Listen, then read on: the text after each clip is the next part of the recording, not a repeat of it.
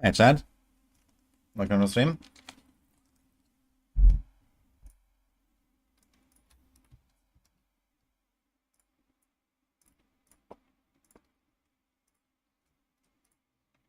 Let's go.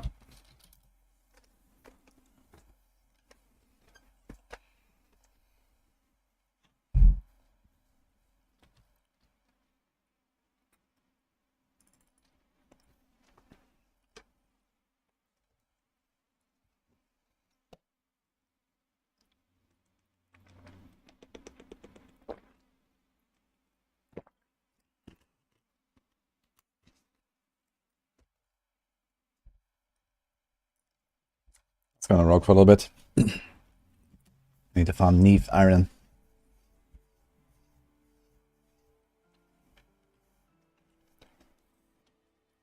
What was I eating? I had some duck and rice, actually. Didn't have some in a while. Oh, what was coming? How's my gold situation? Ooh. I think it's a whisper angle, actually. Now I think about this.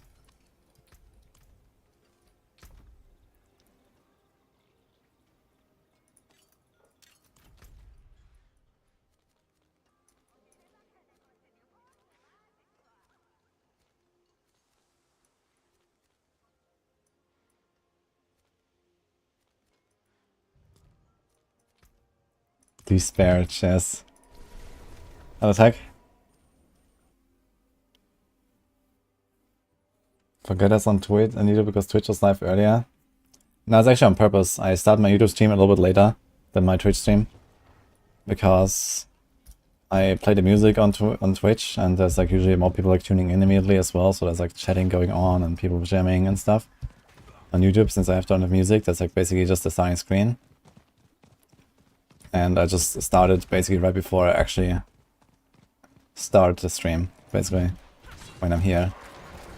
So that's actually intentional.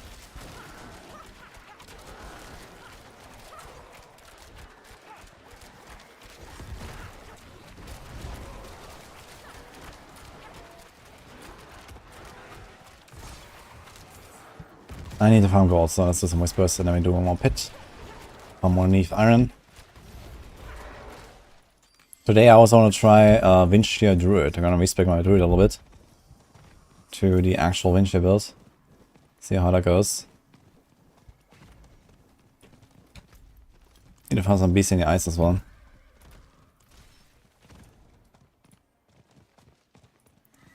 Actually, while we at it, I need to ask the boys if you're gonna do a big duel session today again.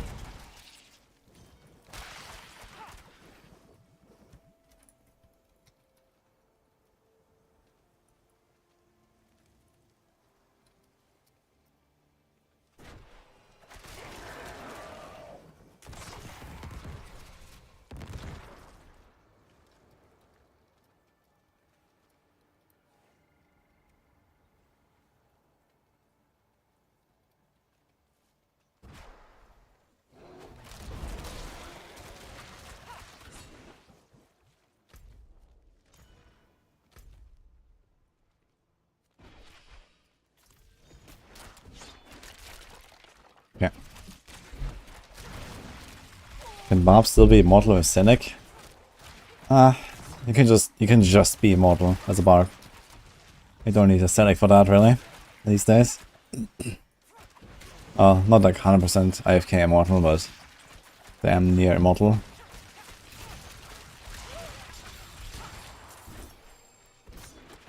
I mean, there's definitely setups you can make work where you just basically can't die. You can stack a bunch of dodge and use the assimilation aspect. What's the crowded sage aspect? That gives you healing when you dodge. You can get some resource recovery, resource per second, or whatever.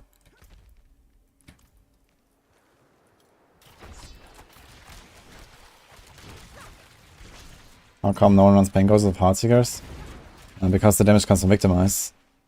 Pain Gauge just doesn't proc it. Like, Pain Gauge just mimics the original hit, but it doesn't mimic the lucky hit. Just the damage, basically. And the victimizes like all of your DPS.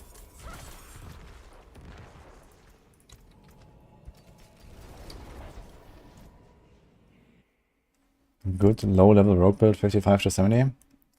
Barrage or penshot. Or Heartseeker as well if you have the aspects. Or do you have 1 damage on weapons for cold rapid fire when I switch crit damage for more damage? You're talking about the gems? Maybe it's not updated. I need to check the planner. Yeah, it should be crit damage gems. They changed the colors of the gems in this patch. Unexpectedly. So they might be flipped.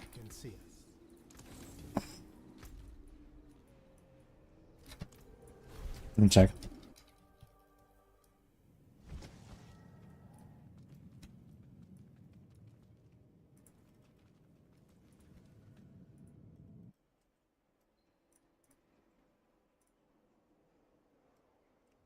Yeah, that should be crit damage. Should be emeralds.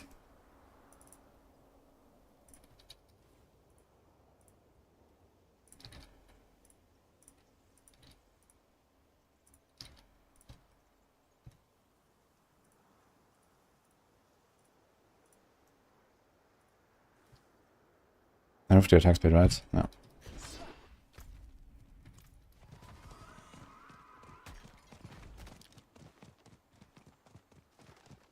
So hard to find the amulet. Yeah, I know what I feel. And it's even harder to roll it. Yeah, I think I should go through some of my planners now. You know, it's been a few days. I need to try hard race and stuff. There's like a bunch of planners that I still need to fix the attack speed on the weapons and stuff like that. I guess a lot of people understand by now that attack speed on weapons doesn't exist, but still, we should have a proper planner.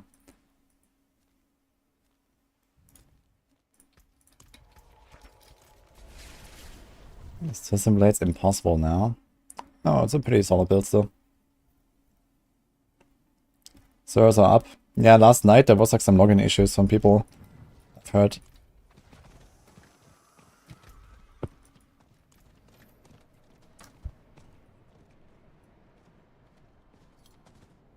Why can you see the aspect name that they have on the equipment? You need to hover over it and you can see it. Like items, they have like their own icons. The aspects don't change it, and you know, you have to like see the tools basically to see what aspect it is.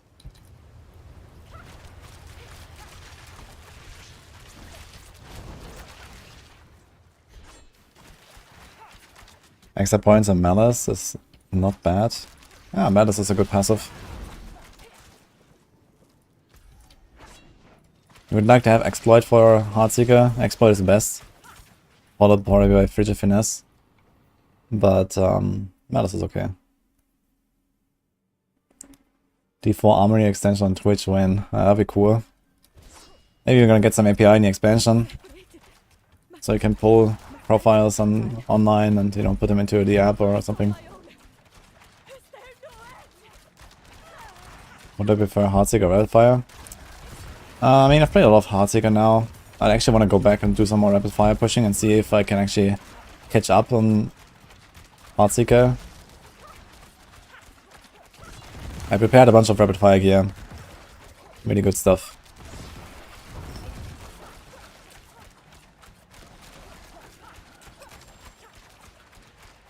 How's the build sustain? It's very simple. You just don't spend any resources.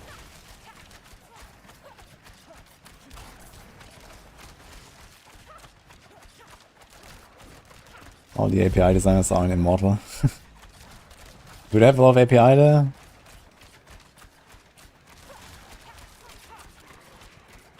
You see 121 pit with pen shot. 121 with pen shot, that's pretty impressive actually. No, I have not seen that. Crazy that I have the boss damage there. I mean, Victimize is pretty powerful. But damn, 121 with pen shot.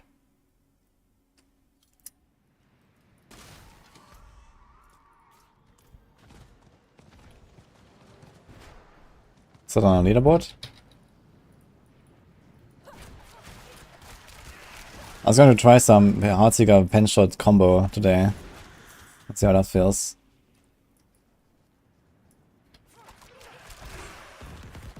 Is someone there? Please, I need your help. I can't see. My dearest wanders these woods alone. Handshot. Chinese guy. Billy Link. Let's go. He's like in the training dummy area.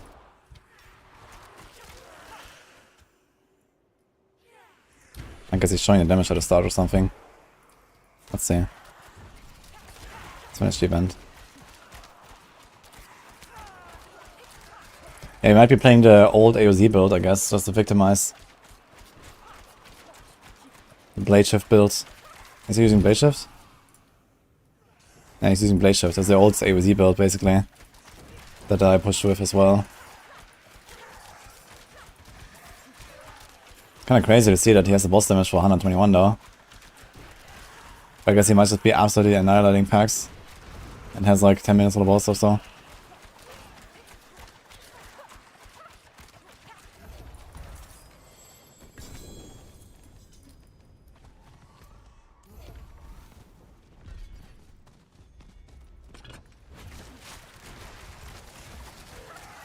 Yeah, percent chance of freeze is what you use for pressure finesse.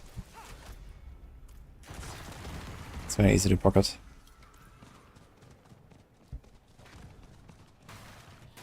Let's take a look at this thing. So what does it show there at the start? Oh, where's the full screen? Is this full screen? Fuck. This is full screen. 1.5 billion. Not bad. Is this a boss dummy or is this a normal dummy? 1.7. Ah, that's pretty good. 2 bill. Yeah, this has cow traps. Cold imbue, shadow steps. He doesn't have death trap. Back in the day we played death trap in AOZ. But I guess it might not be necessary since the boss is so big. Yeah, he has so much damage, he actually just pops these packs.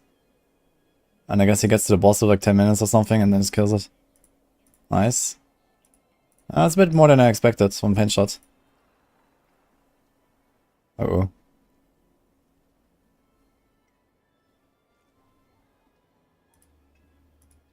Okay, not 10 minutes.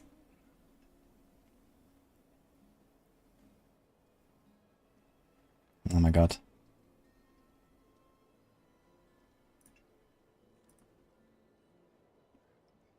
I'd like to see the start. Let's see how much damage he does.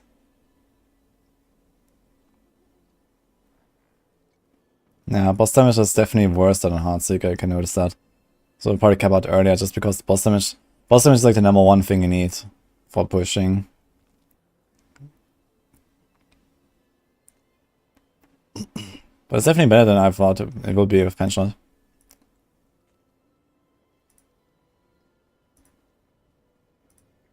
Man, look at that boss fight though. How many minutes is this? He almost fails it actually. It's like a minute or something left. And he started it when... Oh, look when he started it, man. It's like half the timer just for the boss. Oof. Did he die? He did not die, I think. Yeah. So it's actually like a 7-minute fight. Or something.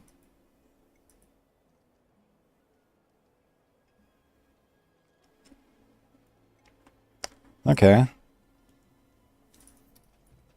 Yeah, I know what the setup would look like on Paragons. This is with Tricks Out of Trade, Blade Shift. We played exactly that already in AOZ.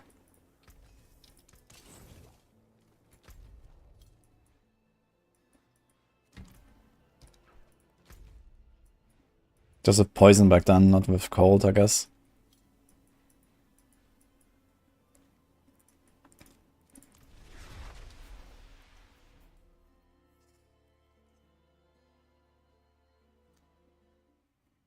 Only one chance or no time. Yeah, if you do a push like this, you have one shot at the boss, unless you die like at the start. But you don't die at the start because the start is easy. It's like the last, 30% that are really hard because you have 3 shadow bosses all the time. And if you die in the last 30%, the run is over. So, that's just how it is. Like everyone has like these 5-minute boss fights or something, If you die like 4 minutes into the boss fight, then the run is over. That's how it works. In some cases your character is over. Sometimes it's just a run though.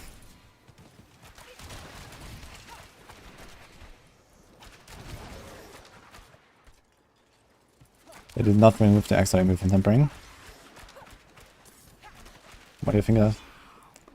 It only goes on resource slots, so it's rings and amulets.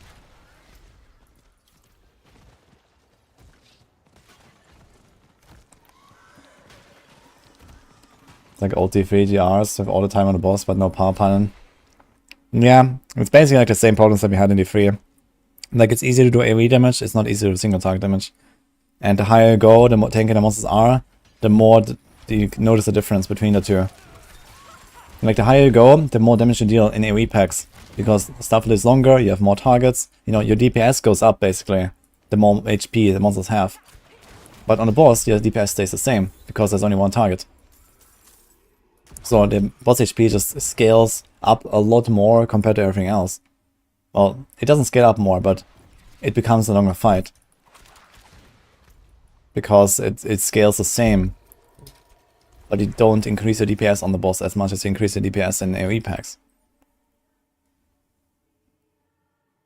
So it's exactly the same problem that we had in Diablo 3. Which I guess right now is not a huge problem. Maybe they want to have like a rather long focus on the boss fights. Like, the thing about the boss fights in Diablo 4 is they're actually exciting compared to Diablo 3 boss fights, right? But Diablo 3 boss fights were just boring most of the time. And there were some builds here and there that actually had like interesting fights on bosses. Because you had to, like, you know, keep up Scourge Necklace or I don't know what. Stuff like that. But most of the time the bosses were kind of shit in D3. And in D4 the boss fights are actually exciting. So it's not that bad to fight them for a few minutes on a push, I think. So maybe it's not such a problem.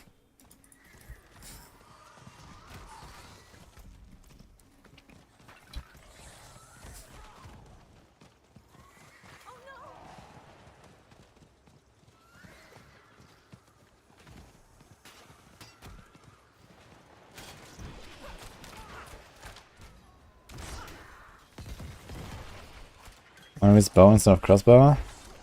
It's faster and has better weapon mastery, passive synergy. And faster attacks helps you with a lot of things in this build. It's not really an upside to crossbows here. You don't care about resource efficiency and stuff.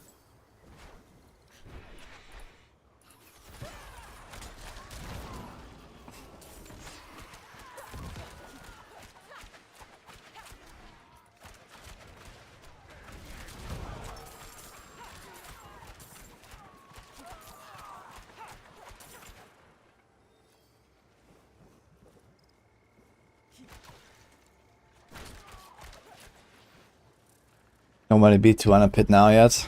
Yeah, I mean, no one will. So, pit 200 is like very, very, very far away. Many patches of power creep away. Well, I mean, okay, there could be like bugs or something, you know, if someone finds like some infinite damage exploit or something, then, you know, if just one-shot anything, then sure, you can do 200. But if with like a normal build, even like a massively bugged build, that is like 1,000 times more powerful than what we know, you probably won't beat a pit 200 anyway. You need like literally infinite damage or so.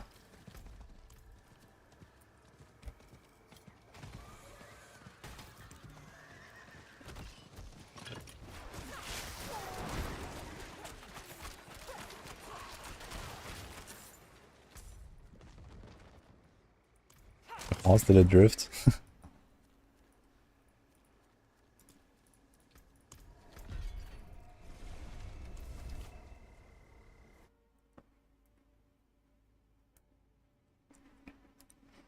If you had to fish for the boss that spawned ads, so you could kill them faster.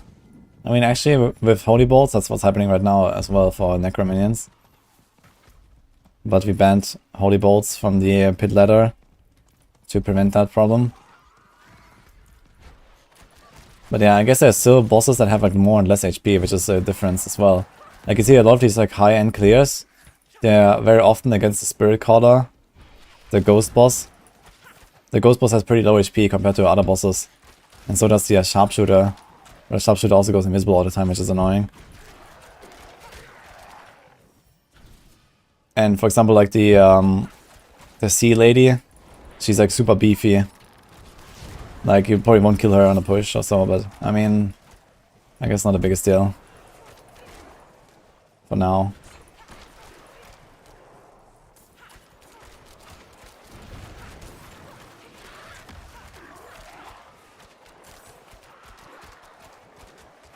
If you miss Heartseeker +1 on Pan's Master, do you just reset? Yeah, I mean, I would try to hit it on at least a 4 or the 8. But going for the 3 out of 3 on whatever stat you want is a very, very costly endeavor that you'll not be able to sustain. So, you just gotta take what you get at some point.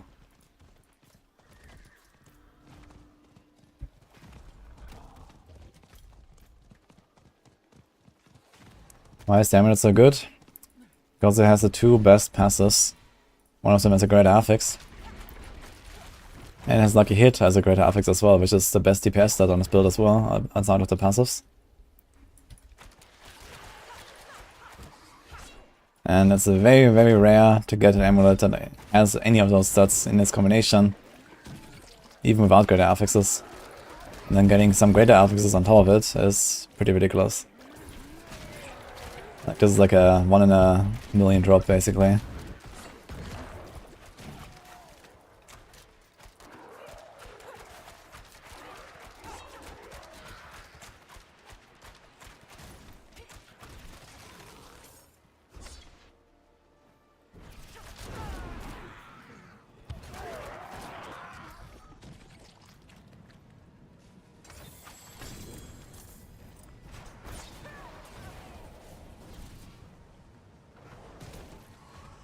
Season 5 Altar of Right. Yeah, I don't think so.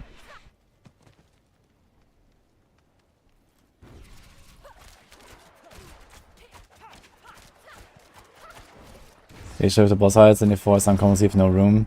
Yeah, sometimes you have like some really crazy combos of shadows. I agree with that. It's very hard to really, you know, dodge stuff and so on. Like, maybe they could like slightly increase the cooldown of the shadow bosses spawning, for example. Maybe just like a second or 2. Would probably already help a lot with that. Just to give you like a bit more room here and there.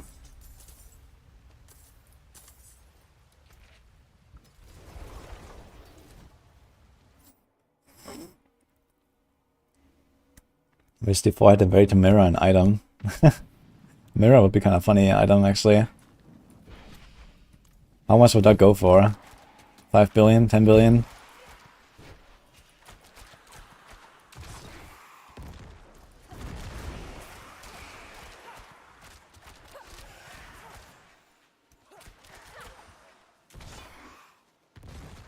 Is Khanen's edict bug that doesn't show on the stats page? I'm not too surprised about that. Either you're standing in town, where passives are basically deactivated, or maybe it just doesn't show because it's like, you know, a separate effect, it's not like normal attack speed.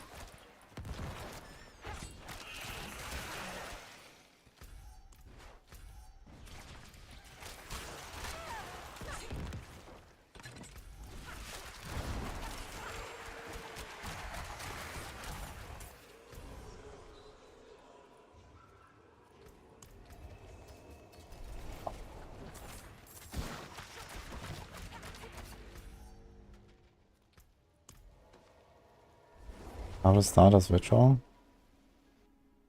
It's just one of the whisper objectives, so you go there and you click it.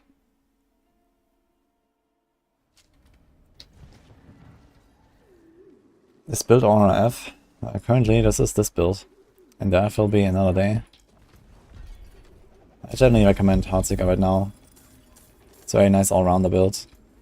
It might be stronger than Rapid Fire too.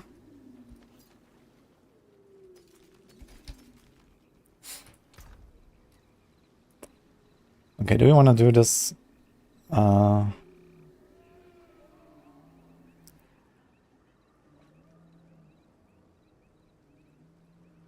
Trick shot, edge master. I don't have pen shot gloves. Do I have pen shot? Maybe on a mule.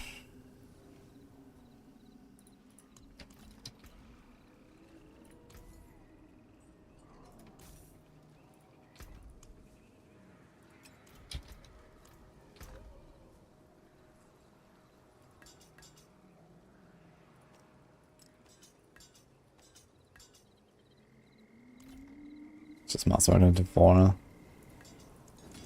Rare to have something so fine. I hit a pen shot.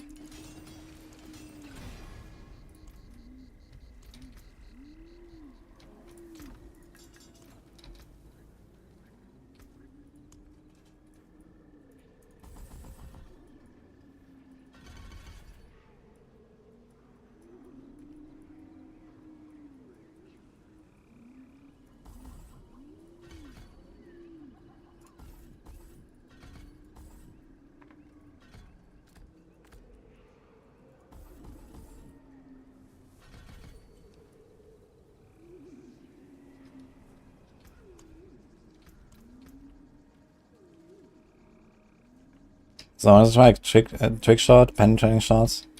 Let's see how it feels.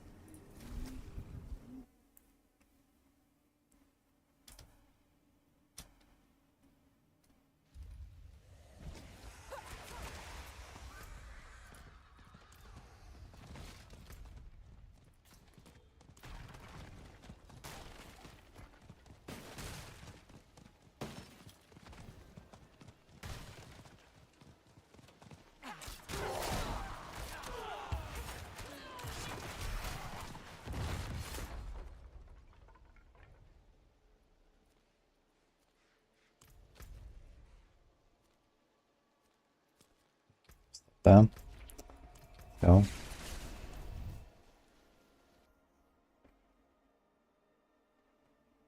Dodge chance has no cap, you can get to 100%. Although that is very, very costly and I think only doable in Rogue. Not really worth it.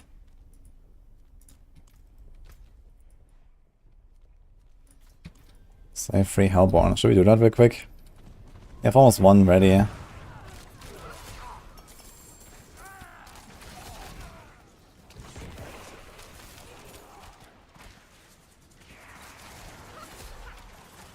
I'll do it.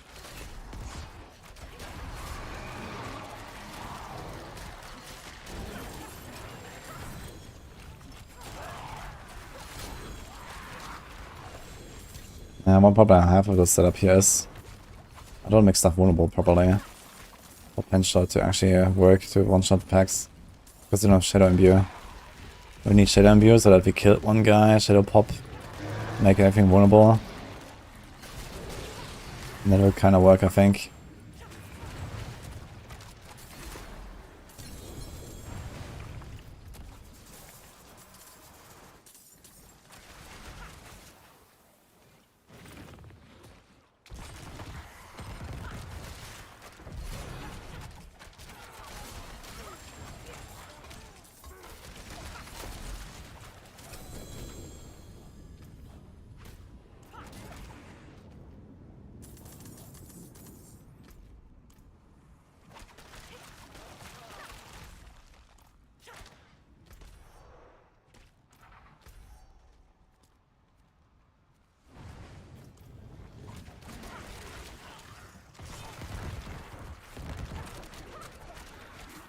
The top rate of Station Stones is very low. You're not unlucky. Some reason they made it just Omega low. I'm not sure why. Seems odd to me. Like I wouldn't mind if I actually had to go to like a higher minimum tier to get them.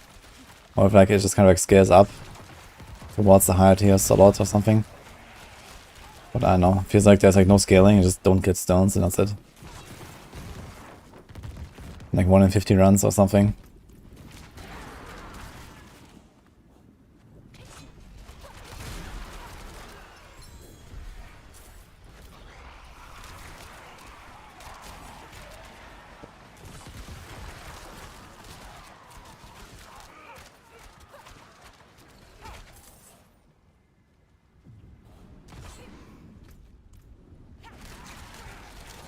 Anonymous, how's it going?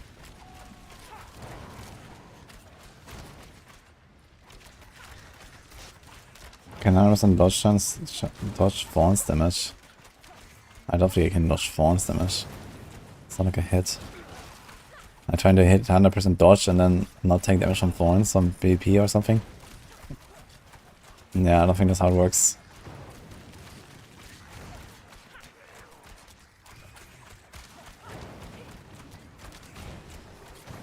Sounds like a good time, Norimaris.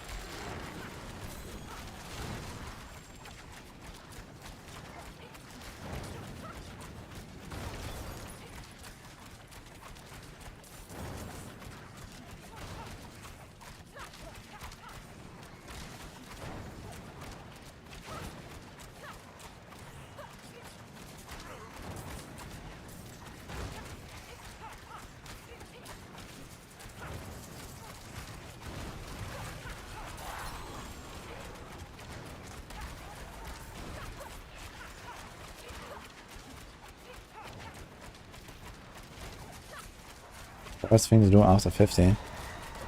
That was the first character, then you should do Renown. If not, you can go farm Nightmare Dungeons until 100.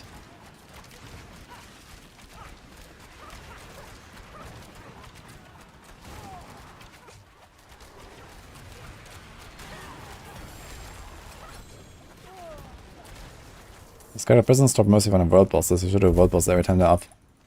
Which is actually in 24 minutes.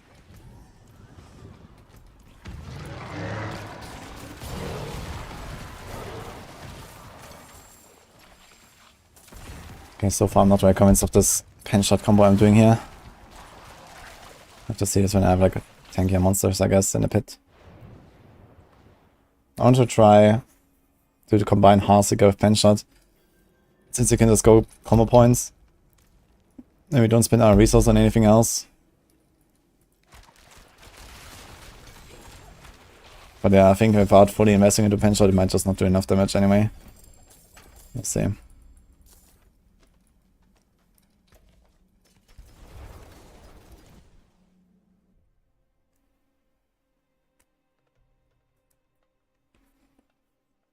Greater affix natural drops independent of the upgraded affix you get from masterworking. Yeah, the masterworking can hit any of the stats. If it's greater affix or not, doesn't matter. It's not exactly independent, because the bonuses stack additively. So greater affix gets a 50% bonus, and masterworking gives 5 or 25. And they add together, going off the base value.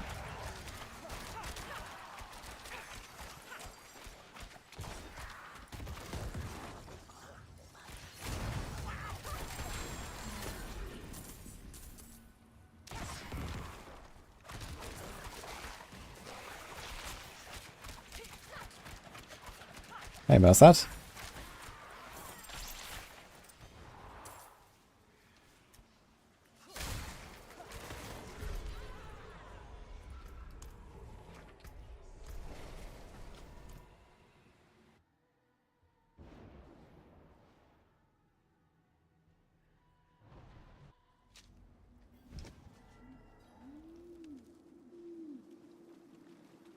Ranks a double swing good. Well, if you play a double swing build, then yes. If you're not playing a double swing build, then no.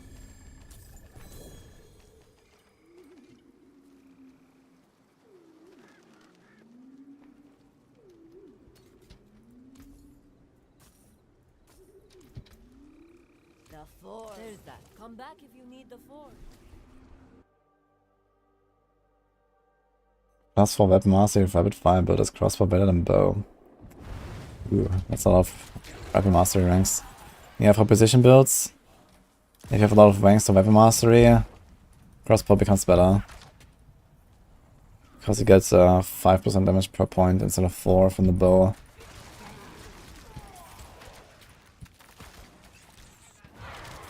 And in general, crossbow is not a bad choice for rapid fire.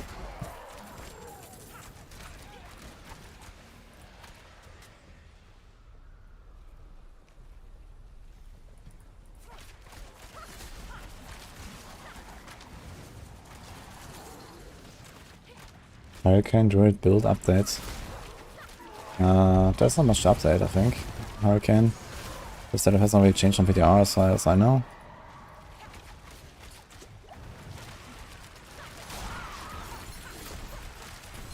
Because how much damage does this pen shot actually do compared to my Heartseekers?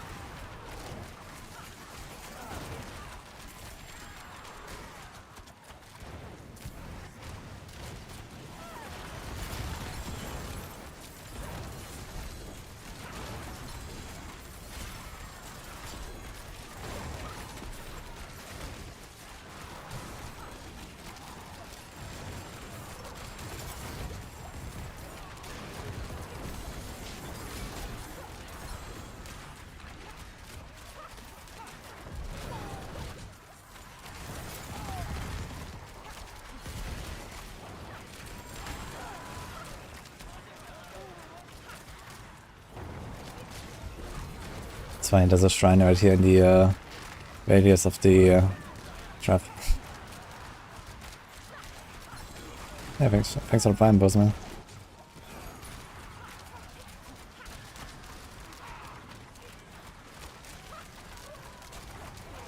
It's a good build you can do with the Isadoras. Is that the amulet?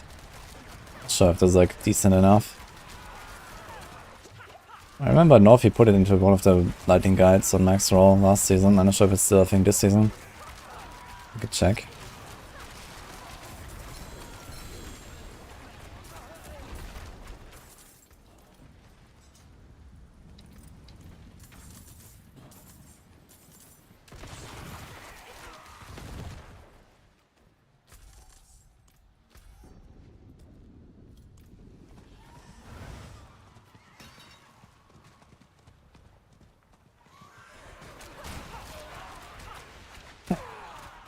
That's fine, that counts, Jan.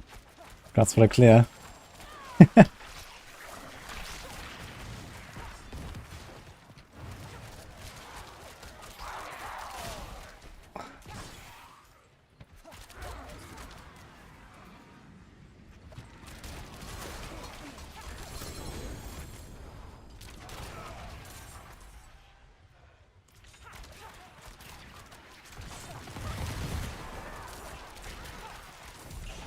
I'm assuming they're not gonna change Holy Bolts.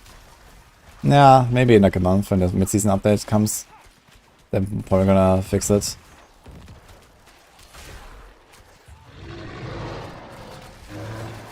On the other hand, it seems like it's just a seasonal item, so if it's bugged for the season, I guess it's not the biggest deal. It makes the Necro minions a bit more powerful than they already are, which doesn't matter much in the overall picture, I think.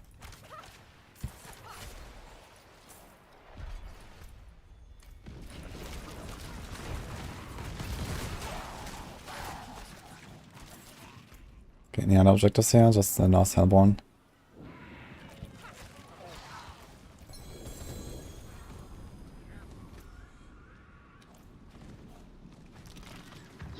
Yeah, maybe just do this here. Waiting for the last Hellborn to spawn.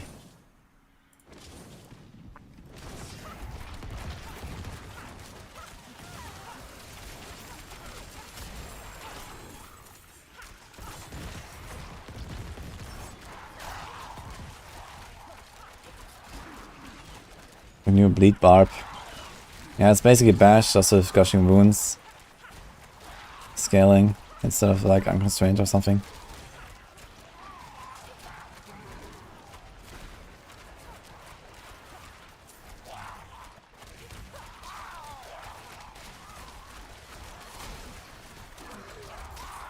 It's kind of funny, I tried so hard to make Ren something good. Now we got this. Just bash them and rock berserk ripping. That's the best bleed build in the game. Kick. It looks like this does not increase the threat meter. I just noticed. A Blood Maiden fight. Look. That's stupid.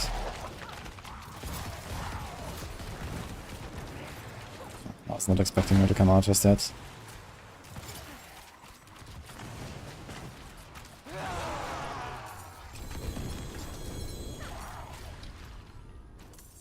It's actually a good source of explosive blood, huh? If he needs the air.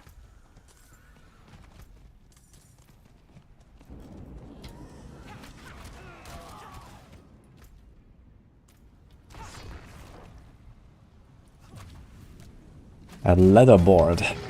Yes, we have a leaderboard, but it's not in Diablo form. It's on max roll.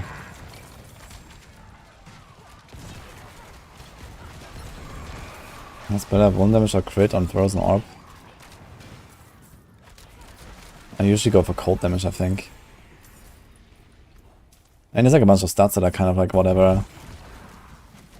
I guess crit is not as good as the others. It doesn't scale that high to be worth it unless you have like very high crit chance, but I guess you're gonna have something like 50% crit chance and then 50% crit chance, crit damage is not really worth it over other options. You make stuff vulnerable all the time, so vulnerable might be a good option, or cold damage might be a good option to also make sure you scale Frigid Finesse board.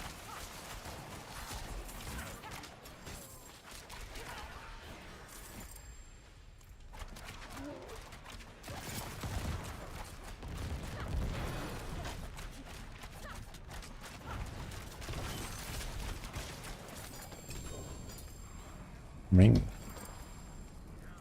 Oh. Too bad.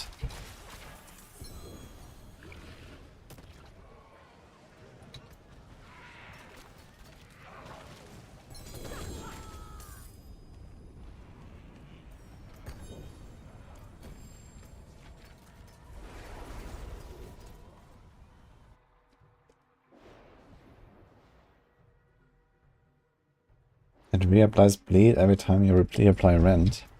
What do you mean with that? It reapplies bleed. You just stack it now. When you spam rend, you just stack the bleed more and more. And then you rupture and then kapow. It's just that rend doesn't really hold a candle against bash with berserk gripping. So the best bleed build is just bash. It's kind of crazy they didn't nerf bash before the season started. And those tempers are nuts.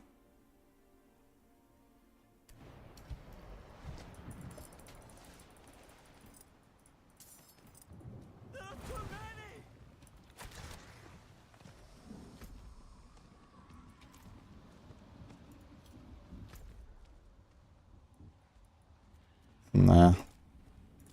Should we just go down there, open the big chest here, and go.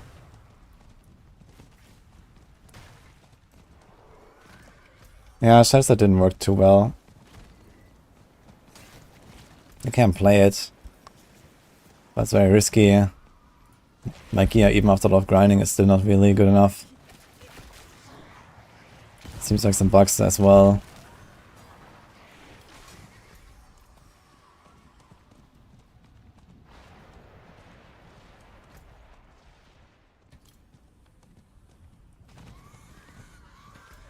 He's setting yellow and break legs. Should actually do it the reverse.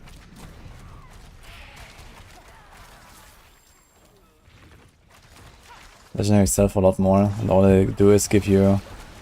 I mean, okay, you might need some of these legendary materials, but at some point you have enough of them. Like you just stack up thousands, but with crystals you can run out really fast.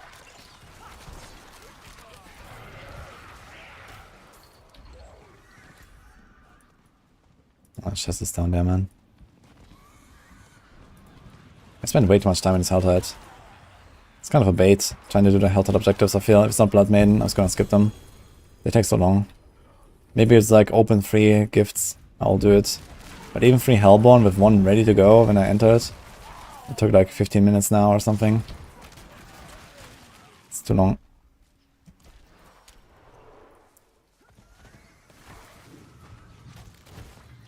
Yeah, legendary still have a lot more.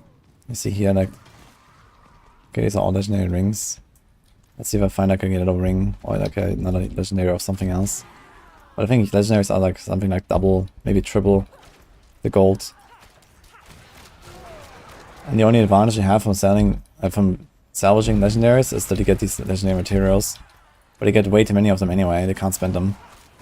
It's only red crystals, and the red crystal amount is the same for legendaries and for yellows. But you get a lot more gold from the legendaries.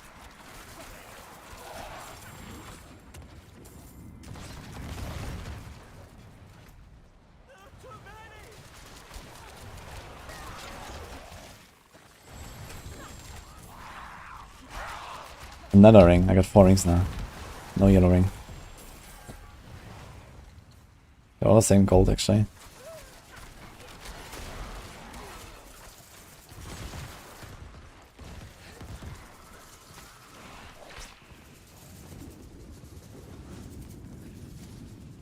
Thanks, Radlash.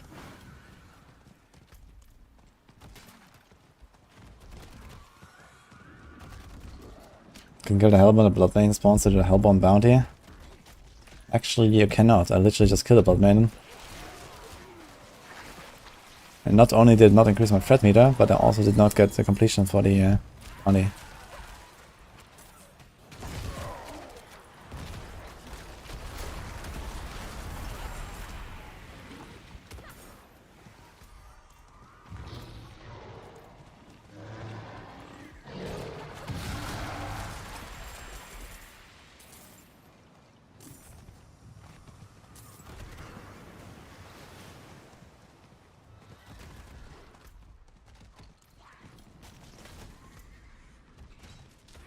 Okay, there's one more structure up there. Let's go up there. Finish this. Open the chest and we get out of here finally. He made a poison build you might be interested in. What kind of poison build? Okay, look here. This yellow ring is 21,000 gold. Legendary ring is 65,000. It's like triple.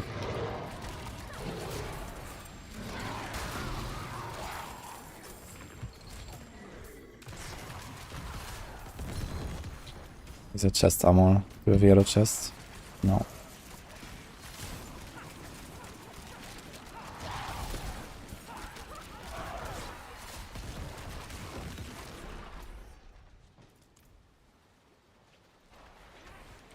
Best gear progression steps after hitting 100. I farm Helltide until rank 18. And then you farm Pit until you can masterwork all your stuff. And by the time you should have like 1 or maybe 2 greater affixes on all of the gear with the right stats. And then you farm your Uber bosses, like Uber uniques from the bosses somewhere in between. Whenever you have materials, especially after farming all this Helltide. Should have a lot of mats for Grégoire. You farm some Whispers for the gold, you get some mats for Whisper Shan. And whatever else you got on the way for all the bosses, you can just do them.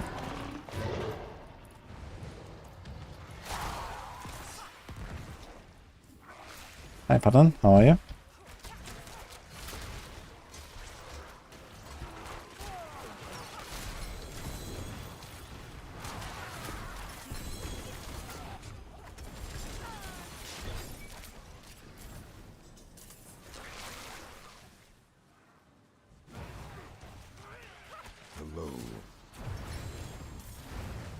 It seems like legendaries are worth roughly triple of yellows to sell to the vendor, so that's quite a lot.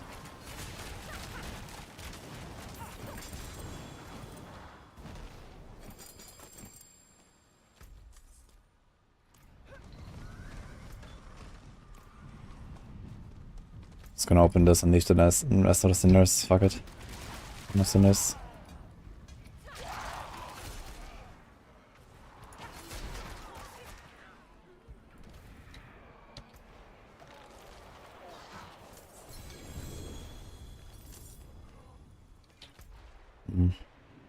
Run over there, I guess.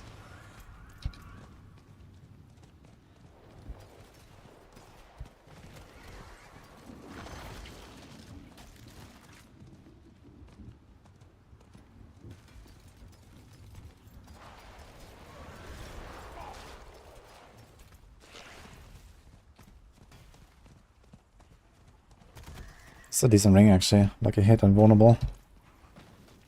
I might want to go for this actually, instead of a Cursed Touch. Seems like it's consistent enough with only one roll if it's like fully masterworked. Instead of a Cursed Touch.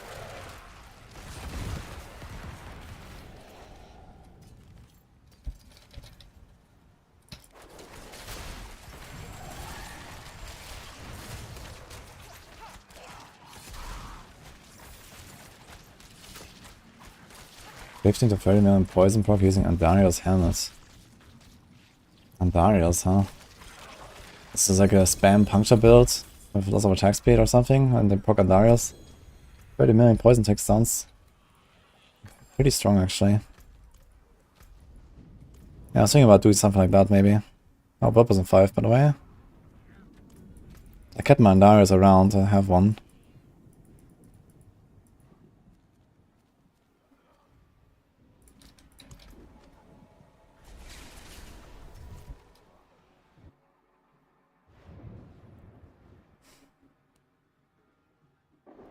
Razor procs for Victimize. Yeah, lucky hit chance, that scales directly with lucky hit.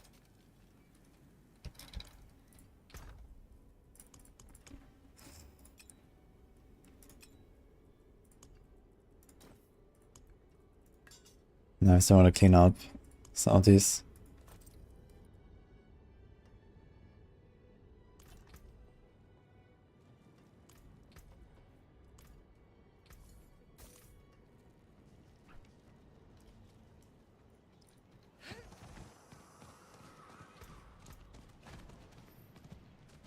9% attack speed and 47% crit.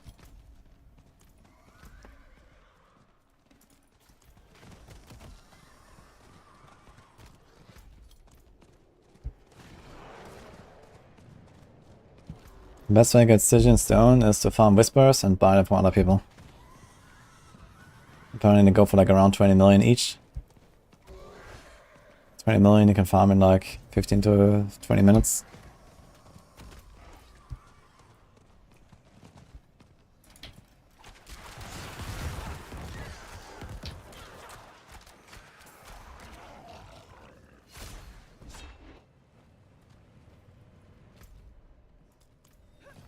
Oof. Where's the corpse? Starters, guys, build, update. What build?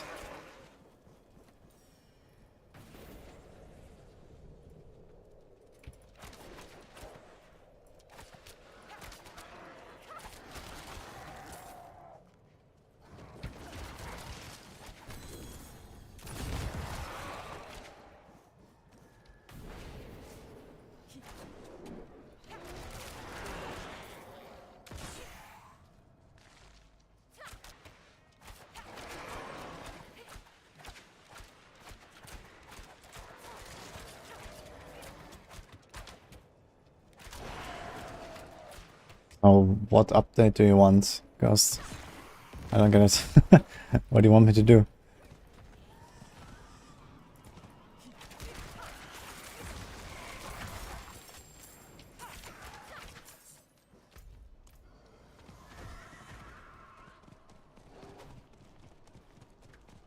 Dude, what the fuck? Where's the corpse? I've been running around for like 3 minutes here. That's insane. What? I actually killed some stuff here. Look, you see the dots? It's outside of the fucking circle, man.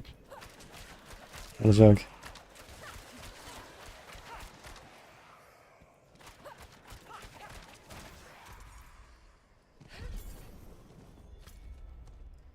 Oof, that took a while.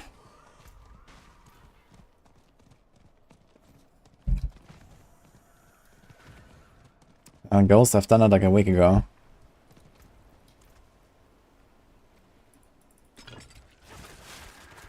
The build update that you're looking for.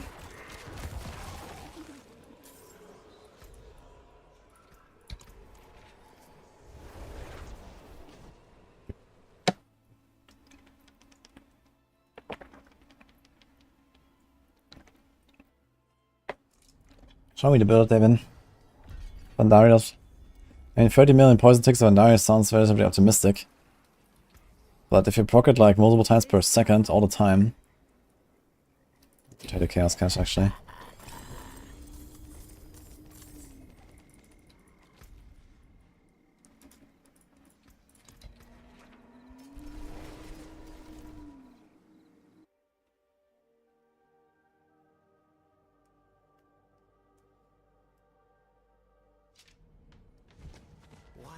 So which actually upgrade items at one start not being ideal? Probably 4 maximum. Like, you can basically upgrade anything to 4. It doesn't cost that much. It's like, I don't know, 1.5 million gold and, you know, a bunch of Opticide and stuff.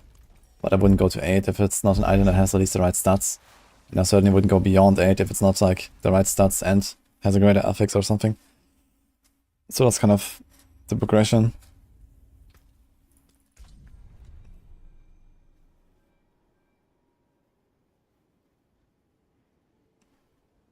Would be good in 4 parties, Trash Killer. Yeah, it's a decent build. I mean, we did a 90, which is nice. I'm definitely excited to play it myself. Ah, look, we're here. We logged out on the right road boss yesterday. Hello.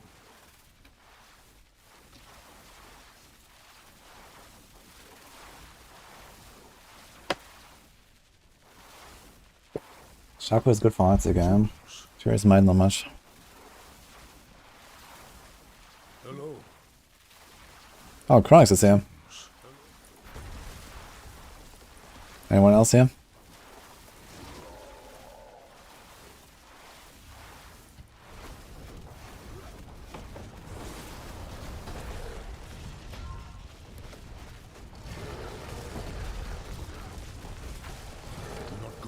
further. Halt.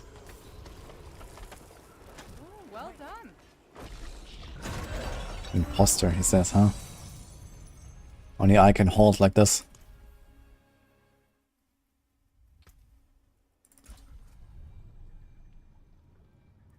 Hey, Gude.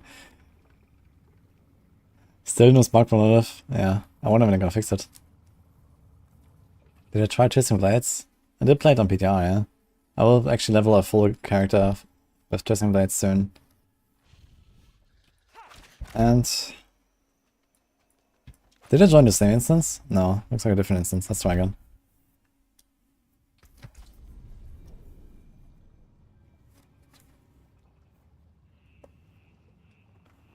How do you apply vulnerable on double swing barbs, maybe?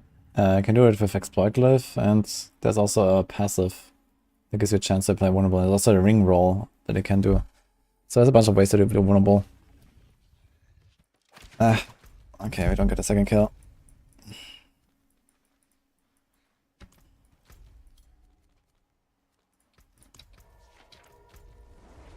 So this, I guess, 1, 2, 3, 6. Best Barb for hardcore. Probably Fawns. Or just Bash anyway. Like, Bash is just the best in general. And it's a Barb, so Barbs don't die in hardcore. If you don't want to.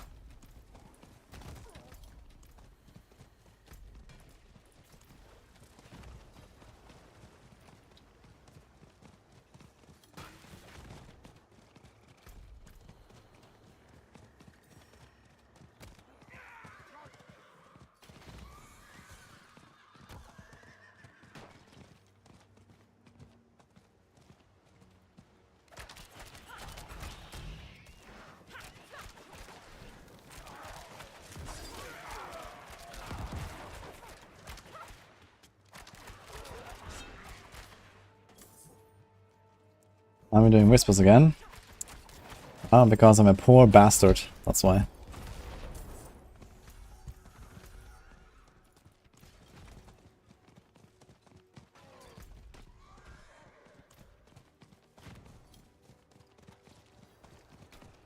Yesterday I found a big amulet and became a poor bastard.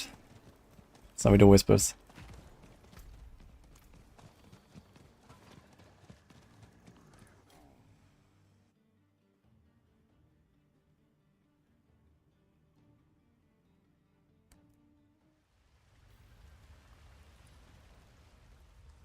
What else about toilet paper? What the hell? And was that crazy? Probably missed something.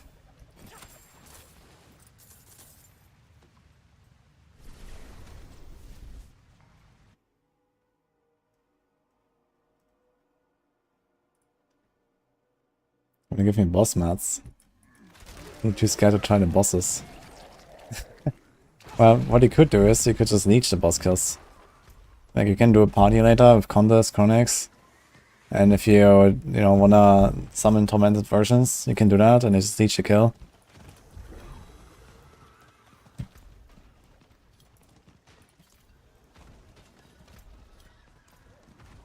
And we carry basically.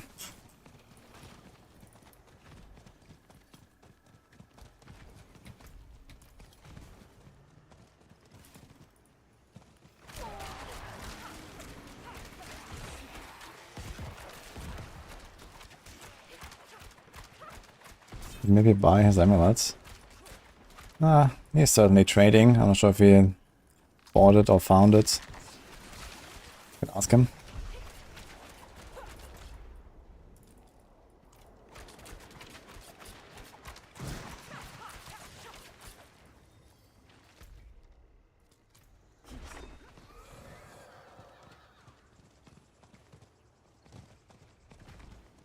Tier 41 plus only drops Ingolith. You get 1 to 30 as Opticide, 31 to 60 as Ingolith, and then 61 plus is Neve Iron. Usually you want to try to hit the breakpoint, because it's more efficient to convert the mats down to the lower mats.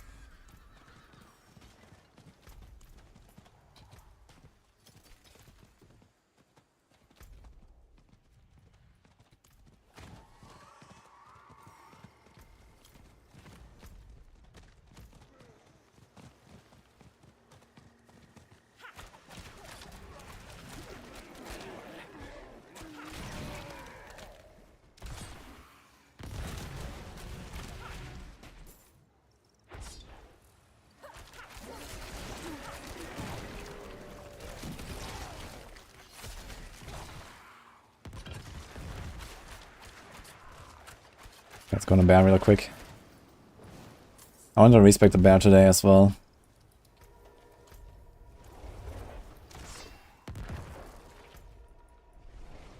See how that goes. I have might and protecting and Umber's aspect right now, defensive.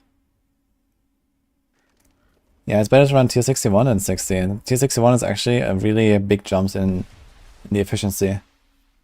So you want to try to get to at least tier 61 in pit and farm that. And then the next tiers after that are also pretty efficient to go up, if you can handle it. And then basically the higher you go, the less efficient it becomes to go higher. But yeah, 61 is a pretty big break point. You want to try to go there, farm 61. Because at 60 you get Ingolith. You get 50 Ingolith. And at 61 you get 20 Neath Iron, which converts to 60 Ingolith. So it's a plus 20% gain. And then for every tier after that you get plus 1. So at 62 you get 21 Ingolith, which is a 5% gain. And at 62 you get 22, so it's... Sorry, 63 you get 22, and then it's like another almost 5% gain, and then it's like, you know, 4% gain, 4% gain, 3.5% gain, and so on, 3% gain. So it kind of goes down per tier at some point. But yeah, the jump from 60 to 61 is the biggest. But it's also like a difficulty jump, because at 61 you can get triple shadow bosses now, so if you don't kill the bosses fast, you're gonna have to deal with like Lilith and all that.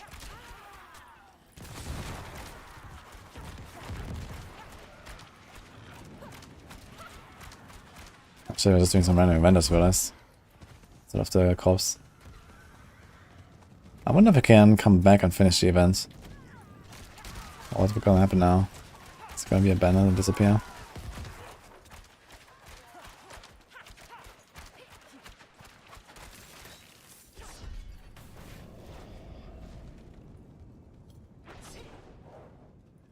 Yeah, just to close this event. It's funny.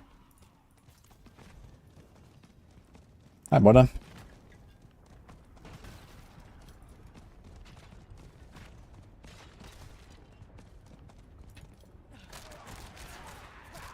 Why do 69 at some point? Because it's nice.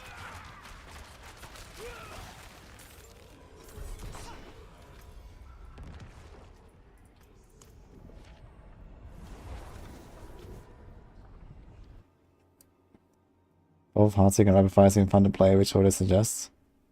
I suggest Heartseeker right now because it's just like a simpler build and it's better all around. It is done.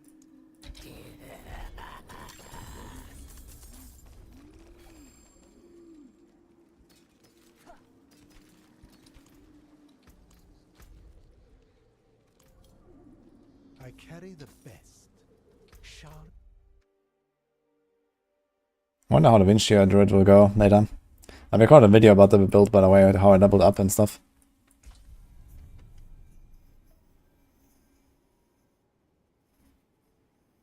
Don't know if we should invest more into Heartseeker to fix Victimize.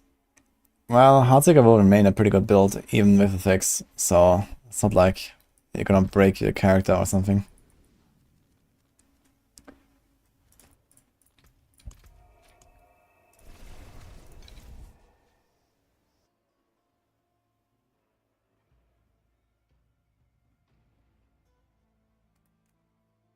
Just tested the Hellbones and Bloodlane spawns do count towards the 3 Hellbones? Really? I'm gonna go there and try it. We still have a few minutes here. So let's see. We have the Hellbone bounty again. It did not work on my rogue though. Am I tripping? Oh look, we still have the cinders. These things disappear in 5 minutes, I have to hurry up a bit.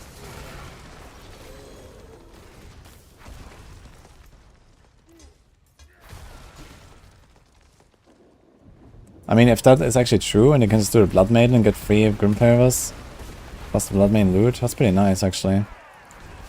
Just to learn where she is.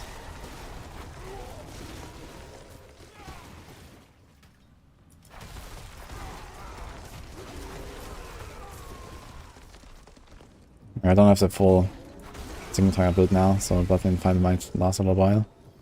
We have 4 minutes. Ah shit. Ah shit. Kickstarf.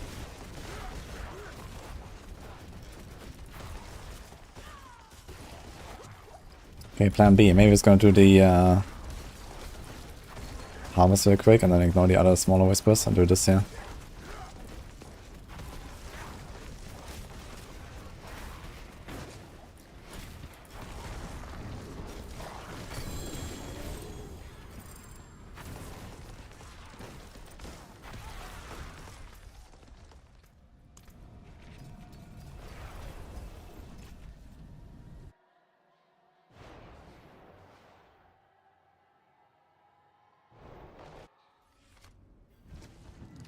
There's a ladder for the pit, yeah? It's not max roll, we're doing one manually. It is done.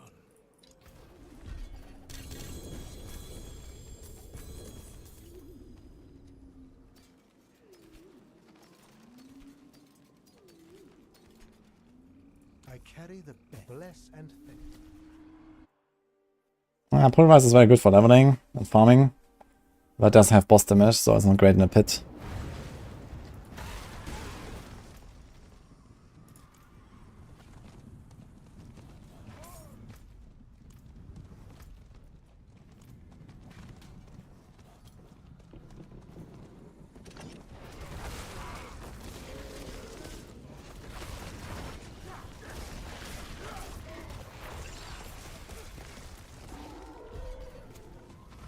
Okay, let's see it. Bloodman is here, let's do this as well.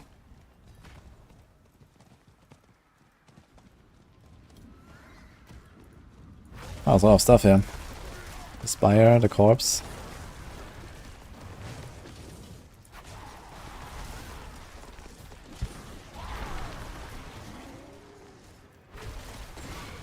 So I have 0 out of 3 Hellborn. Let's see what happens. It seems like a while a Bloodman event is active and nearby, your threat meter just does not increase, period. Even if it's monsters that are not from the Bloodman spawn. Interesting.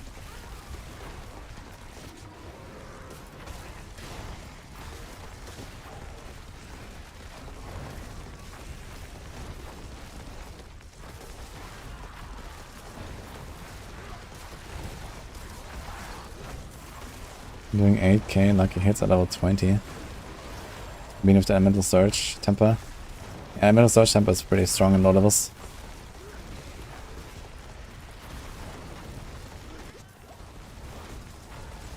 And now my fight meter increases slowly. Strange.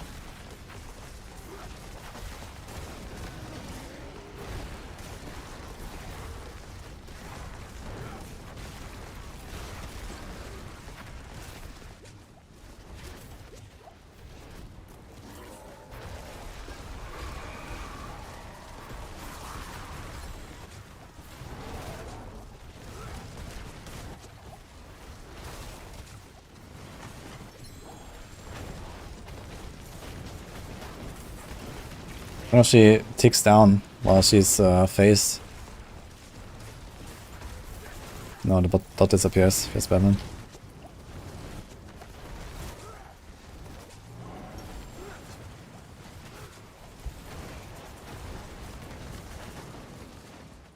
Hellborn. I'm pretty sure this was my own Hellborn, no. Yeah, these are not real Hellborn. These are called Hellborn Disciples. Ah, no, I got a fear of fear, right. Holy shit. It worked. Okay, that's pretty nice, actually. If you can still go Bloodman. Because this is a real Hellborn here. The other guys are called Hellborn Disciples. But it works. That's really good.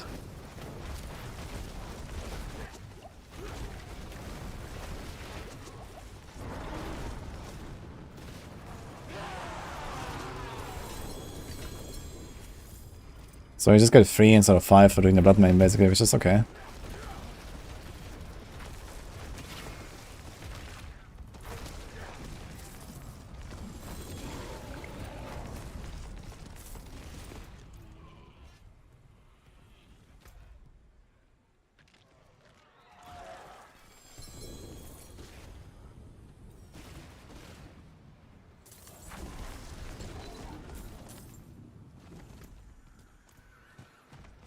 Let's go over there. Open one more.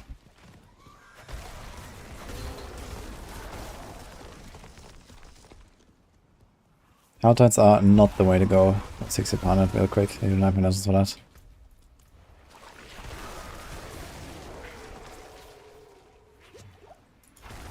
But it can be okay to farm if you want to get the Iron Wolf reputation anyway. It's not bad to do a Helltide. And then focus on Impenances later, closer to 100.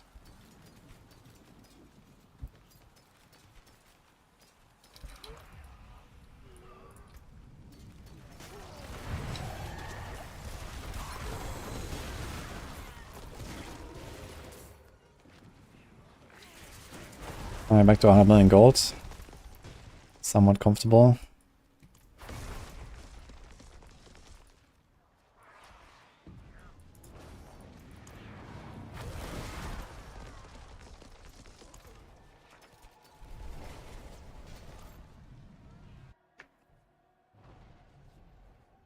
The nerf Heartseeker, you're done with the season. Uh-oh. I mean, maybe let it slide for the mid-season patch. It's not like a really impactful double dip. You might just fix it in season 5. Compared to like other outliers that we had, this is a pretty mild one.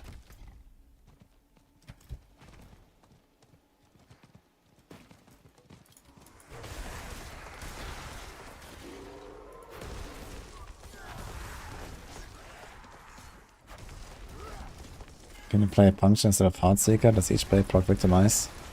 Each blade has a chance to proc it, yeah, but Puncture does way less damage. Also has less lucky hit per blade.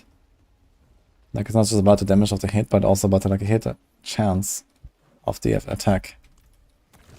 And Heartseeker has very high lucky hit. Puncture also has pretty high lucky hit. But it's not as good.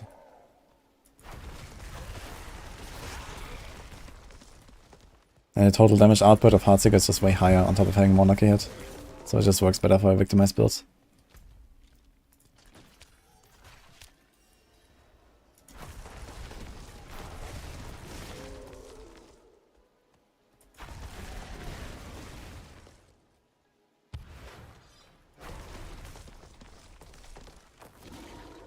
You're not expecting to play Rogue this season, so we're nerfing Heartseeker. Yeah, I mean, you know, they should just fix bugs, right? If it's a bug, they should fix it and make the game work the way it's supposed to. I think the double dip is not supposed to happen. Like, you know, there's always like these weird builds popping up that are just based on bugs. Like, you can fearcraft all you want, and then, you know, some bug pops up, and then that's just the best build. And I mean, it's just kind of stupid, right? Because it kind of like upsets the balance of the game. It upsets, you know, the expected, you know, like mechanics and, you know, whatever you can use. It also upsets expectations, right? You expect a certain build to perform a certain way and then it doesn't because of a bug. So there's just many problems attached to that. So they just fix it, and if it needs buffing afterwards, you can still buff it if you want. But at least you know what you got. But, you know, like stuff like double dipping or other bugs, you don't know what you got until you learn about it from testing or something. And then you like realize, oh, this is how it works, which is incorrect. So you can't look at the tooltip and understand what it does.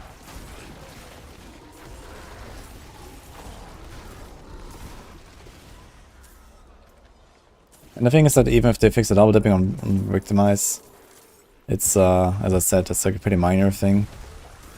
Yeah, sure, you go down a few tiers in a pit or something, but, you know, it's not gonna break the build or something. In fact, it becomes easier to play, because right now the double dip is the strongest on the Caltrops. So doing like optimal Caltrops gameplay versus not optimal Caltrops gameplay is actually a huge gap in how much damage you deal, because it's the biggest multiplier and it double dips. And well, once they fix the double dipping, then this Caltrops doesn't have such a big impact anymore. So it actually becomes easier to play, technically. I mean, you know, practically weaker, but the gap is smaller between doing it well and not well. And I think a lot of people actually not notice such a big difference because a lot of it comes from optimal caltrops gameplay, which a lot of people probably don't do most of the time.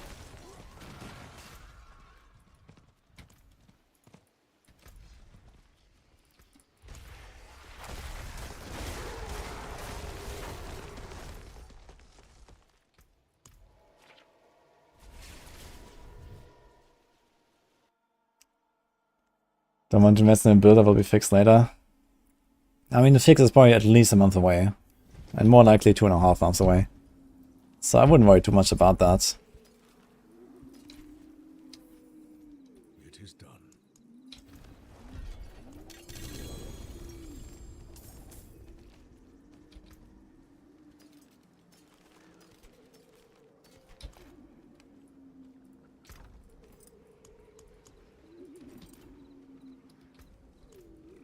How can I help?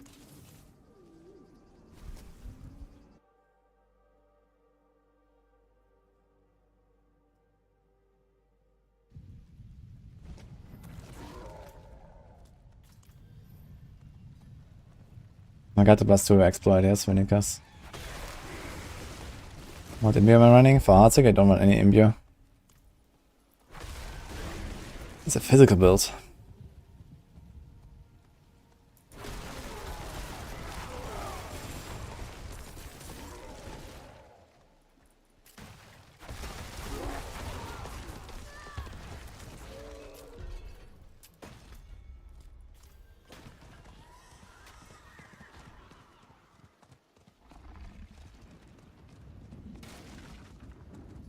Song name right now is Afterlife Avenue.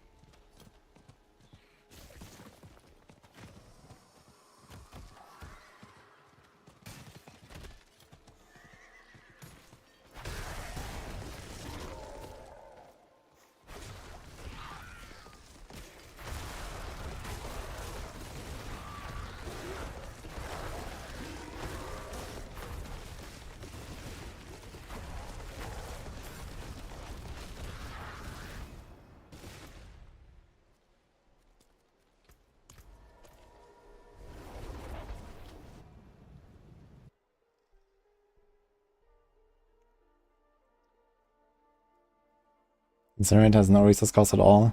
Yeah, it's pretty easy to sustain Incinerate, right? Just a bit of regen. You there? Please. What? You've seen the men, Is someone there?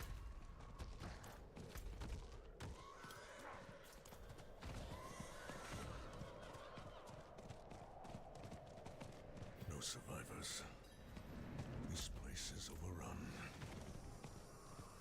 Thank you, Chanka.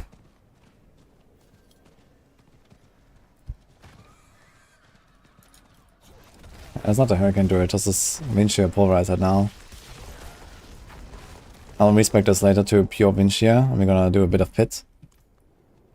I'm gonna farm a bit on the Rogue for now. And then I wanted to finish setting up this character and try how it goes in the Pit with the Druid. Farm some Leaf Iron.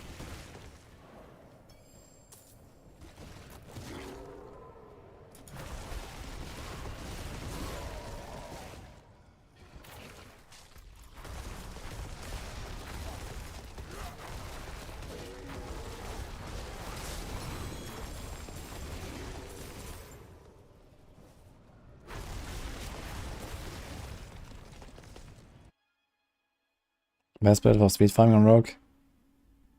For Pit, I think it's probably the fastest.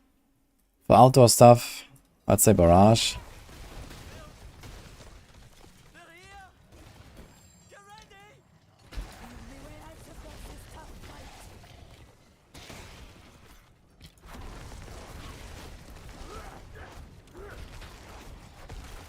Dead, Shouty, what happened? What build did you play when you died?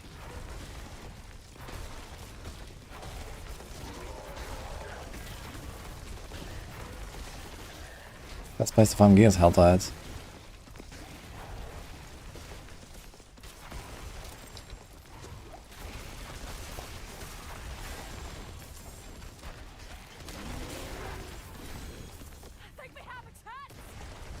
I wonder if I can like go in with this build and do the Beast in the Ice dungeon easily. I still need to get the Storm's Companion pants for Lightning Storm. I want to play with the Lightning Wolves. I'm gonna try that a little bit actually. See how that goes. Take this, my friend. It's not much, but I hope it helps.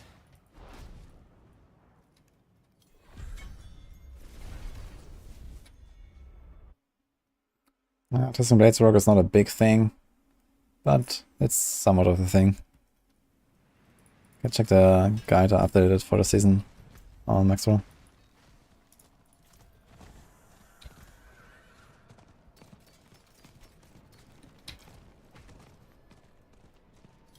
Band of Trickery and Barrage. I know some people like that ring, but I don't really think it's great. Like, it's so easy to crowd control enemies these days anyway. It's just like freeze, stun, whatever. Like, what do you want to do with the taunt exactly?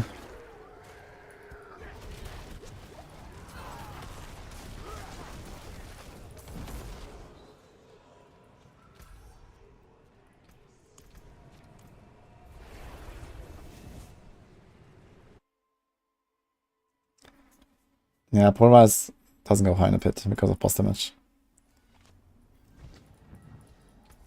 Very good. May the light keep you. So I craft a few of these. Glacial Fissure. Let's just do 5 and then go. Splendid result.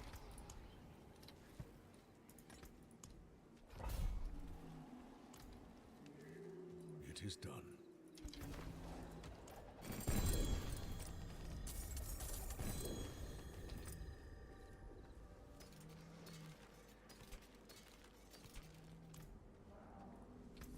Bless and thank you.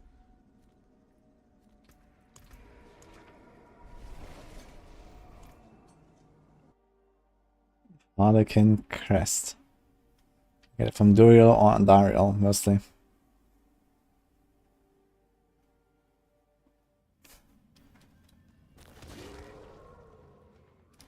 Can taunt bosses against CC damage before stun. I know that it has like this weird boss taunt mechanic, the Band of Trickery. But does it actually apply like crowd control? I guess you can see it with Cheap Shot. Cheap Shot has a buff icon on the bar. Do you actually get a Cheap Shot stack when you taunt the boss with the trickery? But even so, like taunt itself, okay, it's like crowd control, but most builds that we play right now in Rogue do not run damage crowd control.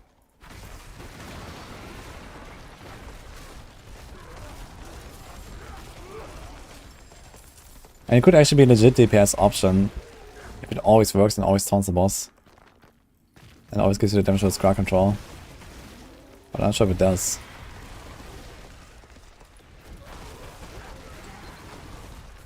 Some bosses it falls off. Okay, interesting. It's kind of funny.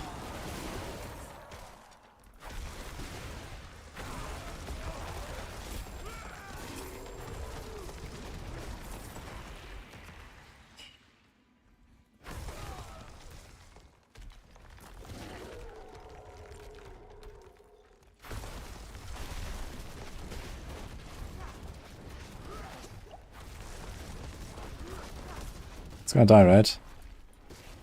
Ah, he does not actually.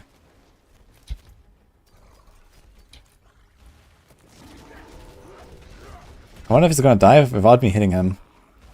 Gonna try to stand still. Wait, he comes down with not 0 HP. Interesting. Doll. Oh, all these glyphs are not really leveled actually, it's really nice. Oh, there might be some glyphs I need to finish actually, so what do we got? Wilds, Werewolf, Undaunted, Tracker. We need human glyph. Do we have human? Yeah, I need to level this one to 15 actually. Understand it, good start.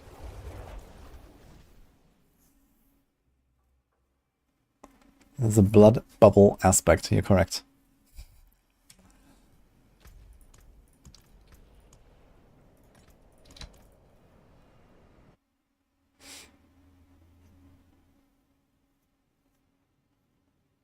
How's the Necro planner coming? You mean the one that I'm fixing?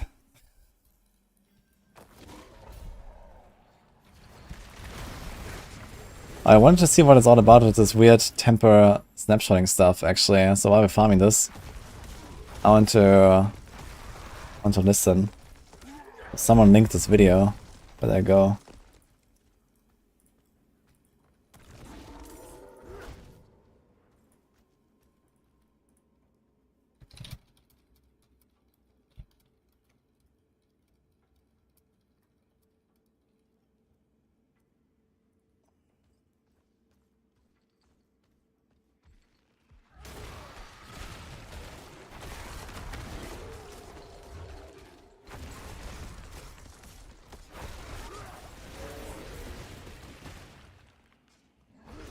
Yes, so the theory is...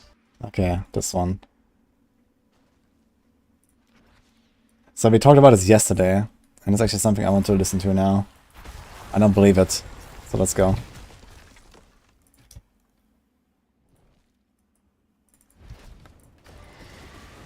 that there is a pity mechanic in the game. When you don't get what, when you don't get a specific stat for many tries in a row, you then have a higher chance of getting the stat that you have not gotten. This is such a copium take on. It might be true. It's very hard to tell, even if we test it right now. But let's see, and let me know what you think. Is he testing it? Is my friend teasing here that actually started this? And this has definitely been the case it's not real, in Diablo games, but it's on the internet. So a pity mechanic where you might get higher chances when you reroll. And we do this basically by trying to not get the stat that we want for quite some time and then starting to reroll our real weapon. Sounds very fake. No, this is a common thing in video games. It does not sound fake at all. It sounds very plausible. Oh boy. But who knows if they coded it in like that. But this is in many video games. Well, I'll try both. I mean, I'm gonna do the one with Bash first.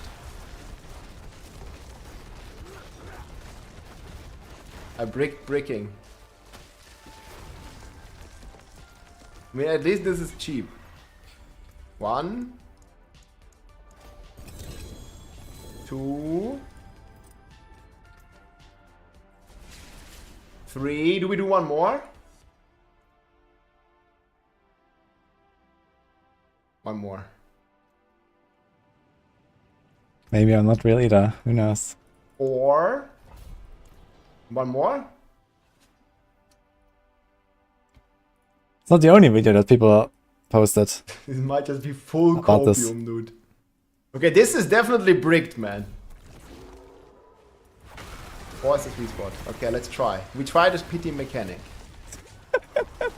We did 4 non-hits. Here's a triple greater affix there. Damn. It's actually a GG weapon, right? With damage over time, you actually want damage over time these days anyway. 5. Shit.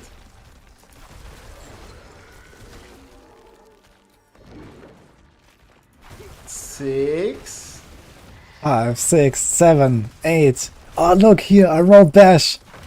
After 9 attempts of a 1 in 4 chance. It must be a pity mechanic. Watch out.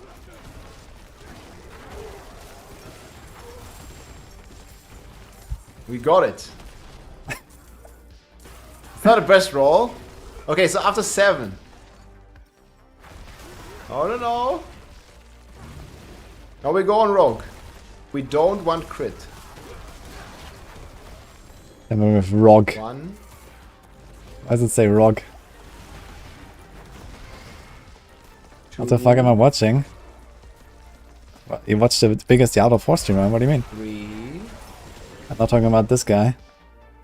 4. We go more.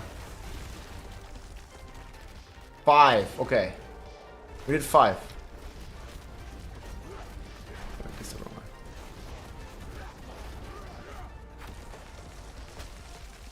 Bigs. Ah, boss died. Nice. We got it. So Got it, second man. try, both times. Okay, I mean the roll is still kind of shit. 175 out of 210. The pity. Min roll. At Rob2628, you should probably buy another D4 account before rolling on the god. Yeah, true. Yes. This is how you really play the pity system, Okay, guys. I think we go more. Just get a new yes? account. Get a fresh player bonus, man. You know? Buy a new account and roll your items for each item. If you ever have a triple greater affix drop, you should do that. To make sure you don't break it. I think we go more. And the game will know that you want that bash. A new PC too, yeah, in case they track your hardware. Also, Watching season. also change flats for a new IP. My advice is to stop. Yeah, but the weapon kind of sucks. We keep going. Else we get a new mace, yes? Yes, he's here. Bro said stop. Just get a new maze of 3 greater But the affixes, thing guys. is, like, I'm not really happy with this one. How many more tries? Guys, do we prove the odds? We have two more, man. That's like 50-50 under normal circumstances. Go Gamba or go home? Dude, what is the sound? Ding. Is it this weird Chinese messaging app? You're a real savage.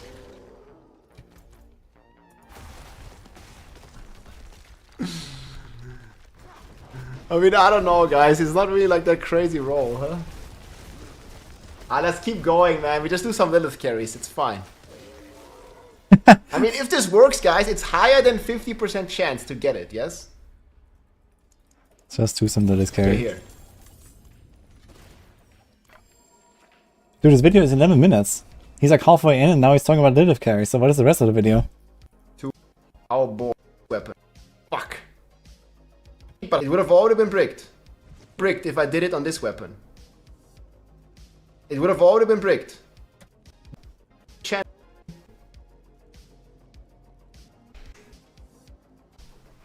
There you go, man. If you stop Gamba, you lose. Boys. B crit damage. Last roll. Are we gonna lose half a B or are we gonna make big buck? 25% chance plus X. Boys. Oh, I got the pants. Actually, okay. 5 to wolves. Yes! It works! It works, There guys. you go! Guys, anything else here in this video?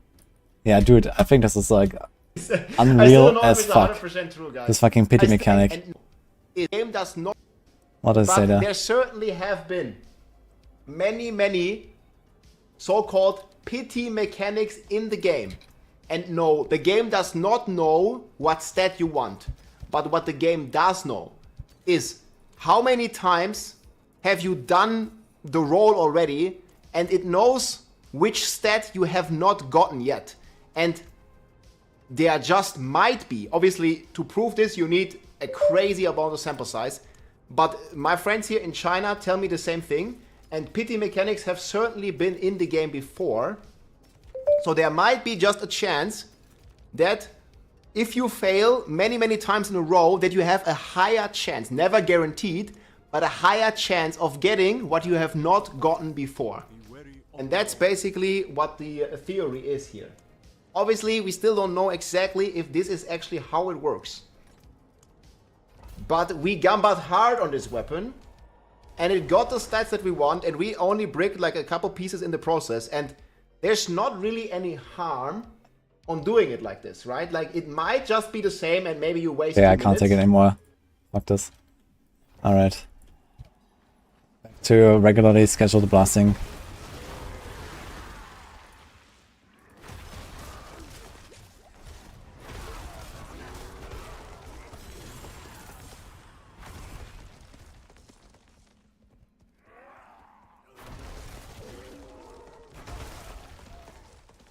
We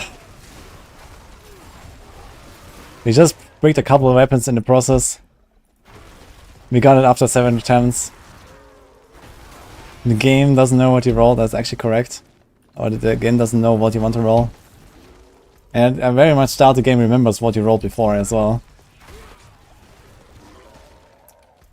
The funny part is that even if such a mechanic was in place, it wouldn't even help anyone. Because the RNG would just average out anyway. Like, what's the point? Like, in the process of making your builds, you're gonna temper items over and over and over, and it's gonna be like an average amount of rolls of anything, with or without the pity mechanic. So it's like a complete like zero-sum game, even if you have a pity mechanic of a stat that you have not rolled in a while, because it will just average out anyway. And it's not hard to average out when there's only 4 options in the system.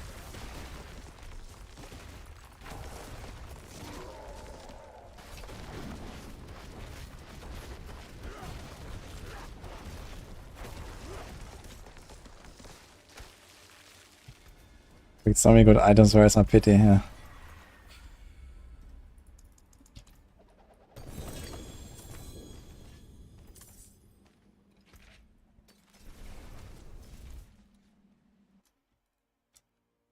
Gambler mindset. Yeah, it might be. Like, this might actually be like what some people believe, right? When they gamble and they think, man, at some point the odds must be in my favor, right? Or something like that.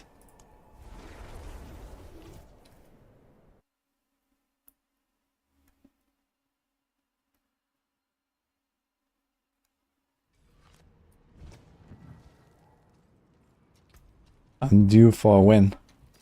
Yeah, that's what I kept telling myself when I was farming Duriel, man. I'm due for an Ubernick, right? Where's my Ubernick? I must get it now. Oh, light. Father bless. We have more distilled fear. I actually don't have much. I think I have more than a mule though. No witchcraft here. Only I'll just do them all. magics.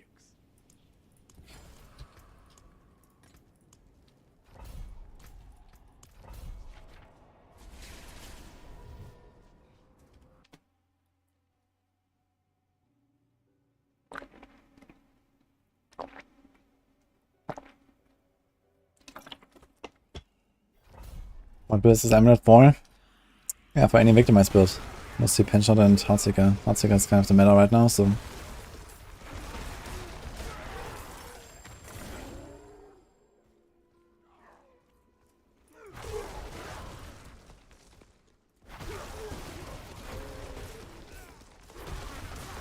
That's the last time I had Butcher this season. 2 days ago, I think. I haven't done a lot of Nightmare Dungeons yesterday. But when I was leveling this character, I was fighting Butchers all the time.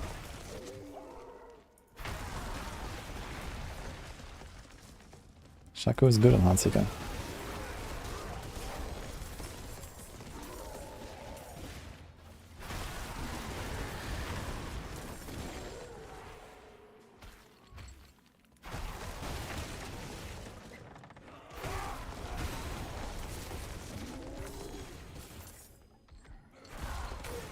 China said so, it must be true. I guess so. I mean, sometimes they find some crazy stuff for sure, but I don't think this is one of them.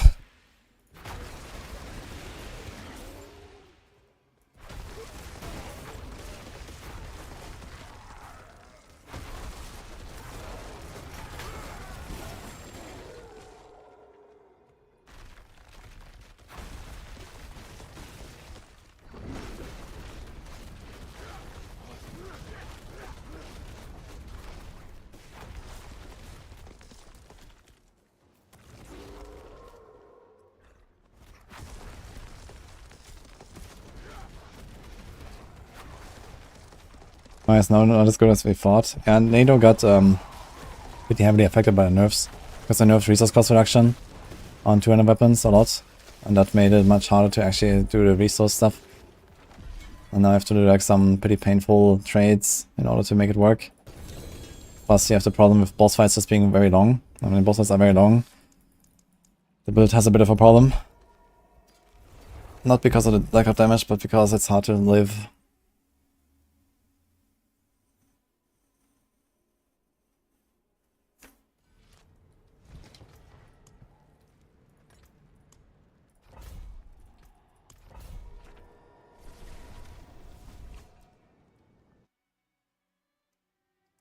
Bring Thief's ability, increase critical damage, so the attack becomes stronger.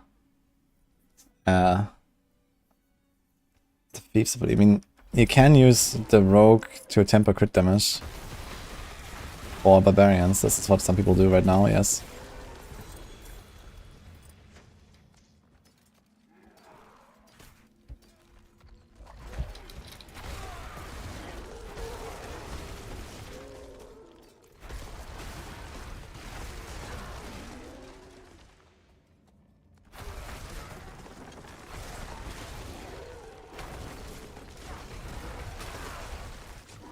You can skip the glyph animation with right click. It just shortcuts it.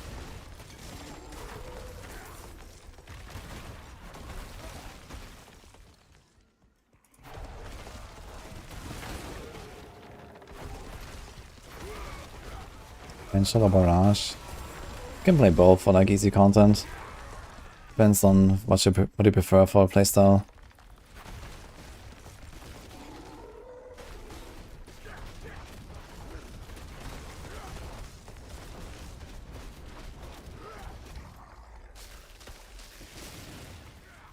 Boss? Okay.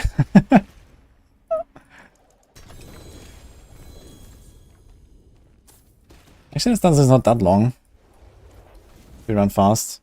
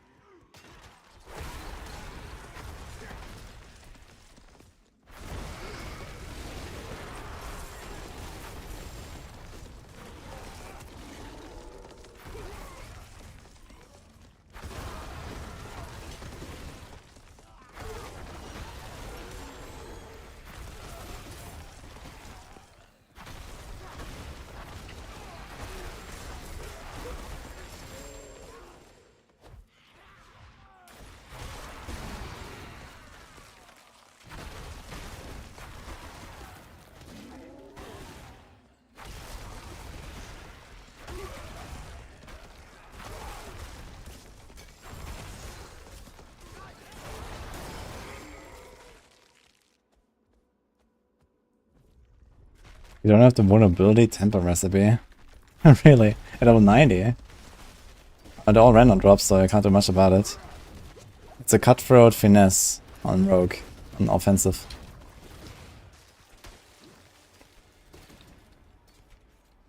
I got is waxing gibbous these days, by the way. Look, I'm leveling my Glist to 15 here, just farming this boss. It actually works.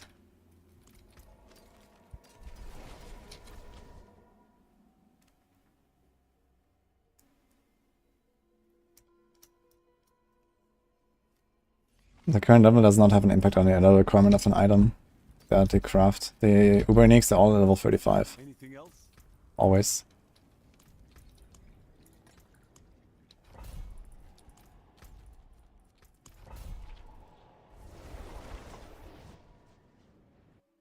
Shred is high crit chance. Yeah, true, I guess. I mean, critting is really important on Shred. But I guess he's gonna stack crit everywhere he can, and you're gonna get to like, I don't know, 60, 70, 80% anyway, and you don't need that thing, right? And the stealth is also not really that relevant. But I guess Shred also doesn't have a good weapon temper, so...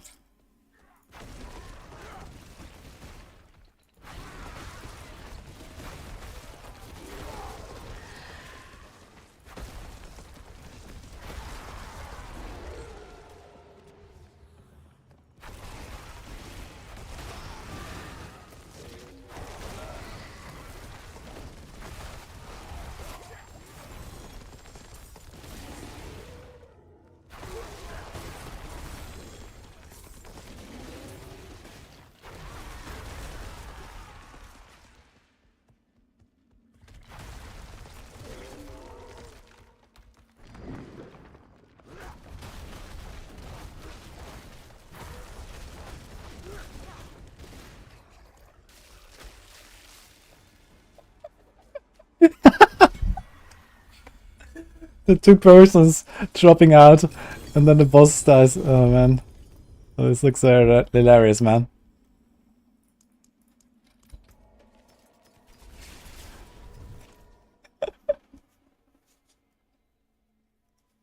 He jumps.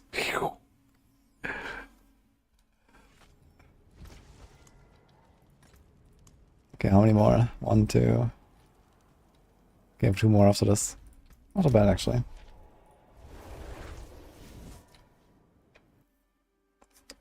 Why didn't Azarath live up to the prediction when used on Rogue?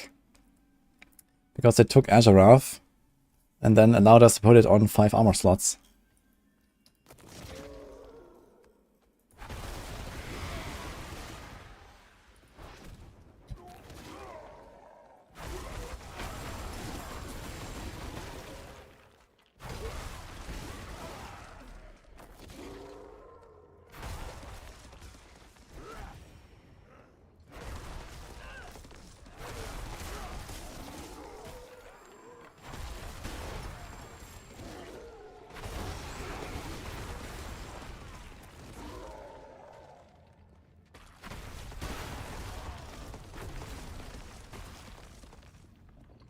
Me Rogue? I'll go on Rogue. I'm just preparing boss mats and stuff. Don't worry. I'm doing Vinci here today. And I guess a big Duriel session later as well. Then we'll see about if we respect a Rogue as well. I'm still gonna get a Shaco, maybe gonna get it from the Duriel session.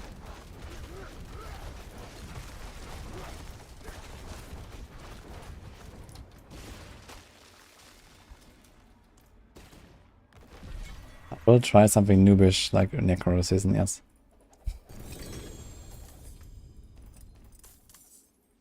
I want to see how the minion build fares that I made with Blood Moon Breaches and some stuff. That sounds kind of fun.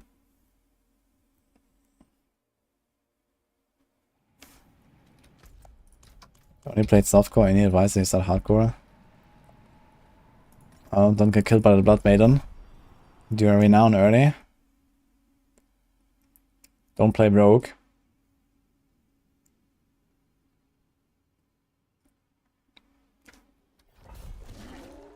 Yeah, I will make a Necro, but for now, you know, I still need to prepare my Rogue because you want to do the pit push. I want to do like some really high-end pit pushing on the Rogue. So this is mostly what I'm grinding out right now. Finding the boss mats, getting my Uber Nix, getting my Neve Iron. We probably have something like 10 hours or so of pit farming ahead of us until we have all the Neve Iron. Then we need a bit of gold. We're kind of too low on gold to make everything work. And once we've done that, we're actually gonna be kind of fine, I think.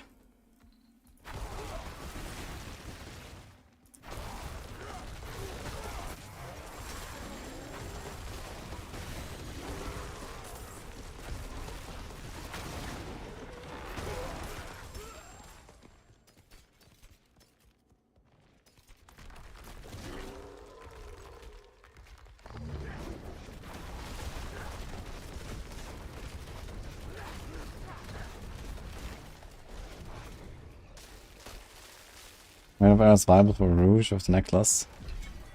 No. Okay, we got the human glyph up. Anything else? Gaza, Protector, Keeper. Human commands the 10% non-physical. I actually want this. For when we do Lightning Storm.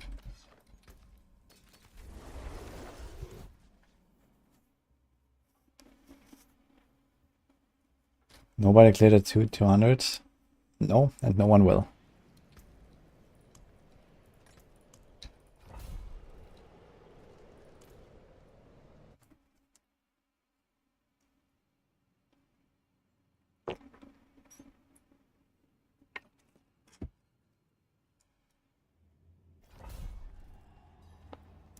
I use chance to pick different CCs on a barrage build.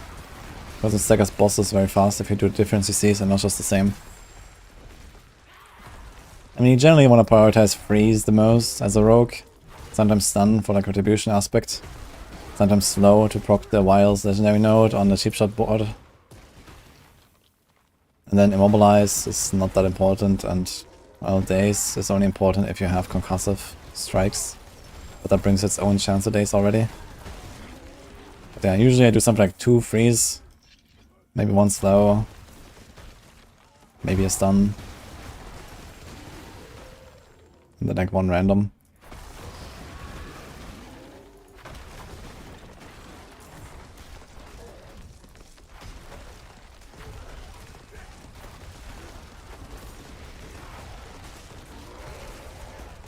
Hall You're probably looking at an outdated section in the step priorities that needs to be updated. So I'm gonna be shouting at Dark Side later. They removed attack speed from weapons, and they also nerfed attack speed values across the board in the patch.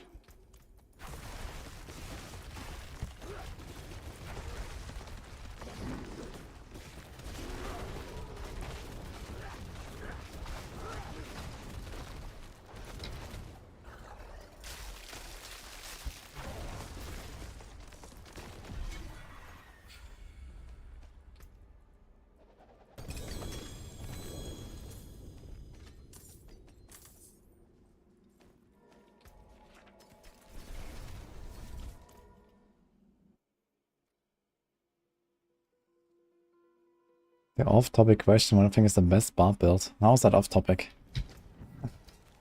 Yeah, it's Bleed Bash.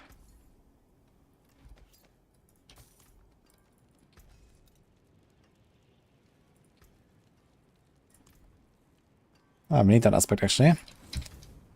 Nice. Wait, I keep getting distilled fear from running the glacial thing. It's like self-sustaining almost. That's funny.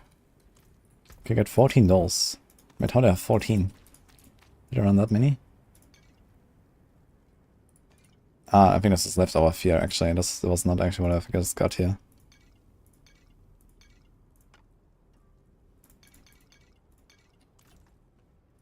Father bless. What do you need? Okay, what's the loot on...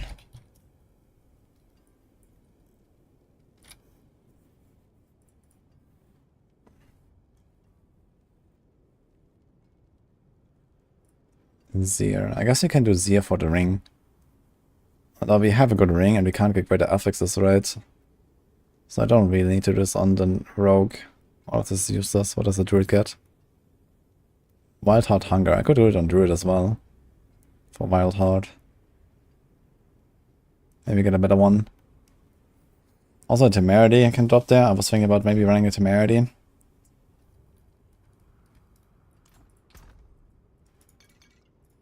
Alright, let's go. How many animats do we have? 3 shekels, 24 dolls. Alright, so let's do it.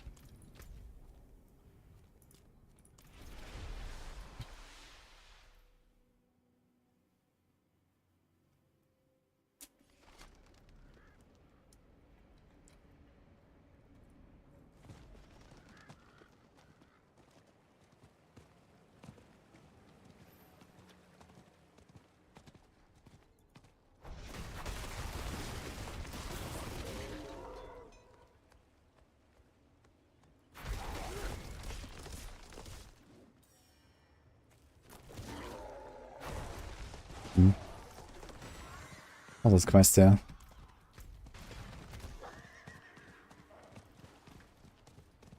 A 1% on rock. It's 1400 on the sheet.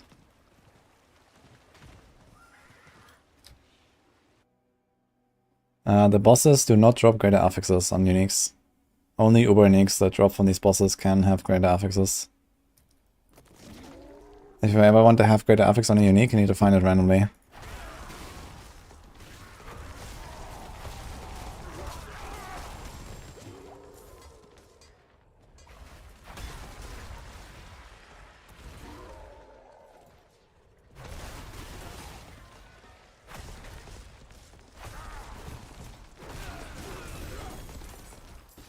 Pit 81 with Rent Barb. Damn, 81 farming with Rent, sounds good.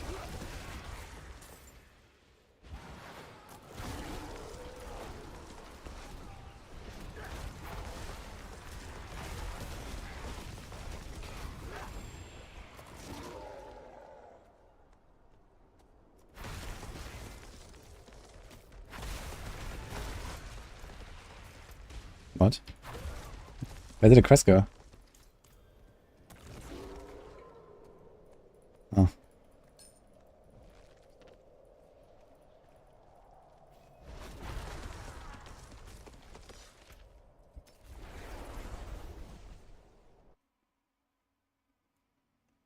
How much a helm with 2 greater affix with Sulfur, Dex, Max Health, and Softcore? Ah, not too much, because Shaco exists and it goes into every rogue build pretty much later, so...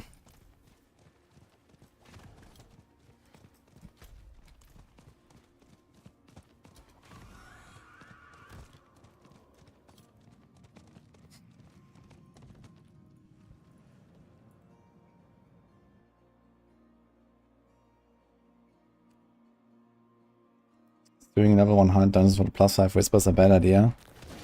Yeah, unless you're really desperate and you want gold. They're not very fast. You have to usually spend like, you know, around 3 minutes or so for a dungeon, let's say on average. You have to run there. If it's not a nightmare dungeon as well, you have to walk. And then you get like 5 whispers maybe. It's not that terrible. But 3 minutes is probably optimistic most of the time.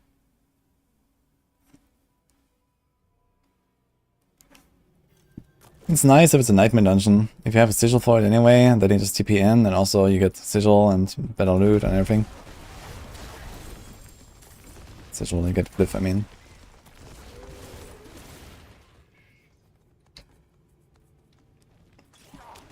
You make gold from whispers.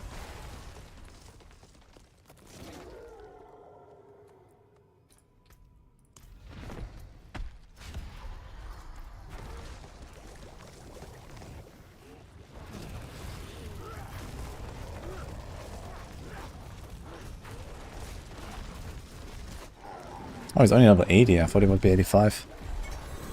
Wait, is Beast in the Ice also 80? It's a tier 36, right? Beast in the Ice. So that should be 80. Okay, I thought it would be 85. What's my definition of a good build? I don't know if I have like a hard definition. Something that makes sense and feels good to play, I guess.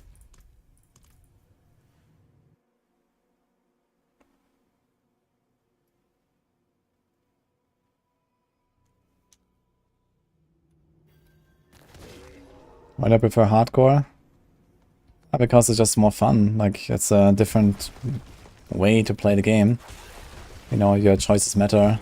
Your gameplay matters. You know, there's more strategy behind it as well. And it's also like a more, like, you know, like a smaller, tightly knit community, I guess. And there's less exploits, less duping, less cheating, and all that kind of bullshit as well. Less RNT. So it's like cleaner in general. A lot cleaner than softcore as well when it comes to competitiveness.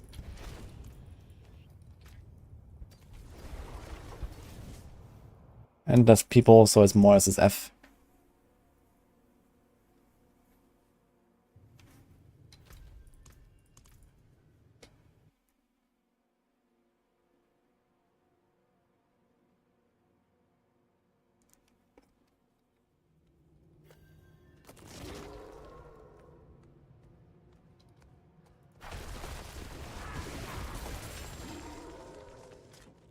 See you, Dave.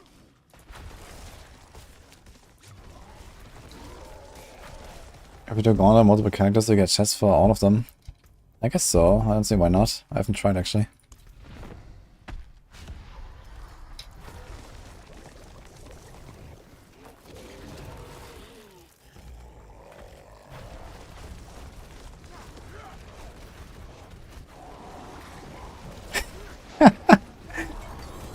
Gives meaning to a life well spent. I like that.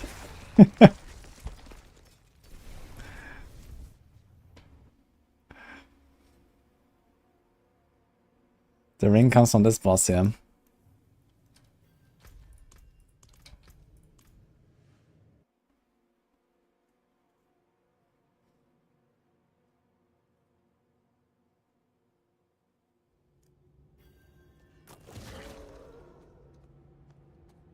It does frost.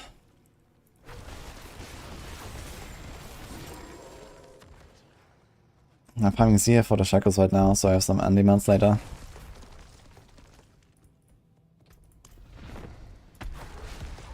Actually, I want to try like a Tormented boss or two with the Druid later. See how that goes. Once we respec to full Winch here. Should be pretty easy, I think.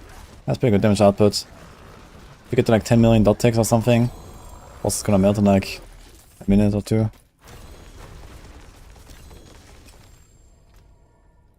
He has Wild Heart Hunger.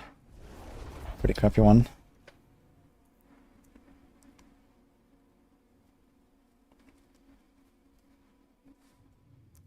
You're carrying 4 player for gold.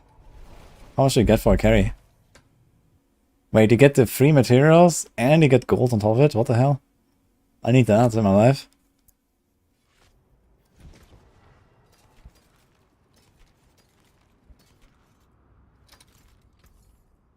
Raise the father.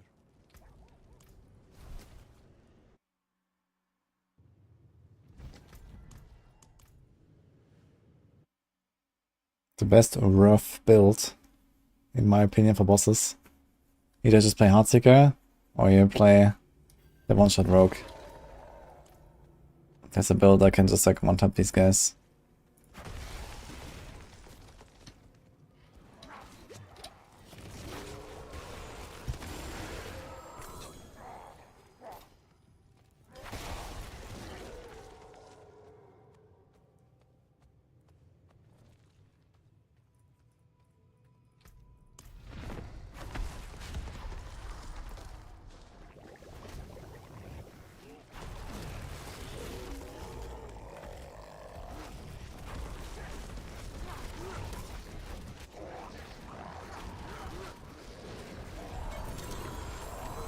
Double drop.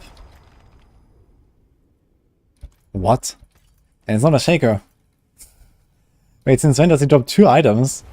What? I thought we'd get a shaker now. I still haven't gotten a single Uber unique from the small bosses.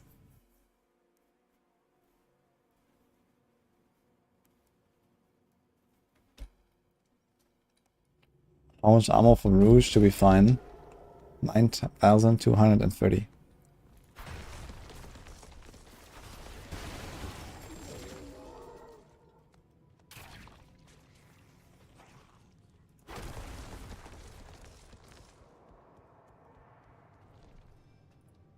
Yeah, Venom guy.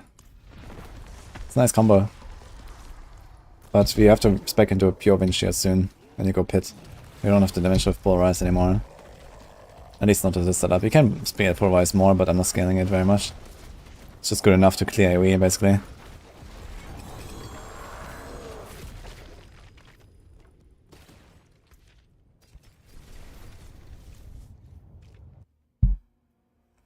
I'm farming this for Shackles and for Wild Heart Hunger.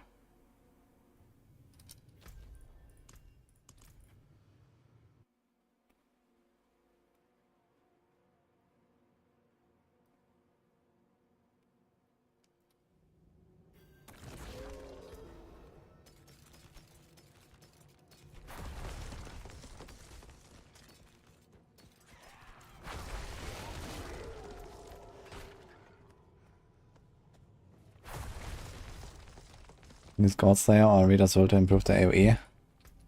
Yeah, putting them together would definitely help a lot. Might not be the worst idea. We already have Might Aspect, and we have like Cyclone Armor and a bunch of other defenses here to like be tanky. We could run a Godslayer. Just put it together.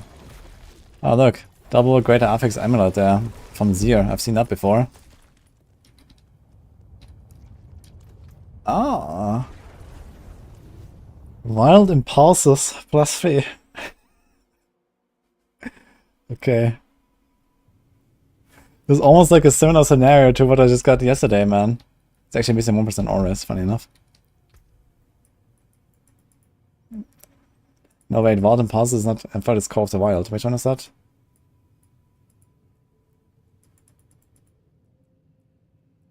Oh, it's this one. That's actually not bad either, huh? Okay. It's not a venom, but it's something.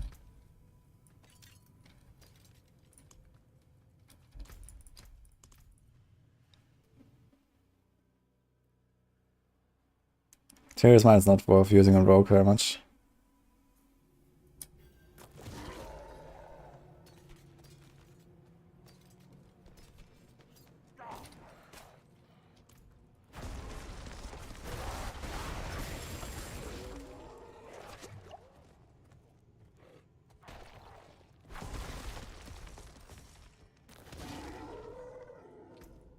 Did I mention anything about toning down the pit bosses? People are dropping like flies. Ah, it's fine. They will learn how to build defenses.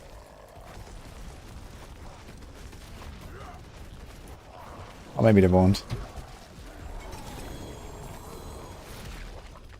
Maybe they will learn to follow a guide. I mean, it's just that people don't build defenses, I think. I mean, on some classes and some builds it's harder to do that than on others. But people are just kind of like stuck in some weird softcore mindset that tells them they don't need more than 25k life. Or put any defensive glyphs in their build, or any defensive aspects. And then they die. That's just how it works.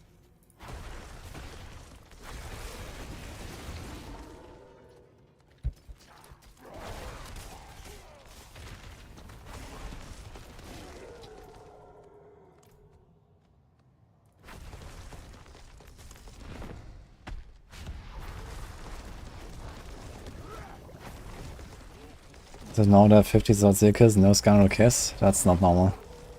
That sounds like bullshit. I'm gonna get it on the next skill. Copium.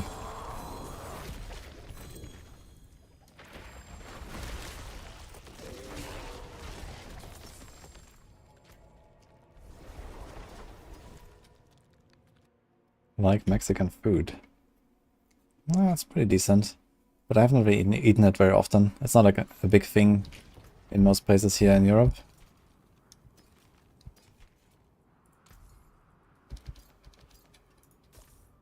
Need something forged?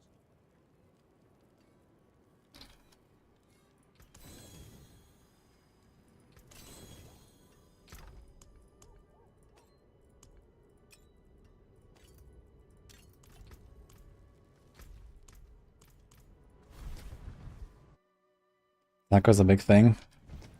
I don't know. I don't really see a lot of Mexican restaurants, but I have been to a few in Greece.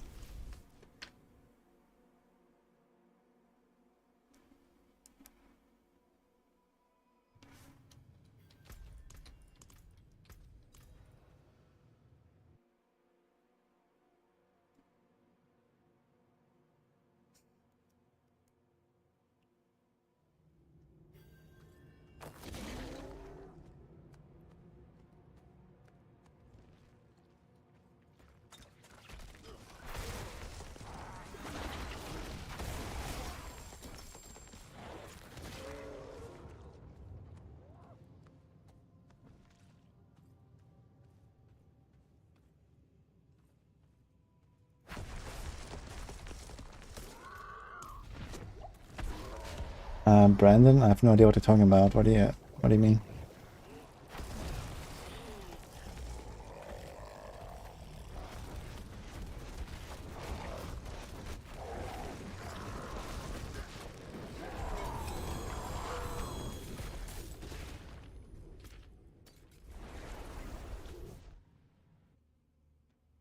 Is Forceful Arrow any good? I mean, you could make like a worse version of Heartseeker build with Forceful Arrow if you want. It also has pretty high lucky hit and kind of comparable damage.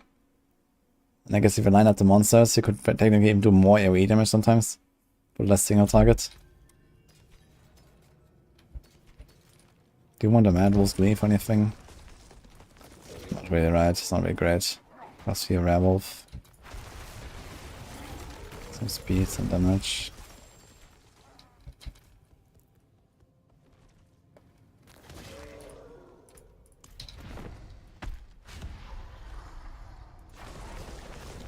Best Sorc for hardcore that is fun also. Oh no. I'm not sure if I can recommend much that goes in both categories.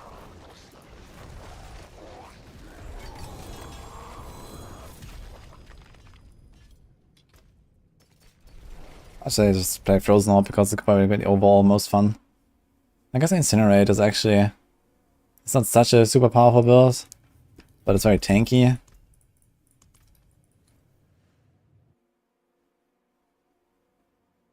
Yeah, I have like 5 damage rolls.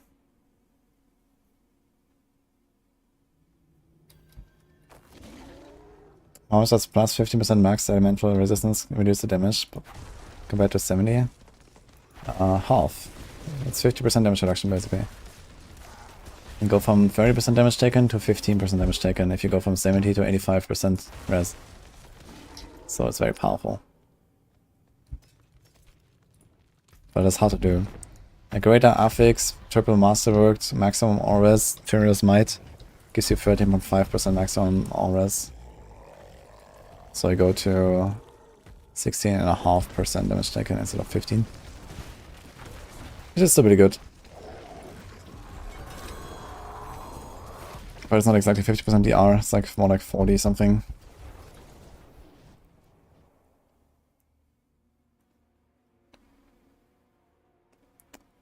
Furious Might can be good for some builds, especially if you have no real defensive aspects to put.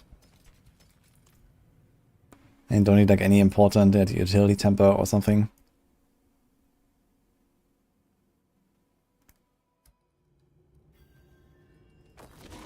Do you know monster HP scaling per level on pit? We don't.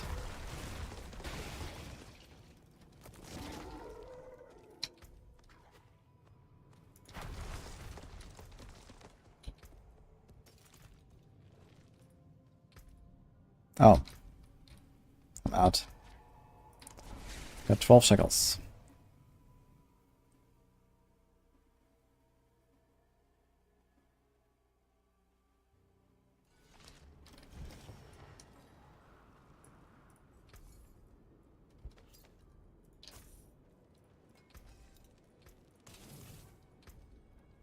Let's see what I got on a mule.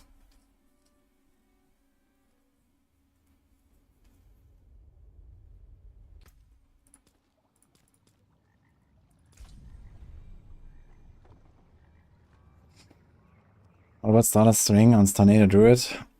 Yeah, I was discussing this. I haven't checked a planner, but it might be a pretty good option to solve the resource issue. And get a bit of damage. Oh my god. I actually have a lot of stuff here. Do we just run them all? Yeah, fuck it.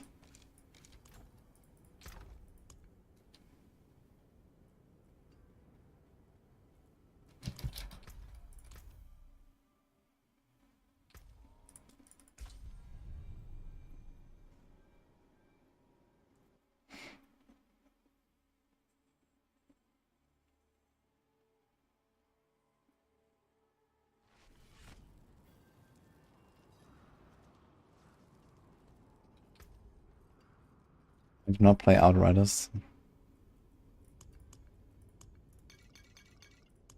That's a lot of blood, man.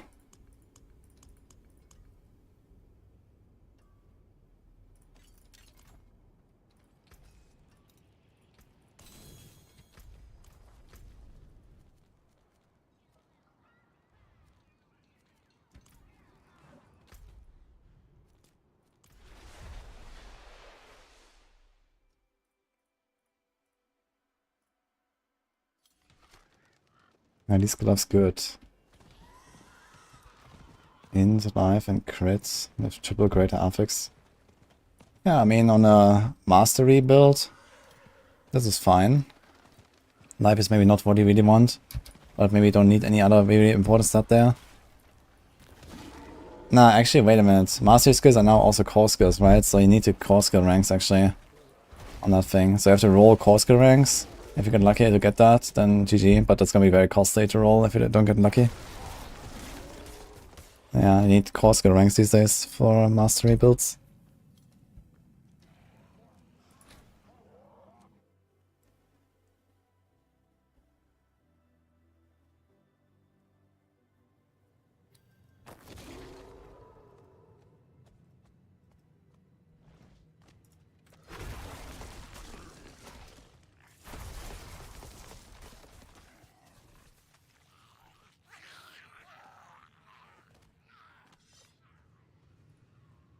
Is the Decision Stone drop rate like 0 at low pit tiers? Not just at the low tiers.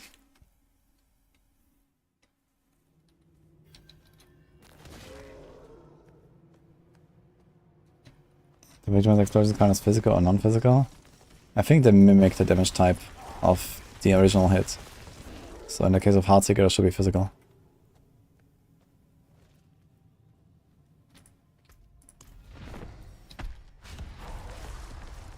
Spawns, upheaval, and barbs, better builds. I'm not sure why you would include upheaval in that setup.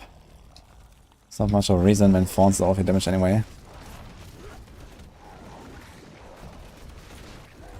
And they kind of do the same thing. Like, Fawns is good at AoE clear, and so is upheaval.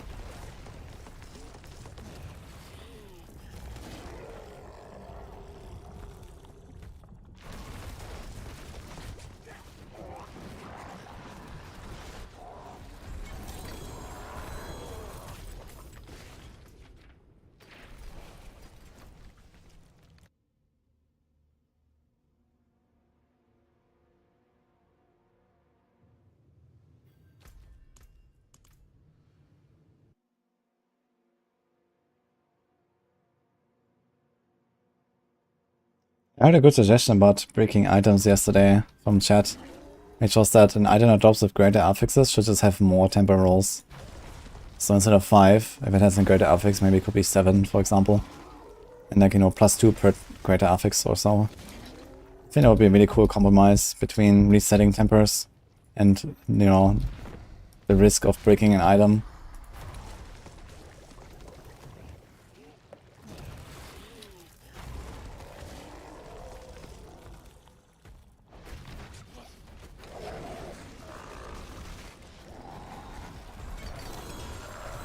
And I feel like it kind of makes a bit of sense as well. It's like, you know, this is an item of high quality and you take it to the blacksmith.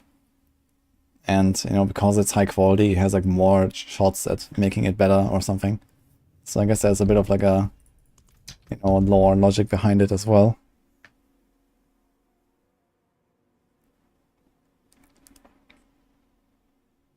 Hello again, Alexander.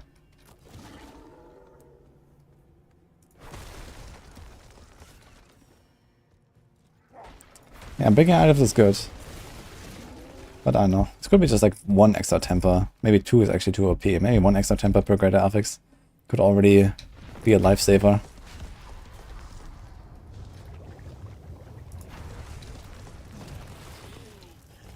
Can this boss drop Shaco? Yes. 1 in 200 apparently. Well, 1 in 200 for any uber unique. And then it's like a 1 in 7 or something, depending on the class. So far I've not gotten one though. I've killed a lot of these bosses and I've not gotten an uber from any of them.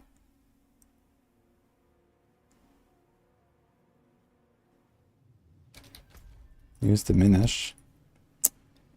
I think so.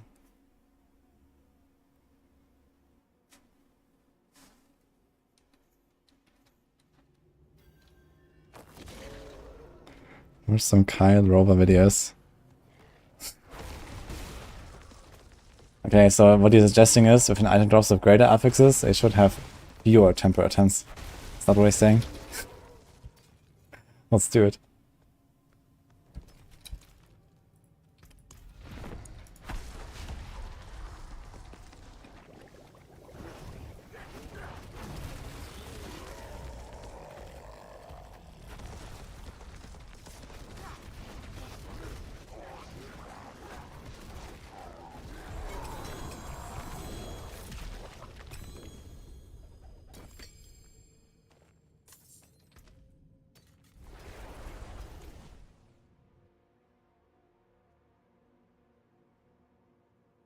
Yeah, good luck, Alexander.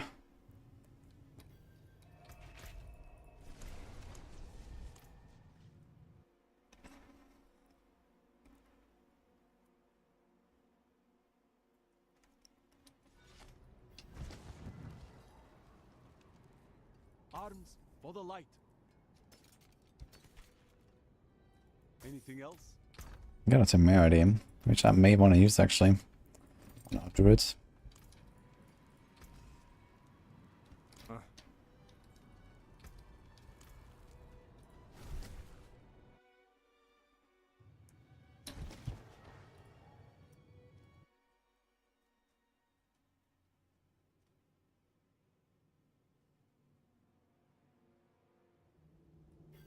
Yeah, one more.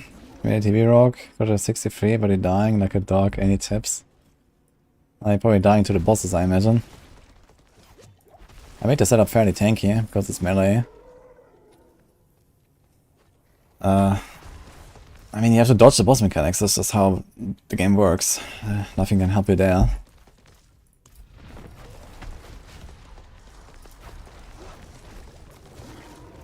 If it's not the bosses, then check your crit chance. Crit chance is pretty important for siphoning strikes and for umber stacks. Also try to, like, you know, time your CCs a bit.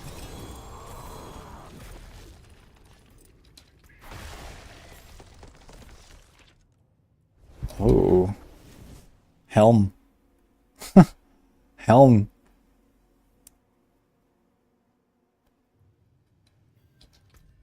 It's 882 by the way. Dude, this Nazir drops a lot of good items, man.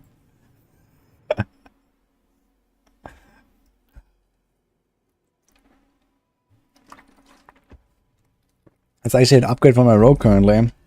Before Shaker.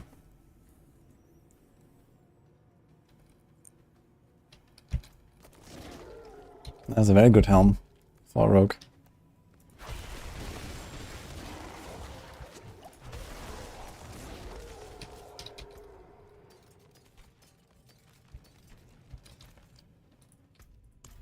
This guy has all the loot, man. For rip to tempering. Yeah, it's not that easy to break a helm on tempering.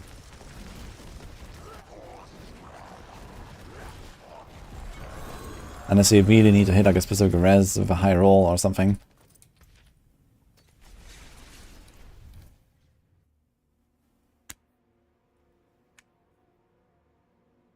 What's the blessing for Doombringer? Damn, nice.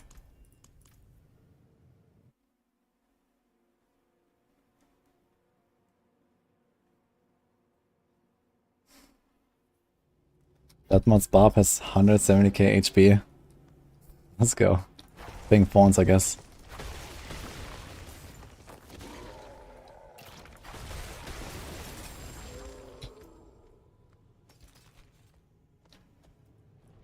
That's a really good helm, man.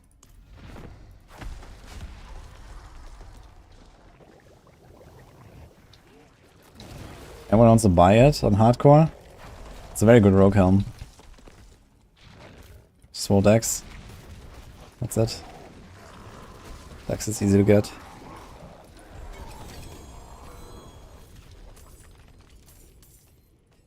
Boots? It's the wrong boots. Maybe Alpha, I mean. For Walter Hunger, right? Or was this Beast?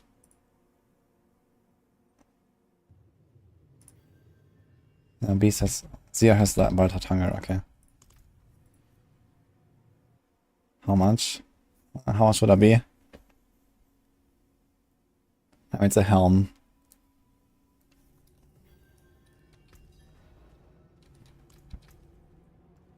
It's an upgrade for my rogue currently, so I wouldn't like to give it away for too little. I think like 100 mil maybe.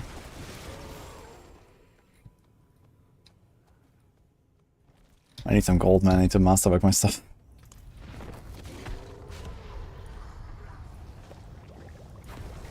That emerald was costly the other day.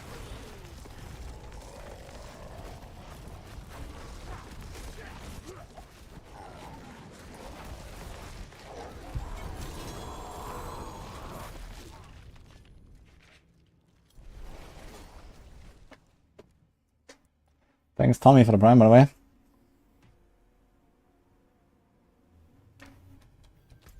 Maybe it's worth more, but you have to see that this is hardcore. There's less trade volume, and people die with it. So I would generally expect lower prices. And Shanko exists as well.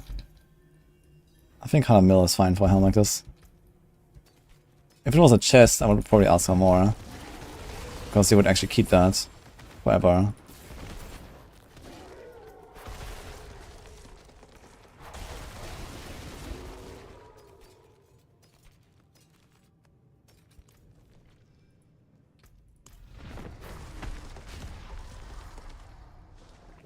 So you wanna get it or not?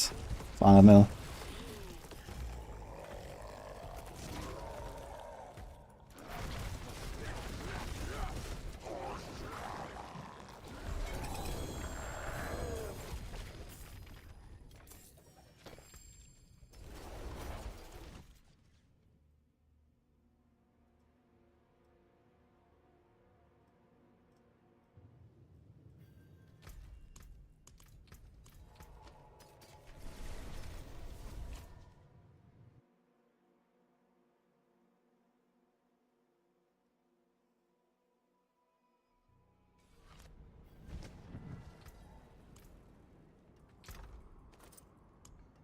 I'll leave it here for now. We care about Yen's Blessing. I want to keep one Yen's Blessing around just in case I want to try something with it. So apparently Yen's Blessing can also trigger like damage abilities like Death Blow. I saw a clip from Snail. He tried this out on Target Dummy and he used Death Blow and then he pressed Town Portal and the Town Portal triggered another Death Blow from Yen's Blessing. It's wild. It's so good. Wait, let me find that.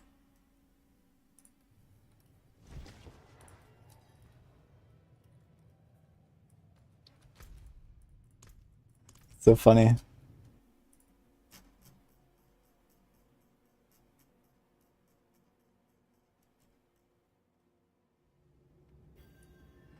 Okay, watch out.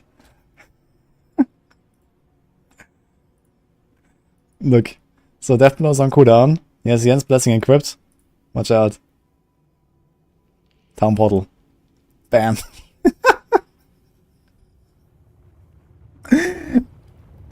It's so good.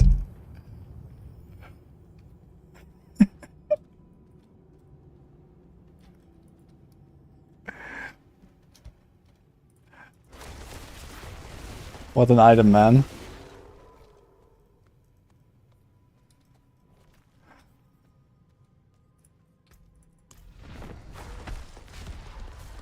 Town Portal is a skill apparently, yeah. Not only that, but it triggers a skill that doesn't make any sense to be triggered. Like, why would you be able to trigger Death Blow?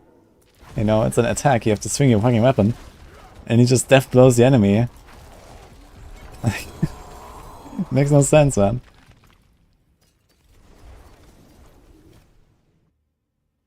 Town Portal build, man. Let's go.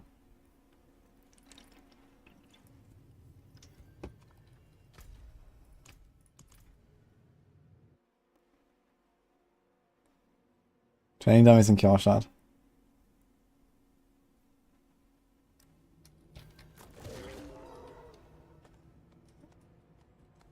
The item would be good if it was 8 seconds cooldown instead of 10.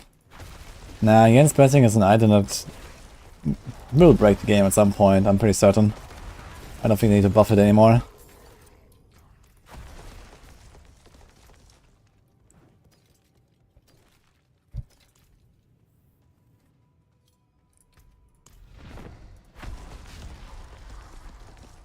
Okay, 200 tornado duel with 1 Town Portal. I mean, if you can benefit from all of the... Yeah, okay. The big problem I have is, I guess, you have to like stack up a bunch of damage buffs. But I guess it should trigger Death Blow, it probably benefits from everything. So if you get like Earth Striker and whatever, you know, all that stuff ready, without triggering Yen's Blessing accidentally, then you could press Town Portal and 1 bonk Tornado Duel. Death Blow is probably good enough with like the full setup. to one bonk Duriel, or get close to it at least. You can do like a billion plus with Death Blow.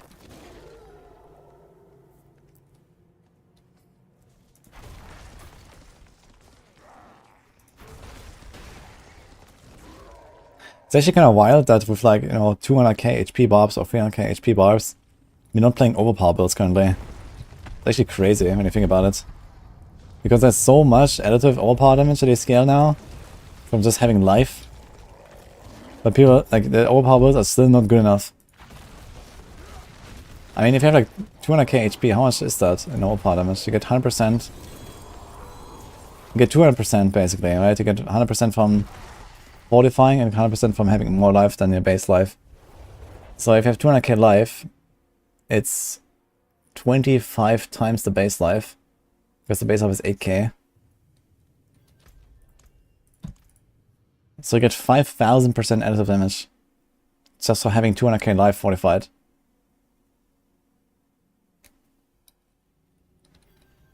It's a lot.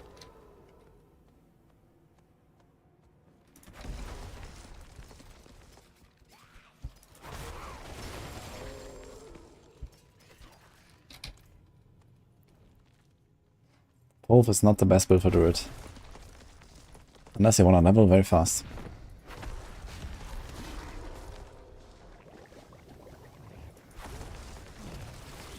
Your red fire thing almost for 1 billion. That's a lot of damage. It's pretty close between Heartseeker and Rapid Fire. But most people are pushing Heartseeker right now for high push, high pit.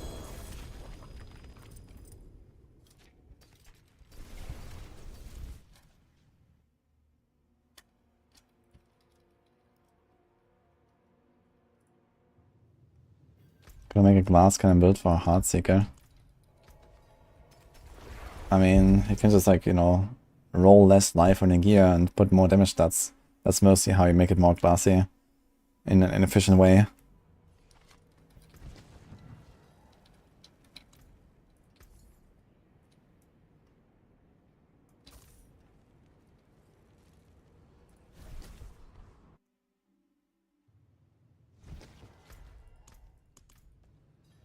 Every day we get closer and closer to pit 150 clear. There's actually an achievement and title for 150 and also for 200. I mean, 150 is very far away from 200. So even with like, you know, more crazy stuff being discovered, I think it's kind of closing in on the maximum soon. Outside of like some mega exploits.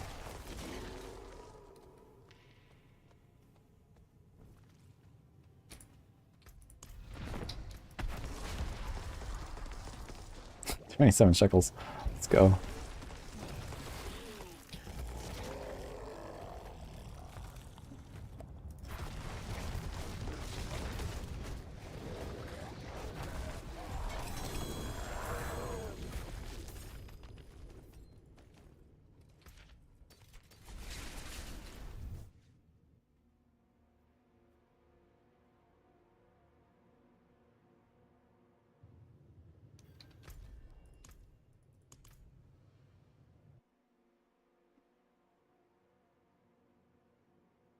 Which UR is best for Shadow Minions? Harlequin. The guide says Andariel.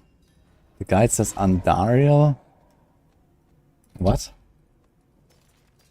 What happened there?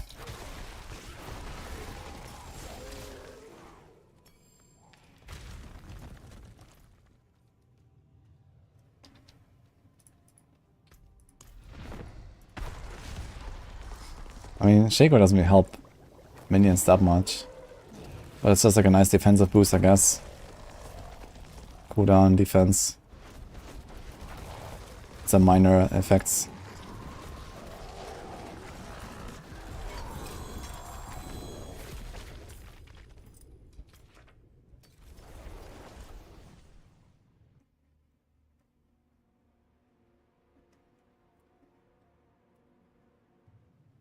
You can't post a link.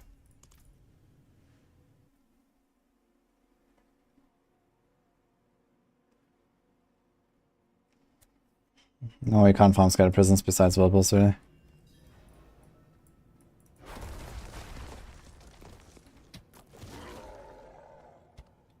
Well, what you see there It's just the equipment list of this planner. There's no actual Undial equipped. It's just like any item that exists that was made in this planner, and most likely a macro bio-boss planner apparently, right? So he probably tried to put it in there and see if like it works out with the stats or something. But you see it's not equipped. There's no Undial there. This is what you have to look at, not this.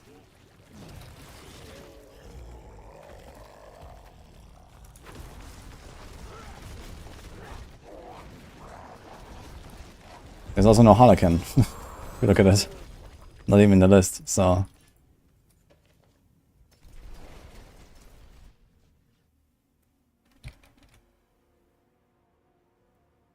Is Heartsinger gonna be bad when you fix Victimize? Nope.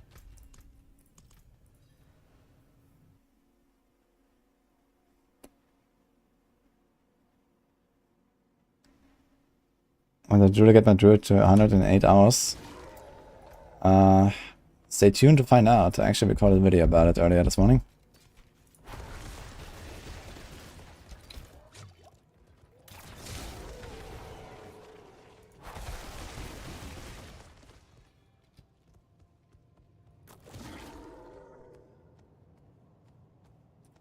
Yeah, +4 ranks decrepify is still not terrible. And some other small stuff. Pendos also gives you a shorter cooldown, I believe, right? It's not bad to have a Shaco, I think, on minion Necro, even though it doesn't benefit your main skill of the extra ranks. You get a bunch of small stuff and defense. So especially if there's no like good defensive power to put on the helm, then the Shaco defense is very nice.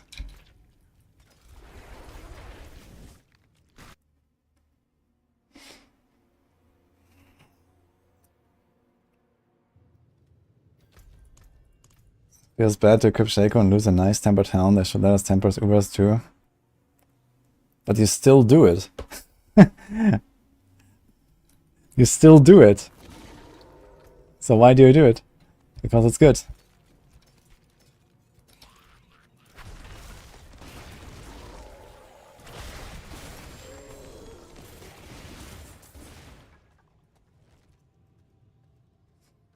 How much gold do I spend in shiny amulet? Like 500 million roughly.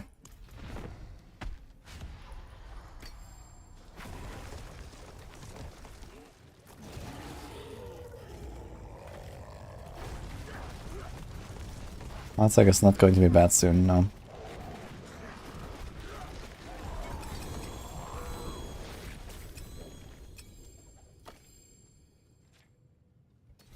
Danke, das Waldhart Hunger Boots.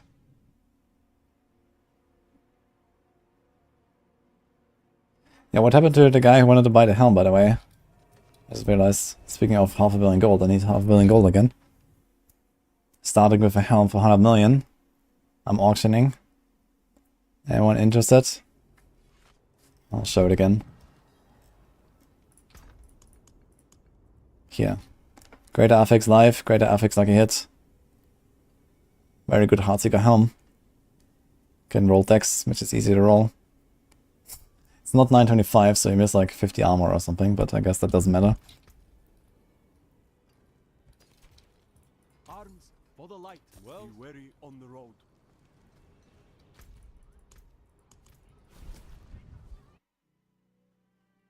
$100 million. Keep in mind I'm on hardcore. Thanks Evermalt for what's up. Appreciate it. Hey John Dawson. I'm surprised that even with Necros being buffed, Barb's still top again.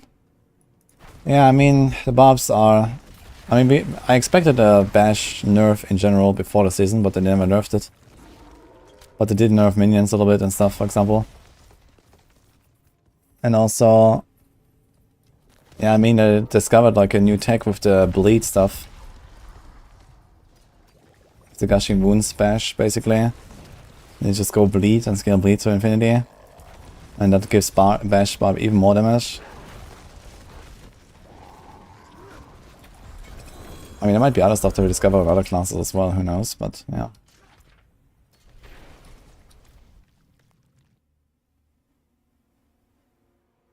You can trade me 5 stones for the helm. I would take 5 stones as well for the helm. That'll be cool, actually. Holy Bolt skills, bleed. Holy Bolt. Wait. The Holy Bolts procs Berserk Ripping? Is that what he's saying? Oh, that's kinda wild.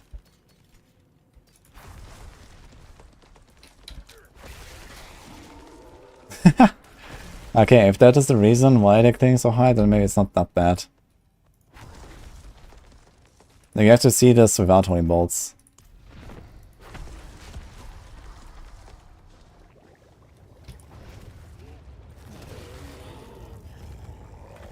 Yeah, I would not expect Holy Bolts to trigger Berserk Ripping.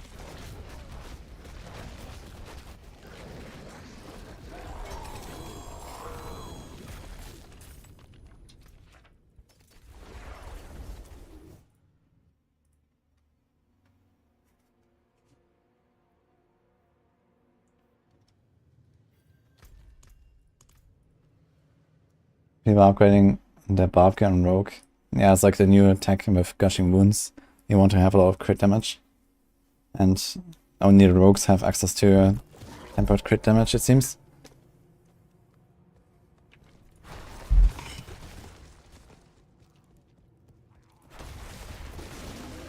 I mean, Holy Bolts technically is direct damage.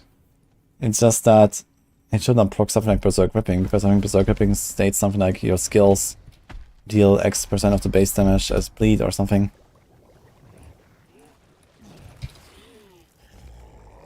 Whenever you deal direct damage while berserking.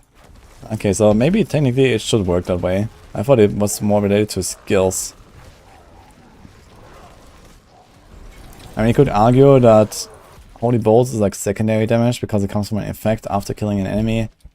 So if you go like by PoE terms, it's not really direct damage, it's like secondary damage. But I don't think that Diablo 4 has that system with secondary and direct damage and stuff.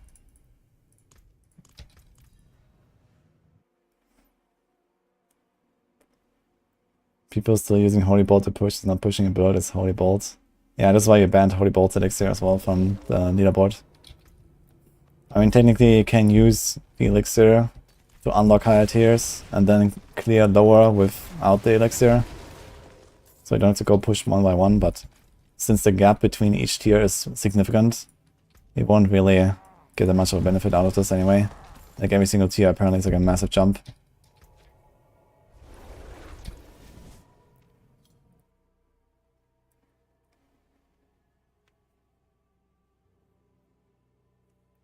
Very good aspect of adaptability. It's a resource aspect, so gamble rings. Well struck. Well, that was all my Zir, turns out. 38 shekels. Let's go back to some of this now. Gonna have so much stash space, man. Wait, there's more Zir. Wait, what the fuck? I have more.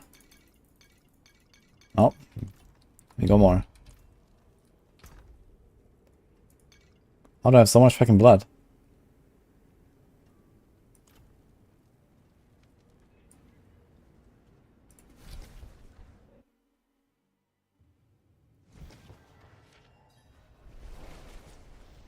It's like an armor saves from little waves. To get off the aspect that makes it physical damage reduction, yes. Because I think it's physical.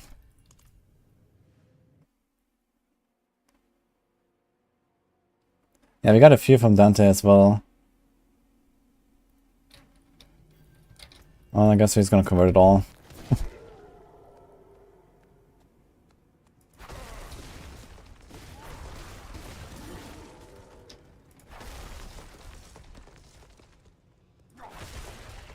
The Dark's Pincher is not working properly.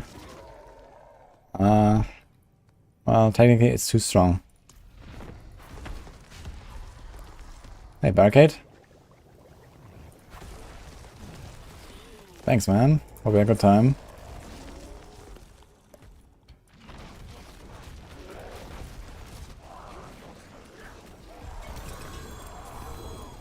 Yeah, I'm just farming lots of bosses right now. Later, prepping to respec. I did not spend my sparks yet. I have 2 sparks, I didn't salvage anything yet.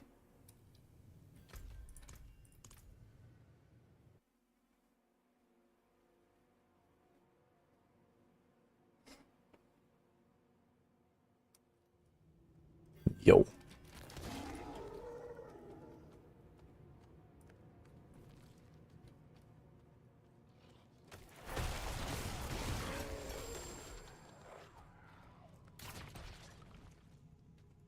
I have 4 Ubers so far. Got a Silic, Stardust, Materials, and Undials. And 3 out of those actually have a greater affix too.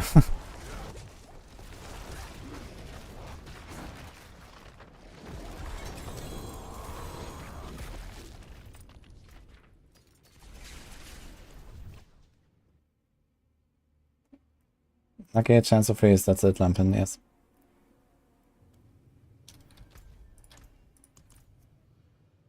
I'm not planning to add a Glass Cannon Heartseeker build.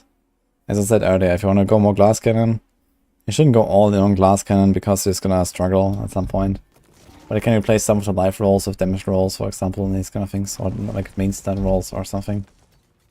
That's probably what I would do to make it more powerful, without really giving up some very efficient rates for damage.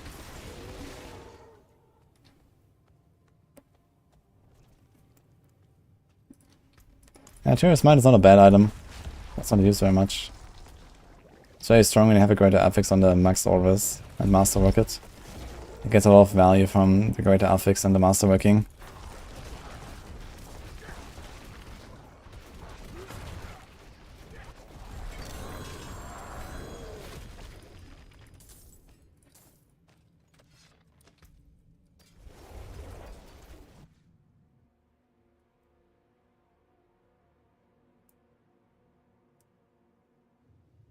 Okay, Crane Mine.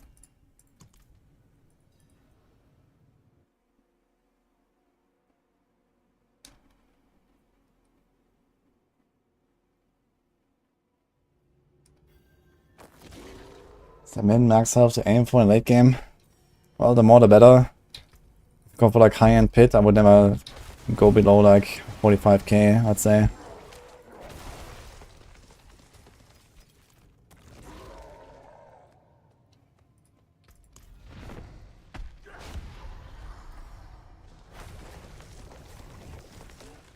Maybe 40. I guess I have like 2 extra weapons on the Rogue for life.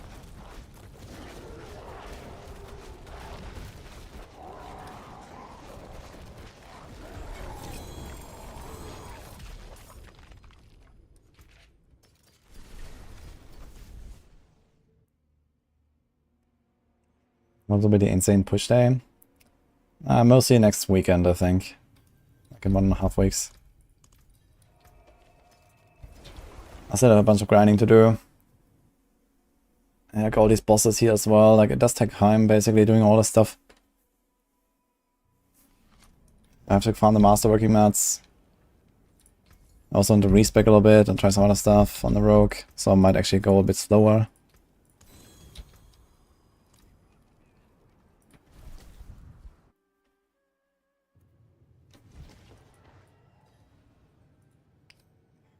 Do I think Rogue many builds will become usable and get buffed before the season is out? I think they are usable and I think they will not get buffed before the season is out.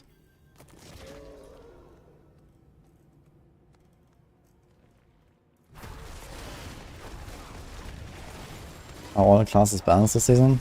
Hell no.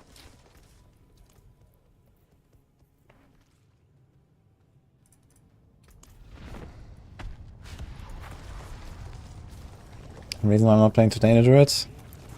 Yeah, because I'm gonna do it after this build is done.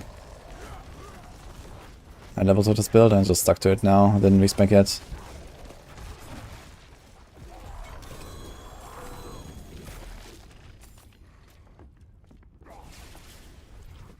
Fuck. Wait a minute, this weapon is usable on the Bleed Bash Barb, right? Wait a minute, that's willpower. Ah, shit. And I can't really use it on the Druid, because it's 870. But on the Barb you could equip it. If there was like a greater affix life instead of a greater affix willpower, you can roll the strength.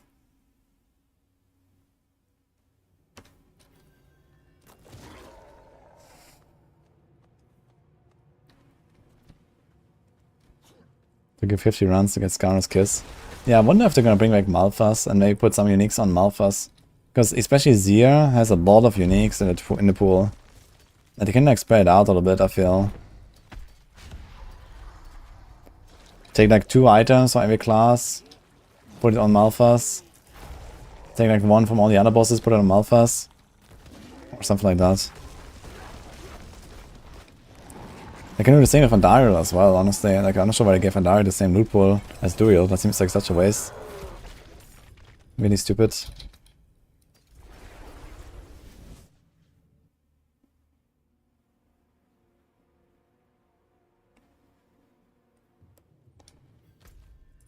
It's a guide on replacing gear once you hit world tier 4. I just look at whatever build you're following, if you're following one, and then you see what stats they want on the gear, and then you look for items that have those stats.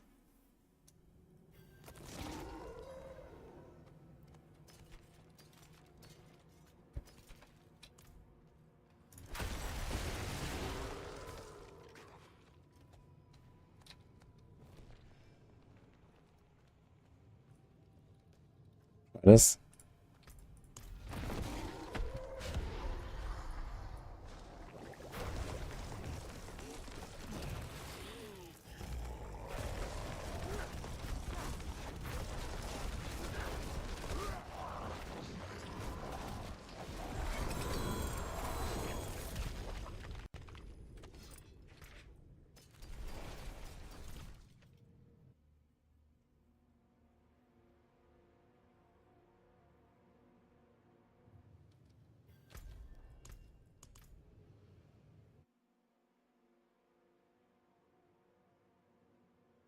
Possible to wear NATO to it a bit beat pit 100. Oh, yeah, they have done that for sure. Pit 100 for such a build is not a huge obstacle.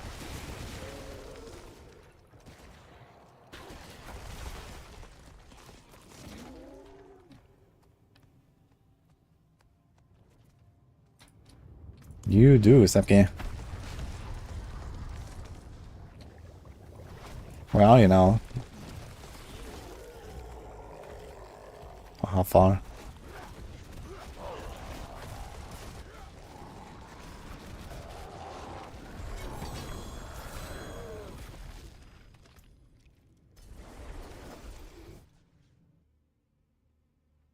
Close quarters combat shadow step. Oh, are you actually trying it? How's it going?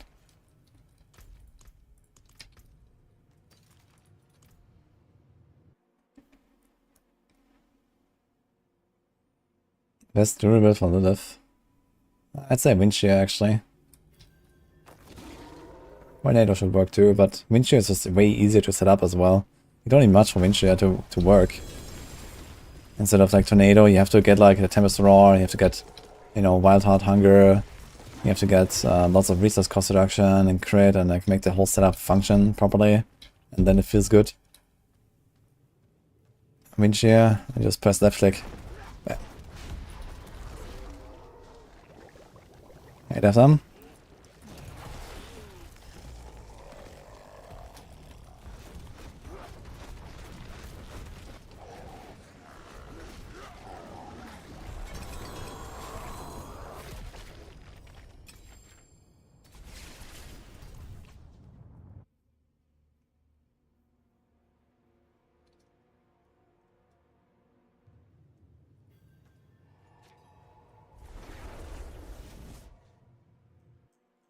That's good enough.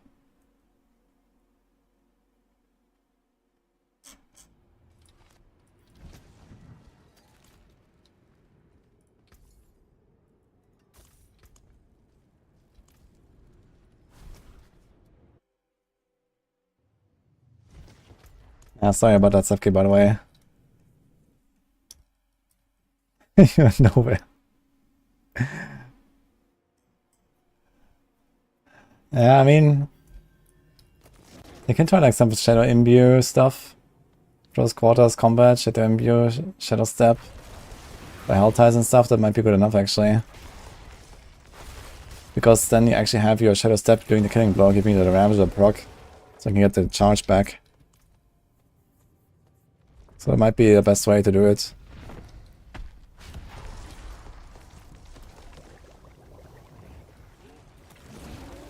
Just get like a lot of Shadow Imbue charges.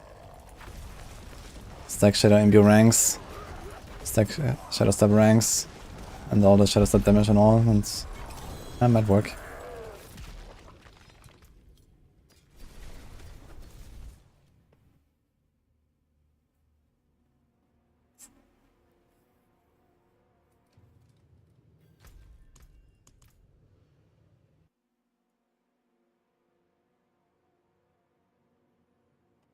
Doing 9 dozen 49 to 40, 45 to 49 fairly easily. Should we try to live? Hell no.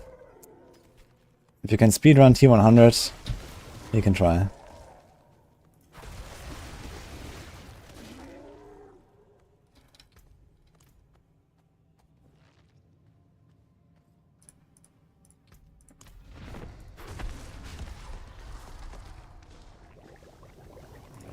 The Spinning Blades and Twisting Blades do proc like a hit, yes. But there was a hidden nerf in this patch. They basically cut the like a hit into a quarter of the original. So Twisting Blades usually has like, I don't know, I think 33 or 35% like a hit or something. And usually like Twisting Blades was very good for like a hit procs because of that, because he had the original hit, then he had the return, and then he had 2 spins. But now they made it so that the Lucky Hit is split between those 4 hits. So it's kind of terrible now for Lucky Hits. And especially terrible for Victimize. Now Flurry always had only 10% Lucky Hit. And that applies 4 times for a Flurry combo. It does 4 hits with 10% each. So it's also relatively bad for Lucky Hit. But in big AoE packs at least noticeable.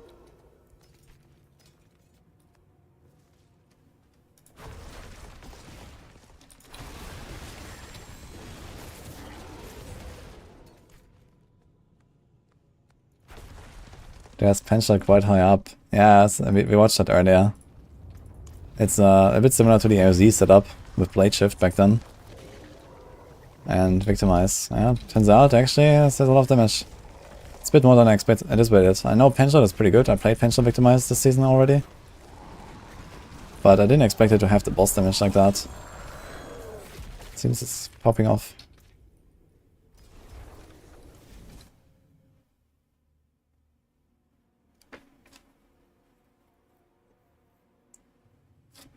Bossing better than Helltides for gear? No. But that is the only reasonable way to get Uber Uniques.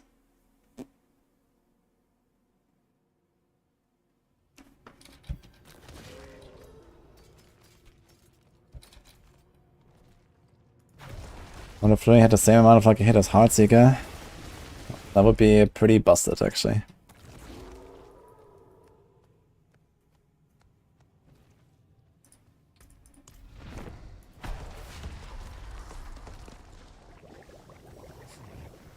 Can you get a picture, give an opinion? Sure.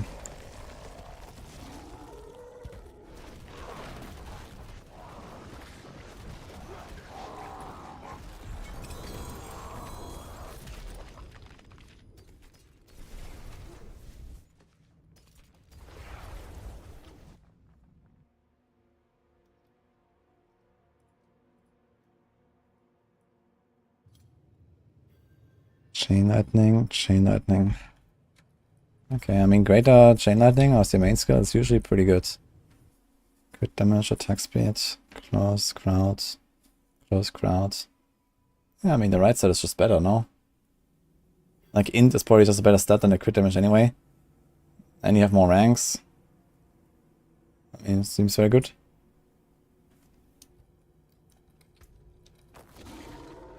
You have crowd control duration tempered. Is that really what you want? You have 2 tempers left. You could also change that crowd control duration to something like a chance to stun or so, or a chance to whatever. Or even barrier generation. I think crowd control duration is not a very powerful affix most of the time.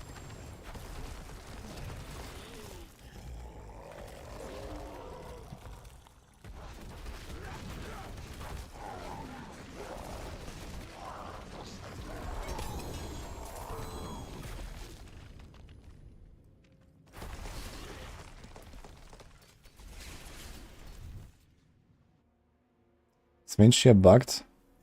Actually, no. It just does a lot of damage. The thing is, it just scales extremely well with a lot of stuff. You have to count Beast Aspect as 12,000 poison damage over 4 seconds baseline with this gear right now. Which is a decent amount. Then you can get like easy chance to cast twice. I think you can even hit 100% chance to cast twice if you invest in it a little bit. And then you have like a lot of powerful buffs. You have like all these shape-shifting buffs on the Druid. You have Moonrise, which is powerful. You have adaptability. Yeah, it just has like a lot of good effects to scale it. I don't think it's bugged actually.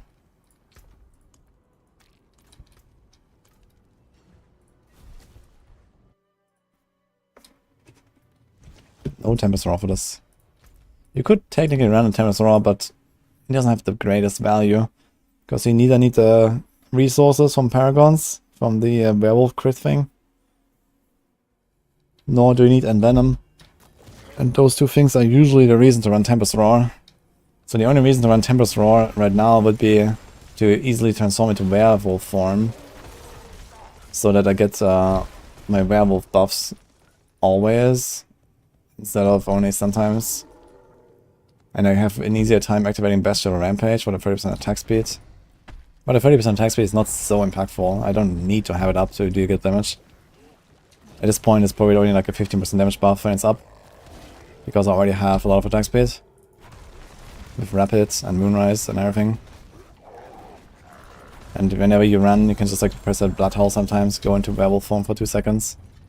So I think Tempest Roar is kind of a useless item. You give up an entire helm slot and get nothing for it besides slightly more comfy werewolf buffs, which are mostly movement speed. You do want Wild Heart Hunger though.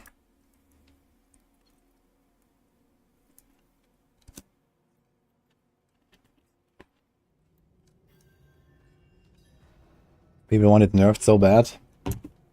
I mean the Ranger build? I mean it's not like an overly powerful build, it's a strong build, but it's not like a crazy build I think, so I think it's alright.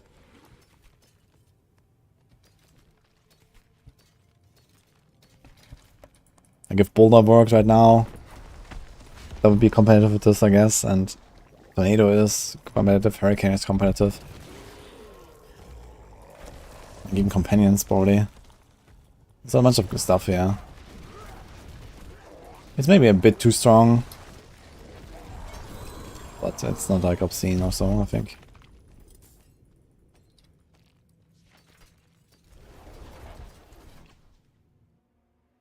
Maybe it's gonna nerf Moonrise or so in the future.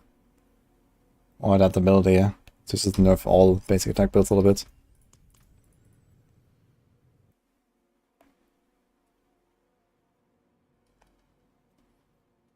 Would it make sense to swap both Tornado for clear and run Tempest in that setup for Vinci or boss? Not really.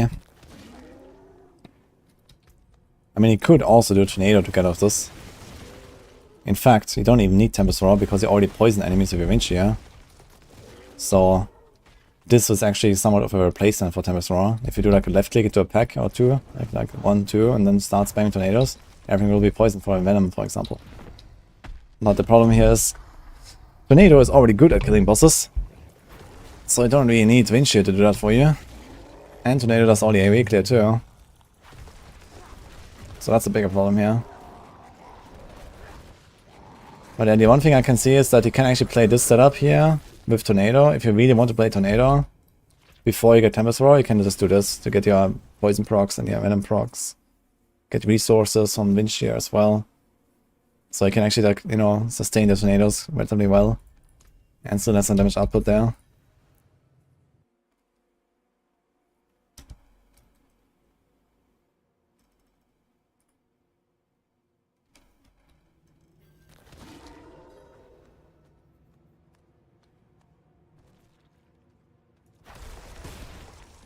Oh, Tabea Skirts. It's the same I got actually.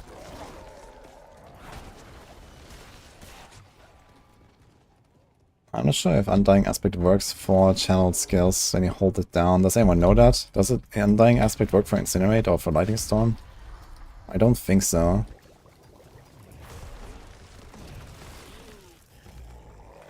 But I mean, as a Sorc, you can also go for Warmth passive. Or you can just go for barriers. I wouldn't go for Undying anyway.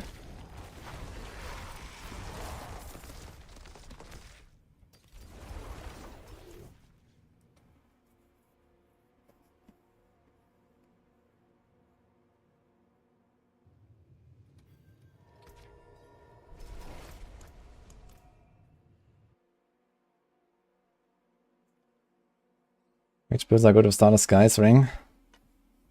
Almost anything that spends resources. Fair trade.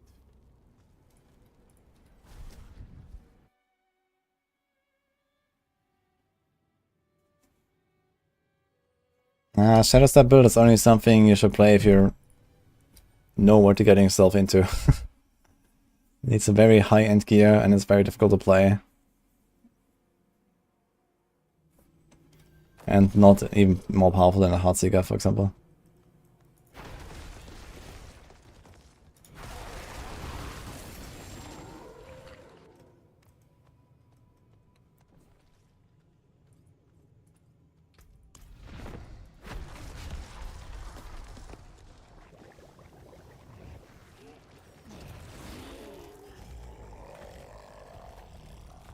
Got a greater affix wound damage is better than non-greater affix bow.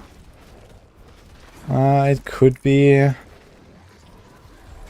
but I don't think it would be worth really trying to make that work and then masterwork it and stuff. You want to go for bow for Heartseeker. Could give it for pen shot. For pen shot, it's nice. To go for crossbow. 29 blood left, actually, almost done.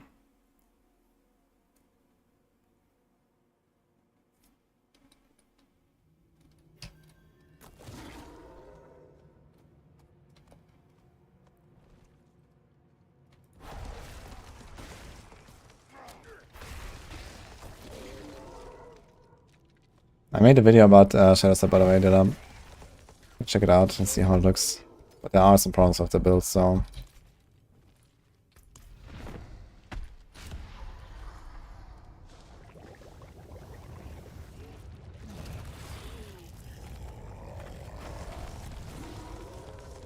okay, looks like we have a big duo session ahead of us.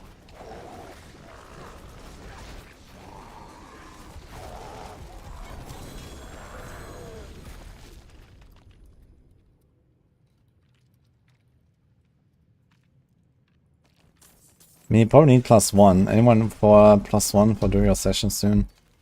It's in the guys right now.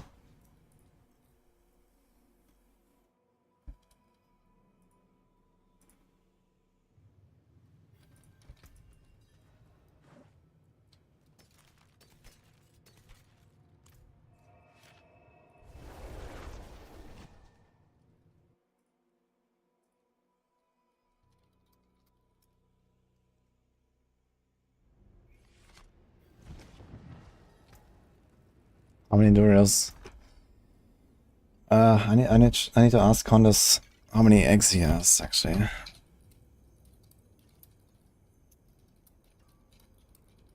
Can maybe also just some Andariels. Are we done here? Almost.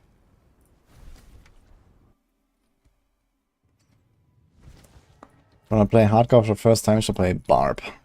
Barbs are very tanky. Barb is the only class I've never died with in this game. Ever. Actually. That's probably my second most played class.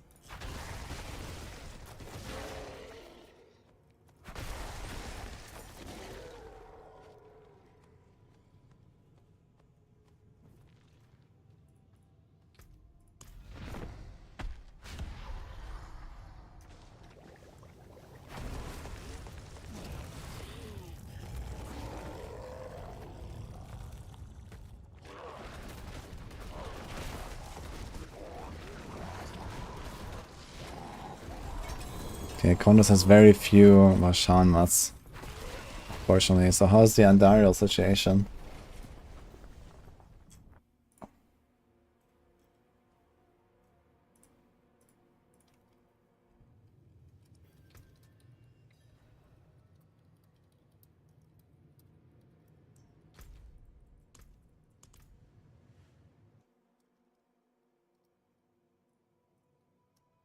Yeah, only played Barb so far. Only Barb.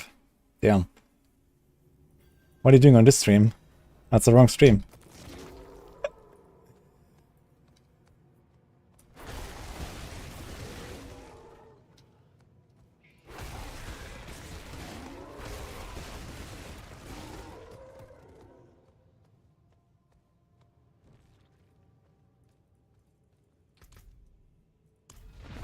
Got a 4 Greater Avix Mother Embrace. Any build would use it.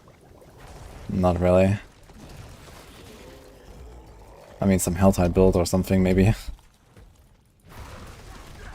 It's not a bad item, but the problem is it doesn't really solve any problem that you can encounter in the build, in the game. Which is boss damage. It doesn't help you on bosses whatsoever, so it's only useful for, like, content that doesn't matter, basically.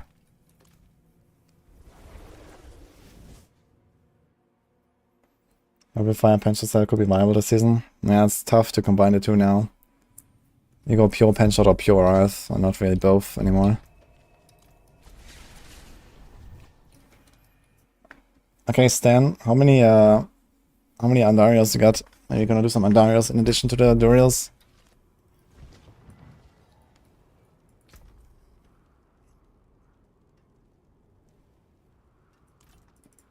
Okay, we're down to Zir, man. Crazy.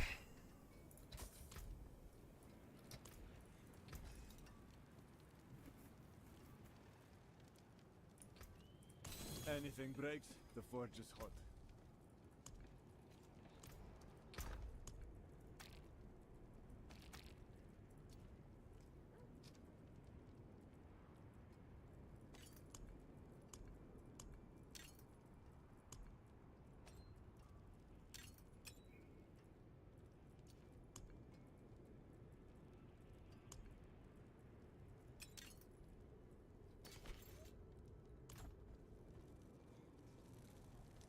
Can't proc precision keystone with flurry. Maybe you should read the tooltip.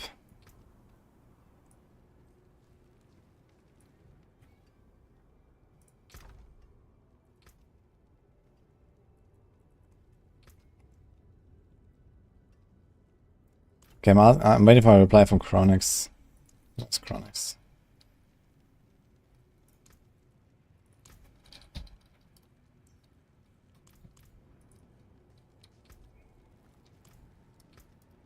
Nice and pit, okay.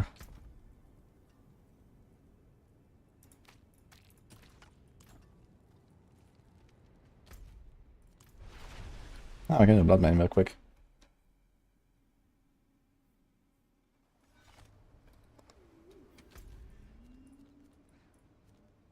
Four minutes.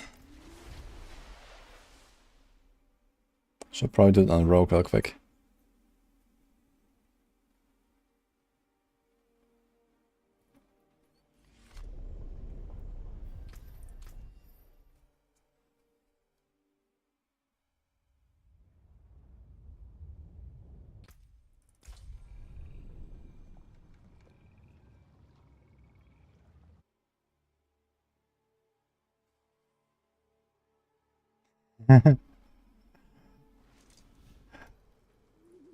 Thanks, Bassett.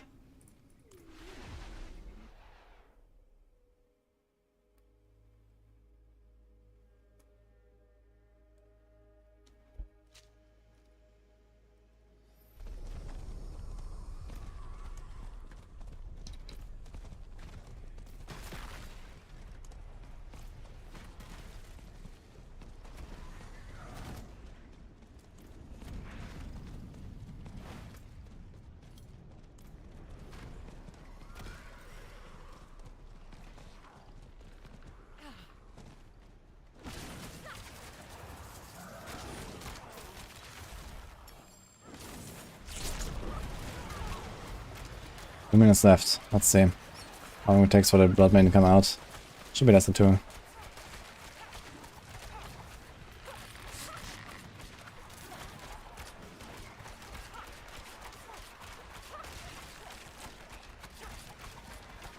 Get greater Avix like a hit and 1 Hellbent commander with a roll like a hit to attack speed or try +2 in Hellbent. Oof. Probably roll off the lucky hit. I think lucky hit is not gonna be very important for a minion Necro, right? It's probably easier to roll lucky hit to something useful than it is to try to get a specific passive. Like you don't need to get lucky, and you don't need to get attack speed necessarily. You can probably also get like life or int or crit or something, worst case, or even movement speed or cooldown. But if you try to roll the passive, then you want that. It's gonna be tough. Okay, it takes exactly 1 minute for the summon.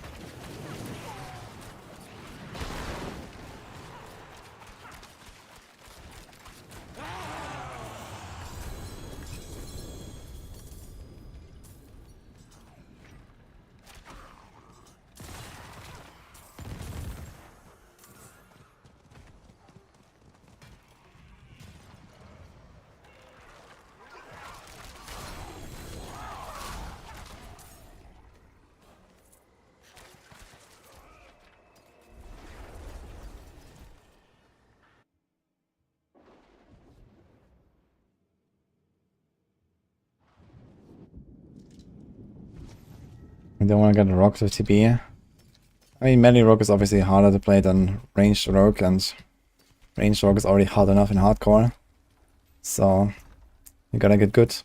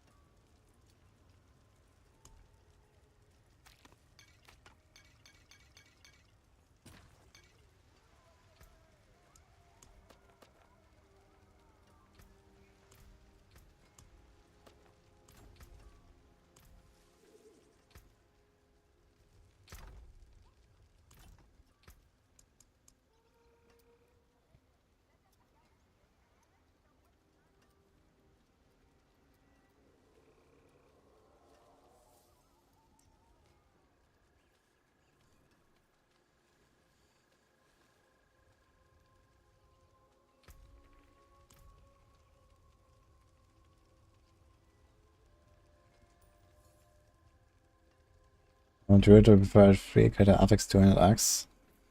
Which build?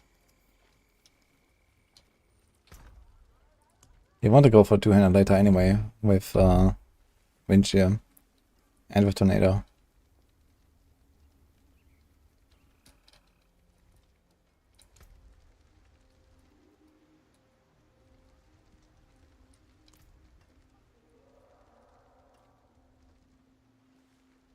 Roll crit chance, hit Hellburn. Sounds good.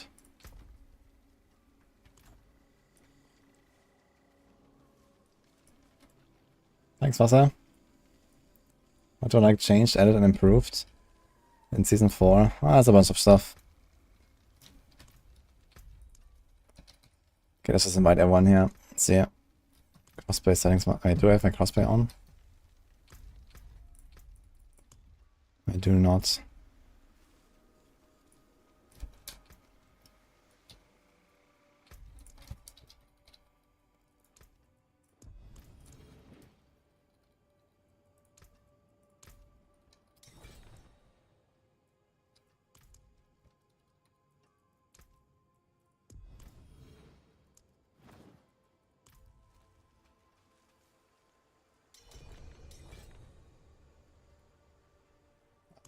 I hear Condas?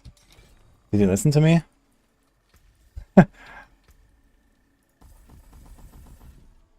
Anyway.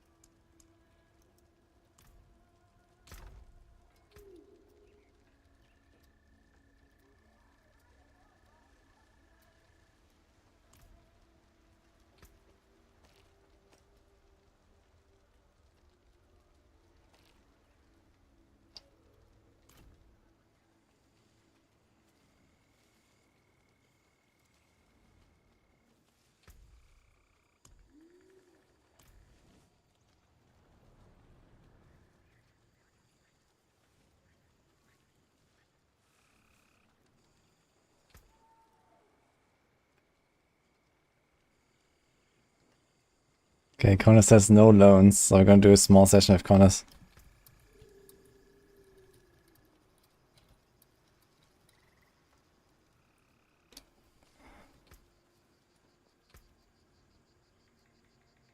So how much does Stanton have? So that's 15 Durials, 16 Durials actually. 5 Durials, 5 Andy. Alright. 5 Durials, 5 Andy rotation, guys.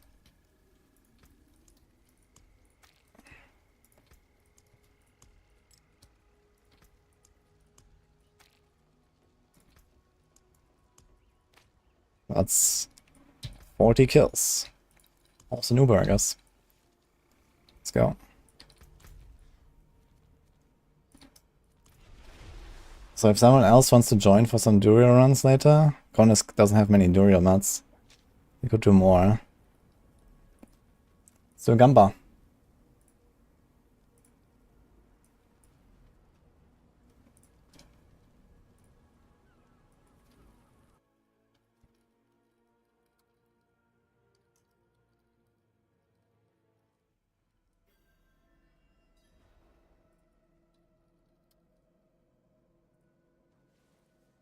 Up.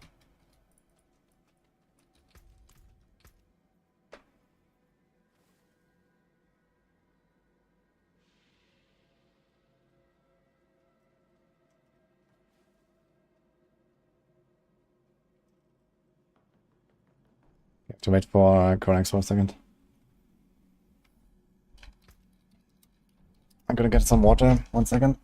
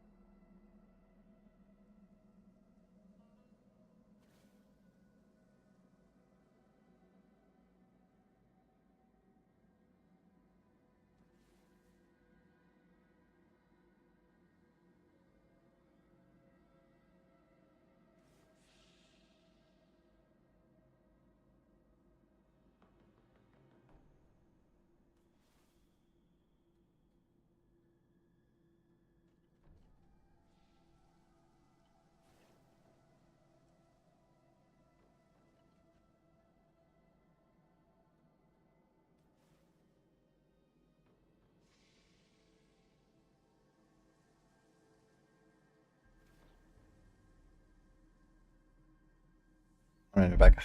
Hello, Gustav.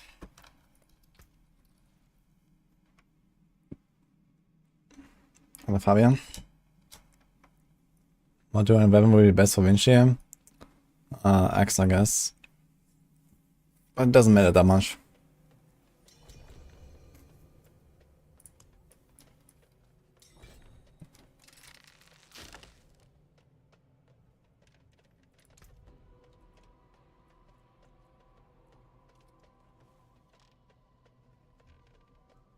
Oh, we have the new chest now. We have less life, but you have the plus 4 subterfuge.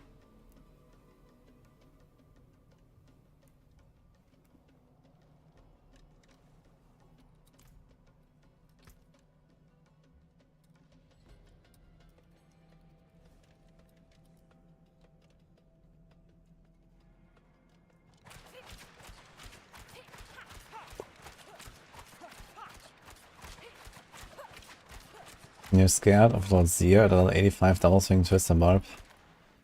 He's not very scary. If you have kept armor and kept resists and a bunch of life, there's not much to fear, I think. 85.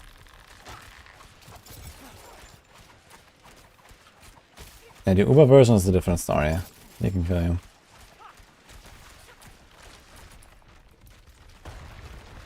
Next. Chronic's not here. Stop. Someone started a fight, man. What the fuck's going on? Chronic's not here.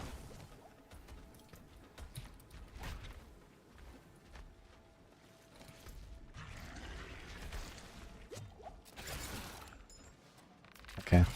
He's here. Let's go.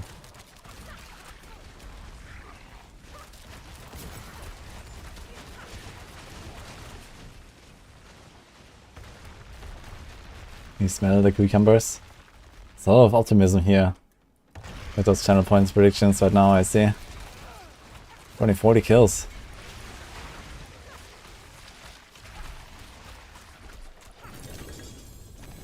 We started with a nice double drop.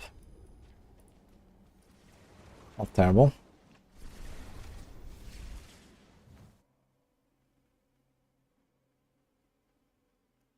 It's never worth to focus on low tier mods in the pit, you always go for the higher.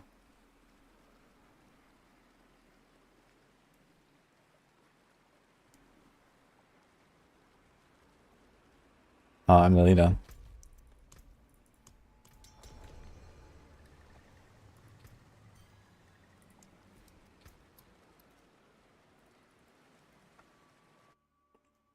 Oh, lucky.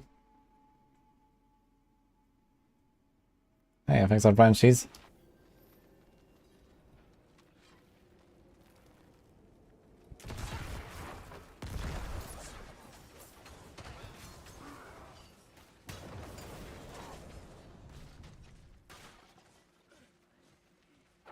You can check the leaderboard in game. You can only check the Gaunt's leaderboard. The pit leaderboard is on Maxwell.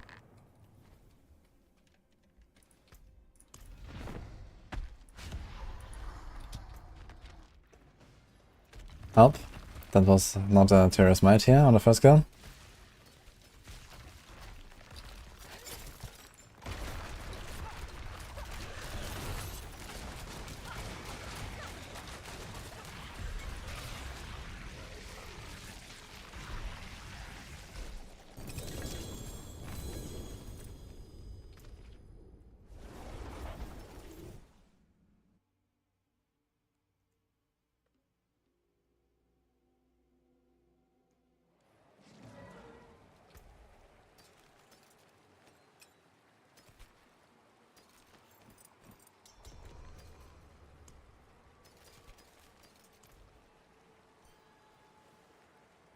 I did watch the Rob's video. Well, almost all of it.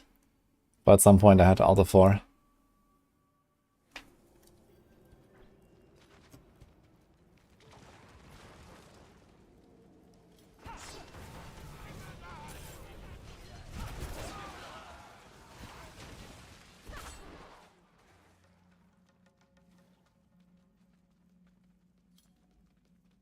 Harlequin Crest easier to hit. Oh, it's easier because you have a lot more opportunities to get it these days. But not really easier per se these days. It doesn't have like more drop rate chance or something.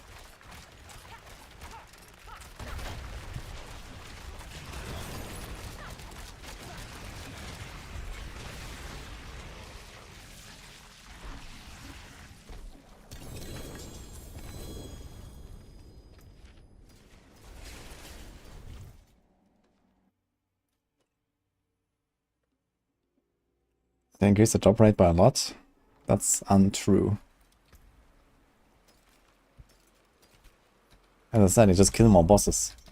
They didn't actually increase the drop rate. It's just easier to get the boss mounts and farm during them more often. And on top of this you get the sparks, so people can just craft it if they want. And on top of this you have the tormented bosses. That some people are doing here and there.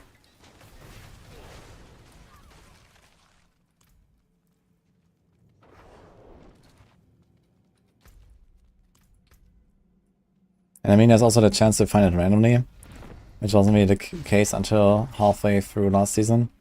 So I think it was in the mid-season patch last season, right, where they times 1350 the drop rate of Ubernics in outside content. So now it's like roughly a 1 in 2000 or so, depending on the class, to find an Uber unique randomly.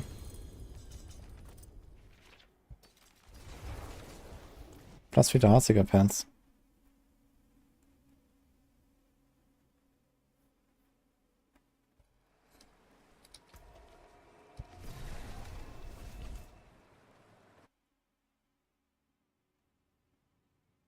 Which one was the easiest? Zia and Duriel are the easiest, I'd say. And Grigor.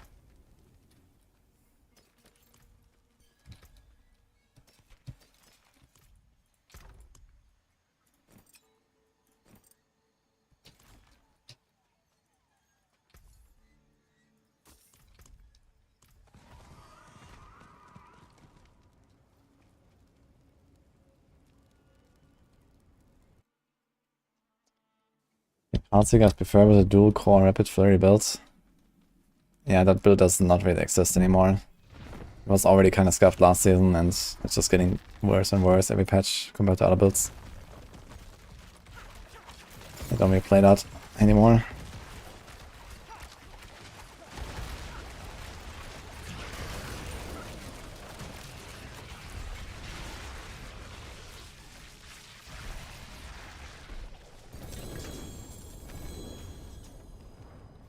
And the thing is, Rapid Fire has precision and a unique ring now. And in Flurry RF, you don't want to use either of those two things. So the Rapid Fire is like just like way weaker than it would otherwise be compared to the past.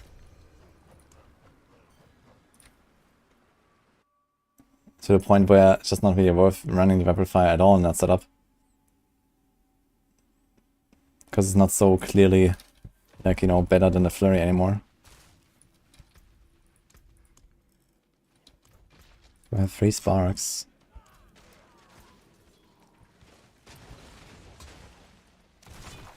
Apparently I got my spark from Lilith.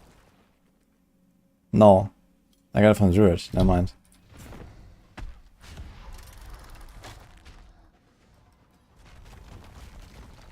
Lilith's still not fixed. I need the Lilith fix.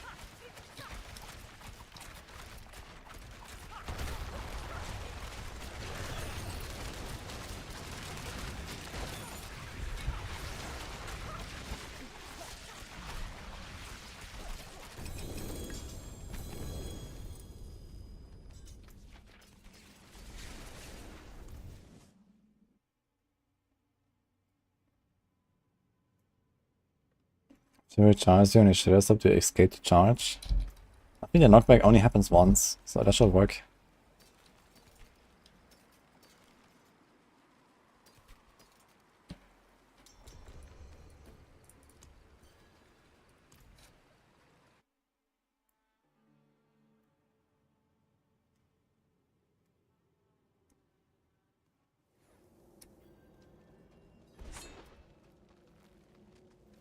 A good reason to do Ubers.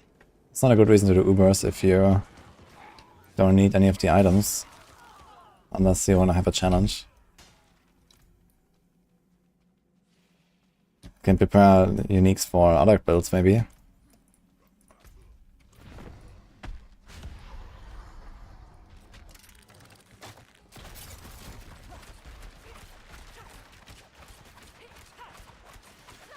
For barrage. You want to attack speed or crit on the ring. You want some crit chance, so that he consistently trigger your precision every 3 shots. So it depends how much crit you have. Let's say if you have like less than 25% crit, you might probably want to roll crit.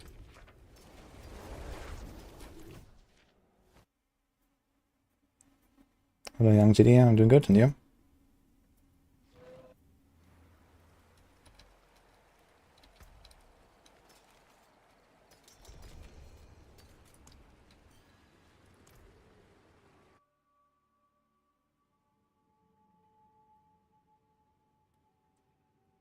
Rapid Fire with Scout Skills feels bad on console. The auto aim lopes over enemies when they're right in front of you.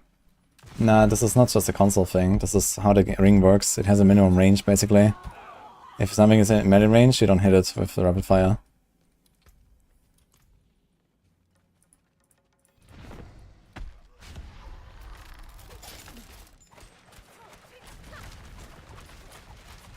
Yo, ham. Thanks for Bram.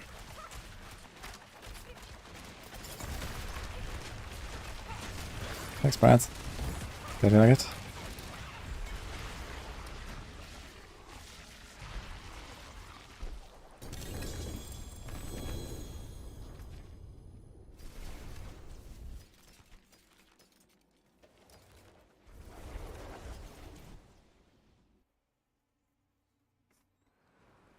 Does Blizzard hate melee rogue?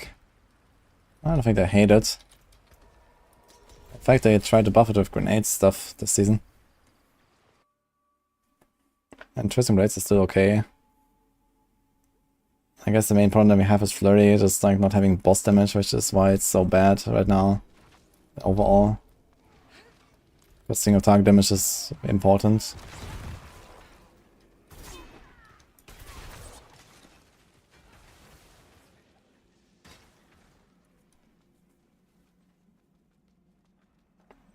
Heartseeker will not tank your capabilities.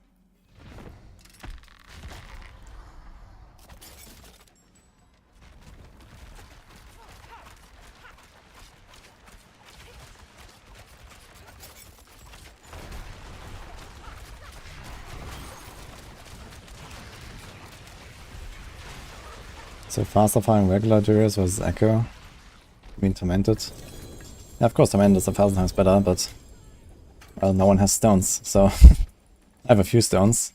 Not that many. So yeah, at some point we can do like a Tormented Duriel session.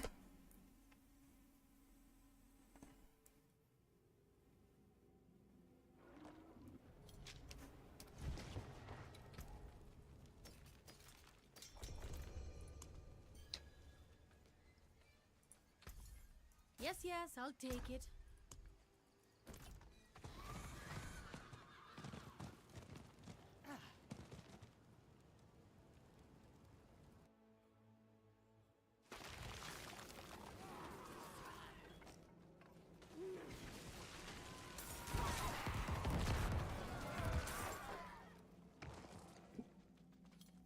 Yo, Genji. Glad you enjoyed so much.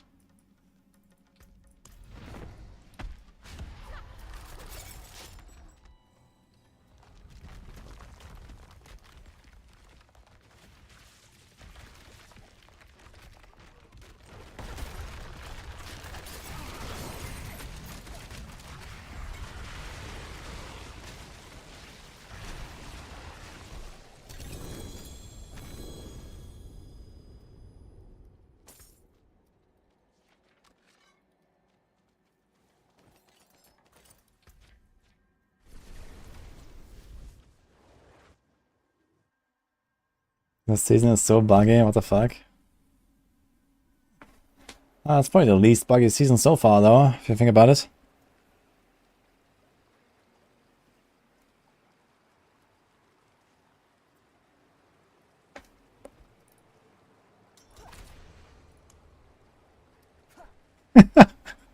On this in-game chat. How do you have mats for daily 20 plus rotas and Stygians? I can't.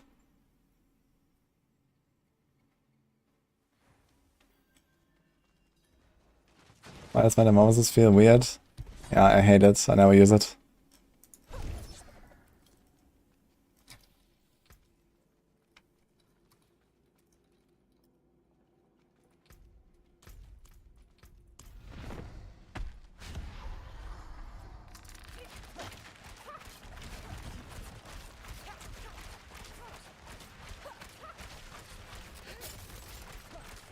He's gonna obviously want to source a Barrage Rock.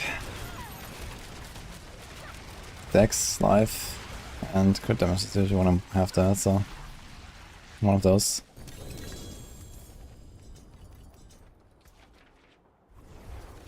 Huh. Big life and big armor. Thanks, Athion.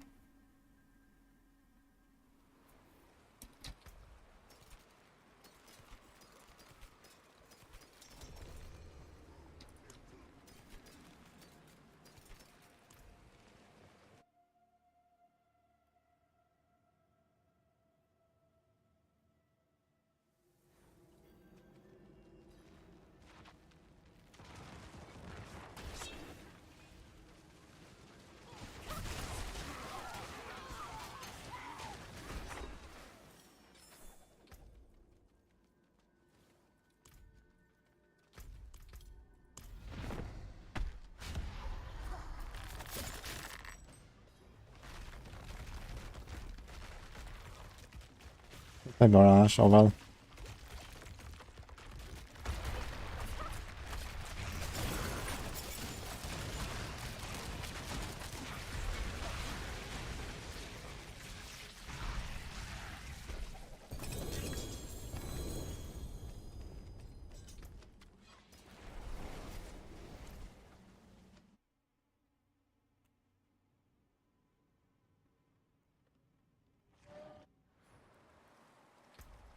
I'm farming for Uber Unix. Mostly I need Shaco right now.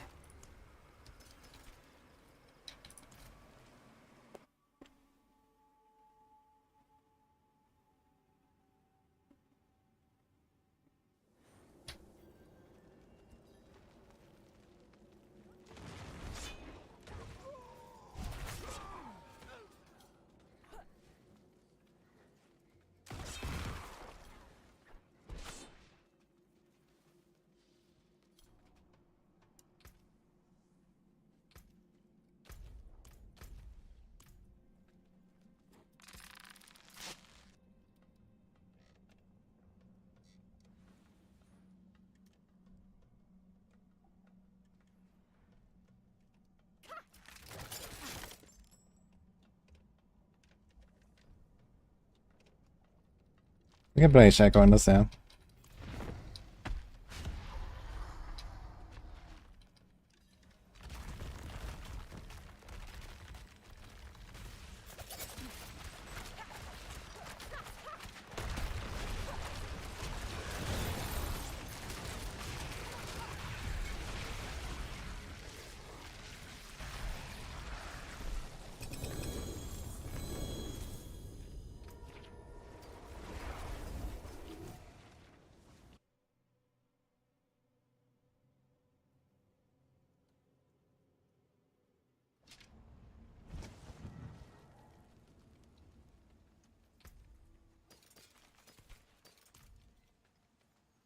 See anything you like? All things have value, I suppose.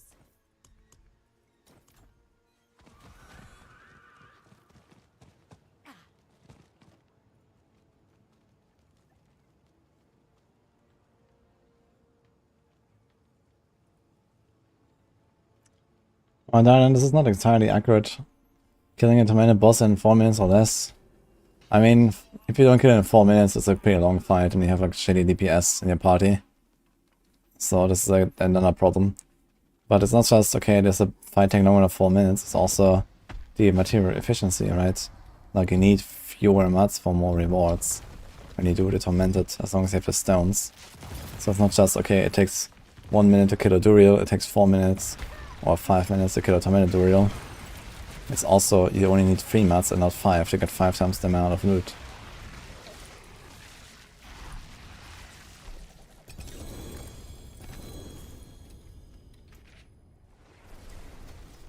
And I guess in other random parties you also have like, you know, efficiency gains because people don't slack between runs, you don't have to teleport out.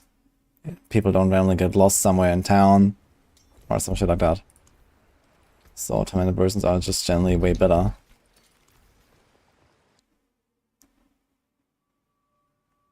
What's the reason for Poison Trap? 15% DR and easy 30 ambush application.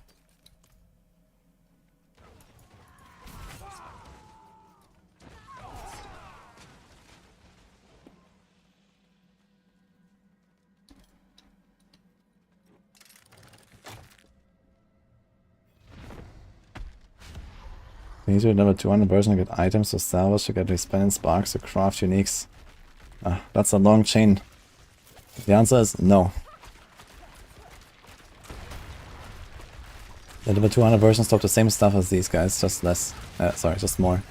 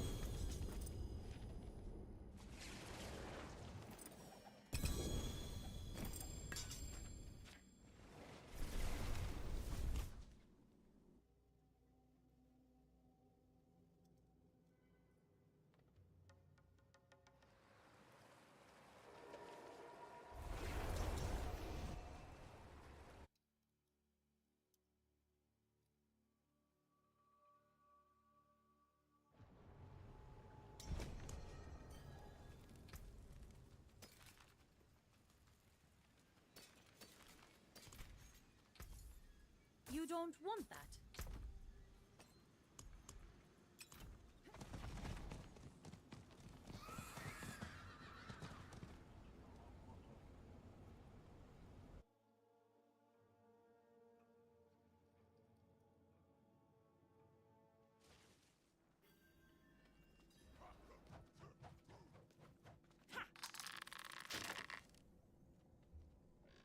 Okay, I'm back.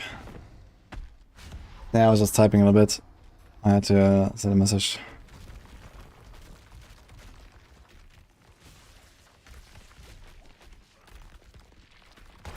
I do have a video explaining the in and out of this build, yes. There's also a maximum guide by Dark Side on this build.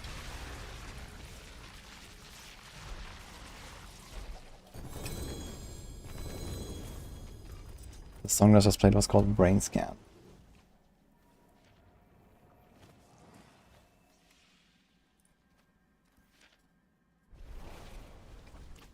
Does hardcore drop more greater affix items? Or is it because it's 4-man? No and no. There's no difference here.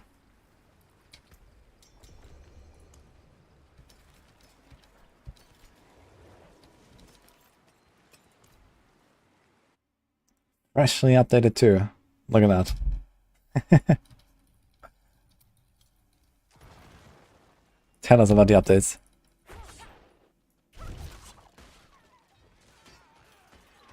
That's the man, guys. Why no Enquiries this season? Yeah, because you can just freeze stuff. You don't need to chill them. You can just temper freeze and that's it. You can get real boots instead. I like season 4 a lot, John.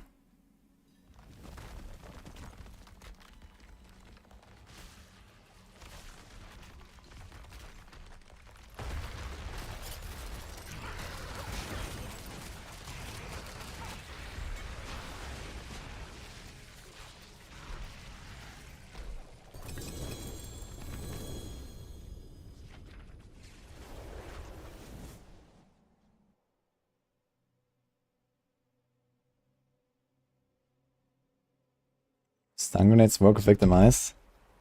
They can, if you have the Flurry unique ring. It gives them a whole 2% lucky hit chance. So every 100th grenade can proc a Victimize explosion. Sick.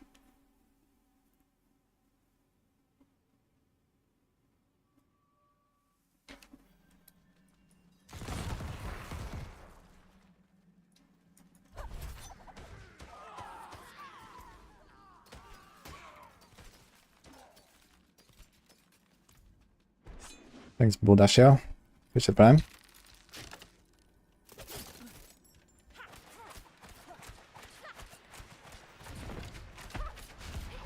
Let's see what chat says down.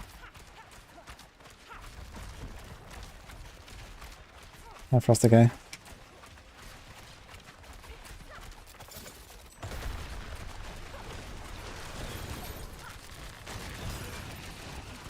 We got 8 uniques on 1 drop from Luria, but no Uber.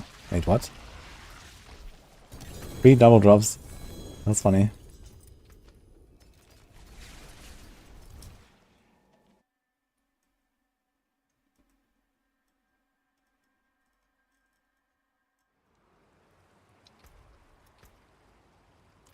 Okay, so it's Andariel time. Oh, someone got Andariels then.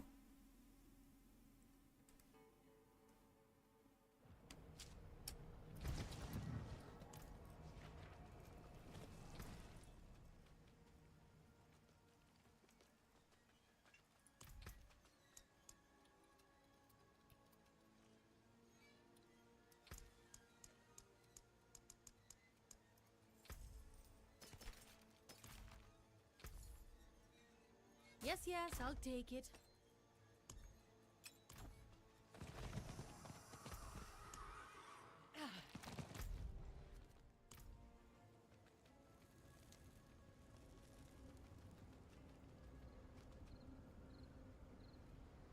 How come most builds prefer damage to close or some sort of damage that is not the straight damage percent?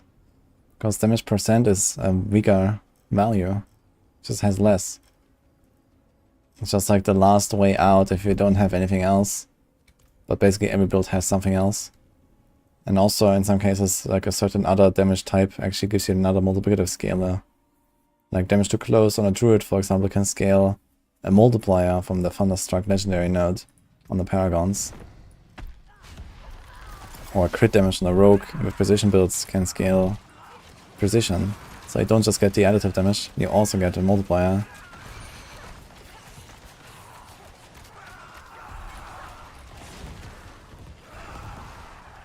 The main reason to run percent damage is on poison builds, because of poison effects for some reason. Percent damage applies twice. Maybe for all dots, I'm not sure about that.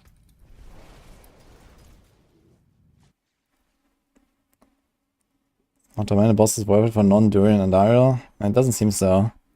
Like first they don't drop times 5 the mats, they should. Or at least times 3. And second, it also seems like they don't get the same uber unique drop rate as the others. So you basically only want to do a Duriel yet again. It's such a stupid system, I'm not sure why they did that.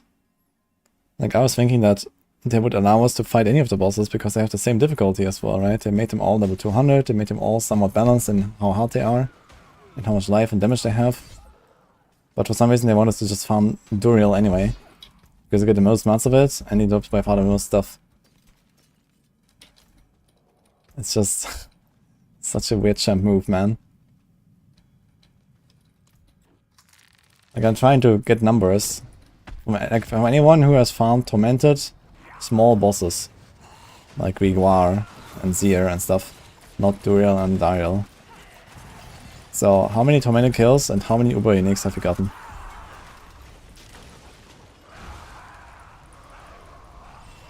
I'm still collecting numbers.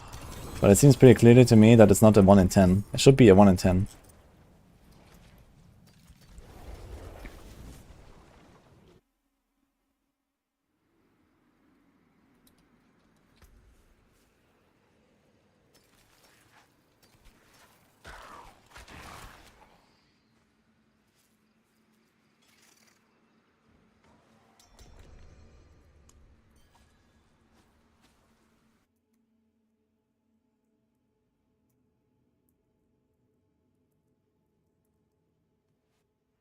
$49 tormented, 5 ubers. Yeah, but are we talking about Andariel and Duriel? I need to say, like, if it's Andariel, Duriel, or is it the others? That's an important distinction. Yeah, I don't care about the numbers for Duriel. For Duriel it should be 1 in 10, and it seems like it is. The question is it the same for Grigor, Zier, Beast, and Vashan? And I don't think so.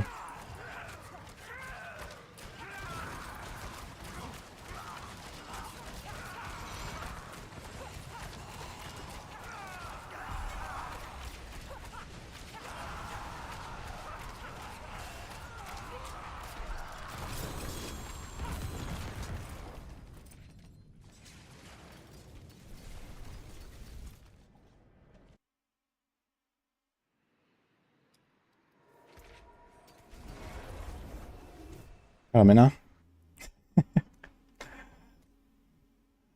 The build of mercifulity, which one should I pick? I mean, rogues are quite mobile in general. Dash and Shadow Step make sure of that. Those fit into almost any build. Come back if you need anything else. So it really comes down to just choosing the right playstyle that you like.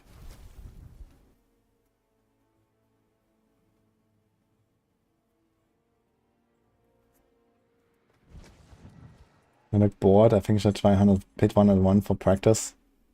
Don't worry, gonna do pit 101 soon enough. But yeah, I mean, there's not much excitement in these normal Andariel fights. I need to convince the boys to do a tormented Andariel session at some point. Let's see what they say.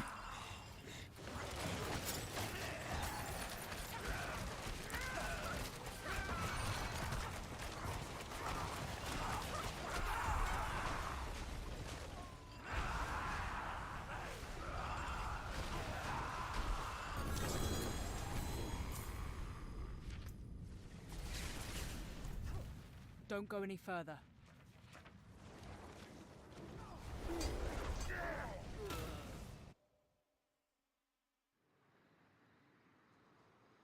Why not, Brandon?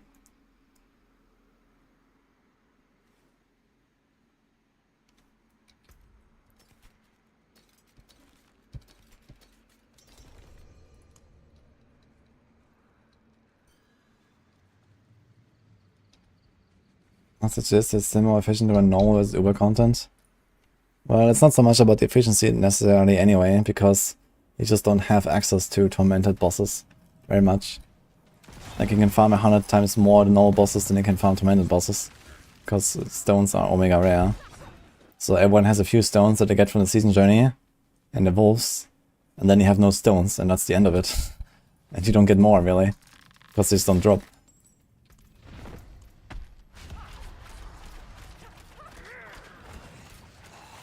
So you use up your, you know, initial stockpile that you get for free. And that's the end of it.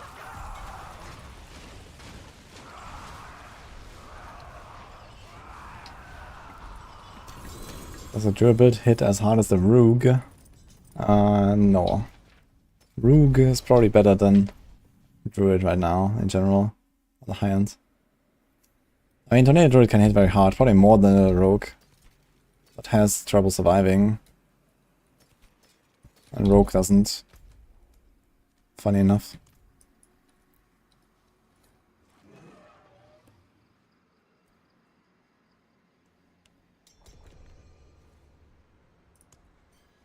The double rates and Uber needs a bit too high. They want what everyone's working Shakos. I mean, everyone who wants a Shako will get a Shako anyway. So that's not really the reason, I think. They made it extremely easy. You can literally just craft a Shako just from playing the game. And finding one user's Uber and salvaging it. So you get 3/4 of a Shako for free already. Of course they want everyone to have a Shako at some point. So that's not a problem. I think it's just like, I don't know, either a miscalculation or maybe it's bugged or something. But these Stygian stones just basically don't drop. They're so rare, and I think it's okay that they don't drop every run. But it's not okay that they don't drop in like 1 in 50 runs. You know? Like, it's ridiculous. You need to spend hours for a single stone. And I know, then we do the same shit that they try to fix, right? Everyone was complaining that we have to farm 1,000 Durials every season to get our items. And now we're farming 1,000 Durials again, after they fixed the system. Because we just don't get the fucking stones. Like, what was the point?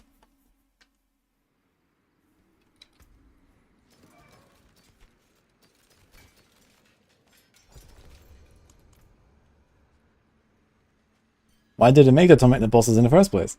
When no one has stones?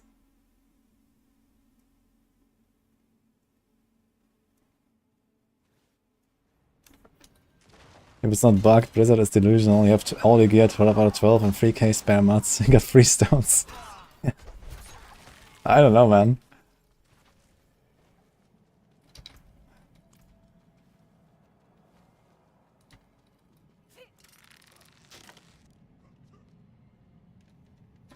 What do people farm Ubers for if all uniques are supposed to be bad except Shaka? Yeah, not all of them are bad. Grandfather is a thing, Doombringer is a thing. Arvarion maybe could be something for some builds. Tyrios could be something for some builds. Starless is something for sure, that's a thing.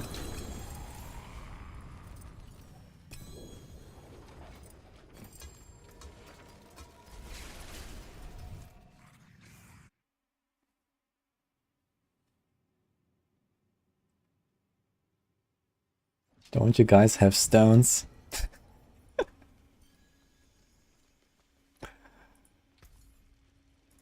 Good fortune to you.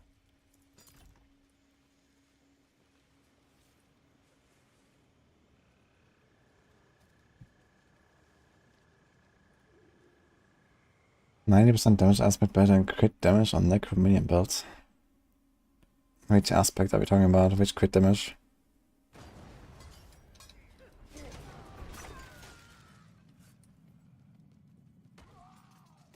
We got a Starless guys from the Wolves. Wait, what the hell?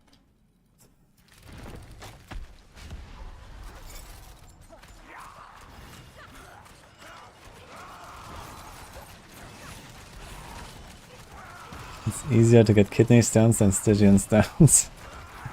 Oof.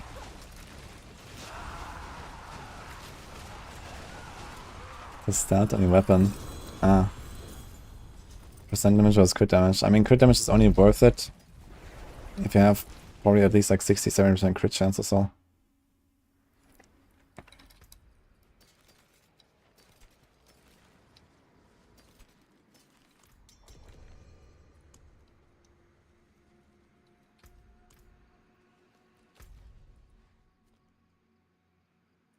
"30 minutes Blood Main and then World Boss." Maybe we can catch a Blood Main. We've done like a bunch of kills already.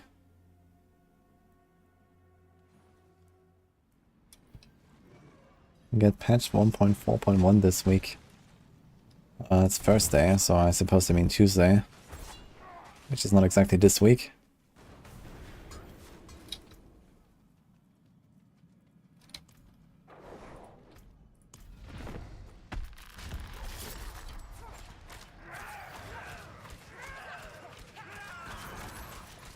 The Rogue's still biz for fun. Let me check the latest stocks. Yeah.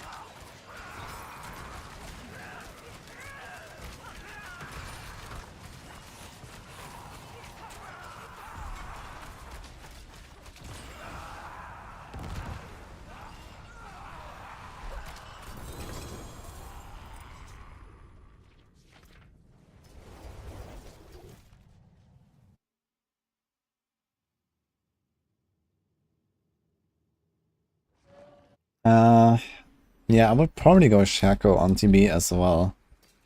I think in the guide I actually didn't put a Shaco because you could get like 10 ranks to poison imbue and stuff like that. But now that they nerfed poison immune to only 8 ranks instead of 10 ranks, and also turns out it's extremely hard to masterwork your stuff. You know, greater affix and triple masterwork is just very hard to get. So even if you have such a helm, it's not necessarily much better than a Shaco. So just having a Shaco just kind of solves that problem. Because you get a +4 to both skills.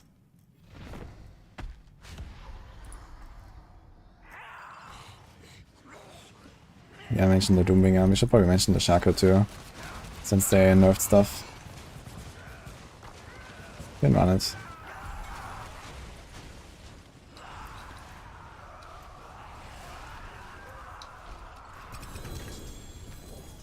Double greater item.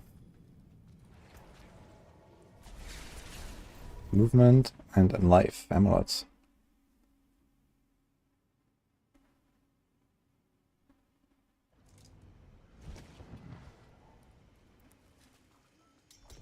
We take Shaco over Juice Shadow Imbue Helmet on Shadow Step. Probably yes. It has the cooldown that he wants. Gives it the ranks. Good business. Come again.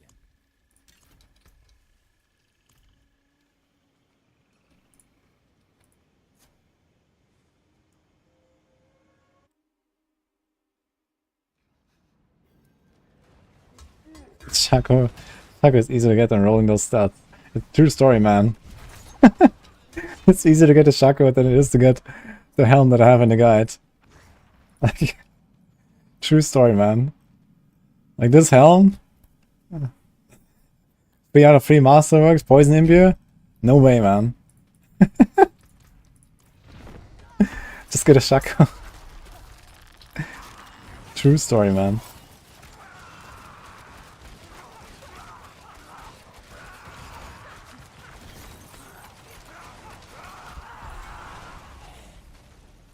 Yeah, I'll probably have to update this actually for the Uber unique variant. I'm gonna put a Shaco there. This thing doesn't even have res, so you can literally just put a Shaco there. They don't lose anything special. So, the way that build is set up, you can easily equip it.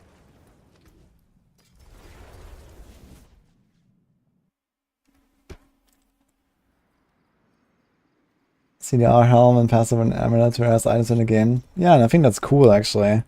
Like, this is how it should be, you know?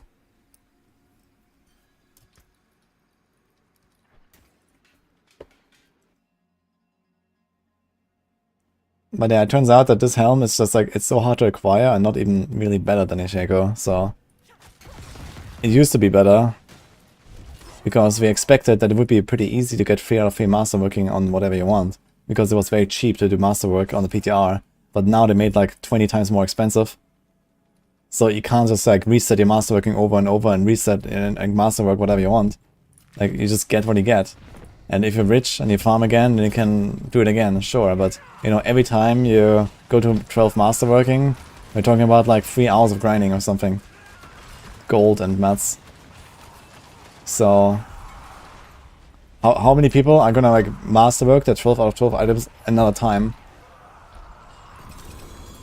And even if you like, you know, do the strat where, okay, you go to 8 and then you reset until you get like at least 2 out of 2, and then you hope for the best on the last one.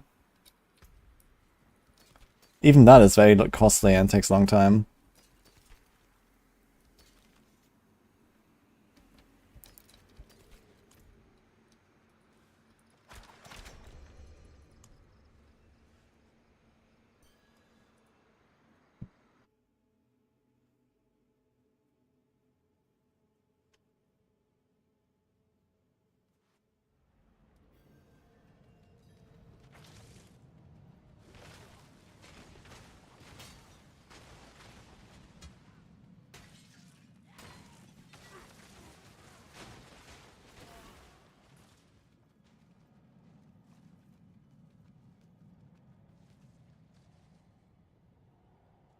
Yusuf.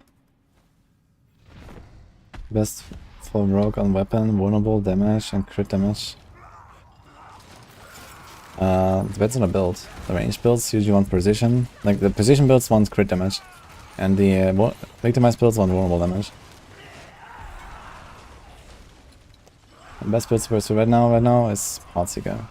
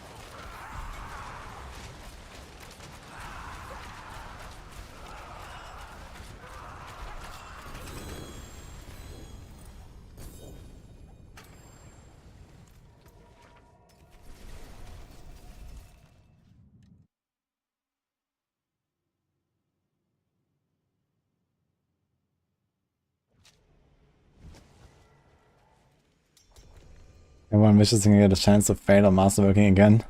Don't be a stranger. Well, it was annoying, but at least it was cheap. At least we could masterwork on the PTR.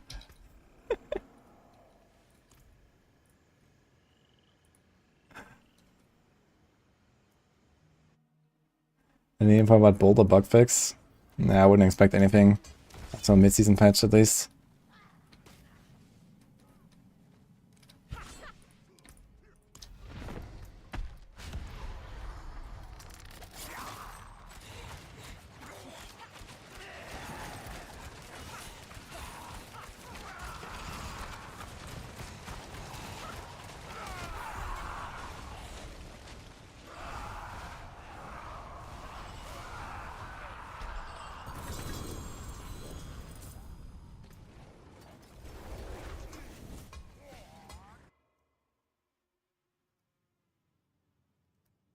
Why am I doing the same boss over and over again?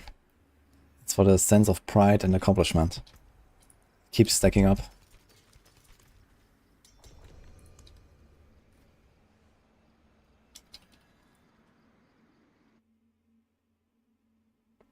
Expansions in 2 seasons, not next season.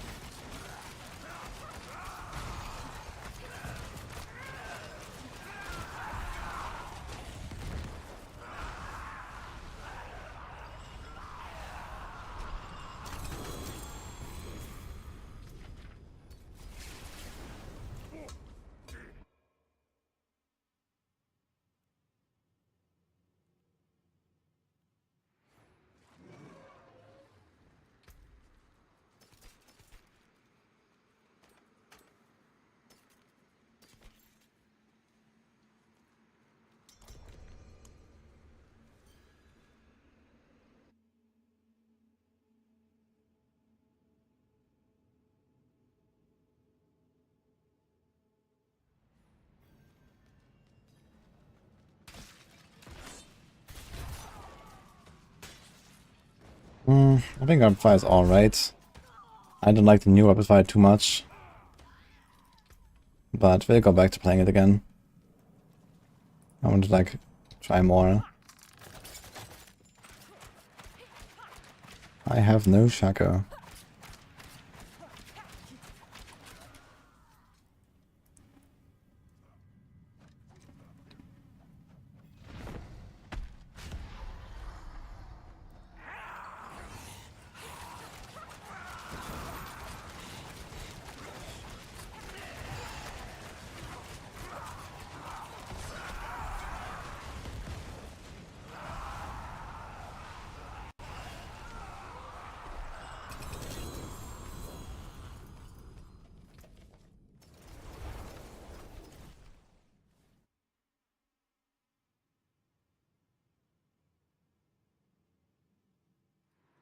Yeah, I'll use it.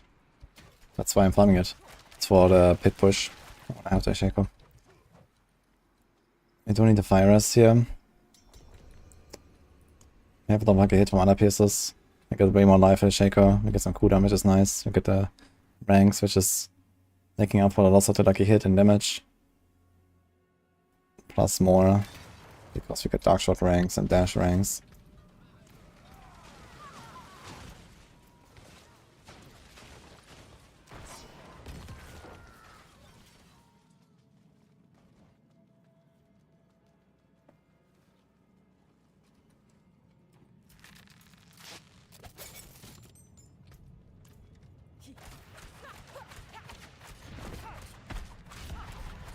I don't like the temporizer rolls at max, so maybe it has a cost. Tempering can talking about masterworking? Yeah, you can masterwork again if you want, but it costs a lot.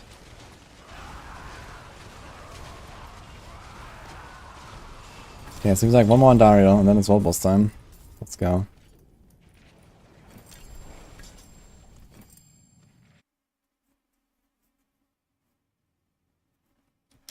So they showed a grenade build guide. What's going on? Seems fine here, so I'm not sure. Try a different browser or something.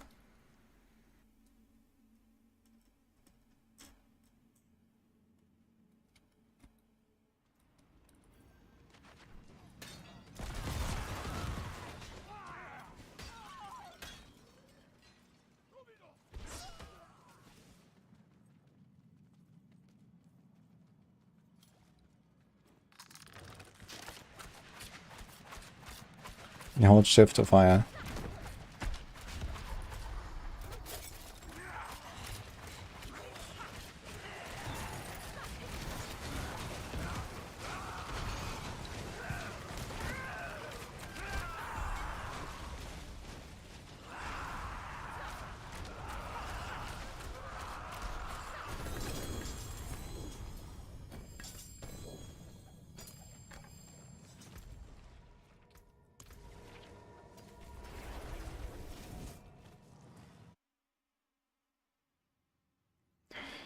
You'll see there. Thanks for Barb.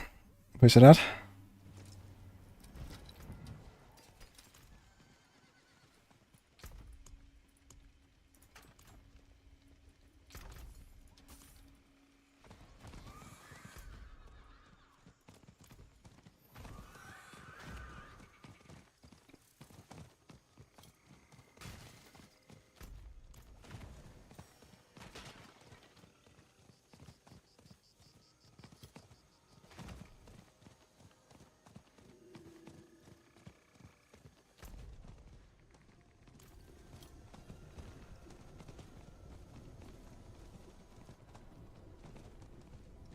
Hello. Greetings. Did this guy just use a scroll? I think this guy just used a scroll there.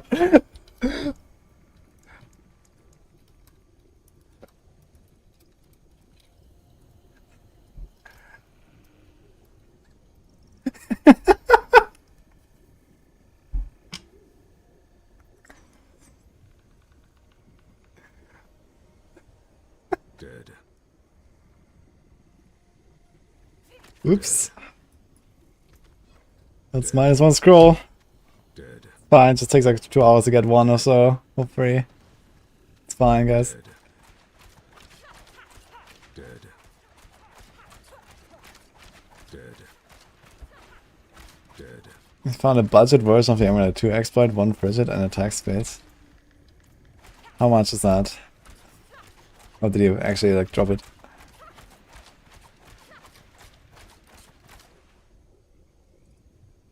Wait. Halt.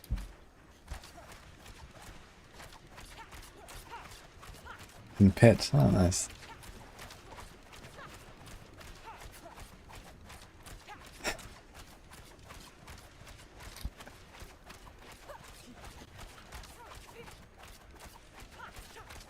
$1.5B for 2 exploit, 1 frigid. That sounds way too optimistic.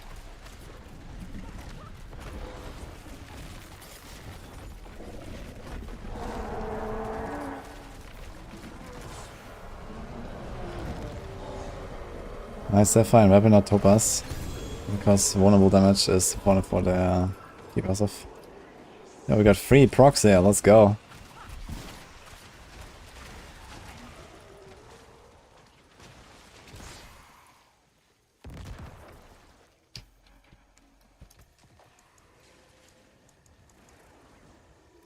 I appreciate that.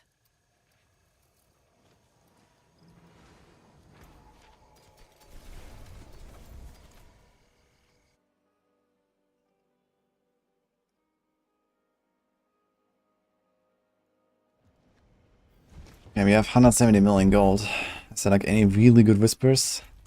Go turn in actually. I'm gonna do some really good whispers and then go pit. I've been playing for like over 4 hours and I have not even stepped into the pit today. What the hell is going on?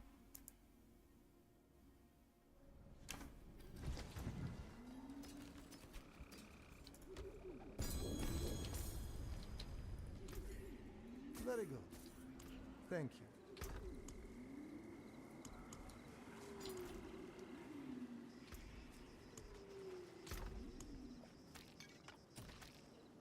There's 24 stones by the way. That's kinda cool.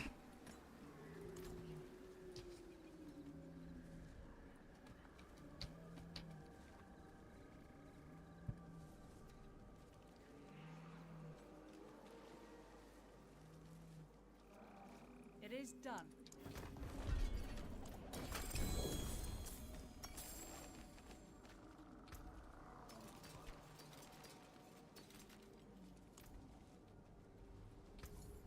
fine. That's damage for the kill though.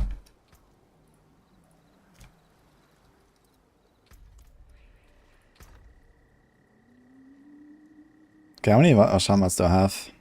Only 5 femurs. 5 heads. Wait, oh, wait a minute. I think I have them on the druid. Don't die. But they still have over 50x after the session. So much, man. Holy. I think I'm kind of sad, man. Like, do I really want to convert all these boss masks and stuff? Like, oh my god. Look at all this distilled fear.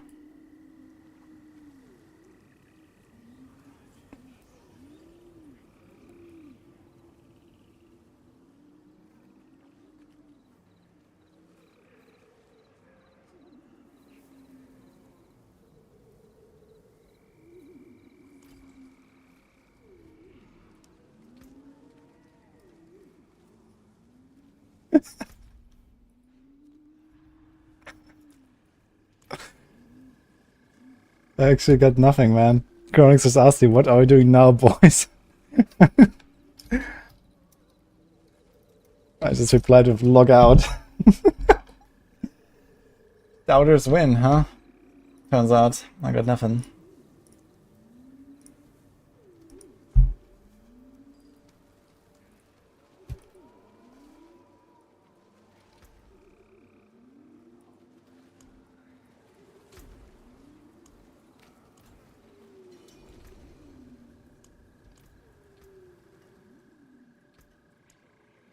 Alright. Oh, what now? Is it Whisper Angle or not? I can't really be bothered with Whispers that much right now, to be honest. We have 170 mil gold, which is not a bad amount.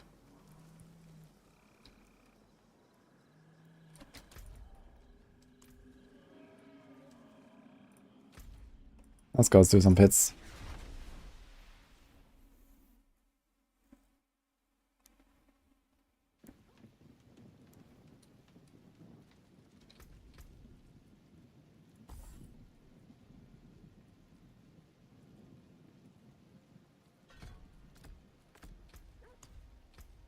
So we just had calm points all this time for no reason.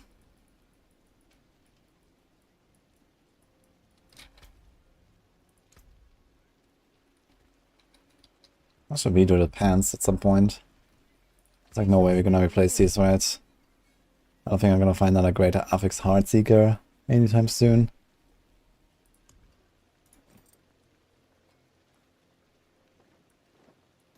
So reset this. We hit the Heartseeker, let's go. And the Poisonous. The best part is, it's still 5, even though I hit it. So I just made him worse.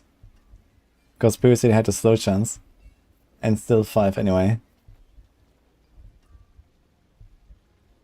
When does it go to 6? Now it goes to 6. Okay. So it goes to 6. It was 3, right? So what the hell? So it's 3. And a 50% bonus, 25% bonus, and 7 times that's 35. So I have 110% bonus. So that kind of wait, that doesn't really check out. What? Is that correct? Yeah, we have 7 small bonuses. The greater affix. And the master with crit. So it's 6.3. But why was it not already at 6? What? So it's 50, 25, and let's say 6 small bonuses at rank 8. Oops. That should already be at 6, but it wasn't. It was 5.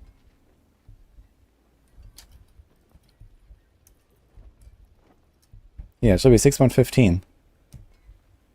In fact, it should have gone to 6 at like Masterwork 6 or 7.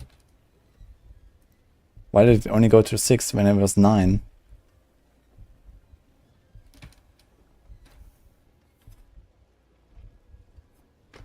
It was 4? It was 4 with the greater affix. The greater affix is additive to the base multiplier. So the base is 3. And you have greater affix 50 bonus. 1 masterwork crit 25 bonus. And then I would need 5 small ones to hit the 100% bonus. This would make it 6.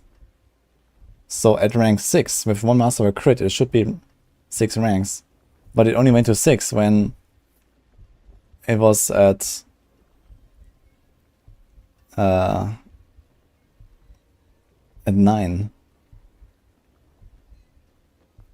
Is that maths? Yeah, that's kind of strange. And it caps out at 8, right? So if we hit it 2 more times with crits, and we get 2 more small upgrades, we only go to 8.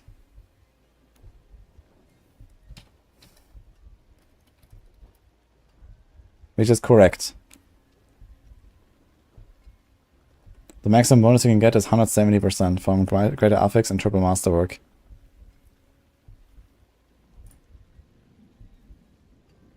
But it's kind of weird anyway. Like, there should have been 6 earlier.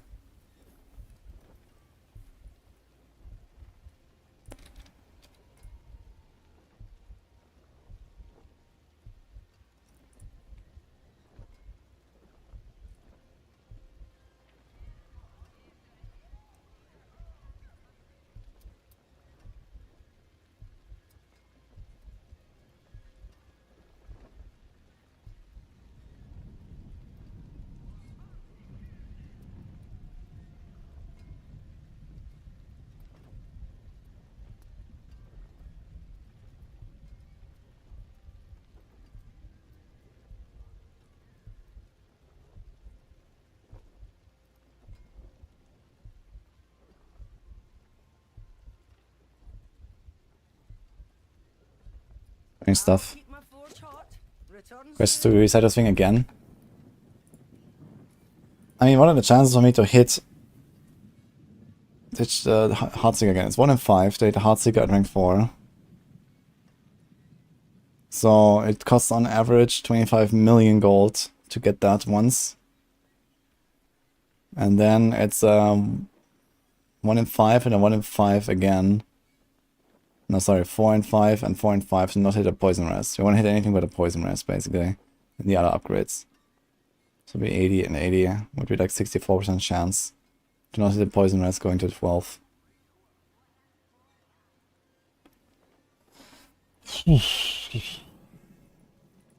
Greetings. How shall I guide my hammer?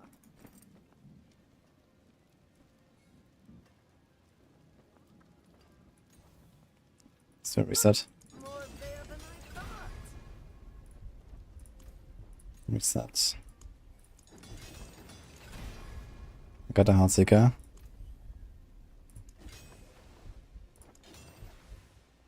Some solid bits here. Got the armor. I kind of forgot about the armor, to be honest. We also really don't want to hit that. More there than I thought.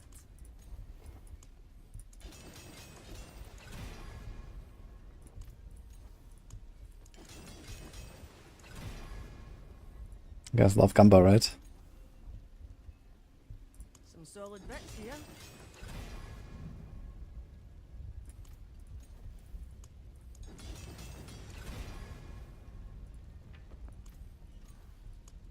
There's a good one.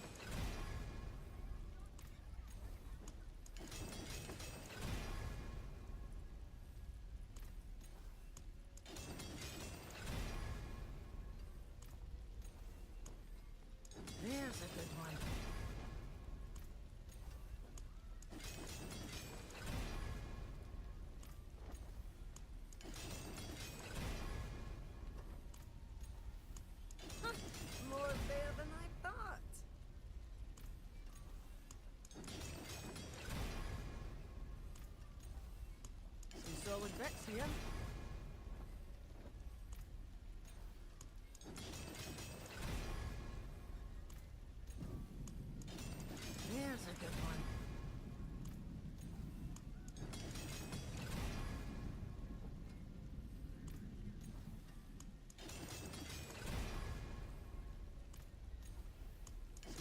bits here.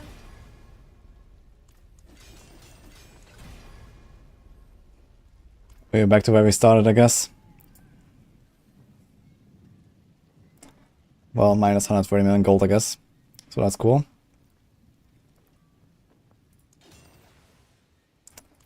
Okay. I have 1 HP.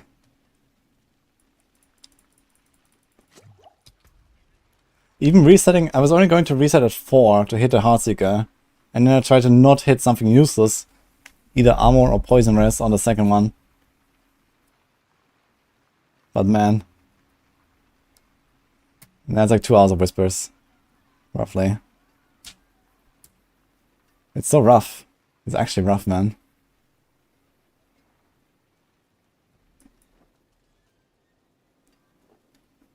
Should masterwork this one up.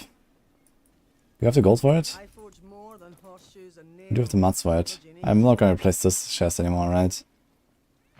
It doesn't have dark short ranks and subterfuge ranks, but okay, it has like everything I want. More there than I thought. And we hit life. So almost at 50k again at least. Ooh, 60 million gold. 5 ranks of siphoning strikes, that's a lot of healing.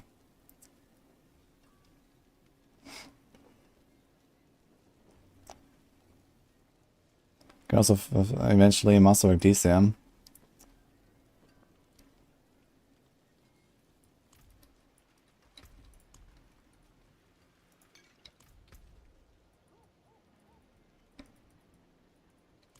Well, back to the pits, guys. You have no Neath Iron. You have a bunch of opticide Ingolith still. Yeah, to be honest, I think this resetting you should only do if you really hit something useless on like the first round. Or something. Depends on like how much you're farming. But yeah, it's like so easy to hit something that you don't need to hit, like the armor here, the res. Like I don't need any of it.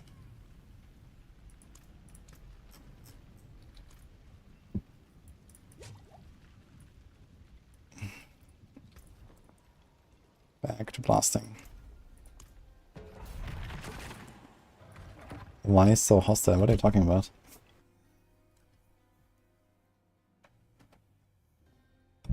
Shaku is good for this. He says know how to play PvP. Make a Thorns Barb and enjoy, I guess.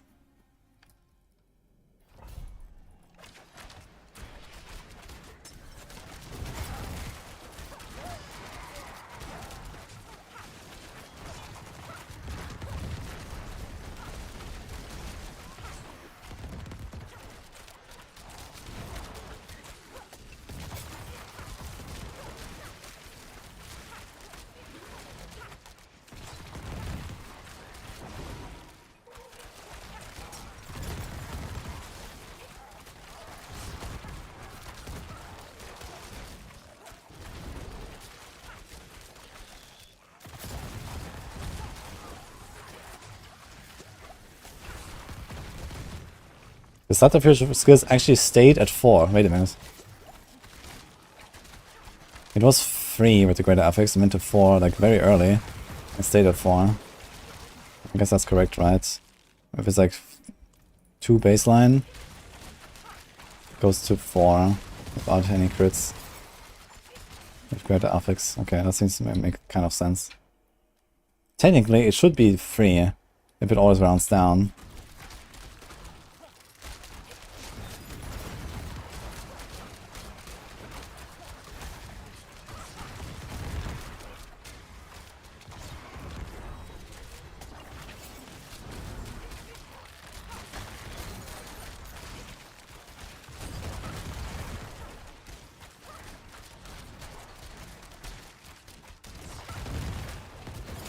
The colored shadows, this is the elements aspect.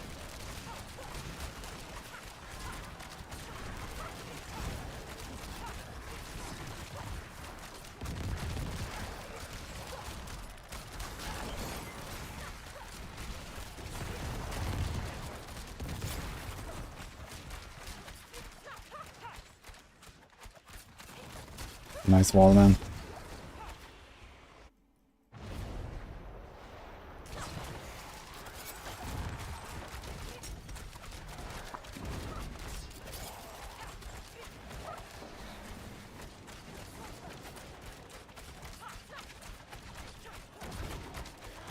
Where's the damage? What happened there? I think my arrows were missing. Or maybe they were timing out because I was too far. Yo, 4 greater affix items. What?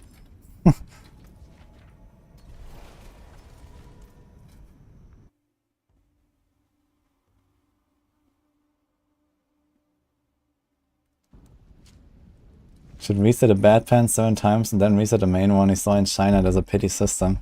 Ah shit, I forgot about that one. True, I should have done the China strat.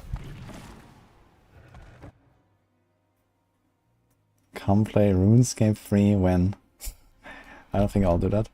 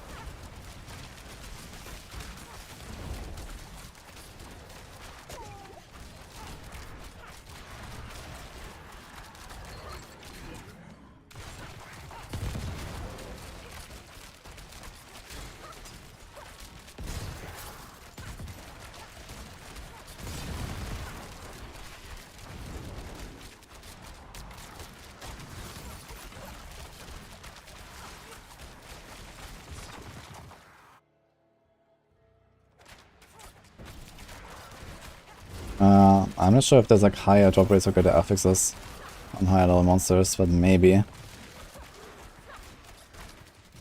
If that's true, then I guess just go high in the pit as high as you can, you're gonna get more. But I'm not sure if you have any data on that. Because sometimes I get a lot and sometimes I feel I don't, and can't really tell yet if it's actually more drops in higher pits. The thing is, pits, you get very few items. Like every pit run is like, you know, 5 drops or something. So even if you have a high chance for greater affixes, you get way less loot than in Helltide, for example. But I mean, you have to grind out the pit anyway, you know. Every character you make, if you want to masterwork your stuff to 12, you can expect like 20 plus hours of pit grind anyway. So you kind of spend a lot of time here naturally just to get the Neve Iron.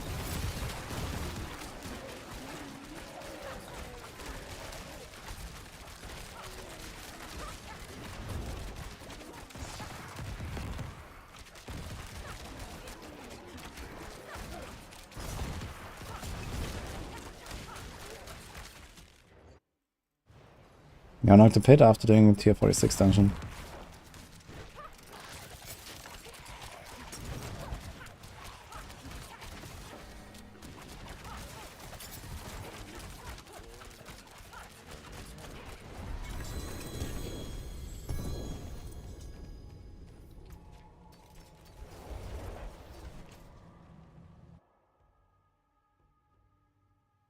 Can farm mats on main shrine use on alts. You can, but it's still like a 20-hour grind or so. Like I need like roughly 1.5 hours. Ah, okay, maybe at this point like roughly 1 hour. For like 1 item to 12. Maybe with like a reset or 2, and you also have to get the Neve Iron, you have to convert the Neve Iron to Opticite and Ingolith. Yeah, let's say 1.5 hours per item, and that's just the pit. That doesn't count like the hour of whispers you have to do for the gold. So, or like at least half an hour of whispers, I guess, depending on resets. So yeah, I'd say like around 2 hours per item is a pretty realistic time frame for 1 item to 12 for a blaster. And obviously it's slower if you're chilling and you have a bad build and stuff.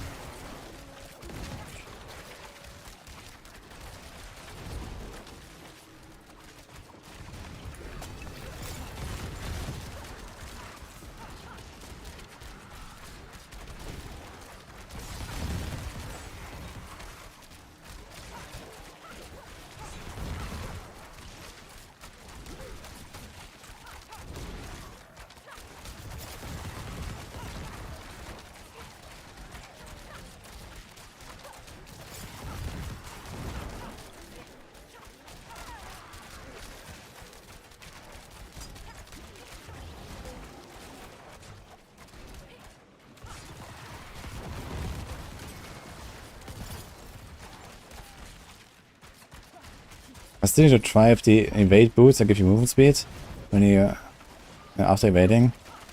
It gives you so much that you overcap from it. Just that alone. So I still need to know if you can actually like negate the effects of chill and slow on you by using too much movement speed on your character. I don't know if that's the purpose of it or if it's just like Pepega. I guess when in doubt it's Pepega. But I want to confirm.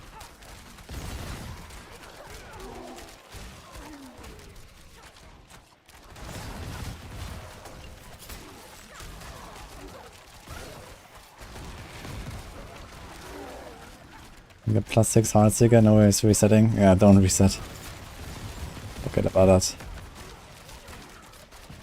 I mean, it's a 1 in 25 to hit the right stat on rank 8. So on average, that's already 125 million gold. Plus the upgrades itself, so you're probably talking like 200 million gold or so.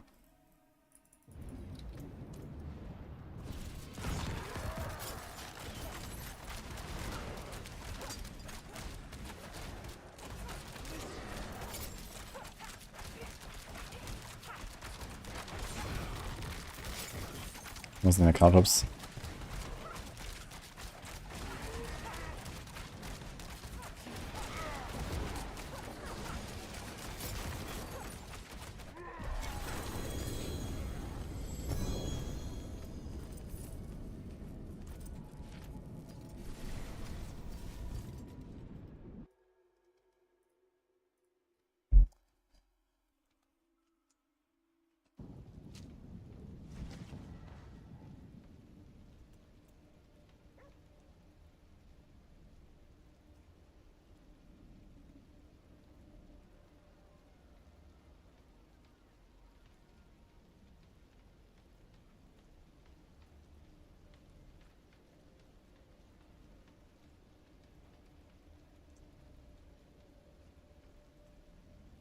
We died a pit boss and sends a checkpoint in first level. Wait, what? Is that a thing? That's kind of hilarious.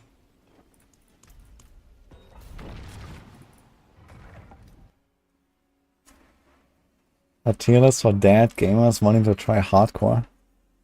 Yeah, I'd say Thorns Barb, Bash Barb, Double Swing Barb. Good luck.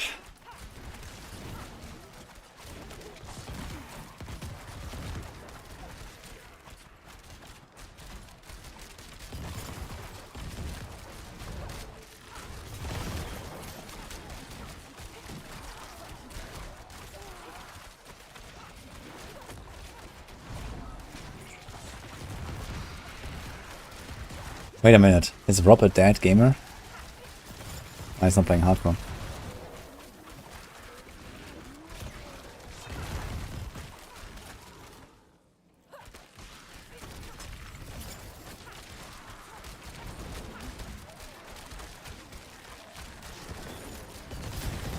Some call him daddy.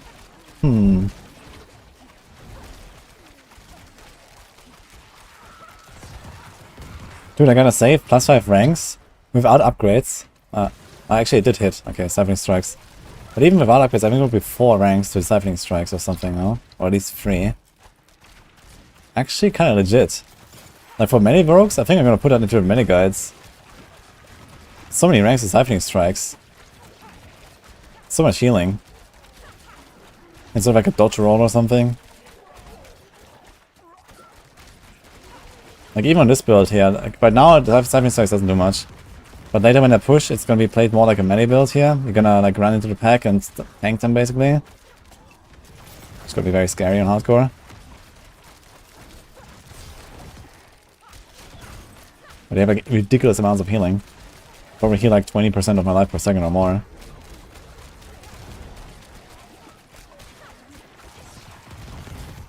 Just run Temerity. Temerity, huh? Unfortunately, this is a Heartseeker build and I need pants with Heartseeker. But if that kind of healing, you could actually think about stuff like Temerity.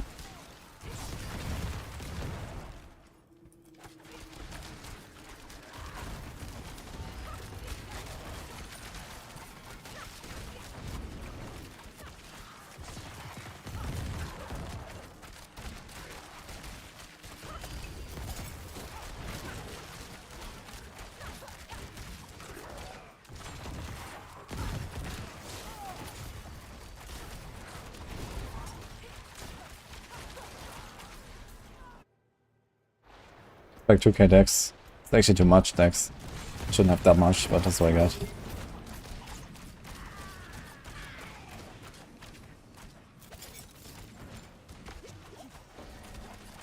The eye is pumping, man.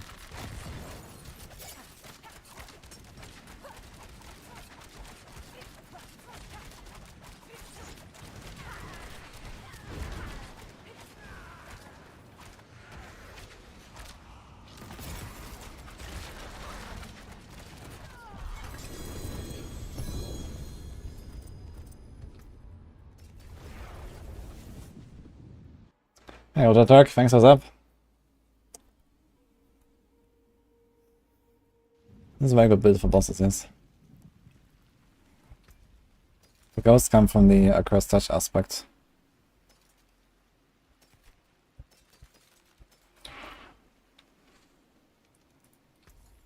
Much thanks, friend.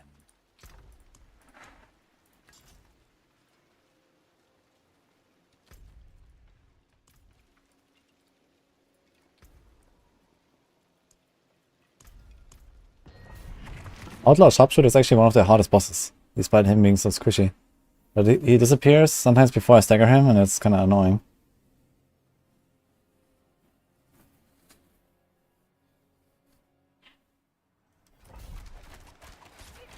Don't forget to factor in the gold you make from running the pit. You get 200k per. Okay, 200k plus selling some items, I guess like 300k. How much is that? Let's say 15 runs an hour. Okay, it can be like 5 million an hour or so, but it's not very much.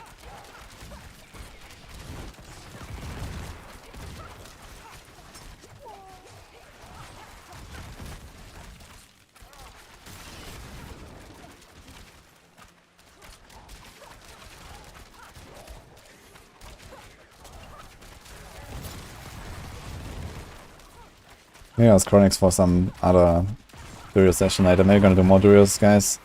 I have so many mats, I need to get rid of them and get a Shaco.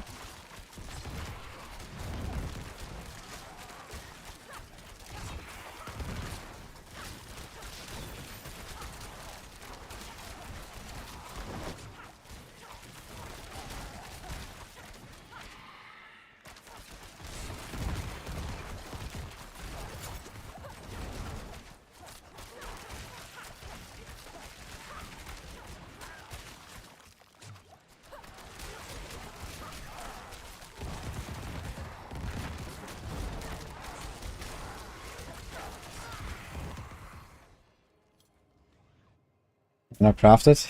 I'm missing a spark unless I salvage an item. And also it's 50 million gold, and also I have like 1,000 boss mats that I need to get rid of. So for now I'm just gonna keep farming the bosses. You know, I can do like another 100 Duriel session or more. The Dario session and stuff. I can easily do like another 200 boss kills, which is like 3, 4, 5 drops. So I'm gonna do that first. I'll need 2 Shackles anyway, because one of them will die with this character. Then I want to have a second one for the other characters that I will make this season.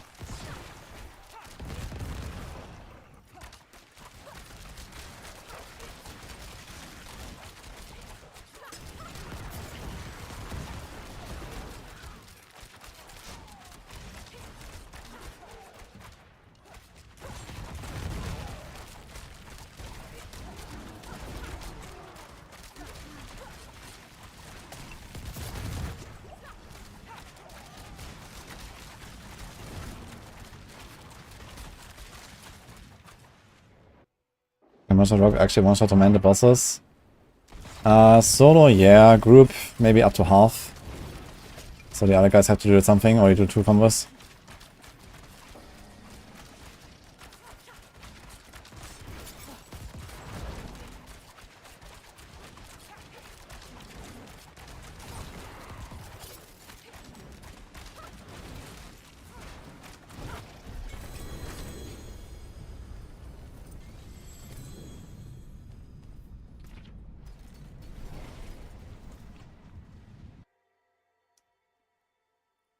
Thinking about his boots.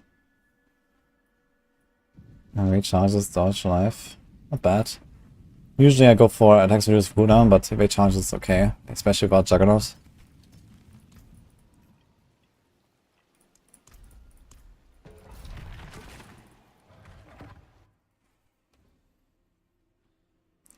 Yeah, you have to do the stagger default again, this is correct. You have to stagger the boss and then you do the combo. Like in the past we used to just walk up to Druid and one-shot him. But now the stagger is like, you know, massive multipliers, so you need those to do the 2 billion plus.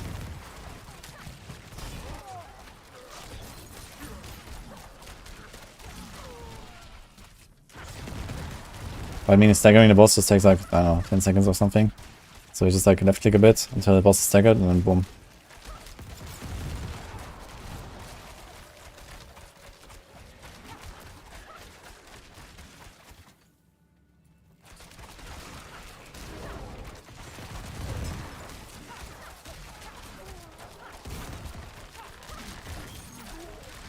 One will take 1 to 100 for me.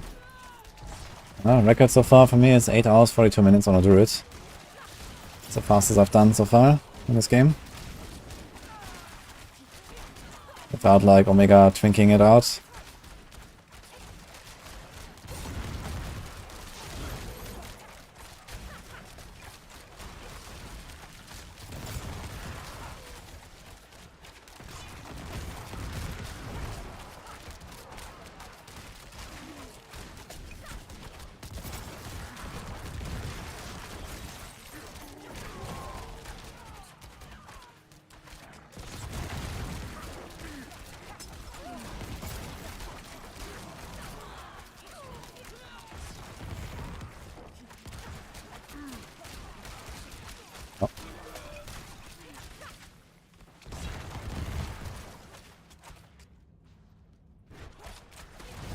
With a level build for Rouge. And we have 4 leveling guides on Maxwell for 1 to 50. Basically any of the core skills besides Rapid Fire is good for leveling up. I have the Twisting Blades guide there, but I recommend Barrage or Penshot.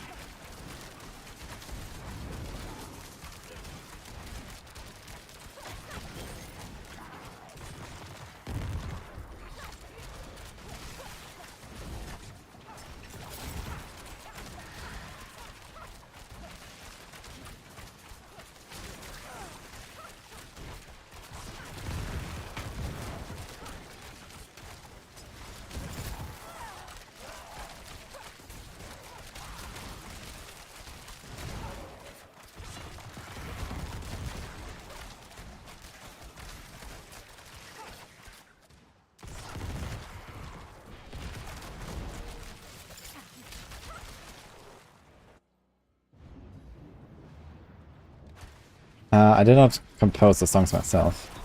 It's a collab. But yeah, we have our own music.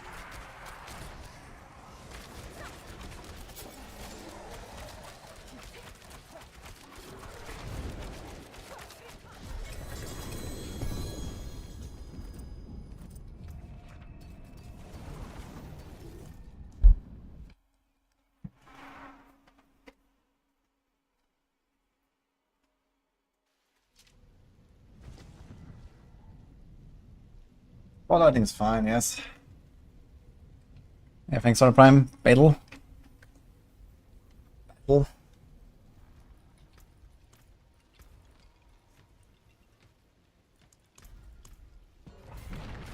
Sold these for 3.6 bill. That sounds like a lot. What is that?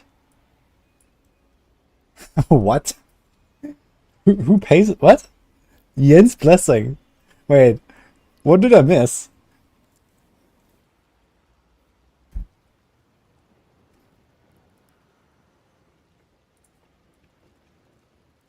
Which cursed Chinese meta did I miss? Who's paying 3.6 billion for this?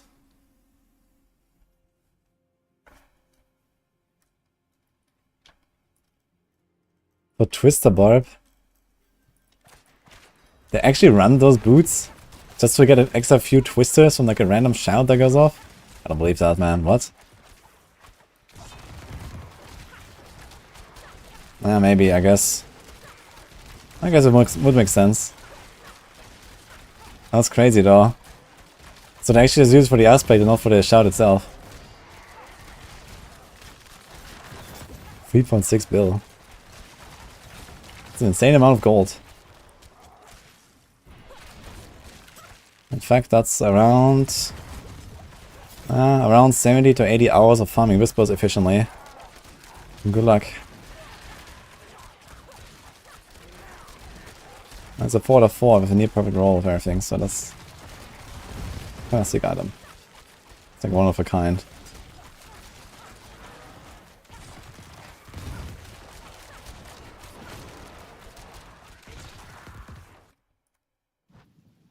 Not even 60. Not that it matters since they attack like really fast anyway.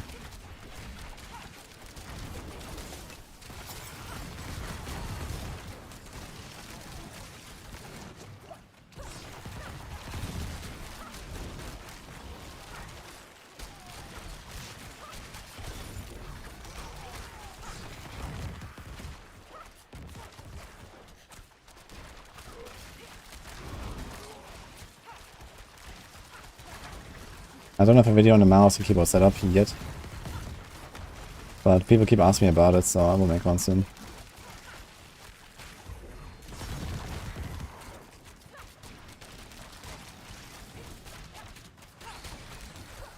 Wait, is Jens Blessing actually meta setup for double swing? Just to get the shout for a few twisters?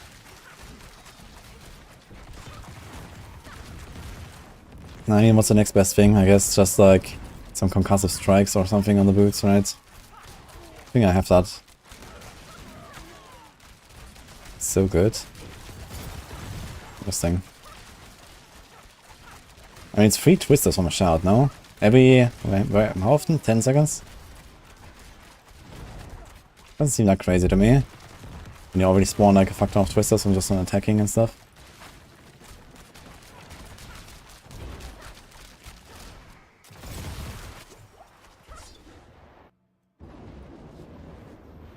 Perma rallying cry? Wait, how's it perma rallying cry?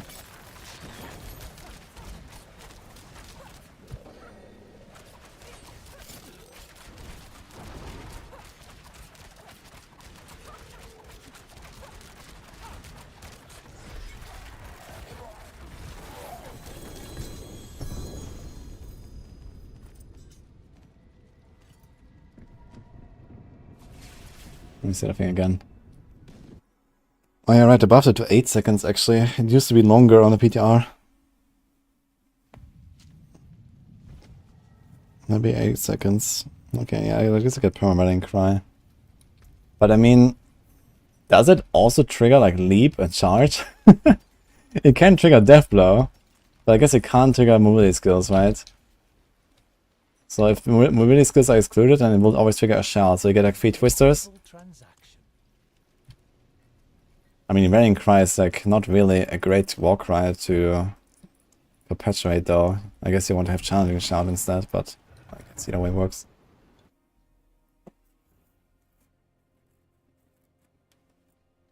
Interesting.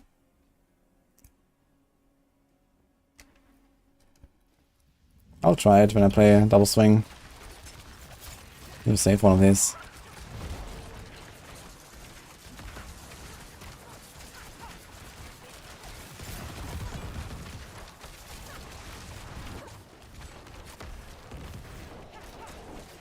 Oh, it's terrifying. Actually, that's quite a little damage, turns out. I expected more.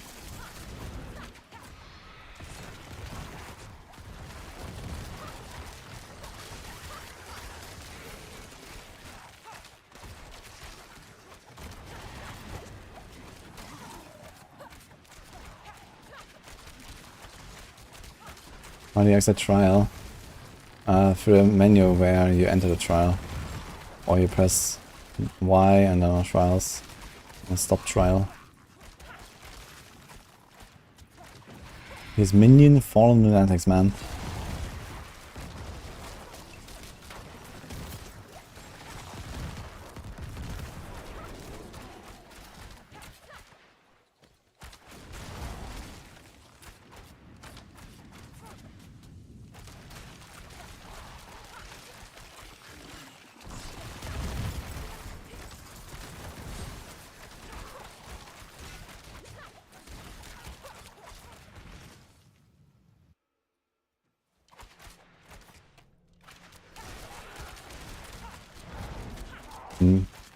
On Barb for move speed. I guess he also go rallying cry there. So I only have Rallying Cry, no other war cry though? I mean, that might work for like farming, I guess, but probably not really high-end push, right? So you're gonna get like random challenge shout, you're gonna get random war cry. You can't really tell which one will proc, unless you somehow time it perfectly all the time, which sounds pretty difficult to do.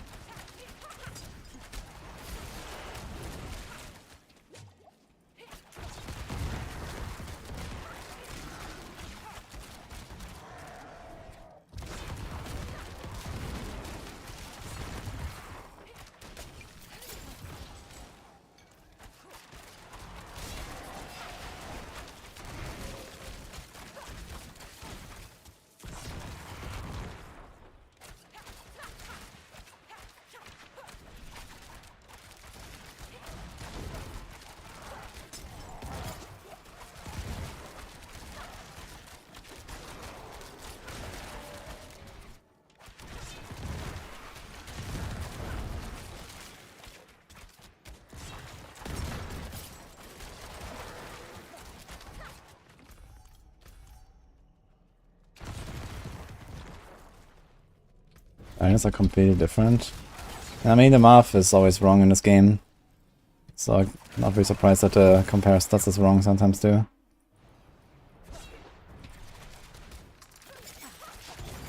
Maybe in comparison with other upgrades or something.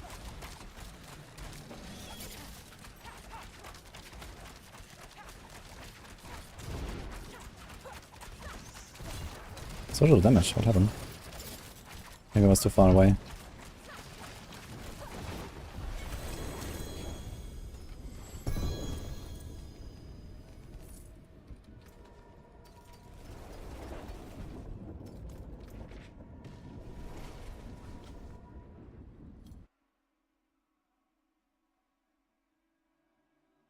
The math isn't mathing.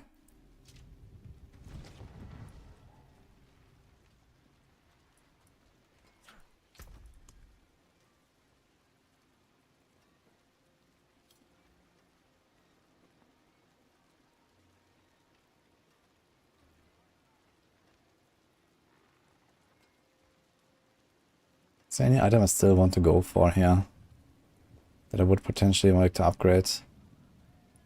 Maybe ring, huh?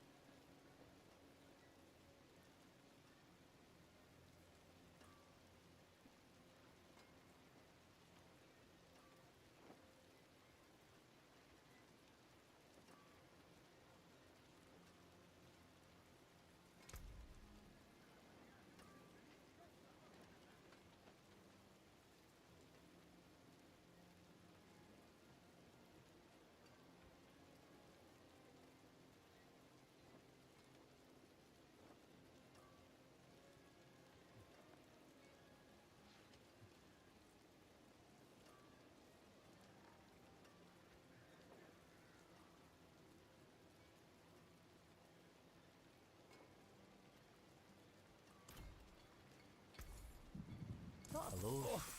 Well, hello, shining beauty. Well, there's something special.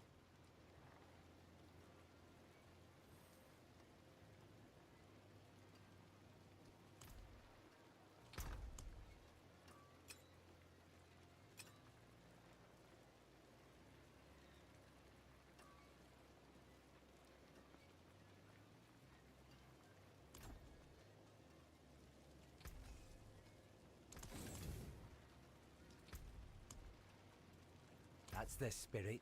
Not a bad pull, though. Shame that. Go one more?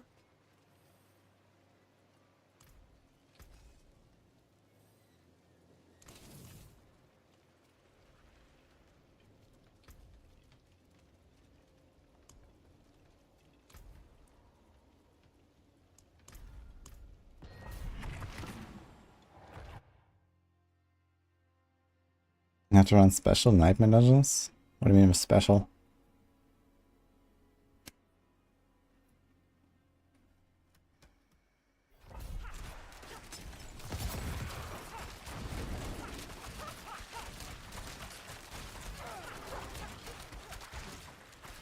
Can I update my planner? Which one, Vanilla?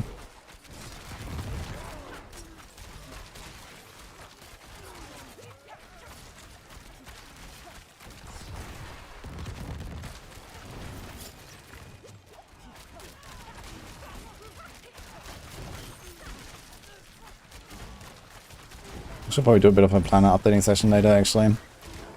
For now, let's start rolling in some materials here. I need to get Neve Iron.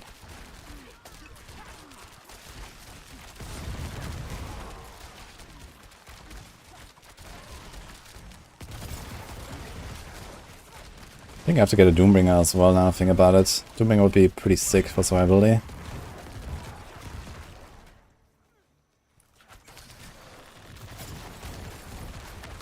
You get a greater affix Doombringer, man. That'd be nuts. Think X-Files would work for Poison TV? Not really. You don't proc it enough. You want more raw damage for your poison instead. It's only really good in AoE, but AoE is not a big problem anyway. He wants boss damage.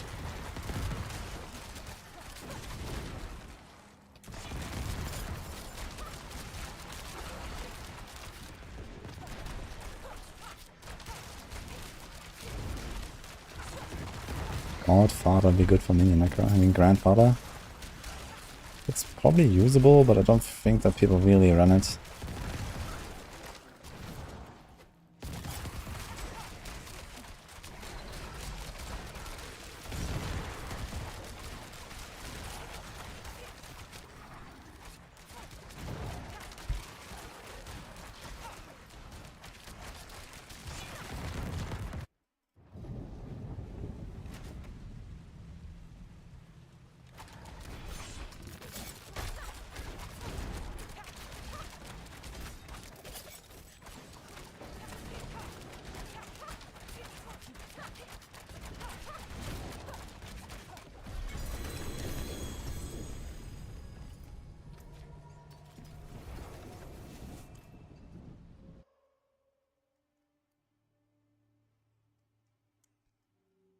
Yes, Brogata, there is a way to get consuming cooldown low enough to rely on it to get unstoppable whenever I want. That's by simply never pressing the button.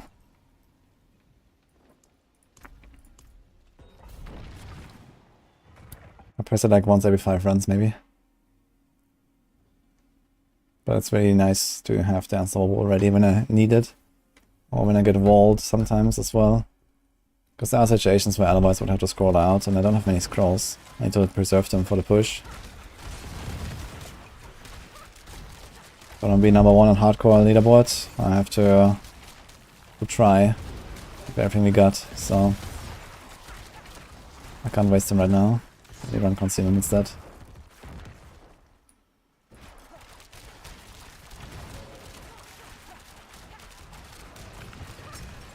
Any boss does not drop any greater affix uniques. We only find greater affix normal items and greater affix uber uniques, but normal uniques are never greater affix, it seems, from the bosses. You have to find greater affix uniques from open world or dungeons.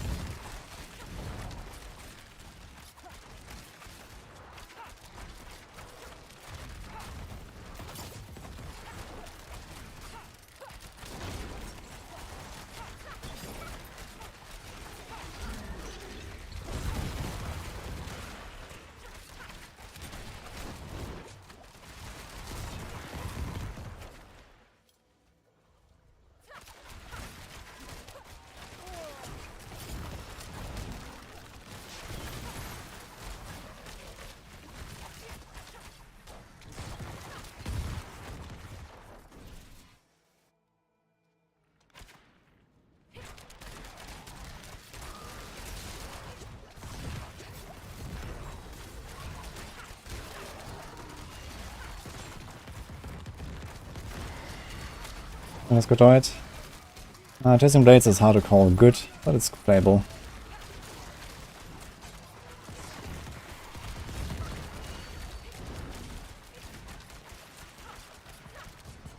You put Temerity into your Wear NATO build and feels way better. It's funny because that's actually what I have in my planner as well, I think. I think I put Temerity there too.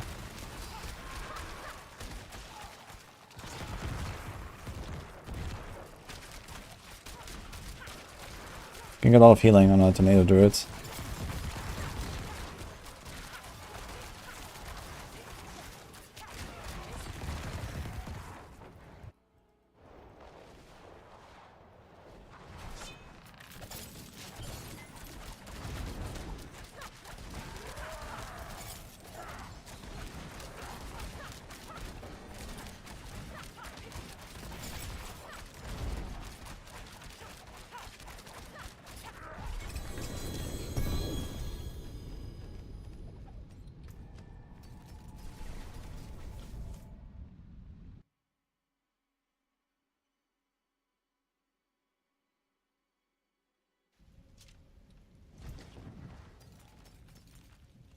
Yeah, the base values of the rolls of skill ranks and passive ranks are not exactly whole numbers. They're like hidden decimals. So they upgraded weird ranks. Just get one of those. How hard can it be? What is that clip? Doombringer. Yep, that's the one. Maximum life. That one's got a maximum life. Greater affix Doombringer, man. I need that. Holy shit. 100k life rogue. Login. 100k will be hard. But 80k? Probably doable with that. Necro.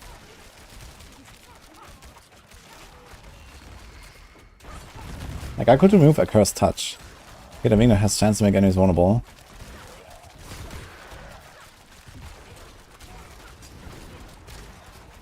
Run a Doombringer. I'm gonna be tanky AF.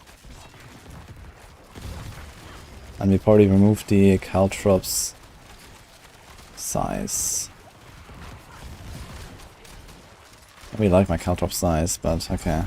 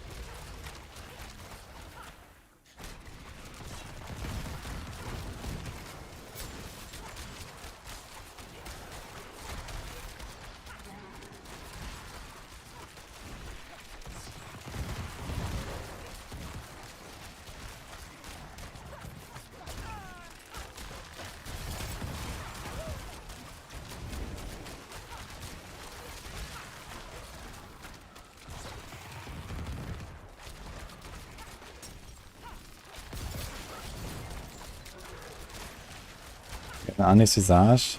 Someone told me earlier that they made an Andy's Visage build that was taking poison for like dozens of millions. But I haven't actually seen the build. I guess it's something based on lots of like a hit and lots of attack speed with puncture. And then just proc Andy's. Could try something like that.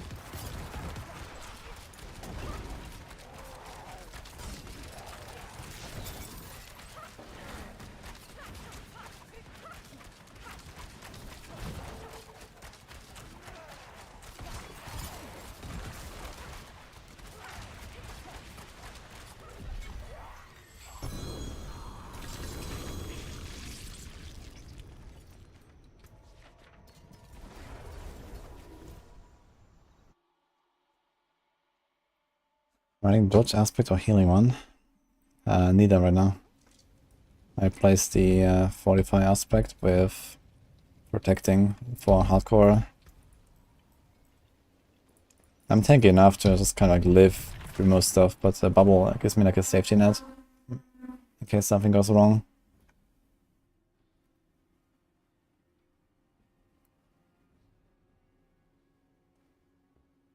See a green hex.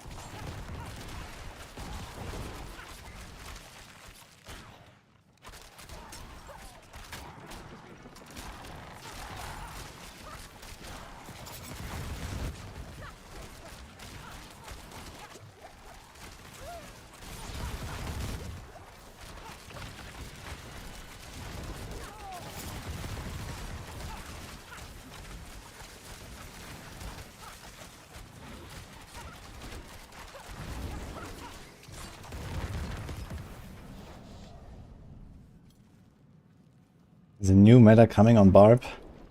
Nope. It's already long here. Bleed Bash.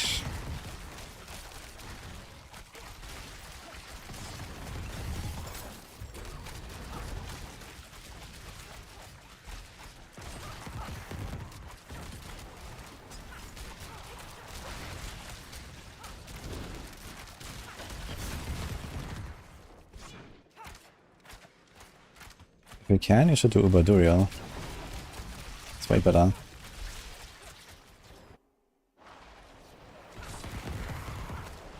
Coordination is not good. Or any rogue unique really. I don't think there's anything on rogue specific uniques that you really want. Almost all rogue builds are not running any uniques besides maybe Ubers like Shaco.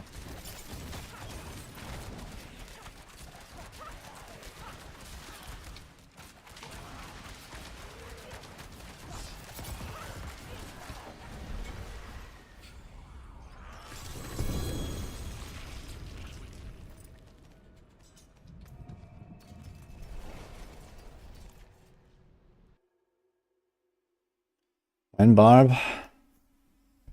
I mean, I feel comfortable with my gear. I will probably level the next character. But we still have quite a grind ahead of us.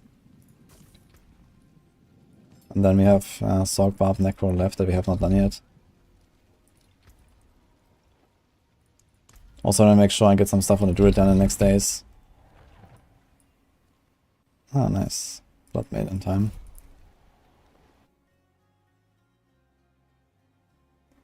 I mean, the pit leaderboard ends in like 1.5 weeks.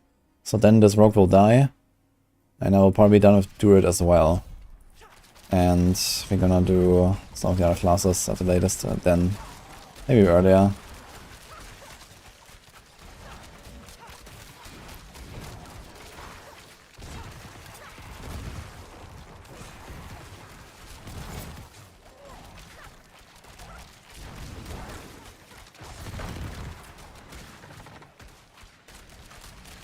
Let's speak for Barb as the bash.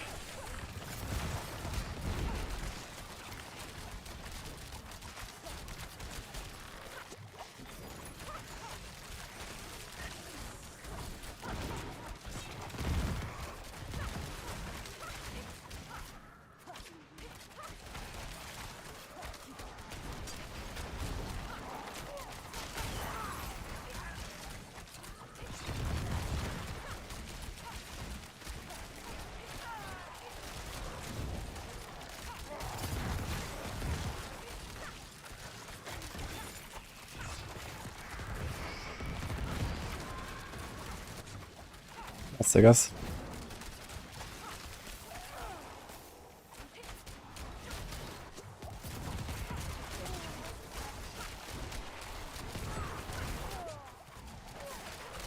And its fucking lightning snake beam is so fast at turning. It's crazy. Even if I dash away from it, it just turns with you.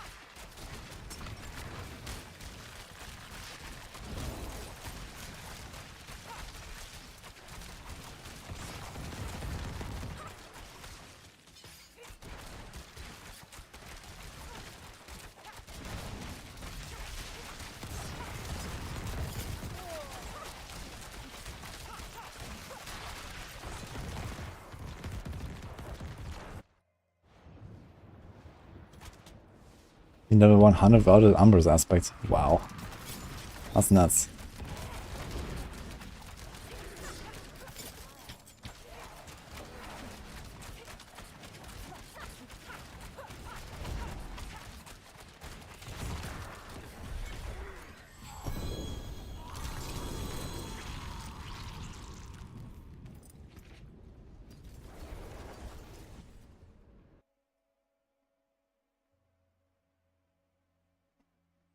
The highest bid I can clear with my rogue right now, probably around 120. I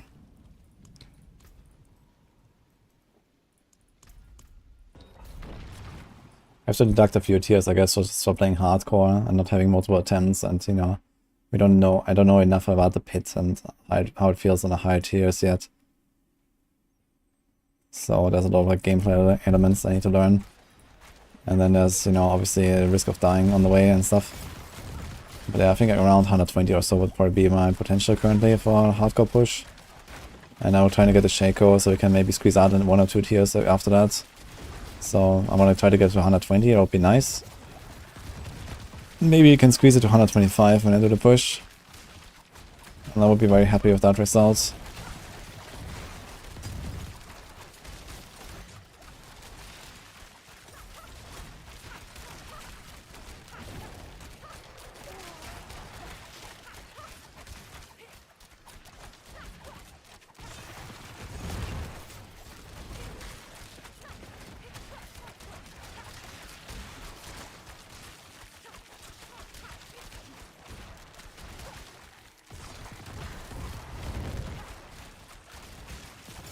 Like, we also have no idea like how much it scales.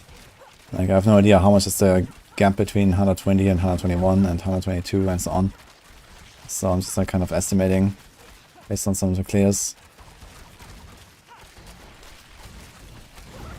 But no one has any numbers.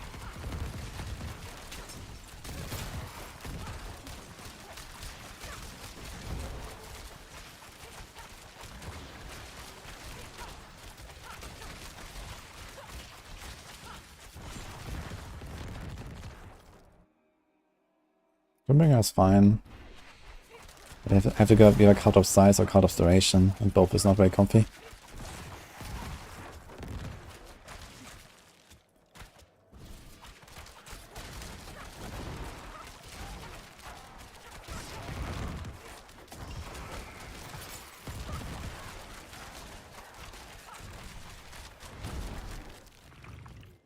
I can show my gear real quick.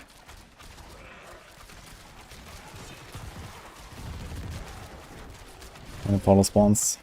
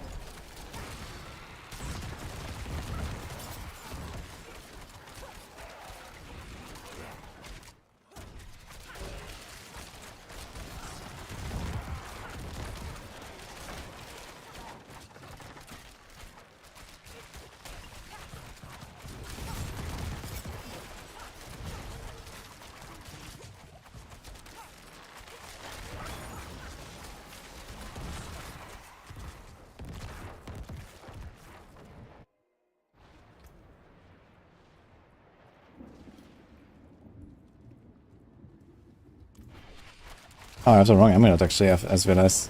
Wait a minute. Sorry, lacking damage.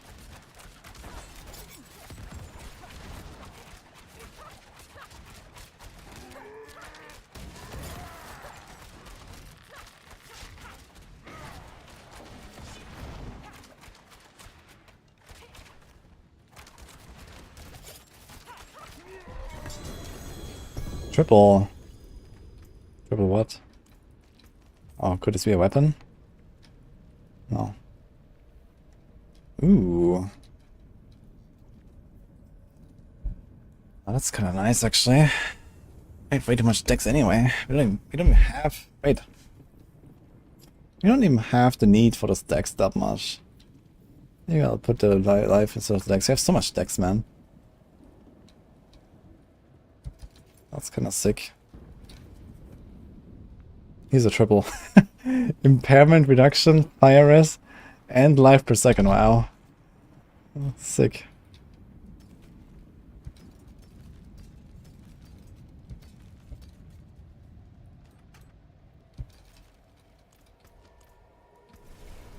And these boots though are pretty good.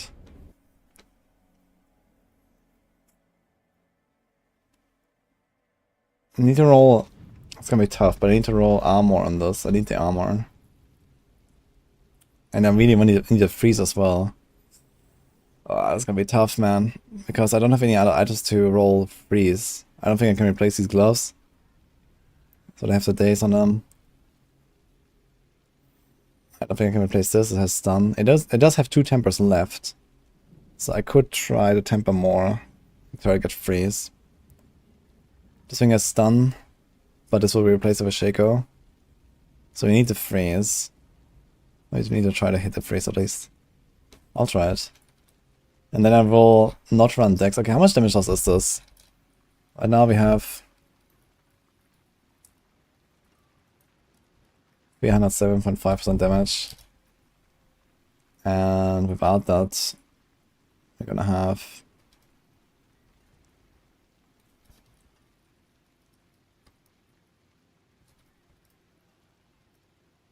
Oops.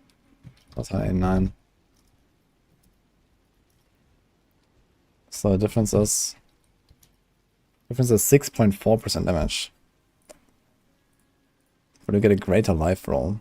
And that will go to like 1500, 1600, whatever. This is also hit once with masterworking. So you get like, you get a lot of HP, man, for using these boots. And speed. Kind of like the idea.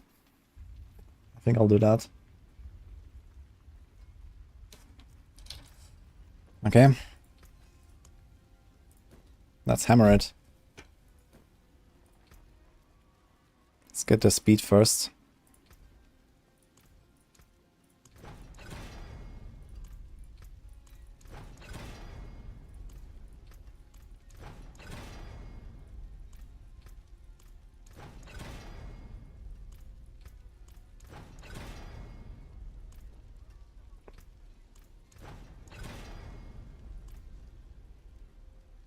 Well, we have only 1 tempo left. This thing has a mobilize right now.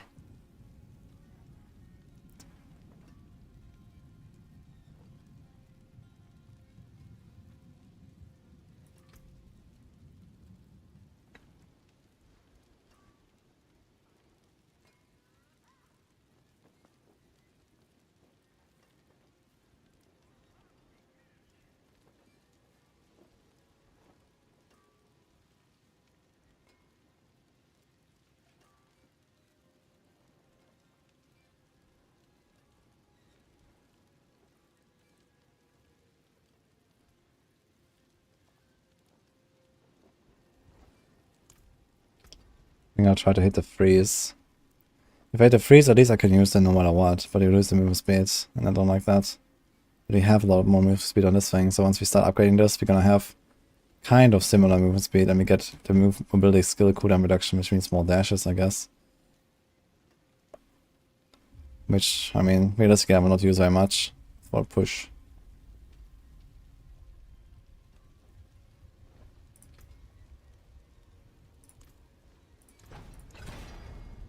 He hits slow. I'm not sure.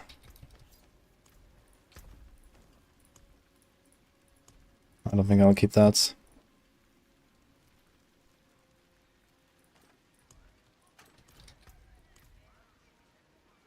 Too bad. There's power in the stones. Come have a look.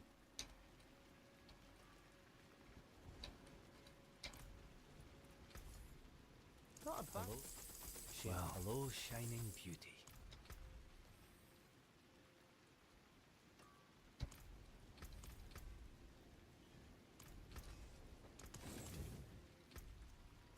So it's been pretty juicy. Also probably been like 5-6k life. It's like over 10% AHP for a 6% damage loss. Would be a kind of good trade. Plus more move speed. That would definitely be worth it.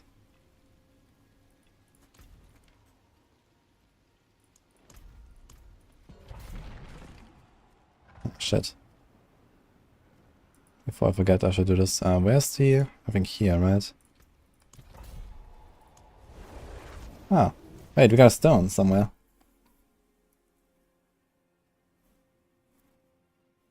Performance buffs are so OP this season. They are. Also, let's use the right amulet. I've been using the wrong amulet here all this time. I want this one. So if I'm in the 80s here pretty reliably, without the right amulet, maybe I'm gonna go a bit higher. Since you have more damage now from the Heartseeker rank as well. Some other things.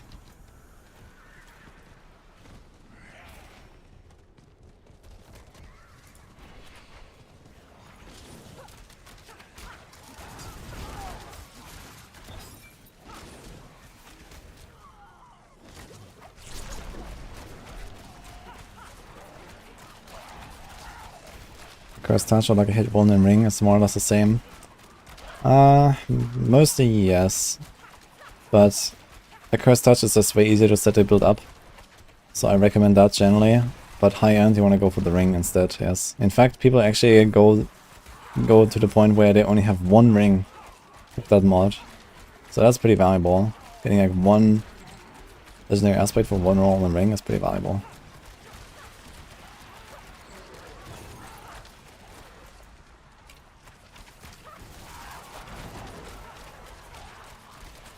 However, Ashjack could be dropped from level 80 and a Hell Tide.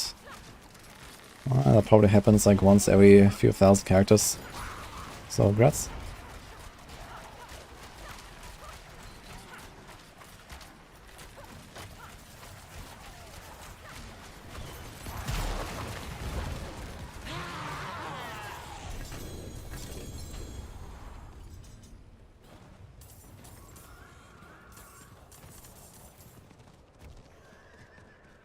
Some rings. Some amulets.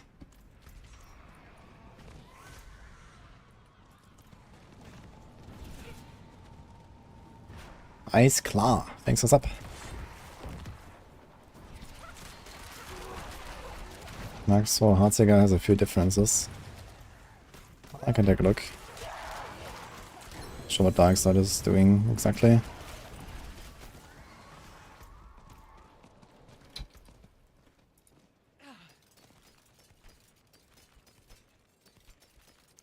And those boots are very sad, man. I would have been very happy with those boots. Precious stone. Fuck. Another time then.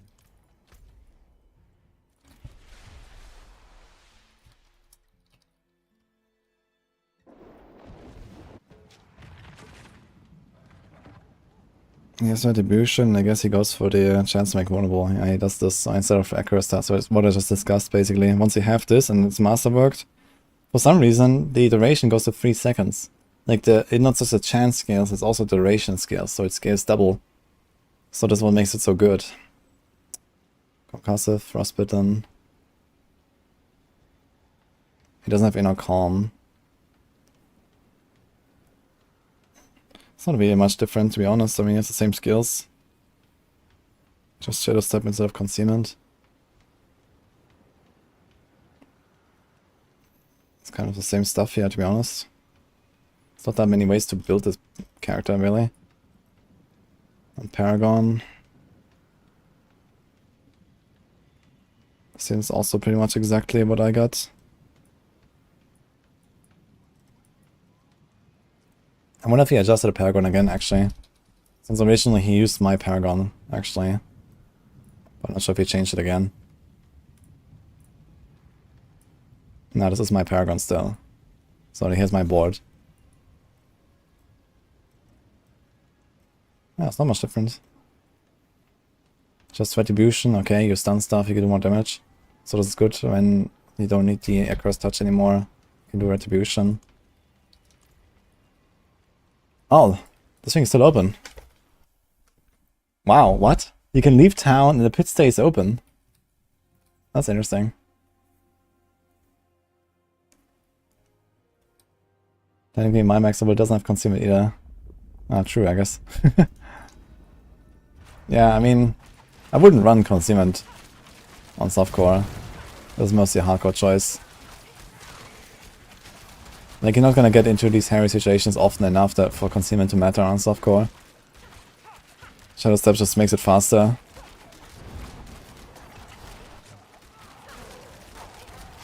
Yeah, a lot more damage now. I have the right amulet equipped. Maybe gonna go up into here, up here.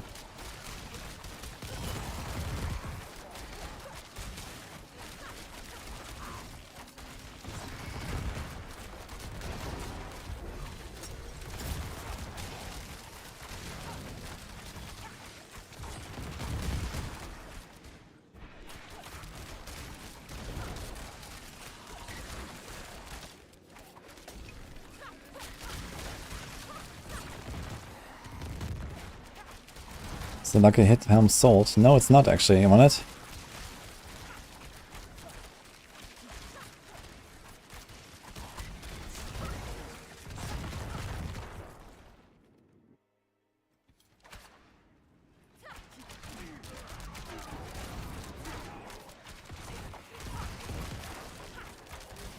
Might be worth cloning adjusting for hardcore, softcore. Nah, that's gonna be a nightmare. To do this for all the builds. Just like some general hardcore considerations you have to think about. You want unsolvable, you want maybe protecting, maybe just like an extra defensive power or something. Like my builds are usually very well suited for hardcore no matter what anyway. Just like an extra layer.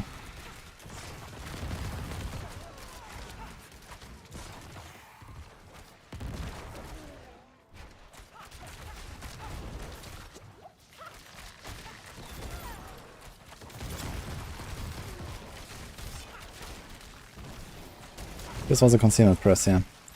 It's stunned by the snake eye.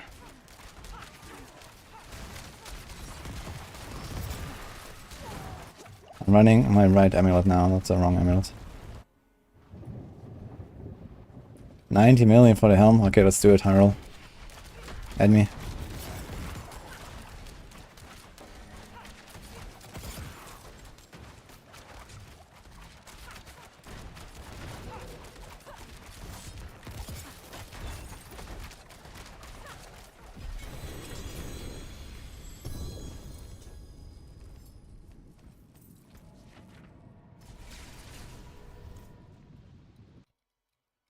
You can do this build at level 25.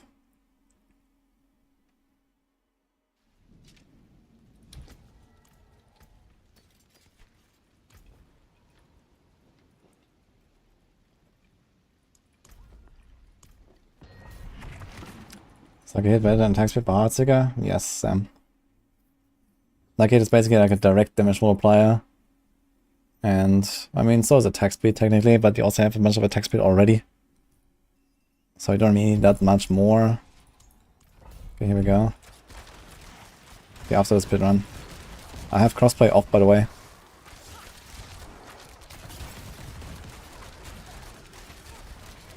Unless you're on console, then I'll turn it on.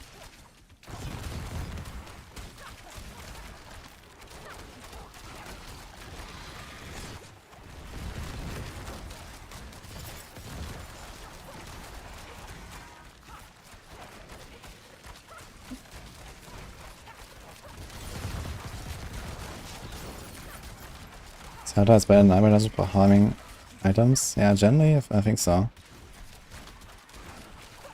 Get a lot of loot in Helltides.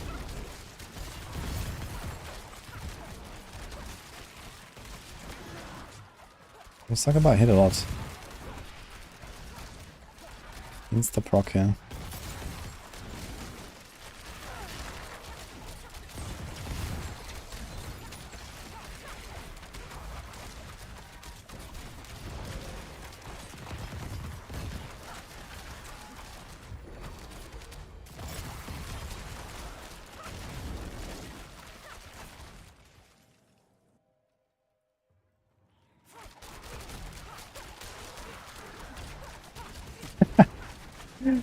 Crossplay also, no peasants bug me. Yeah, crossplay off just usually means like less people. That's true, kind of.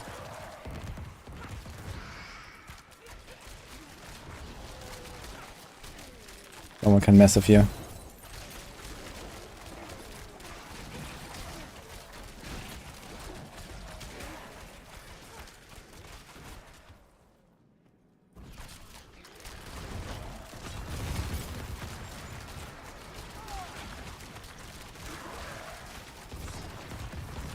I know Sage about those boots. Those were nice.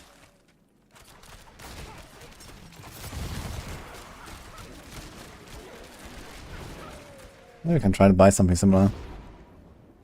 Kind of motivated to upgrade my boots now.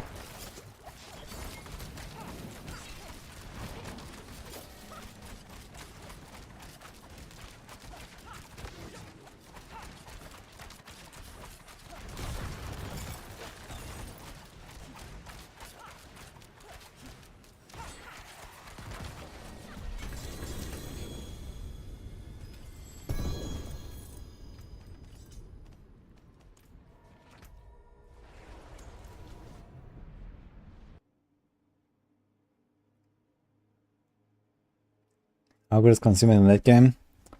People use it for pushing to skip monsters easily and they don't want to fight. Otherwise I just use it to survive a Lilith pull mostly. When it ever happens. Which hasn't happened in like the last 20 hours of farming pits, but you never know.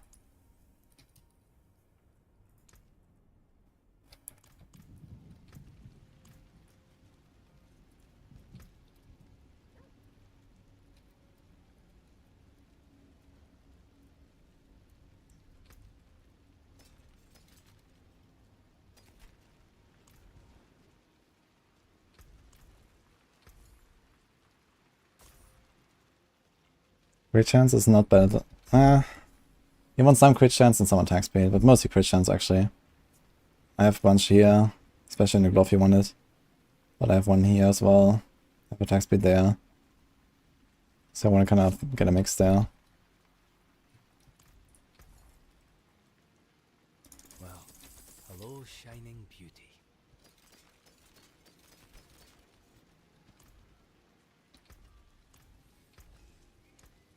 I'll keep my forge hot. Return soon.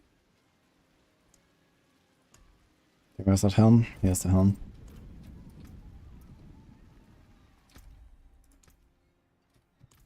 The fuck? Oh well. I'm gonna turn mine on.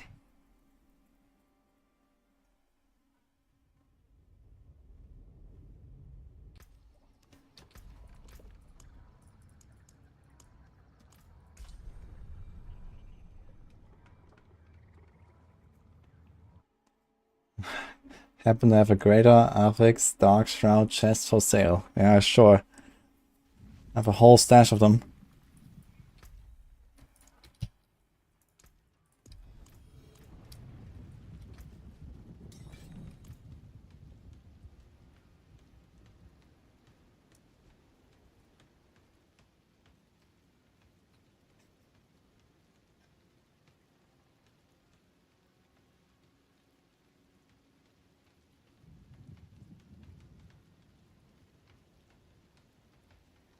What else that is talks?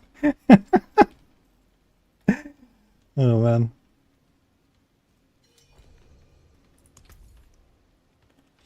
Okay. Favorite item cannot be traded. Interesting. So it's this helm, you guys. Double greater affix, like a hit in life. Enjoy. Thank you very much.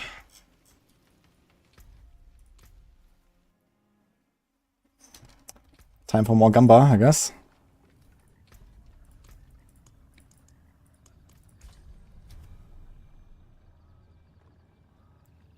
The choice between elements and inner calm for Heartseeker. I say, why not both?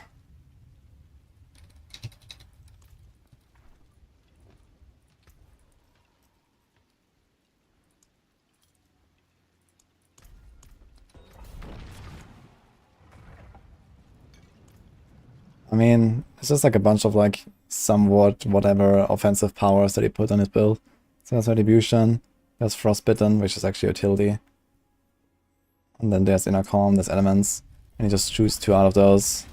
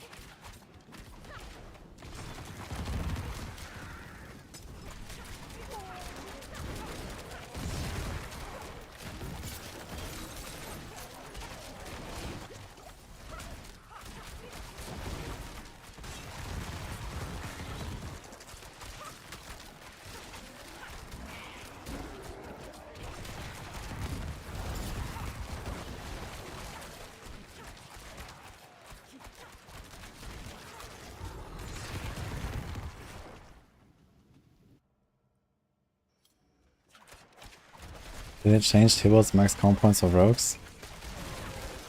Yes. They did.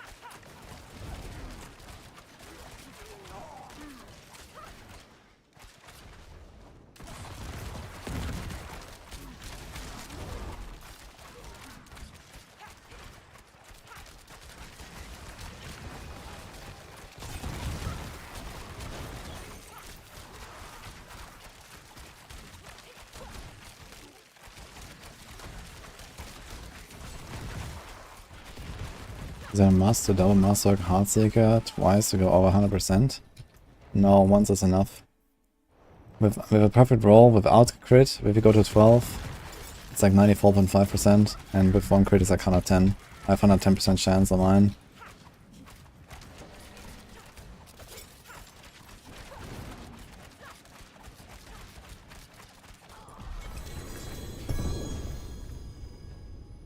Greater Affix Eaglehorn. Yeah, look, there's 110.5% for example. Perfect roll and before a crit. I'm gonna hit it once, but it doesn't really matter how much if you hit another stat. 94.5% I think it is, so if you have a perfect roll without a crit. It's also okay if you hit other good stats.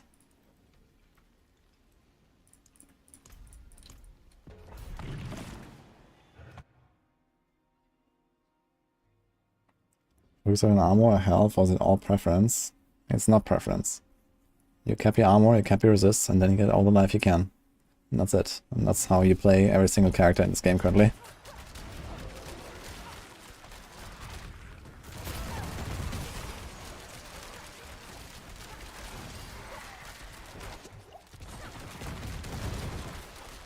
Besides Firebolt Sorc, I guess.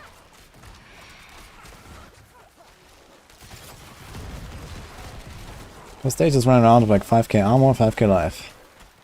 Armor playing shield.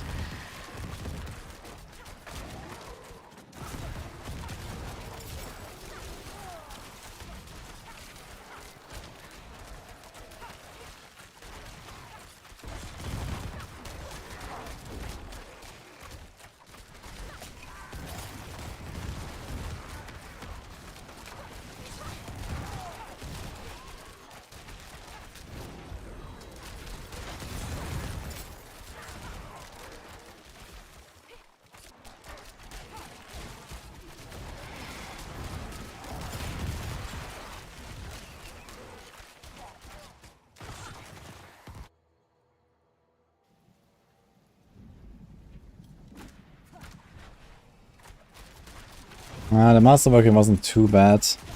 I did a few resets. The worst part was the rolling, the exploit ranks. Cost me like 500 mil.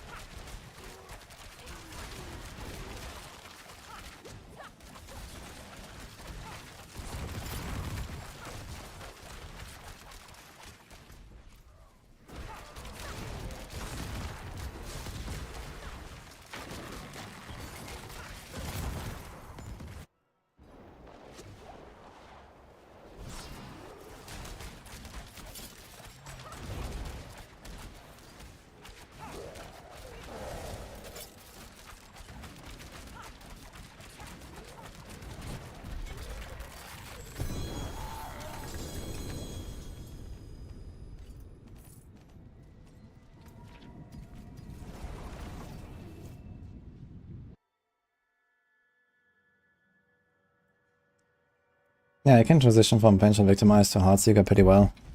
Need like a lot of similar gear. That's a good punch shot glove there.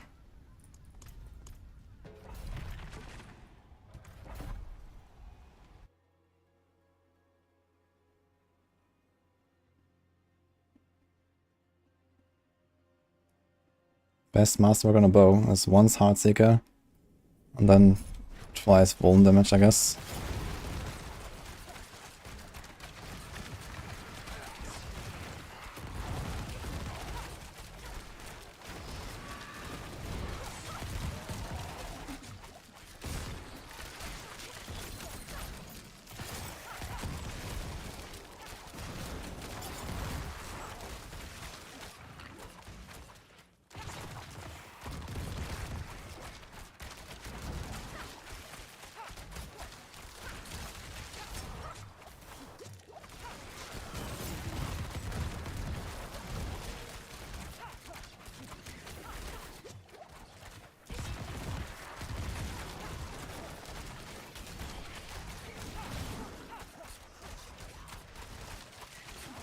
Yes, Swongas.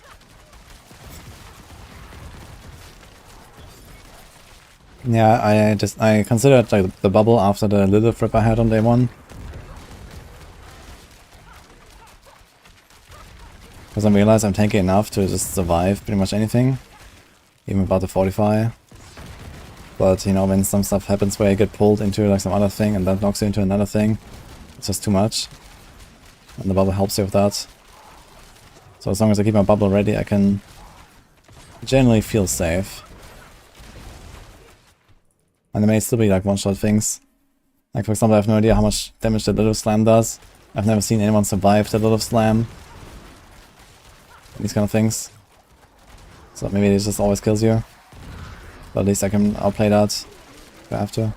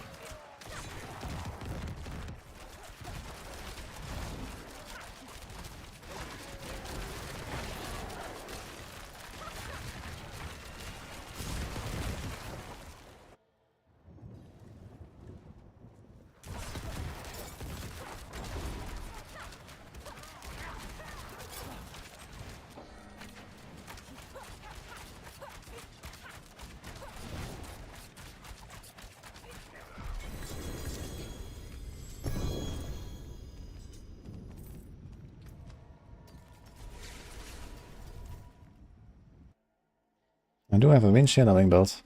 It's Mage Mark build. Seems like Rapid Fire and Heartseeker are kind of same performance, but maybe Heartseeker is pulling a bit ahead. I have not seen any like super high clears of Rapid Fire yet, but I'm not sure if people are really trying.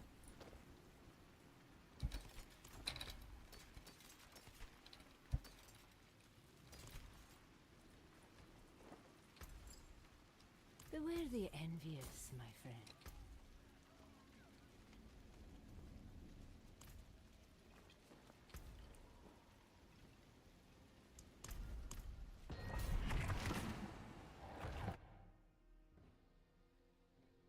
Yeah, I saw the Mippy 125 clear, pretty sick.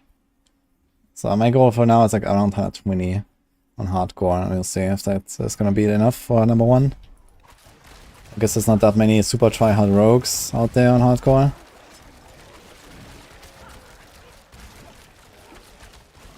Probably all on other classes. Maybe I'll push with some other class too. Maybe I'll push a bit of the Druid or something. I mean, are there any items on a Druid that I would care about losing? Not really, I think. So we can just play the 3 builds a little bit, enjoy, and then we'll see, I guess.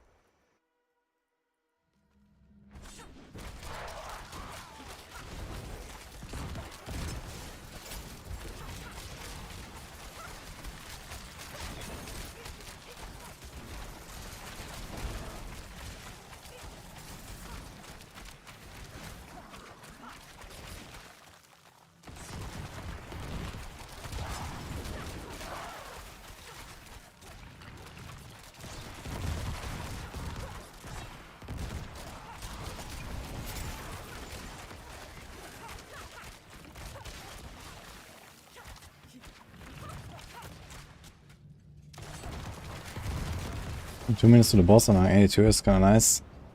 What are you guys farming in like 3 minutes on that build? I wonder how this does against other classes.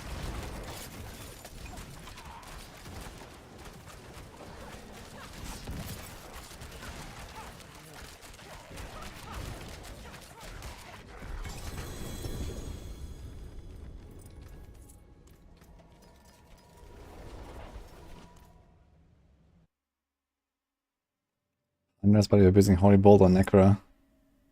Okay. 100 is pretty good, man. That's a lot of mats.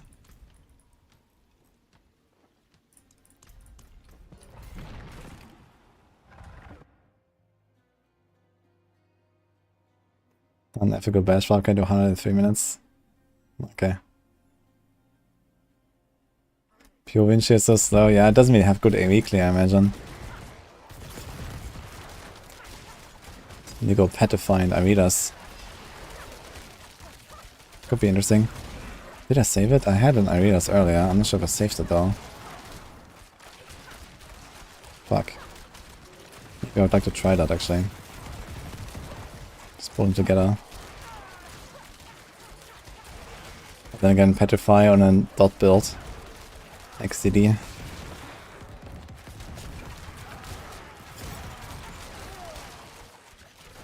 I'll try Godslayer.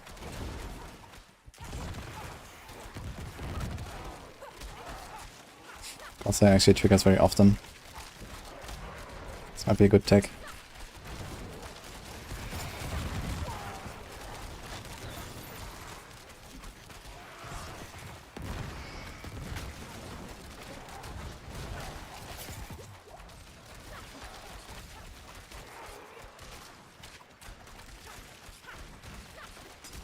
Robot, this is the accursed touch aspect of the ghost.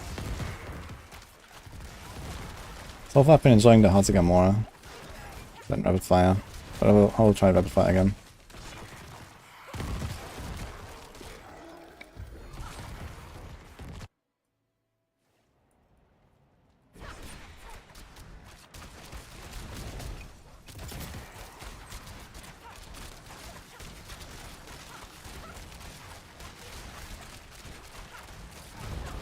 Now I'm trying to get a shaker, so I'm gonna do like some big Duriel session. Hopefully. Anyone else? Anyone up for Duriel? I would do some more Duriels. I have a lot of Duriels, so if anyone wants to do Rota, let me know. You can ask Chronix to join us again. He has a lot too.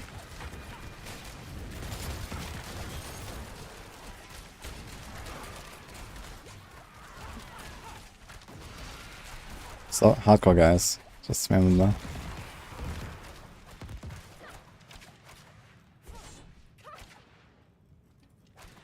Datmos wanted to do the sun. Okay. I can also ask him. I mean, I have like 80 summons or something, so I can do a big rotation. I don't think anyone has that many mods. Oh, I proc the shield right before the boss. I like that.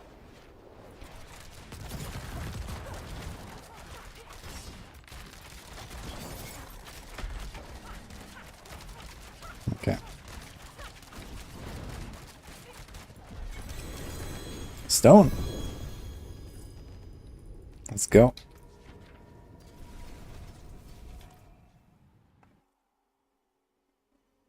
500 steel, 60 of body parts. Okay, sounds good. I'm gonna ask Chronix. I think Defton was first.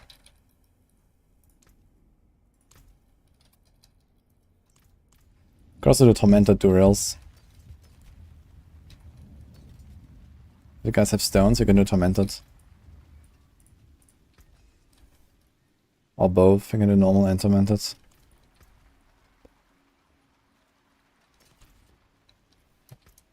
Yeah, Chronix says he has 6 stones. Can one-shot. Okay, Bile. Wait, who are you on my list again? They have told me I start joining. We have 6 stones. Okay, we can do a Duriel, like Uber Duriel Rota then. Okay, that sounds good.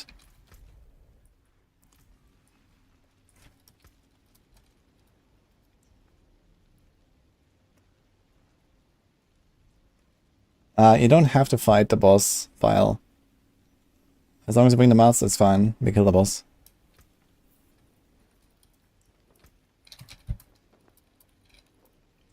Okay, so need to convert. So if you do 3 stones, you need 6 stones, 3 summons.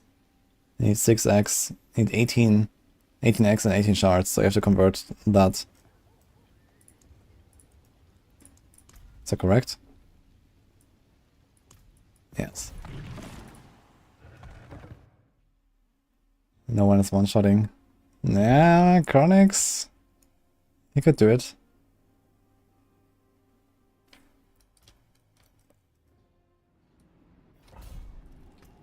One more boss dungeon barrage where you recommend stop hectic with frostbitten or concussive. I mean, it's only helps you with the stagger. I guess technically frostbitten is better because all of your damage is crits anyway. And you usually want to freeze them anyway for critical fitness. So usually concussive strikes is better because it applies to all damage, not just crits. But in the case of barrage, you have precision, you always crit. So frostbitten is better. Both are fine though. If you want a daze chance as well.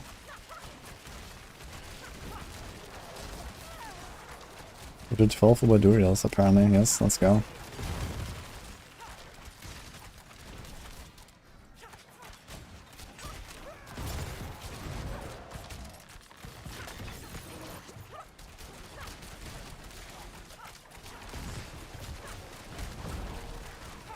Can't wait for the questions. Are the level 200 bosses better to farm than the normal Duriel? Let's go.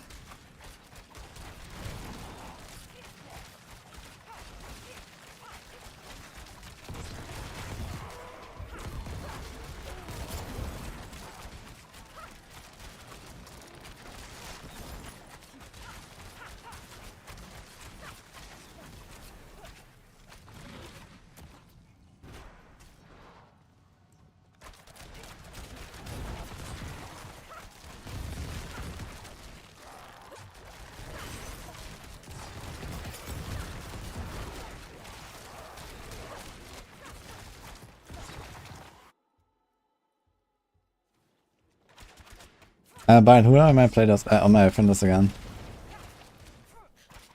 Not sure if I saw it.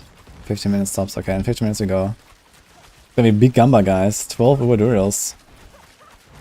Time for some drops.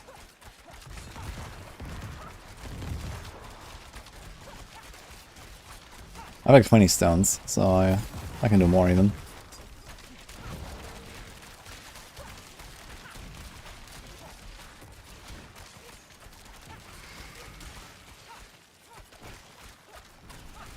Is he dangerous?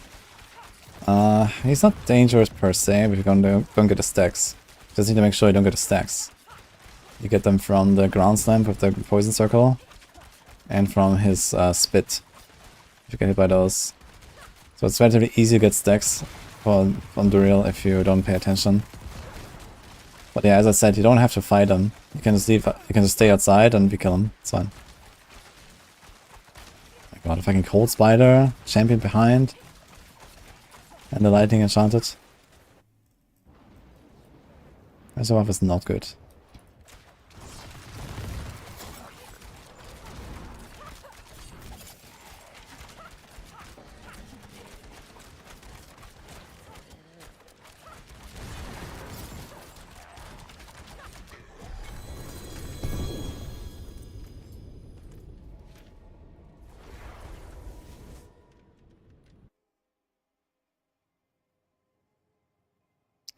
Yeah, we comes from victimized in this build.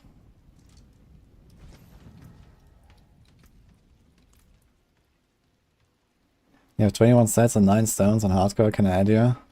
Oh, you can, okay. Maybe we can do more. Since I have more stones than Chronics and Condas, I have a lot of them. I've already found Pit the most. I have 24 stones, man, holy shit. Yeah, I would be up for another Rota afterwards. So I can do those 12, and then we can do another few.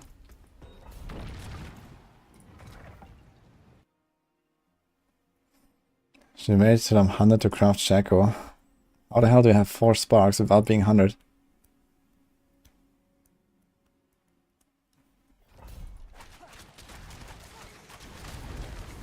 Okay, normal Andariel. I can do some of those as well, but let's focus on these Ubers first.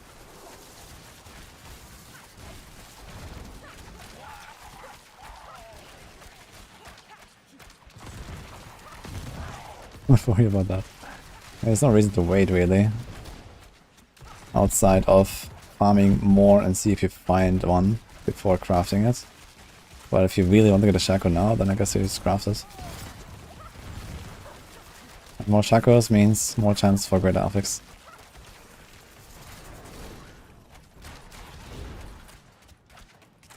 Is attack speed better than crit chance? No. I generally prefer crit more than attack speed on this build.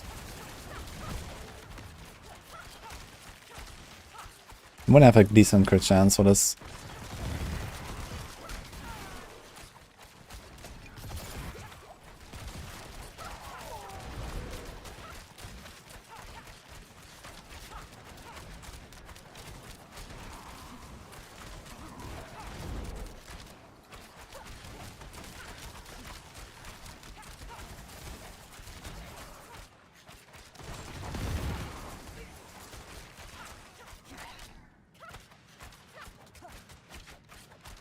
Can craft chakras.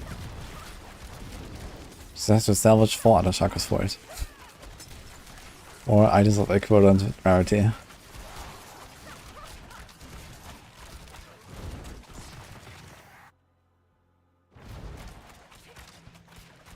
Does Heartseeker of Arrowstones have any ability to play at the same level as just Heartseeker? No.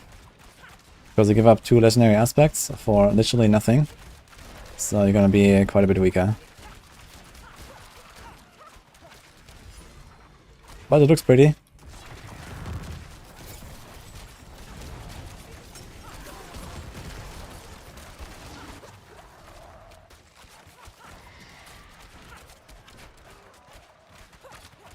Hey, when? Here's some subgifts. To one-shot kit.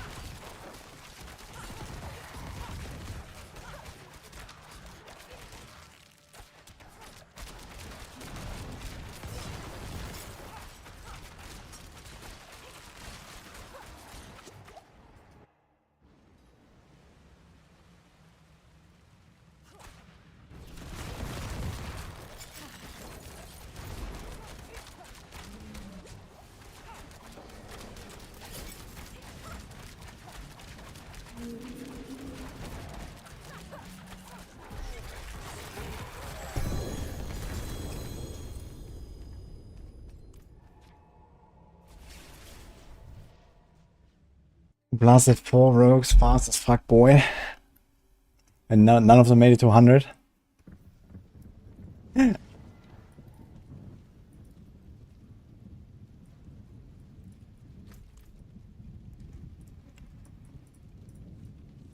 Is it worth dropping to a 930 item power and I need to add to a double swing Barb build? No. That's a bit low.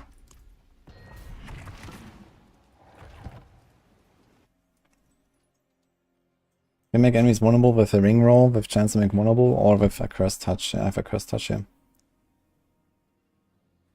Sign buyers, just let us know when you're done. Should be like 1 egg per minute roughly or so. Maybe slightly faster. You one shot the boss and you have perma cap speed.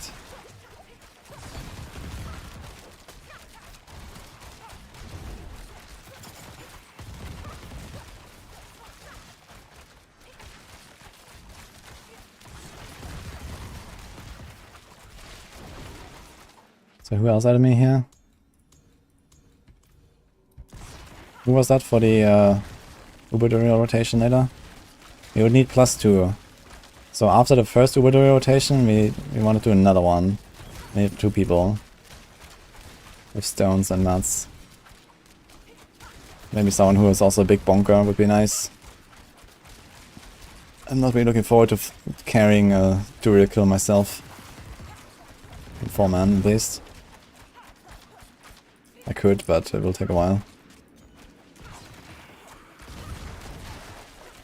Yo, Martin, hello man, thanks, what's up?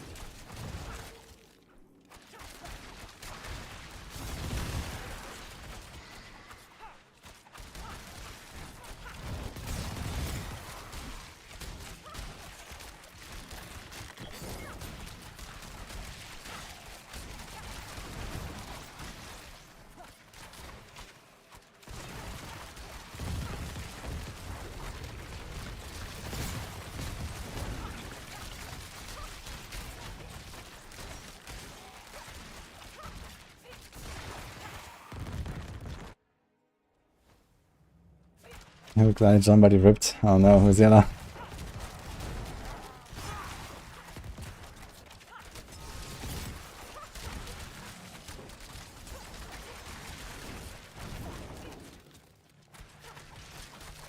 I can use Jaco and Doombringer in this build.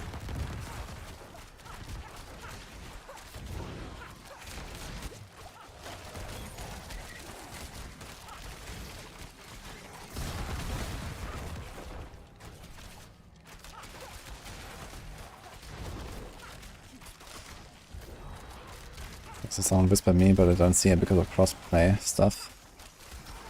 So I guess that's one of them.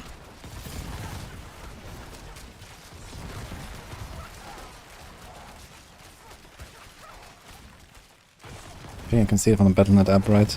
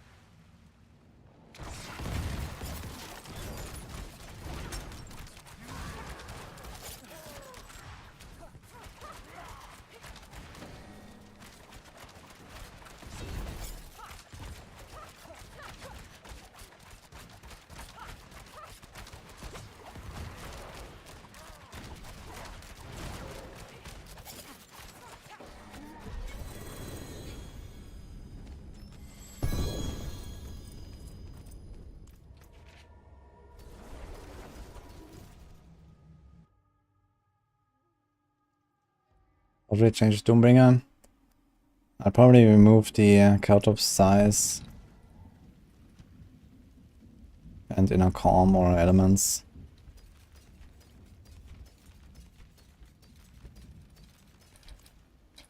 Oh, I didn't have a pot up anymore. Okay, let's see that here, so...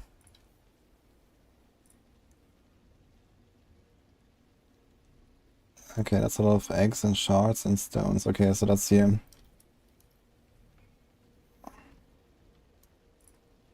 So did I miss anyone else who wanted to join our Durian Rota later? We need 2 people. The ring roll works well, I know, Symphony. I will go for it as well. I'm gambling rings right now to try to get one. I mean, worst case I can go with like a non-greater affix ring, but I don't really want to. So I've been working on a ring for a while.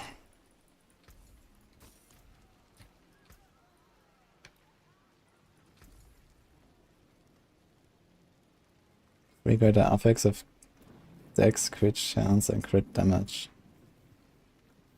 It's pretty good. I'm not sure how much that is worth it.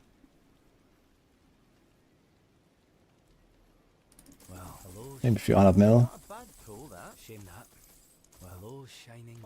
May also depend which single resistance it has. This is like a rogue ring. I think besides the rogues. Yeah, maybe actually for barbs they could use that as well, right? The bleed barbs that they're playing now. So I can just roll off the decks for something. Actually, it might be more.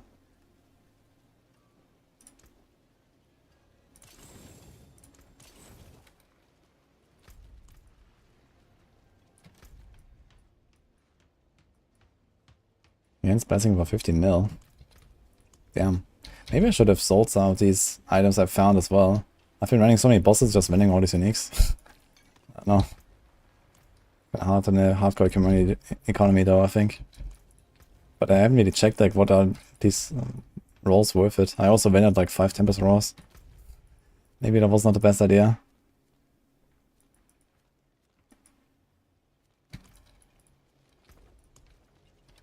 Oh, pots.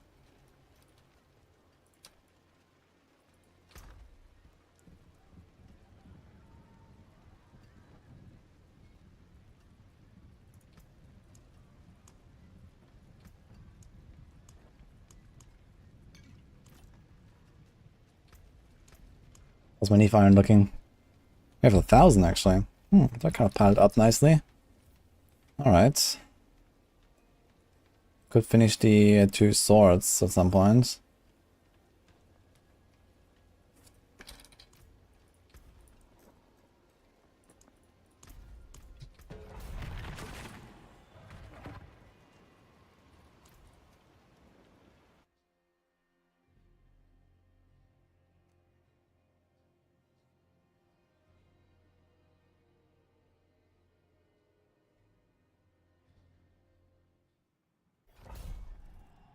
Smart chicken. It's a funny name.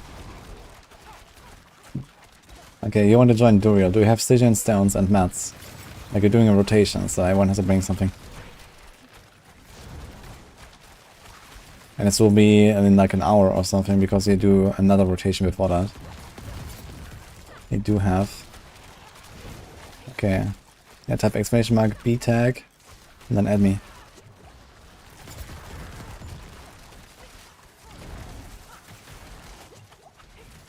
You're in hardcore, right? Oh, Moxie. Thank you for the habits.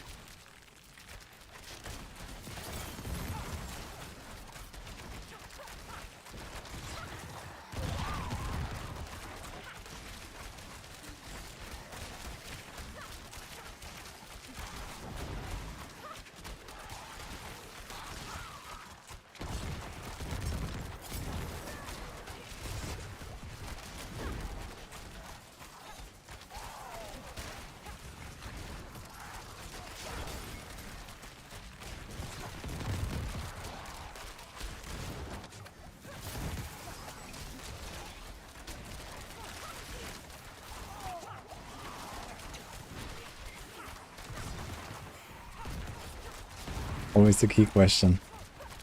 Yeah, it's an important question. Some people don't know, it seems.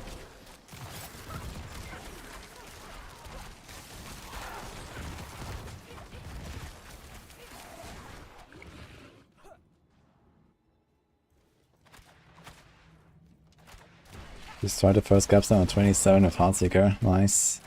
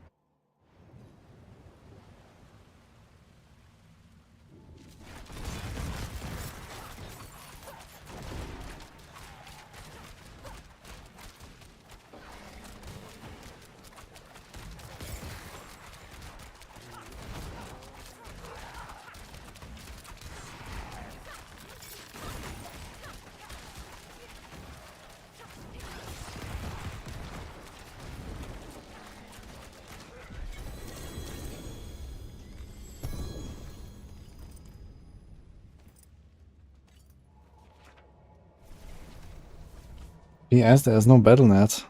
Oh. Wait, how do you add me then? How does it even work? I mean, my character name is wudijo, my account name is wudijo. So try that, I guess.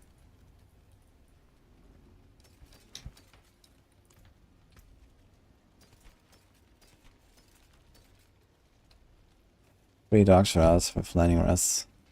Nah. Not worth keeping, I guess. Oh, I still don't have a pot still. God.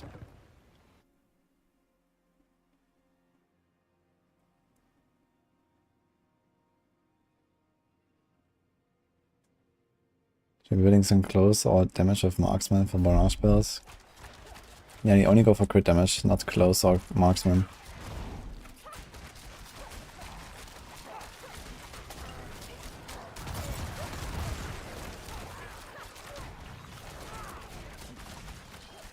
They do the same, but crit does a lot more.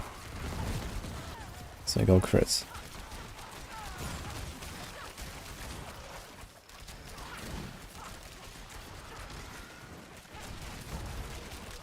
It's because of the precision passive.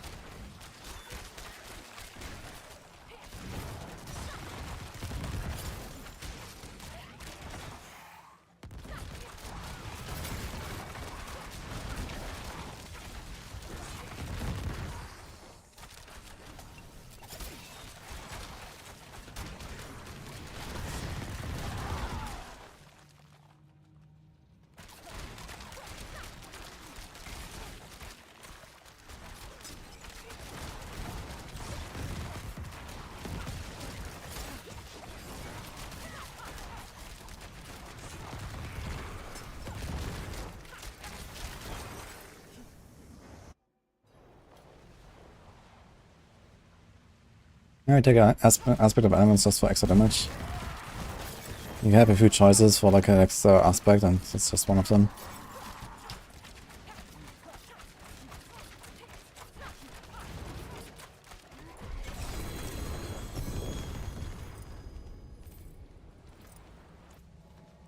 Okay, how's it looking, Bile? You ready with some conversion?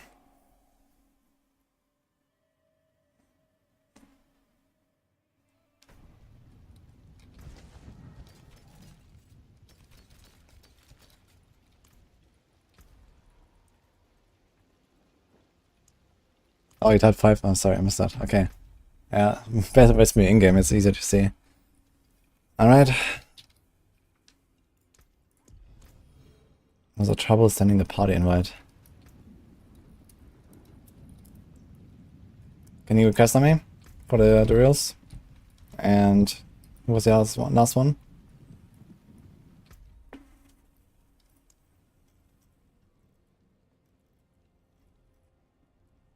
This one, right? Have.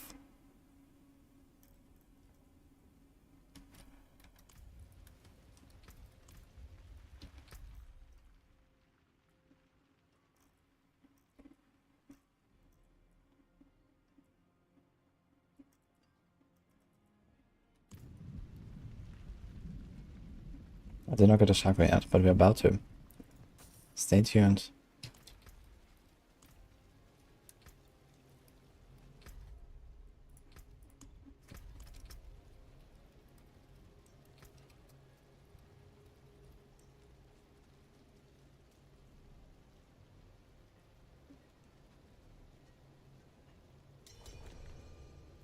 Alright, Biles here.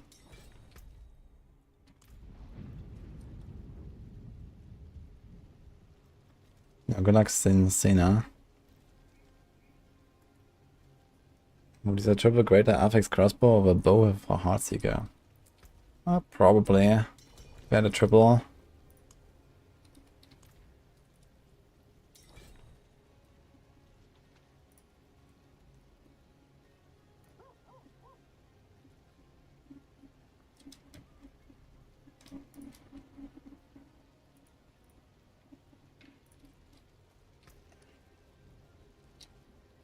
Gamba.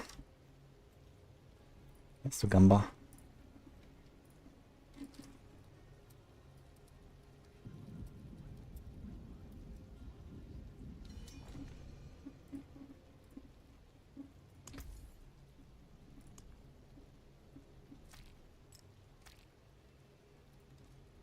Yeah, that's too many stones. We only need 6.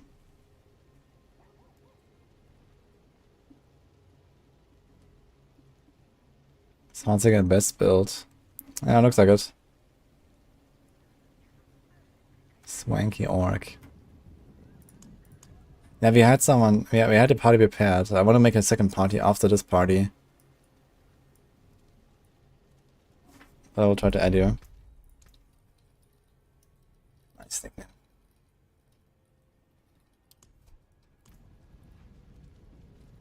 I was Dev Dom, right? I think so, actually. Wait, where is he? Are you here?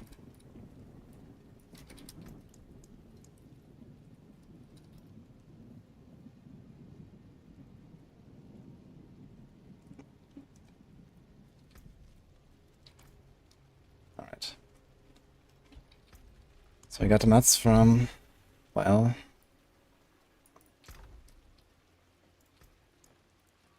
Don't go any further.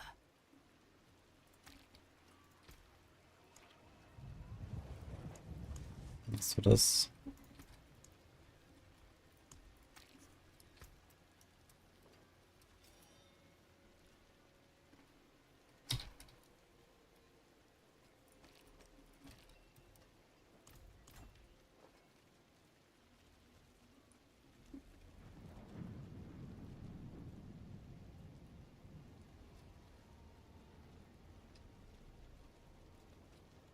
Whether there's 10 life per second Paragon nodes, by the way. Good question. Did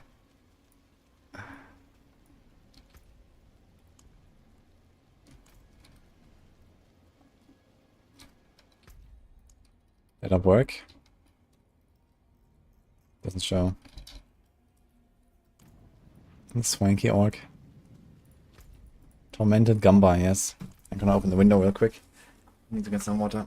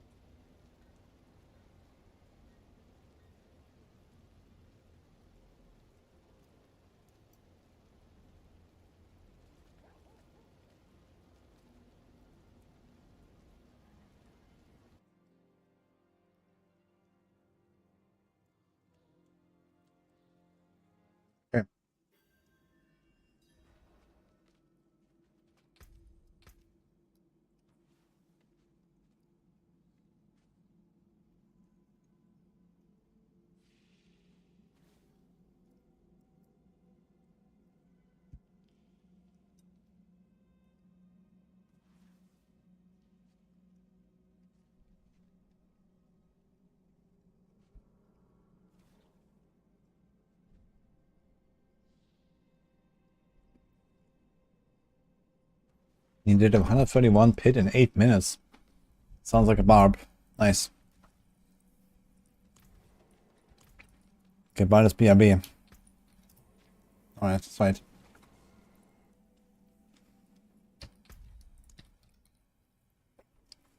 Ah, I see her now. Okay. But the party is full for now. So after this round, I want to do another round of Tormented Durios. We had already one. Now we have two. We need +1 then. In like an hour or so.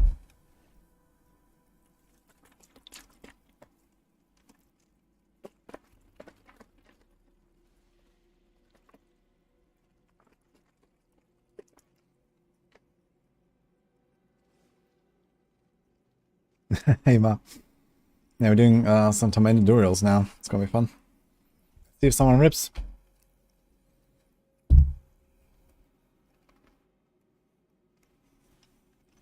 Are they ever going to just nuke Barbs? Who knows?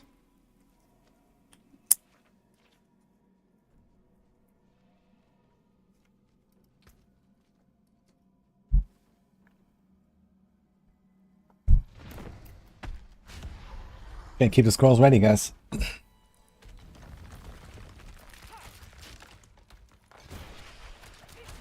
I put the new pot for no reason.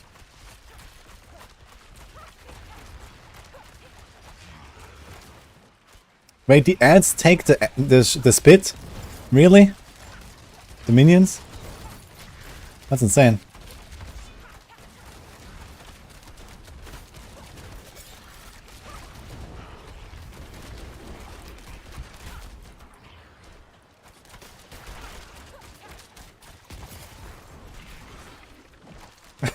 The minions just tank it. This is ridiculous.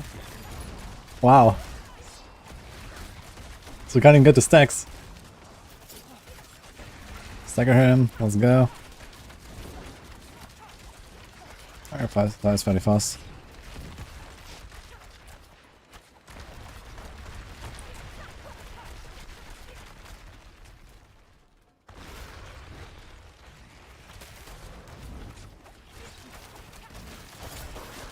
Oh, here we go.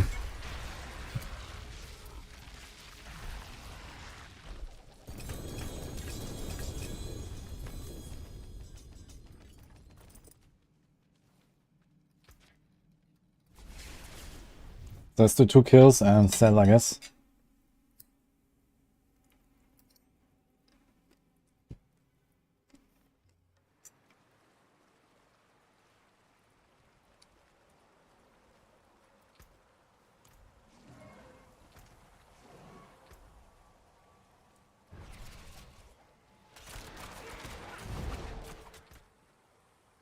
Oh, I'm the right leader, okay.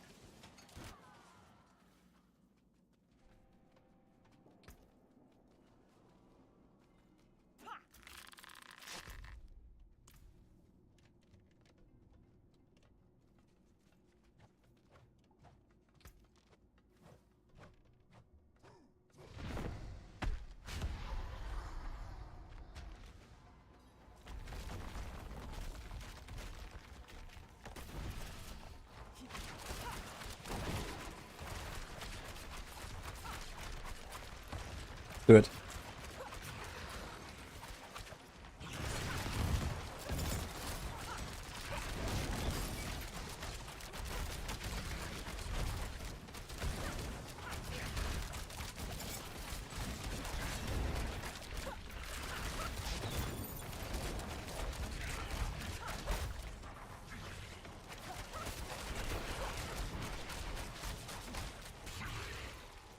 Dude, it's actually a joke, man. These minions just completely tanking the spit. Wow. Like next season when Minion Necro is not meta anymore, People are gonna get a rude awakening here on Duriel, I think. When they do Tormented.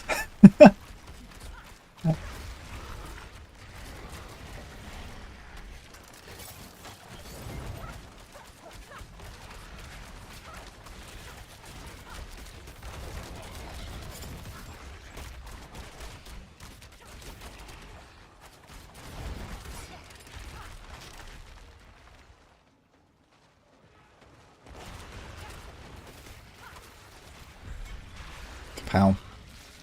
Holy bolts balanced.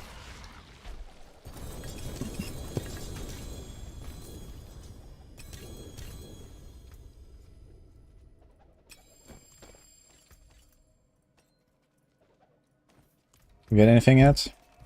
Nope.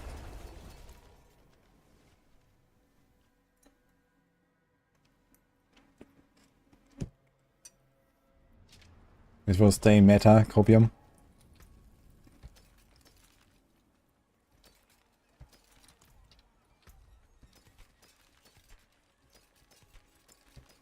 Need to make sure I don't accidentally send a Doombringer.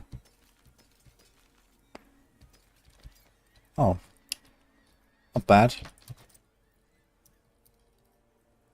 Almost perfect. What's there?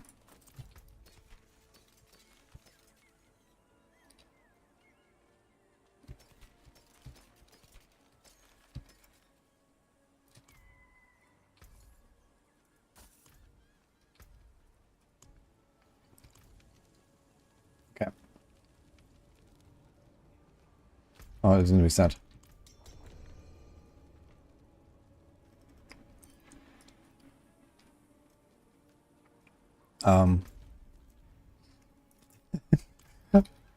No portal cake.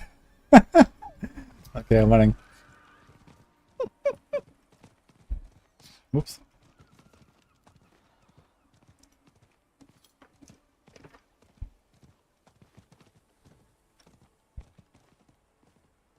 Bring in a new skill like Dashing Strike, steal it from monks.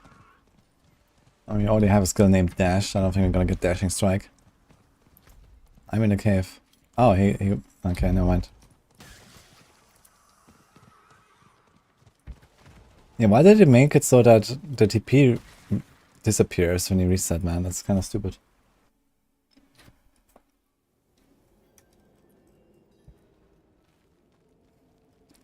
It's possible for Tormented boss to drop multiple Ubers, yes. They basically get 5 times their loot. Like 5 times the entire loot table.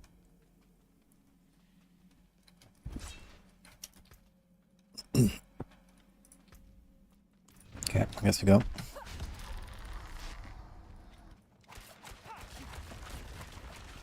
Victor Triple GA sword. Uh-oh.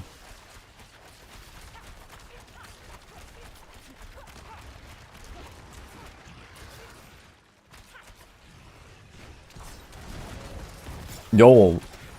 Wait.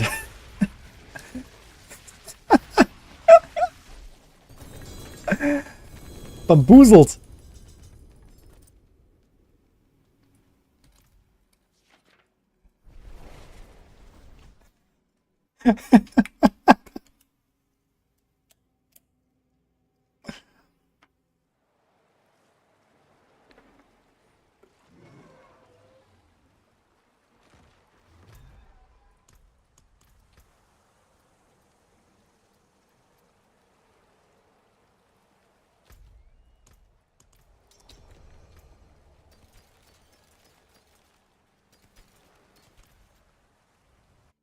Easy free run there.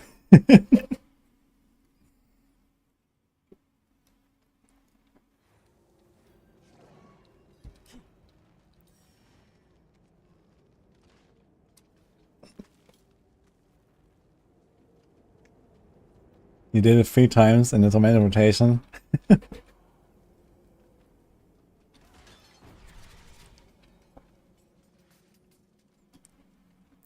A great rain of arrows, forceful arrow, sword. Nice.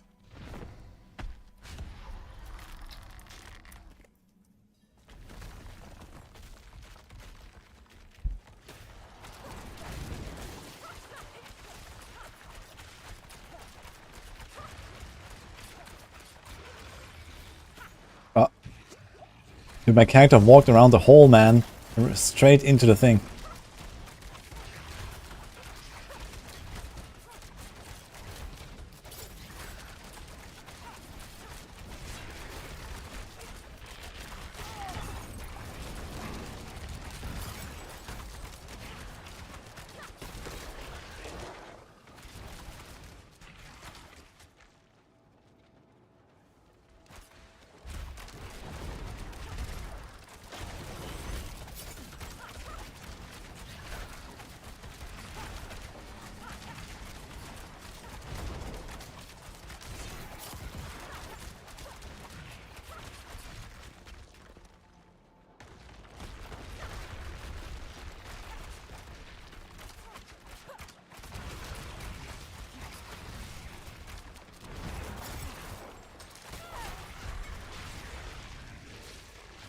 It's kind of stupid.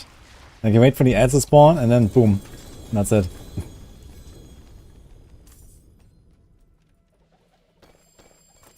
Guess I should drop a few of the yellows here.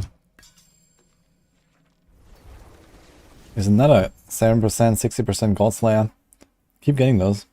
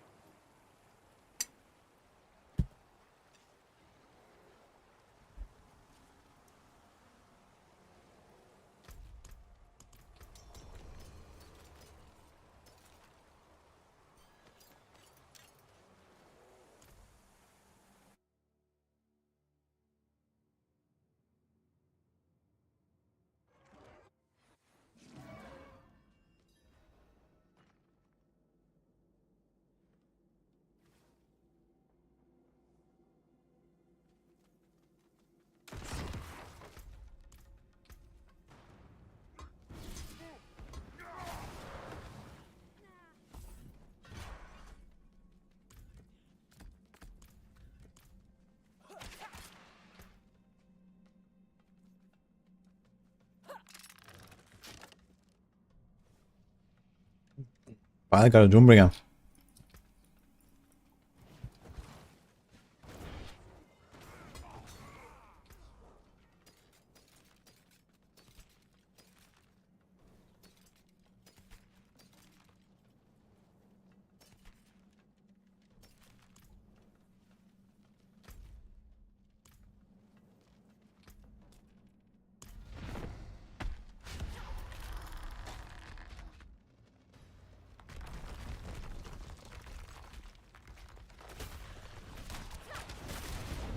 Make a soul brand build. Hmm.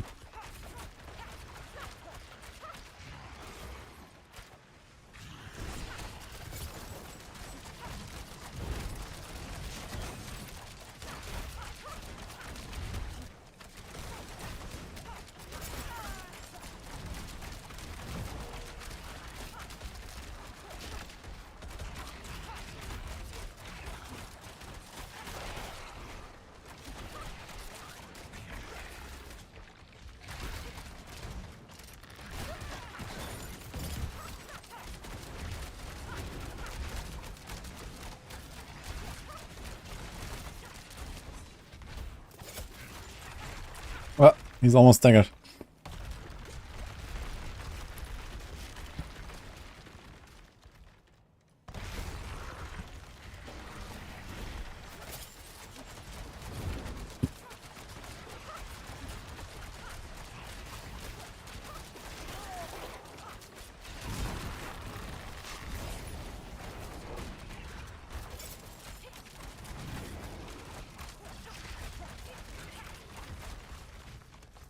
Another round. Is this thing worth keeping? 12% lucky hit and movement speed. It's not a bad Heartsiger amulet if you can roll exploit on it.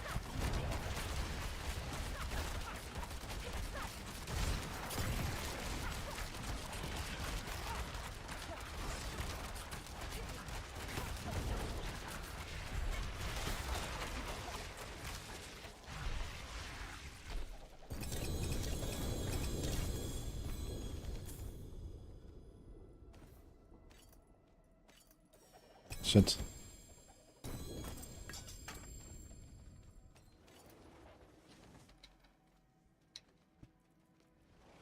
Yeah, that's fine, okay. Bite had 4 stacks. And he stayed in. Holy shit.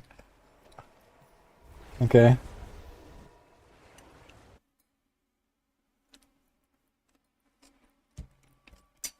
Yeah, you shift auto attack all the time.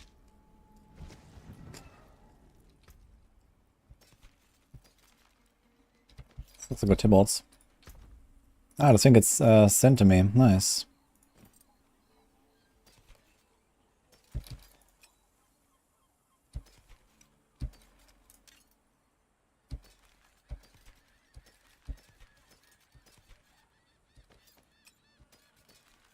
Save some 1 or 2 of these X-Files just in case I ever want it.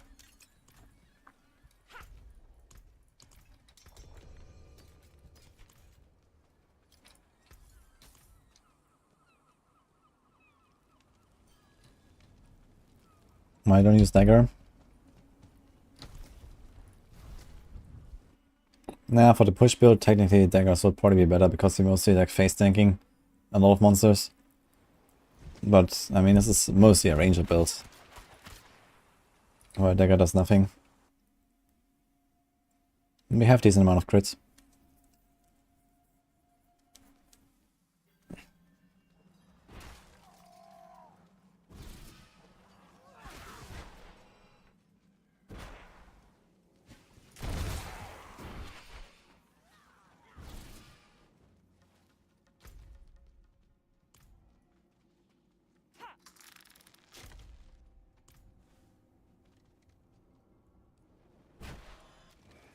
Should you use crest on every rogue build?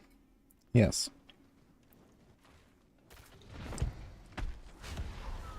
Very good item for rogues.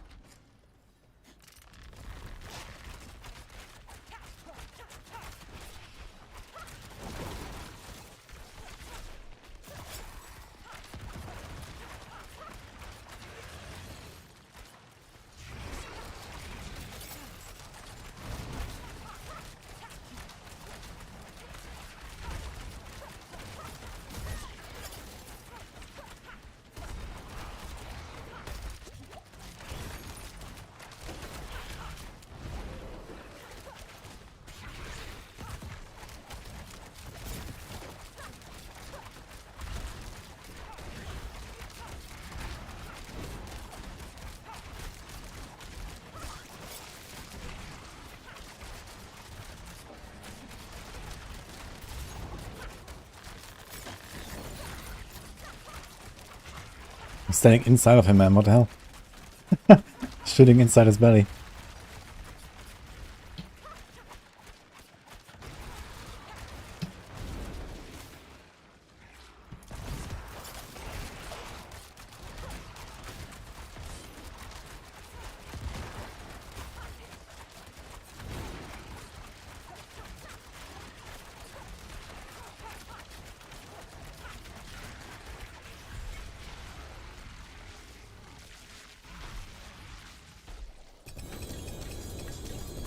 No, I can't change the gear inside the pit.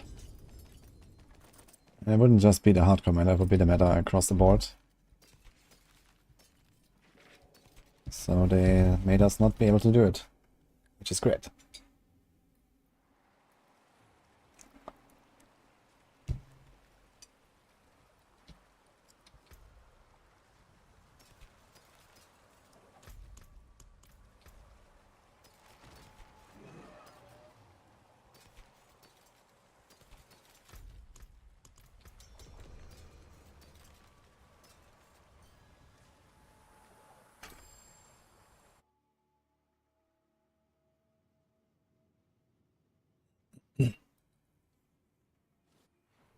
You see the Necro meaning in hardcore?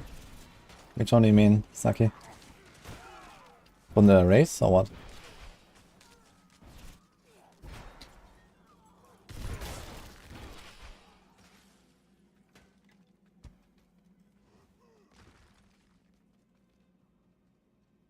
The pit ladder. Ah, the pit ladder. No, I have not watched much of the pit ladder yet. I watched the boss clears.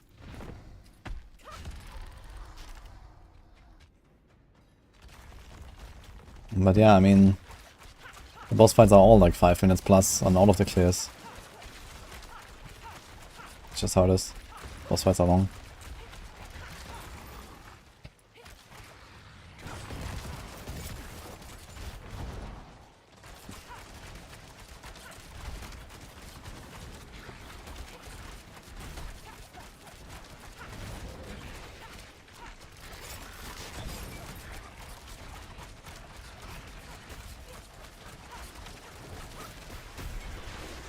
Boom. Nice.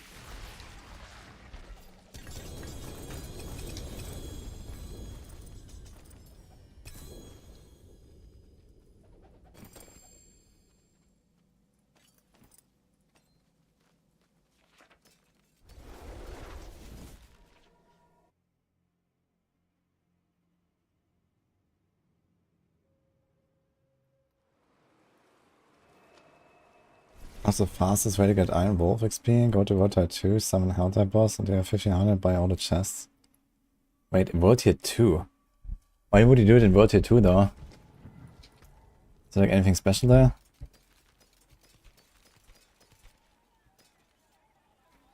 Ooh. Oh man, energy on kill and fire res. That's kinda sad.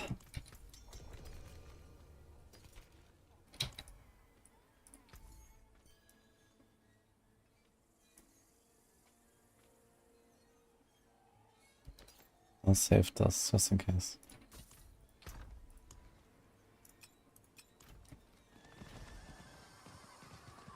Same wolf XP. Yeah, if it's the same, then why would you ever do it in World Tier 2? Then you just go to World Tier 4 and you get a lot of loot and everything. It seems like an absolutely terrible strat. Won't let the boss and therefore wrap not loot. Yeah, but I can't imagine this is much faster than doing it in World Tier 4. Maybe it is faster, but how much faster? A little bit? 10%? 20% maximum? I don't know. I can't imagine that it's like really efficient. Like in World Tier 4 I can open chests that cost 75. In World Tier 2 everything costs 100.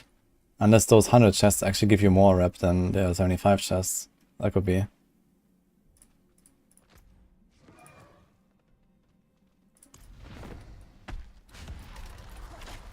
Spark in 1 hour. Wait, what? You're doing the entire Iron Wolves 1 to 18 in 1 hour? I'm just opening a bunch of chests?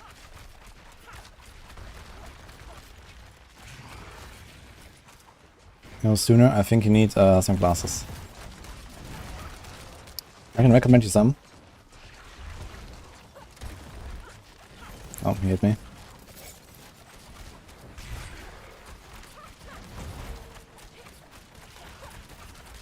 I wanna see that. 1 hour for 18 in World Tier 2. I mean, wait a minute. Like when you do when you farm a fresh character, you do like 1 to 30 in World Tier 2. And you open like 7 or 8 chests anyway. And then nowhere near like, I don't know, even rank 10 on the Iron Wolves. So what the fuck? And that's like, I don't know, 10% of the way or so. So how does that work?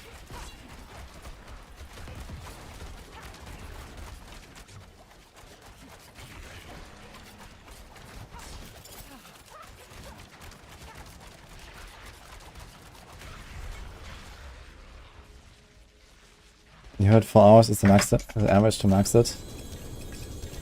Dude, I don't think I want to do 4 hours of World Tier 2. Just to max it for a Spark, man. Holy shit. 1 hour would be thinkable. 4 hours is not worth it for a Spark. Oops.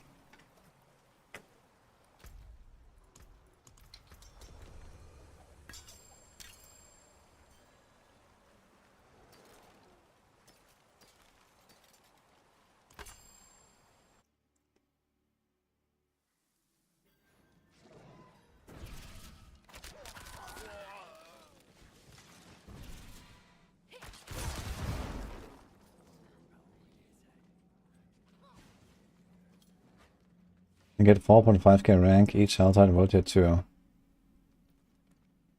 4.5k each hell type. You mean 1 hour of hell type. That's not good.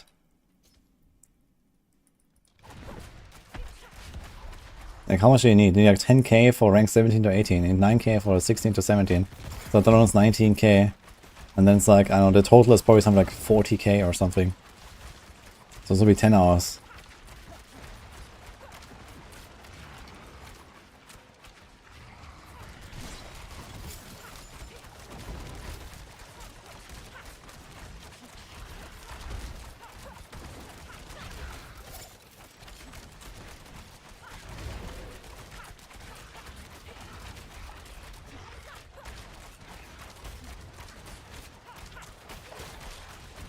I mean, if anything, if you really care about the chests, you farm World Tier 4 in Helltide, and then you go to World Tier 2 and open the chests. If you really want to do that. If it's about the chests. If they're like so valuable or so. How much do they give? Like you just farm Helltide for 50 minutes and then you go to World Tier 2 and open all the chests. You can do that. And then you don't have to deal with like level 20 monsters.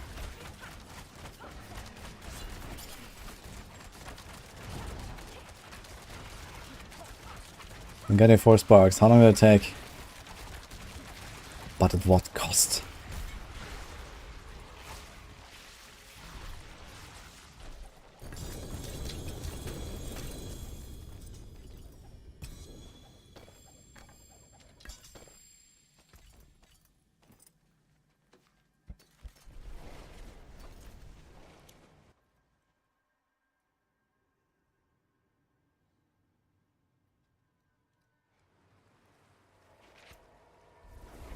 Doombringer for Chronics.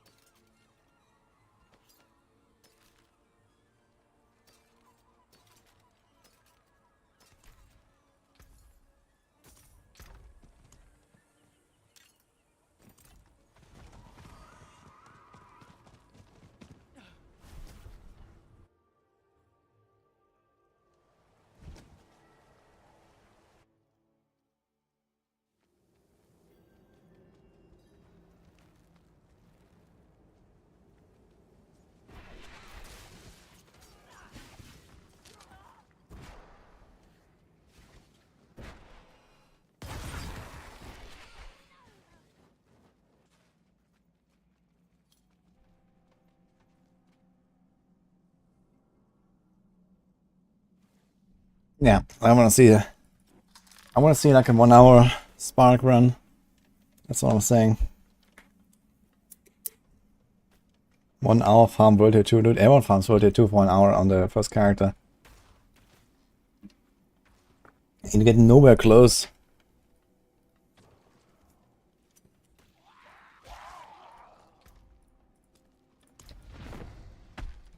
How many summons left? I have 3 left after this.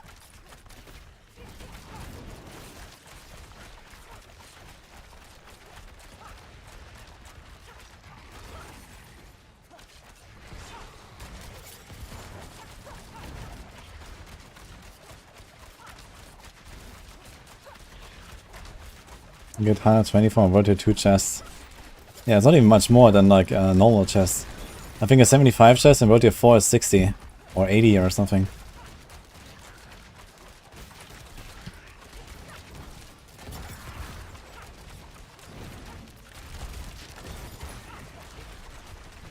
Hey, Redrex, thanks, man.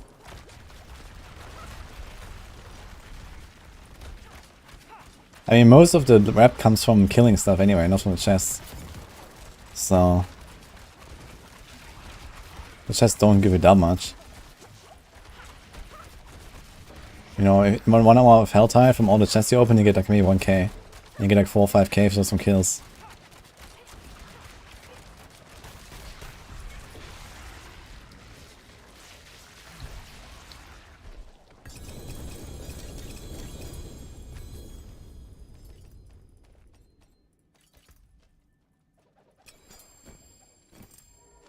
Another Doom. Everyone finds a Doombringer.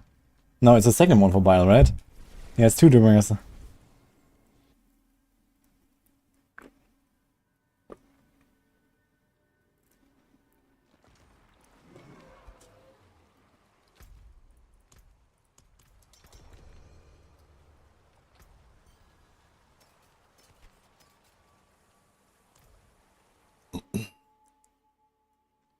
Wait, did I get Tears?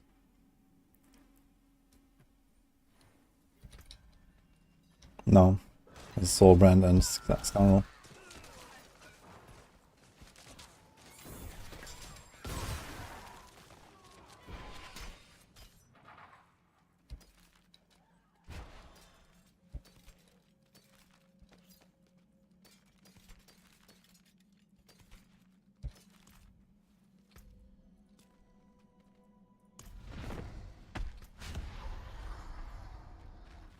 Okay, am I the last one summoning? It appears so.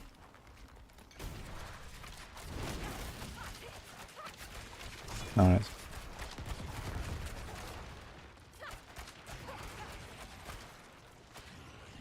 If you have a new Barb, it will have its own glyphs. They're not shared.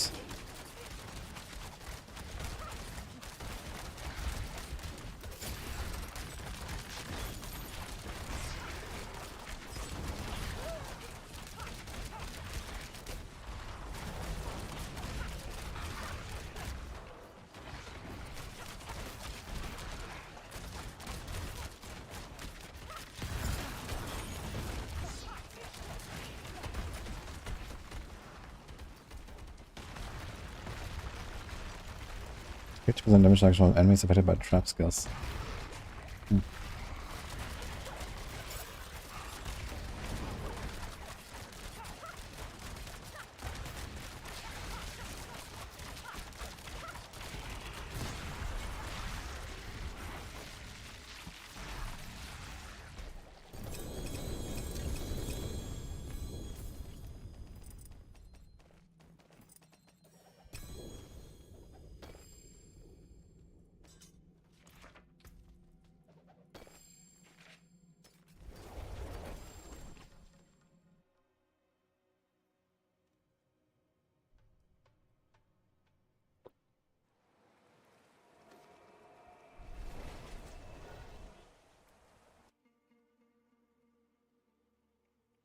Okay, so we're almost done with this dual rotation. I guess so here. Who was that? Swanky Orc?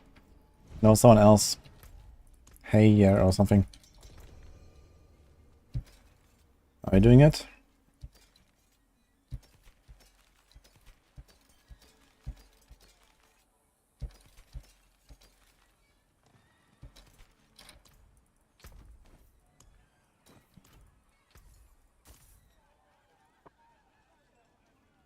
Yes, okay.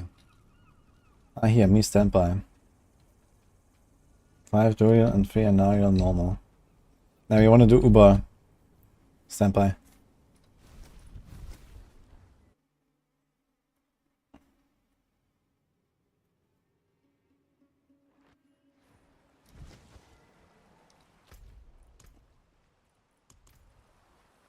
If we're getting smoked in world tier 4 at 55. Yeah, go back a little bit. You can still double a nightmare up to like 70. Actually, you can even level all the way to 75 if you have to. Try to cap your res. Try to temper some res. Get some life rolls. Get some armor. Then you're chilling.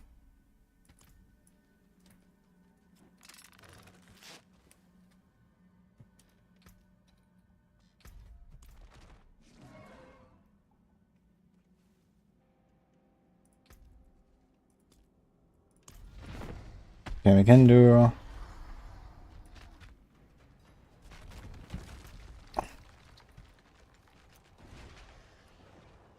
Hay is offline now. Talk about that earlier. I need +1 hardcore tormented Duriel rotation.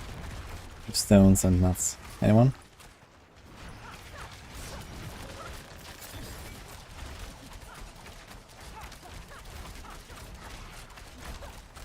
We have 3 out of 4 and then we can fill.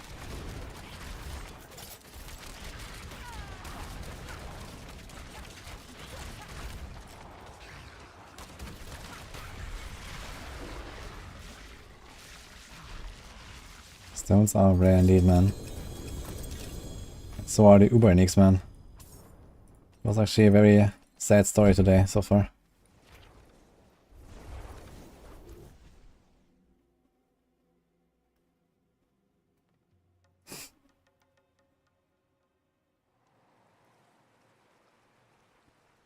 Hardseeing on softcore using concealment. Any reason I use poison trap for hardcore? I say, why not both?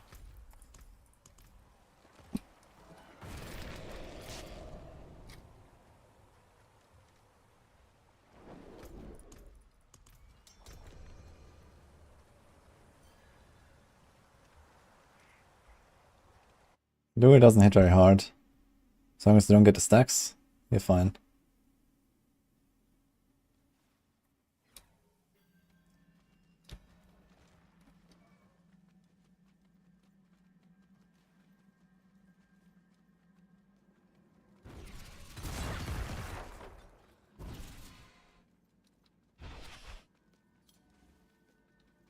Okay, last one, guys. Still haven't received anything.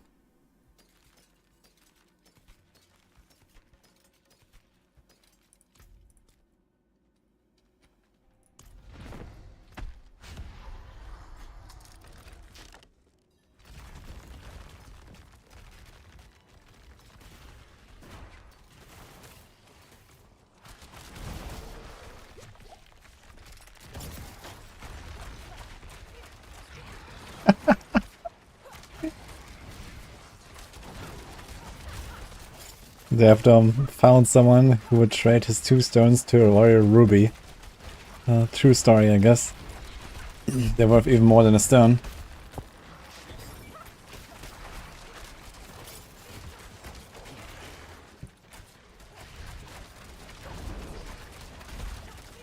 Yes, I see that, Swanky.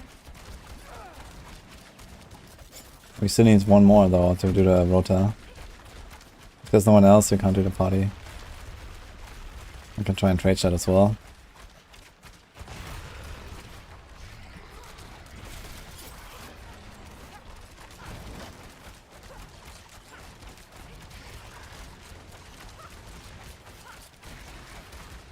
How many stones? We're going for 2 summons each, so 4 stones. And 12 eggs and shards. Okay. Well guys, it's looking bad for the believers. Ooh. Okay, That is kinda nice roll of the vulnerable thing. Yo, Chronics got a Starless. And Violet got a Sedek. Okay. Lots of Ubers, yeah. Not for me though. I was 12. Yeah, I'm out. They're all out.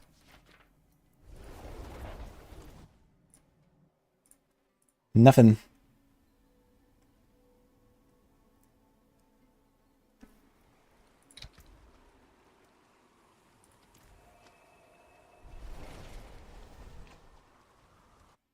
I'm not winning.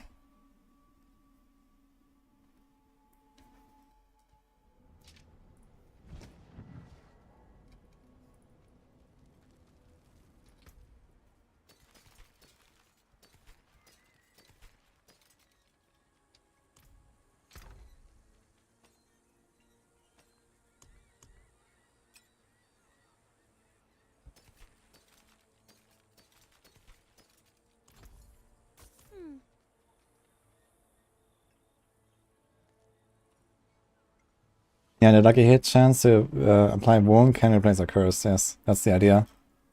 In fact, you see this? It goes from 2 to 3 seconds. For some reason, the chance and the duration scales up. It scales twice. So that makes it really good actually, once you got this. Either Greater Affix or Masterworked or something. Here, it says 3 seconds instead of 2. Need Starless. I have a Starless. I want a Shaker.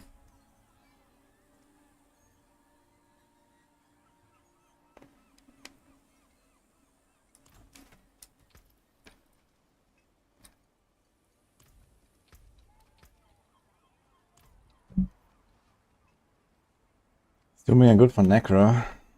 Well, probably not really. I mean, it will help you to survive, I guess. But it's kind of a loss on Necro.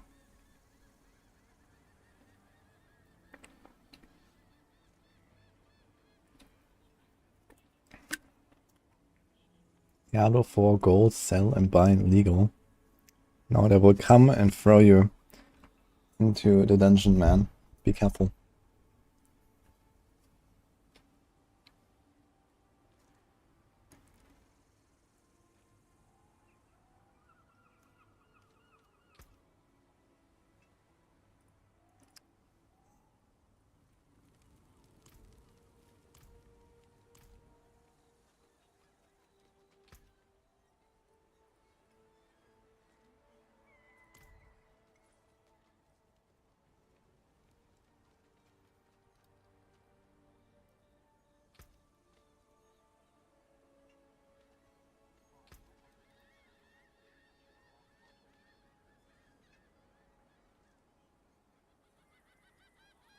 Hey, Wolfball. Hey, craft the Ubers at the Alchemist.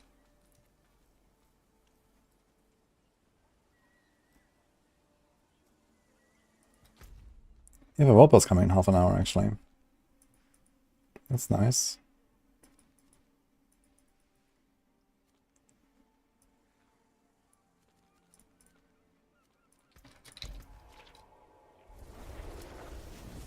I think let's go pit again a little bit. Get some more mats. Stack this up. We'll need a few thousand leaf iron. We have like a 1 point something. Like 550 plus change per item if we're about resetting. So this is 1, 2, done. 3, done. 4, done. So this is 1, 2, 3, 4 that we have to do. 5, 6, 7. This is still, it's a lot of leaf iron. We can farm how much per hour? Around 500 or so. That's like 8 hours of blasting pit. It's not the worst.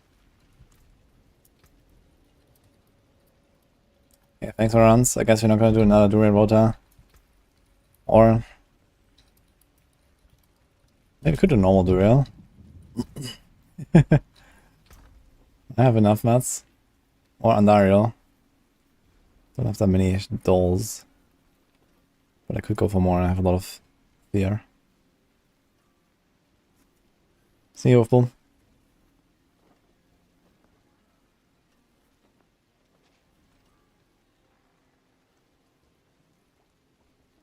I could join Tormented. And now you're saying that. How many do you have?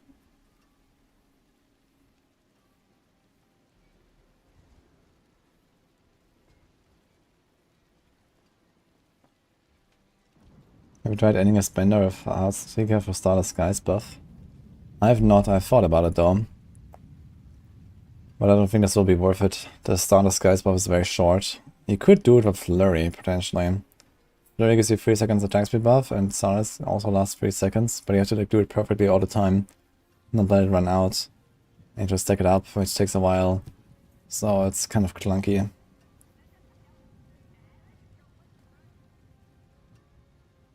Hello, can I?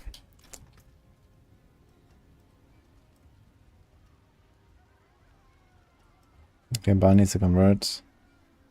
Cornix is out. Okay, maybe more Duras tomorrow, guys. It's done a lot today. I'm gonna go pit.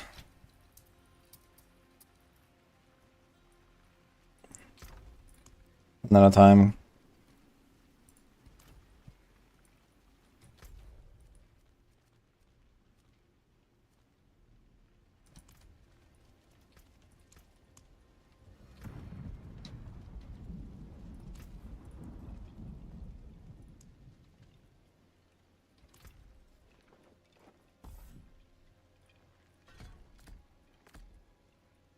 Don't think I changed anything else, right?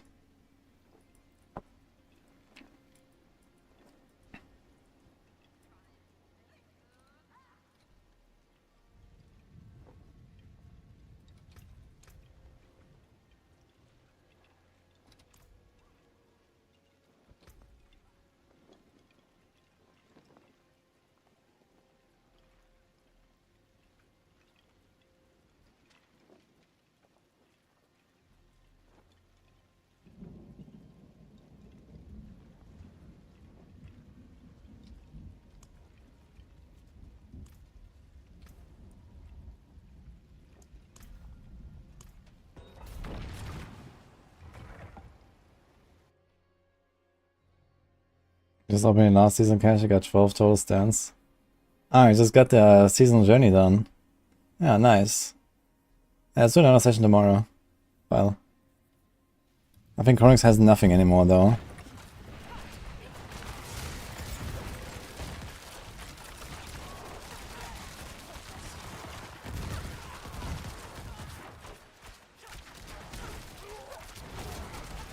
So for those who also wanted to do the drill. Right, unless we have like 4 people now. Maybe you have 4 people now. So if Byron has 12, we have Swanky Orca has some. Is there anyone I keep forgetting now? So I have some. We need +1 then.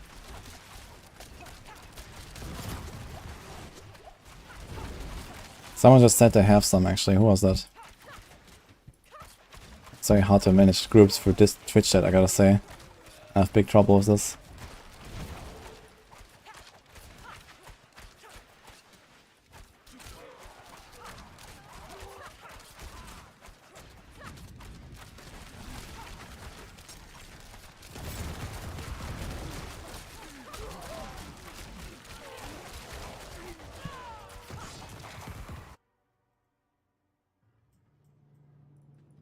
Talking about Tormented. Tormented Duriel, hardcore.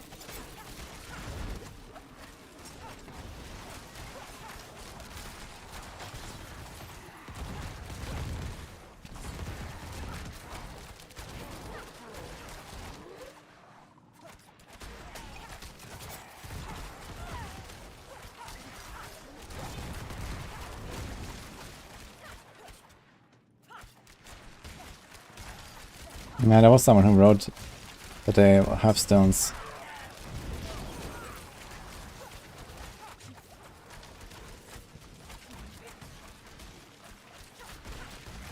You can use Doombringer and Harlequin on this build if you want, yes. Especially Harlequin.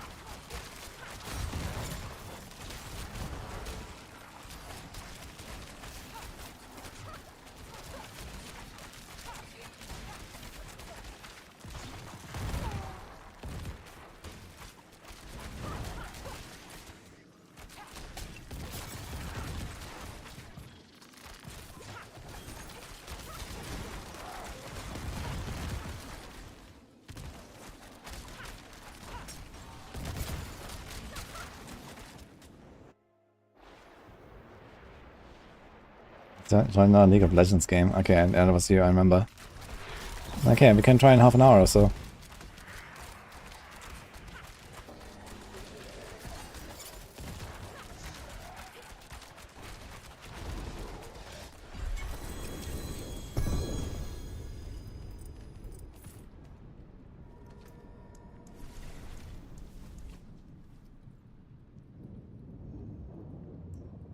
$10 billion. Yeah, there's something going on with tormented bosses and thorns. I'm not sure exactly what though.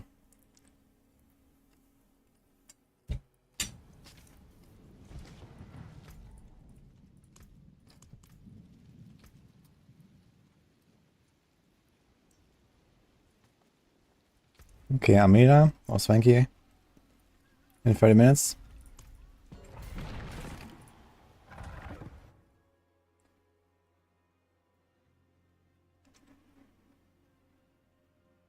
This is Heartsick guy. I don't like the Shadow Step build very much. Sure, okay.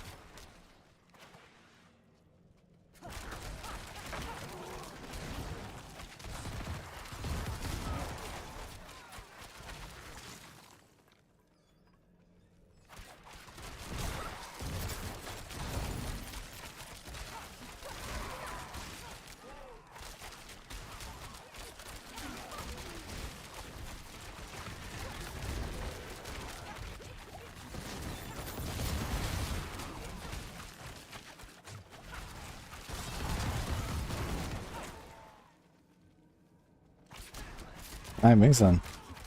What's this here?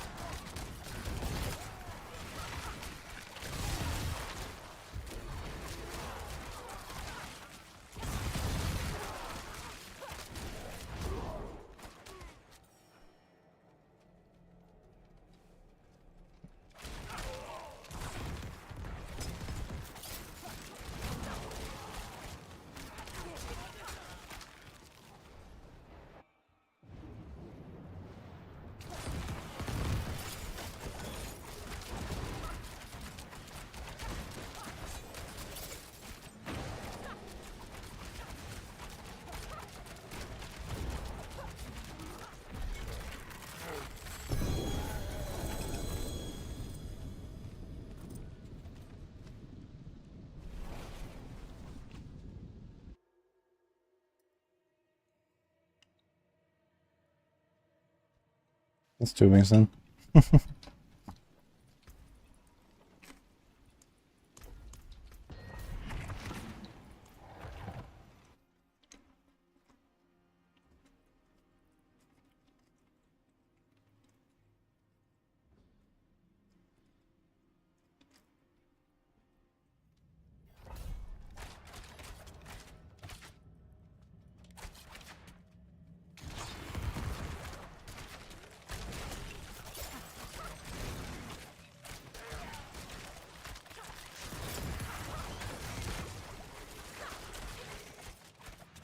Microsoft is on the way to buy Steam. Doing Steam games on Xbox. Wait, what? Is that real? Why would Steam do that though?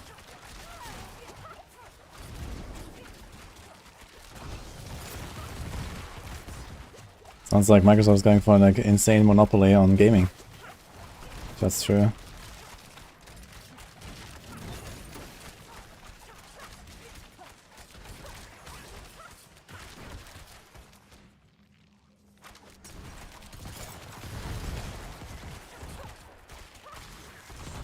Someone in YouTube chat said that.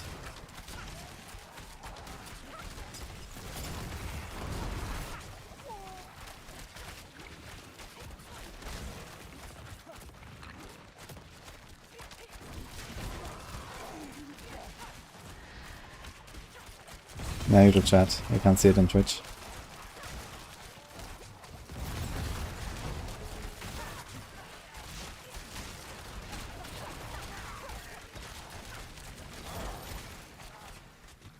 Explored years ago. It's wholly made up.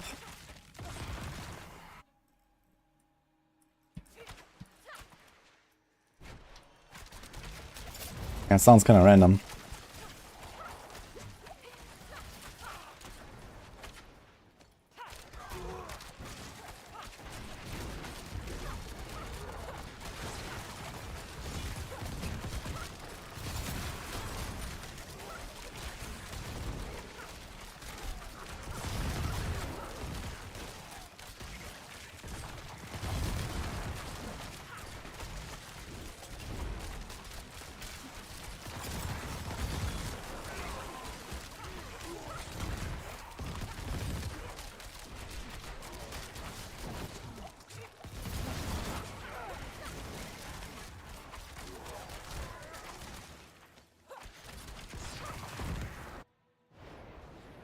Keep selling out.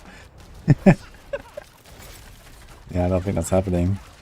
Like, Steam is fucking massive. Why would they sell?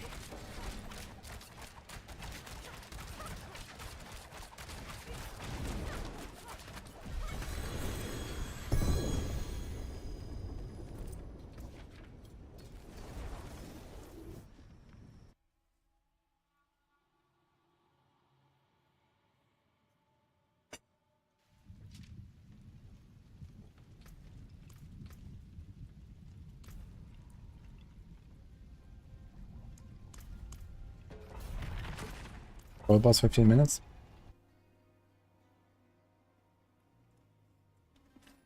I think I will play Last Epoch again. Probably just about like mid-July. Maybe a bit before that because I need to practice for the road first race. kind of unrust a little bit.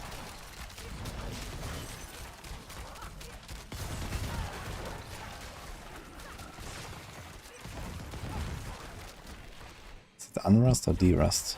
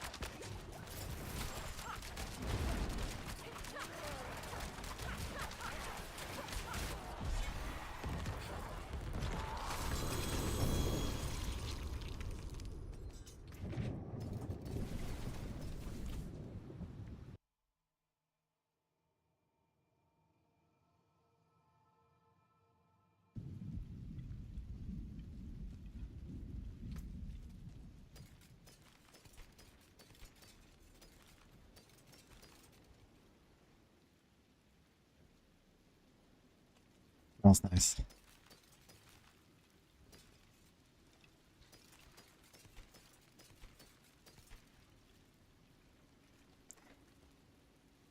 No, lucky hit helm, huh?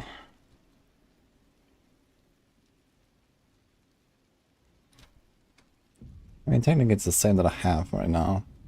Could re-temper it if I wanted. Doesn't really help me though, because you also need to change this temper and I can't. So...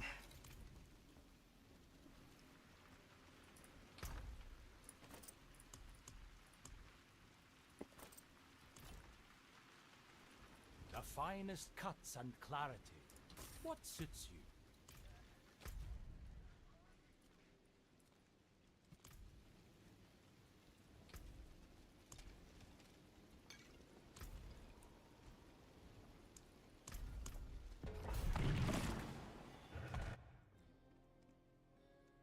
How much does AP affect damage output?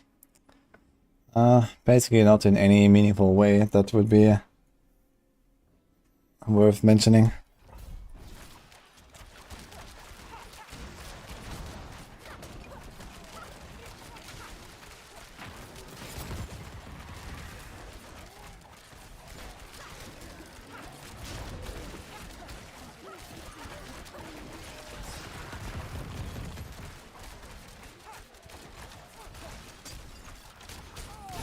It's tempting to go back to the game. It is. Should try.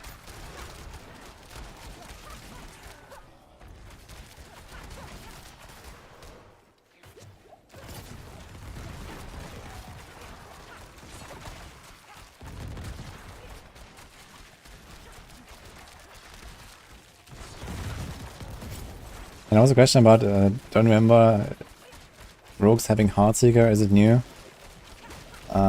Yeah. Was introduced like to the public around last March 2023. We played the open beta. Kinda new still, I guess. Just like 14 months since we got to play with Heartseeker.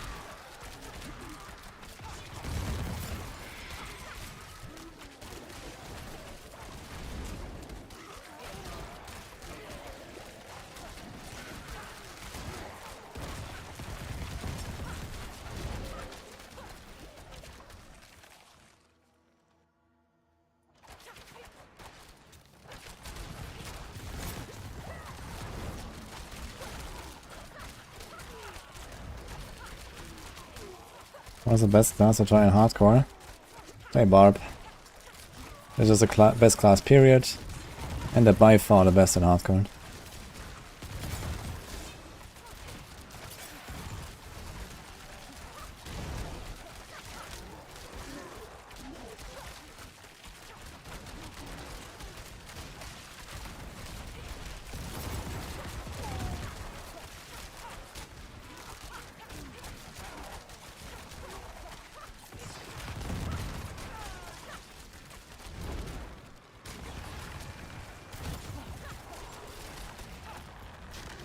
Whoa. So the portal spawned and then it procced me there. Interesting.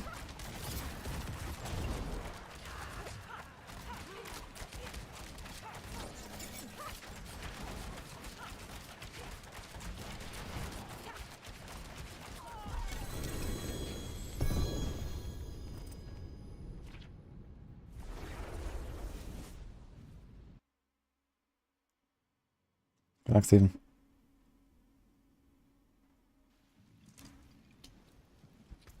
Should I consider swinging from double swing to bash? I mean, double swing does all really well, but bash is much more powerful if you want to go high in the pit. 7 minutes world boss. Necro is trying to find ways to break the game. Can you link it? You can watch it. Any other cool videos I need to watch? Not about pity mechanics. Would be preferable.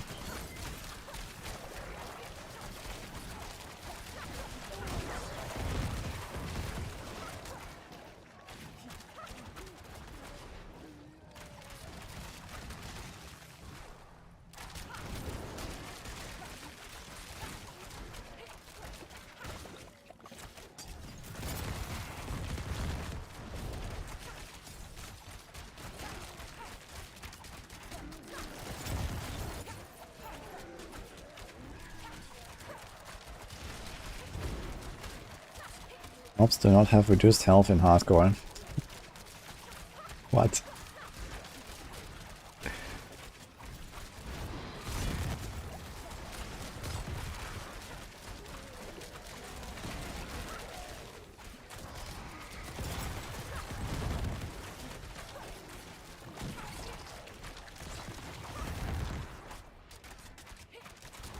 Damage is that unbelievable.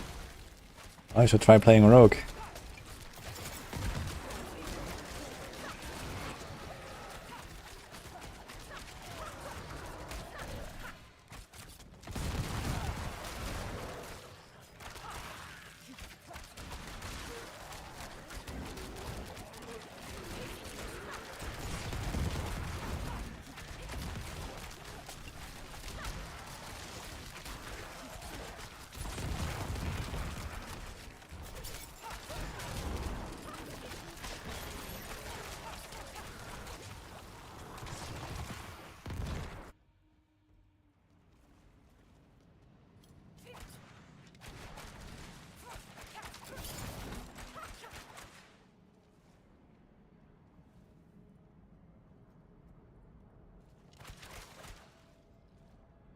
I found arguably the worst kind of snapshotting that could possibly exist in a video game like this, which oddly enough is inspired by games that I played in the past like Diablo 2.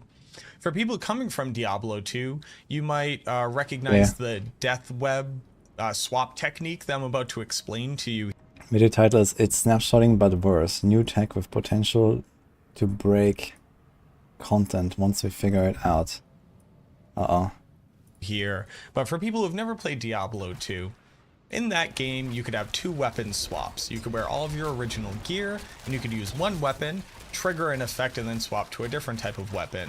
For things that would do poison damage over time in a large cloud, like a plague Javazon, you could throw your javelin and then swap over to a bunch of gear that would reduce the resistances of monsters to poison damage to cheat out a ton of extra damage. This was very prevalent in like PvP, where a rabies druid would attack you and then swap over to Death's Web and then basically kill everybody by reducing all the resistances down to -100, doubling the damage that you would do. But I'm getting a little bit too nitty-gritty here. I've found something that luckily cannot be abused in something like the Pit, but can be abused in things like Echo of Lilith, as well as tormented bosses, level 200 versions of bosses that drop 5 times the loot for 3 times the amount of materials. And here's my disclaimer right up top, because I don't want anybody to think that I'm clickbaiting here, because what I'm about to show you isn't going to seem that fantastic. It's not going to seem that ridiculous, but it is something that is broken in the game, probably shouldn't work like this, and almost certainly currently has some type of application outside of the Necromancer. Now luckily, right now, for me and you watching this video, if all you play is this Necro boy, you don't necessarily have to worry about this, because I haven't found a way to break it yet. But let me just highlight what I'm talking about here. The purpose of what you're about to see here is to prove the fact that putting on equipment after you do something can alter the thing that you did previously. Let me go ahead and show you the exact example that we're talking about. I currently have no points in Hued Flesh. Hued Flesh says lucky hit chance to be able to generate a corpse, and it's a lucky hit ability, which means that typically speaking, skills are needed to be applied to the target for this to happen. Now, luckily for us as necromancers, we have the Black River. The Black River says that we gain ranks of Hued Flesh. Mine is currently masterworked, so I gain 3 ranks of Hued Flesh. And if I was to put this on and go look at my stat page for the skill tree real quick, you would see that I have a 12% chance of generating a corpse based off of lucky hit. Now, if I were to take this 24% chance, so again, doubled against a boss here, and I were to look at my bonus lucky hit chance, I have 52% bonus lucky hit chance. That means I have a whopping 38% chance of triggering this off of Corpse Explosion. 38% chance multiplied by 24% chance, roughly a quarter of that. And we should basically expect to proc a corpse sometime around 9% of the time. Now, that doesn't sound altogether that impressive, but what if I told you that I could not use Black River at all, have 0 ranks in Hued Flesh, and what if I were to cast Corpse Explosion? What do you expect to happen here? You definitely don't expect me to generate a corpse, right? Well, let's go ahead and watch. It's going to be a very awkward 6-second stare. Also, all of this is just lead up to the point. We didn't generate a corpse! Happy us, fantastic. Stop watching the video at this point, right? Nothing to share. No, I have something to show you here. But the reason why I have something to show you here is because what if I were to ask the question of you? We're going to go real Veritasium here. What if I were to cast Corpse Explosion and then change my gear? What do you think would happen? Should it apply damage equal to the weapon that I had when I used it? Well, let's go ahead and take a look there. I'll cast Corpse Explosion. Currently doing 2,000 damage. Let me put on this other random weapon.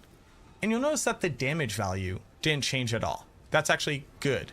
And that's why this is a terrible form of snapshotting. We'll get to that in just a quick second. What if I were to do this, cast Corpse Explosion, and then swap over to Black River? What do you think is going to happen here? Did you see that? Did you see the corpse that got created?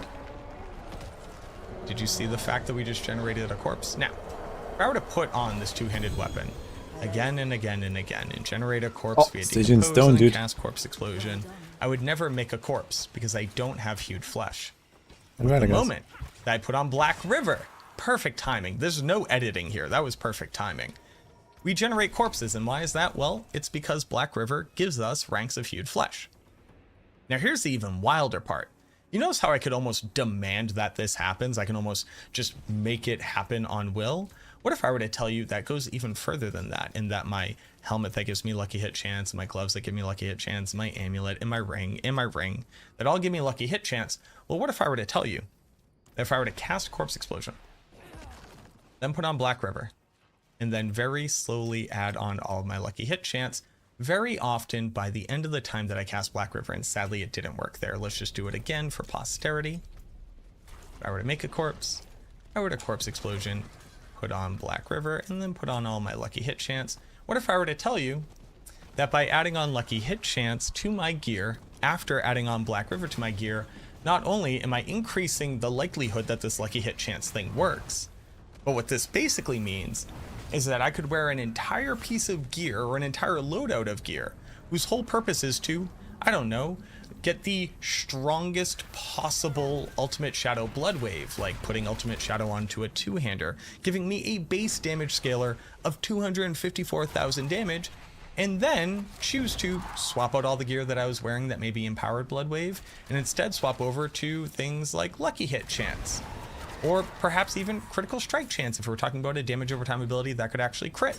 Or things that modify how much damage I do when I do vulnerable damage. And then if vulnerable damage were to be applied after that damage over time were to happen, it would then read that stat as well. Wouldn't that be absolutely bananas? Would that not be just like heinous levels of micromanaging and snapshotting that you absolutely don't want to do in this game? Well, you're correct, and that's exactly what happens. I have recently discovered, while testing something completely different, has nothing to do with this at all. I was just trying to make sure that Black River actually dealt the damage that said that it did, because I got a couple different instances of people saying like, hey, Black River might not scale as well as we think it does. Luckily, it totally does. This works 100% exactly like you expect it to. You get the exact multiplier that you expect it to, but it's good to retest stuff. But while doing that, and while swapping out my gear, I noticed this very weird little interaction with human flesh, and I set out to prove it. And I'm so glad that I was able to just do it in real time.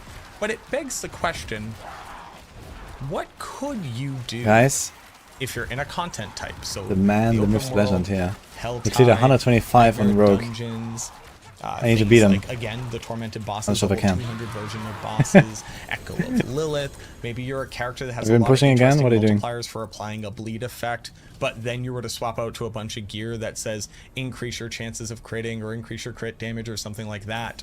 What if you could swap out all of your gear after I need 3 Hellborn, and I just killed the Bloodman damage over time effect or sustained effect on a target, and be able to benefit from a complete separate type of gear that has completely different stats that empower different parts of your build. The game would get kinda wonky very quickly. Now again, like I said in the beginning, not to make any of this clickbait, I can't currently think of a way of breaking this, mostly because the Necromancer doesn't have that many like super long effects that they can apply to our targets. Most of our damage over time abilities all occur in the 3 to 6 second range, so something like Ultimate Shadow occurs over 4 seconds, our Corpse Explosion occurs over 6 seconds, Blight occurs over 6 seconds. Something interesting like Shadow terrible video? I think it's actually an interesting video. Title aspect, which is the thing that I'm most excited like these are definitely things that can break stuff in the game, you know, these kind of mechanics. And it might not be the instance here with like generating a bunch of corpses, you know, you're probably not gonna swap around half your gear to do that, but you can do what he explains with other effects. So maybe not on a Necromancer, maybe not now in any class, but you know, there will be a new unique item, there will be a new aspect or whatever, you know, and at some point something's gonna break. That's basically what this video is about. Mess around with. Says that if you were to cast Blood Wave, you were to cast 3 times, and then again, if I were to just like swap on a different thing, or even swap over to Azure Wrath here, I could then trigger the lucky hit abilities of completely different effects. But I wanted to get this out to people because I'm actually more so interested in figuring out what we can break with it right now, so that I can go report this to the developers. I don't believe that they had any intention of us being able to like micromanage swap our gear for individual stats for things like crit chance and lucky hit chance for damage over time abilities, to be able to like incorporate like super powering a move again by using like Ultimate Shadow onto a two-handed weapon that has a base damage of 254,000. Yo, so TK. that when I cast my Ultimate Shadow here, Are we still with this doing huge tormented? damage boost, and With I Bidus swap here over and to Swanky something Orc, you like can do Black it. River, and then I guess can here. use that in between and basically like swap my weapon just to cast my nuke and then swap the weapon again for the rest of the damage output, right? That's like one of the things I think is most abusable by this, is just by like swapping your weapon to cast a very long cooldown, very strong ability, and while it's on cooldown, swap out to something much more versatile or utility based, or that allows you to apply more damage in offline, the short so game, F. and then whenever you have your big nuke, you swap back over to it. I'm really concerned that people like the Barbarian or the Druid or even the Sorceress maybe should be able to abuse this in the most ways, shape, and forms, because the Barbarian obviously has the most weapons, right? So they can literally swap out like 4 different just pure stat stick weapons, apply a massive bleed thing, and maybe that's doing lucky hit chance, and they swap over to a bunch of unique weapons that then have different abilities to use in between that. Or maybe something like the Sorceress, where you would summon all of your Hydras and have all of your summon abilities going, and then you swap out to a different amulet or weapon and then use that to trigger a bunch of different abilities, etc., etc. Now, luckily, we can't do this in the pit, Shadow which is Imbue or arguably the something. most No, that's important not piece of really a content speed farm that now variant. exists in the game. In this case, But that maybe doesn't I would stop put like one, a developers from releasing more Shadow Step or content something, there. but that's it. You can actually swap out your skills, your gear, you can swap out your masteries, you can swap out your Paragon, etc.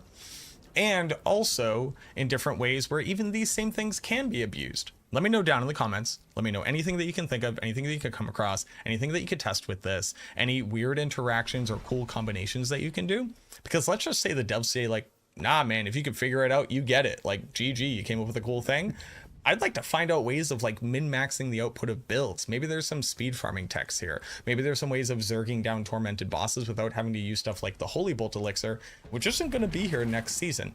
But let me know. I'd love to hear from you. If you have never seen anything like this before, if you're brand new to the channel, if I just keep coming up in your algorithm, go ahead and let me know just by subscribing to the channel. It would help me out a ton. We are just on the cusp of hitting 50,000 subscribers. That is a huge milestone for the it's channel. 50K, We were like nice. hard stuck at 42,000 for probably like the past 6 or 7 months, and we just really weren't seeing any growth. But luckily, the game is in the hands of more people. More people are excited to play it.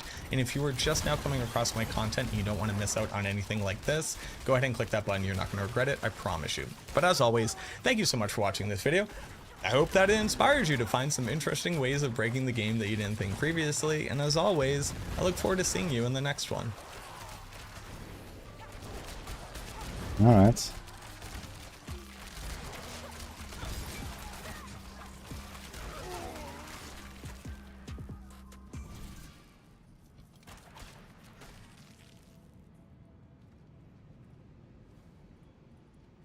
Set to macro now. Match.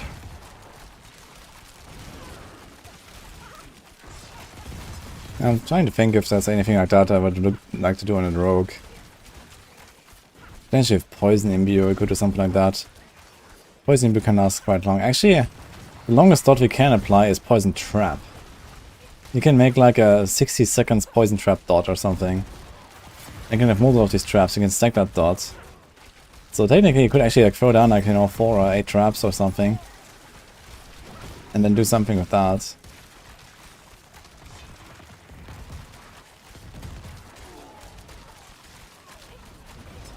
You do this in PvP, man. Just put like some poison traps somewhere in the middle of nowhere.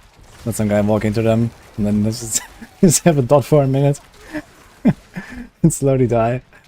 Let's go. Attribution good versus bosses. It only applies when they're staggered. So if you kill them in a stagger, it's good.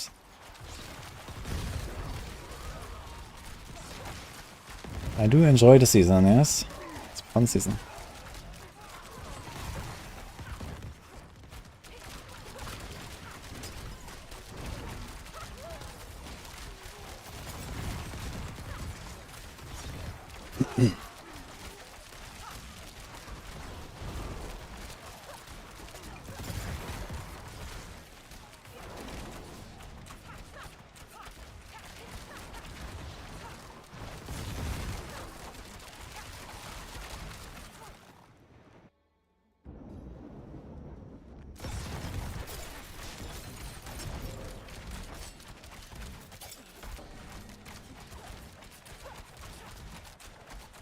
A little bug twice. We just constantly spam waves to nothing else. So that bug is still not fixed, huh? Yeah, this happens when if you like nuke it down too fast through a phase or something. And it just keeps going up all the time.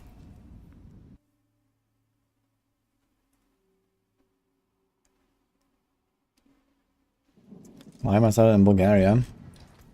I went here for a better internet, because I couldn't find a good place to live in Greece with good internet. It's a neighboring country, so I went here.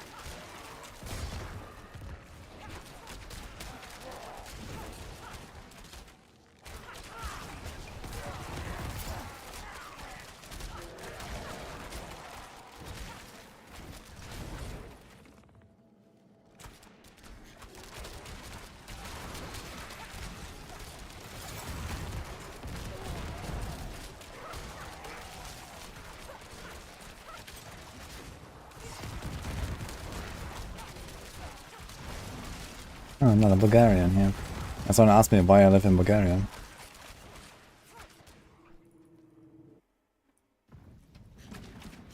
Here you go at Varna Beach. Yeah, it's time soon actually.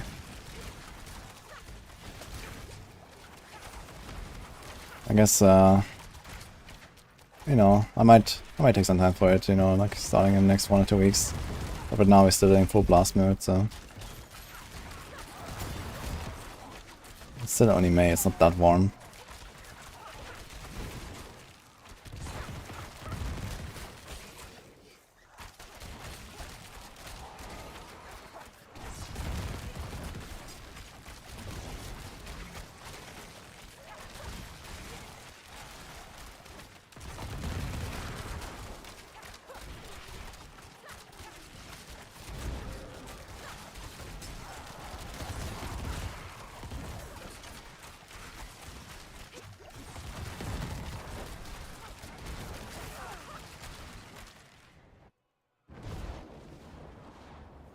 We have several days of snow 2 weeks ago.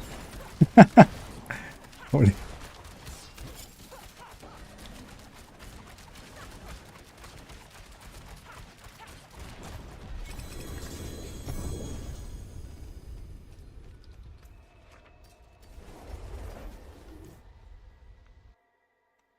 How did Shadow Step work out? I made a video on it, it's not that great.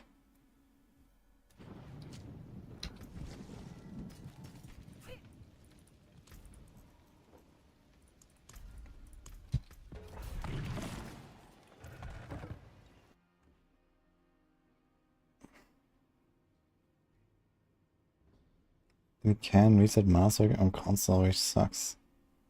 Wait, what? Why does that suck? What do you mean?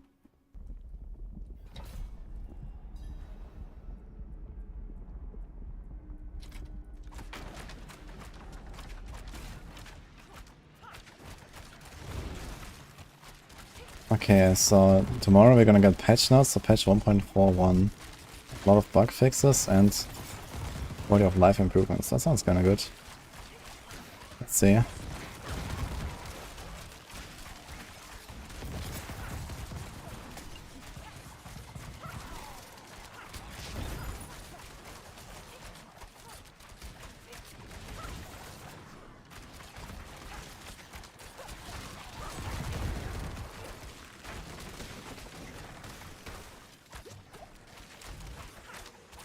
Stone drop rate buff. Poggers.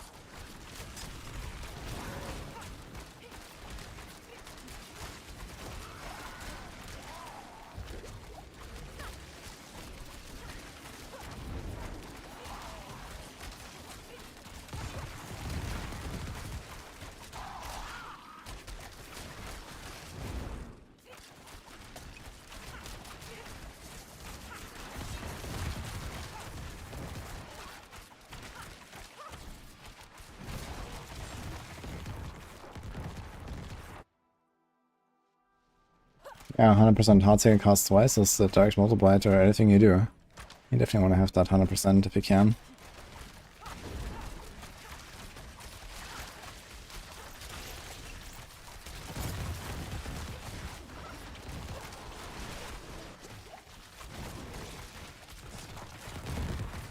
There's a surprising amount of damage there from the Tempest.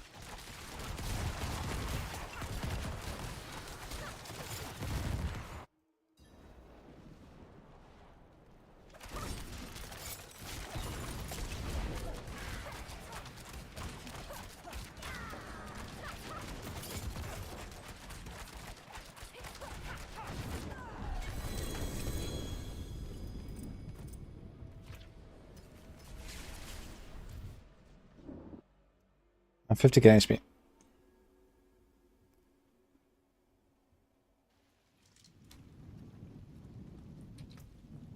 Pain is not used on his build. The damage comes from the victimized explosions. Pain just mimics the arrow damage, but not the victimize. So it doesn't help you. Yeah, I play shift all the time basically on every attack.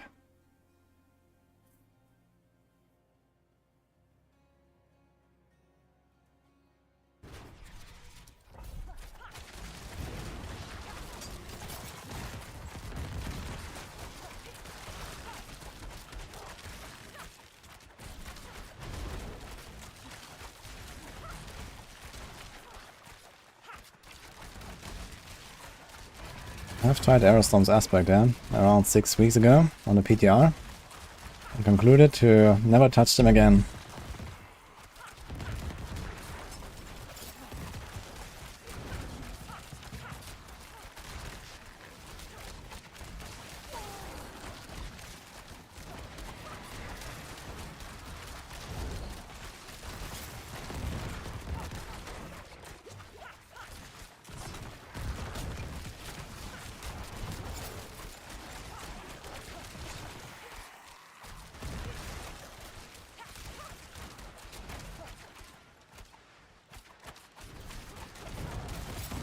Heartseeker doesn't need Shadow Imbue.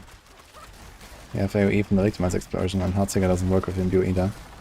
You cannot Imbue a basic attack.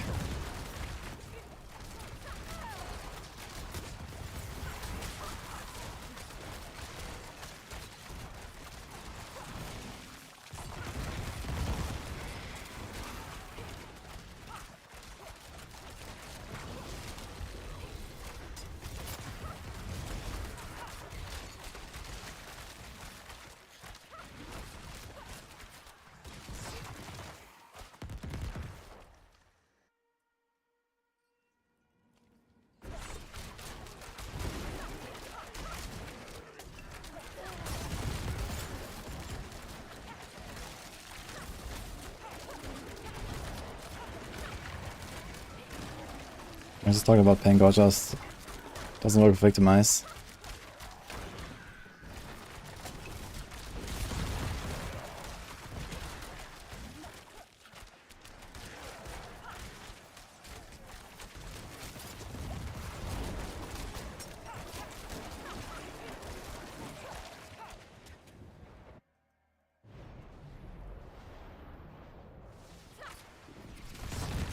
Interior Smite is not very useful.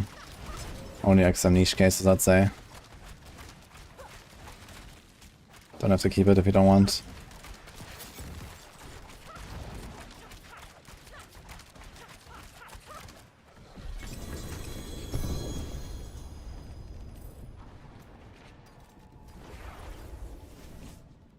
Nice sword.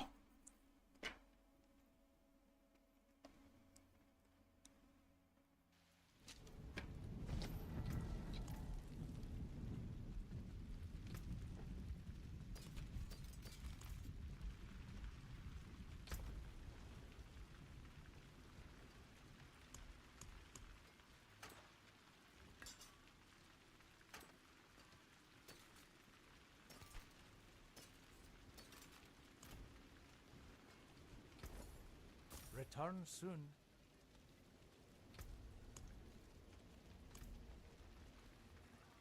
Gamba. Not a bad. Hello, shining. Well. Hello, shining. Well. All finished, are you? Greetings. How shall I guide my hammer?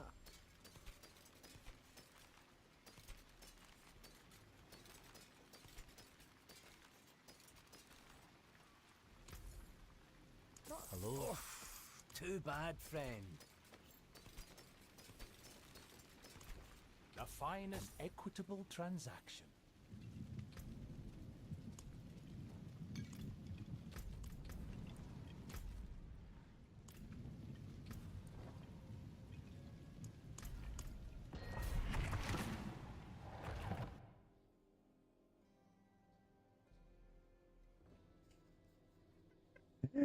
Just having caps lock, man.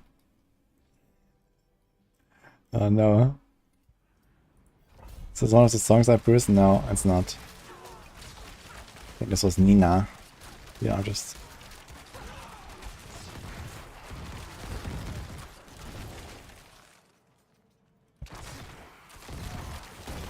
Cleaning strongholds gets old very quick. I kinda like the strongholds still. But yeah, I don't do them that much because they're not really rewarding. I hope they're gonna make them like great again. Make strongholds great again, man. What should I do with strongholds, guys? Any ideas? I really like them. I mean, like uber strongholds. Yeah.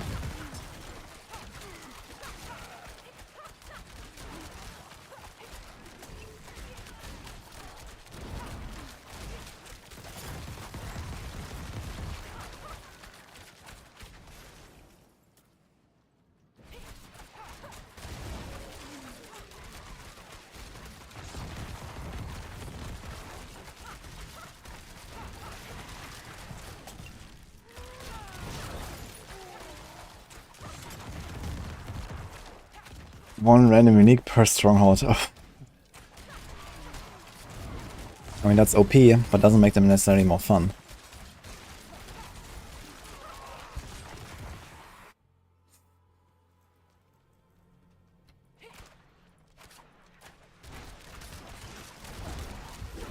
That sort of repeating work again with unique ring. Wait, where's that coming from? What? Oh, when?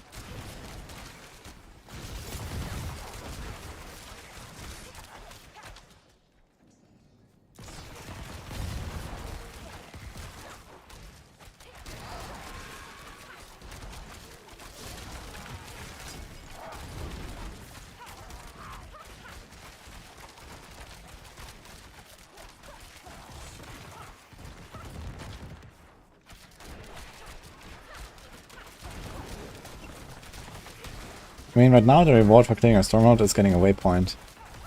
Or a dungeon unlock for 9 dungeons. Which is not a terrible reward, I feel. And they're usually all very fast, you know, like some strongholds are like 1 minute, 2 minutes, maybe 3. It's not like they take very long.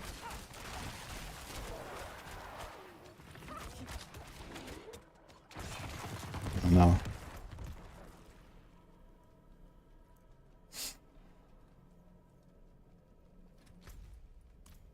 Ugh.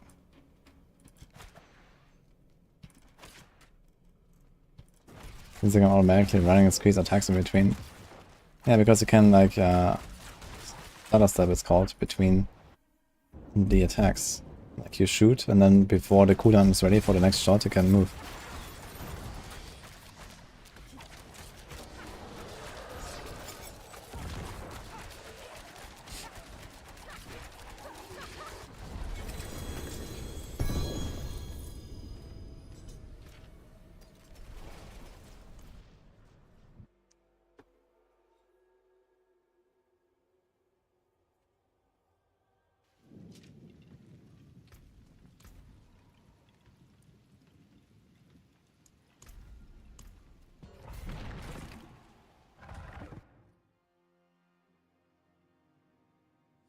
May the capture of each stronghold provide a passive gold income for controlling the world and make them attack defendable when the player is online. Oh shit. Full open world PvP anywhere. That would be a cool game mode actually.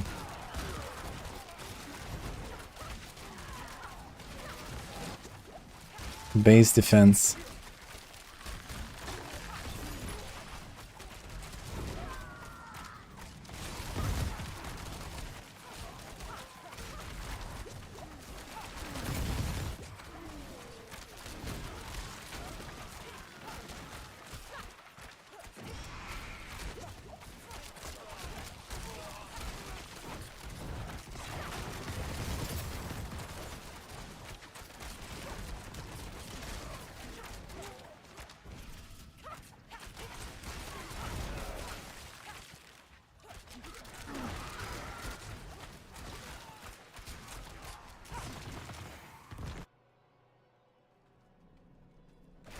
What's this barrier?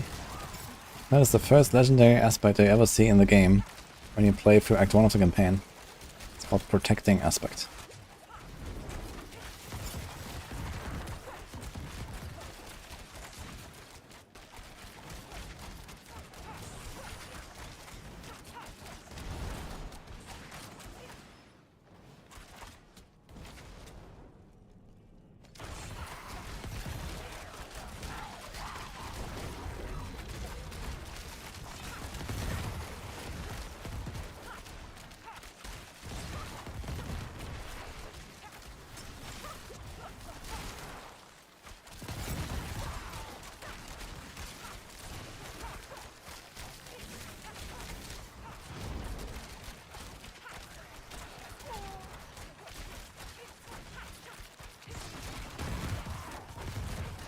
Kind of interesting how my ghosts here actually do like half the life of such a normal snake or something.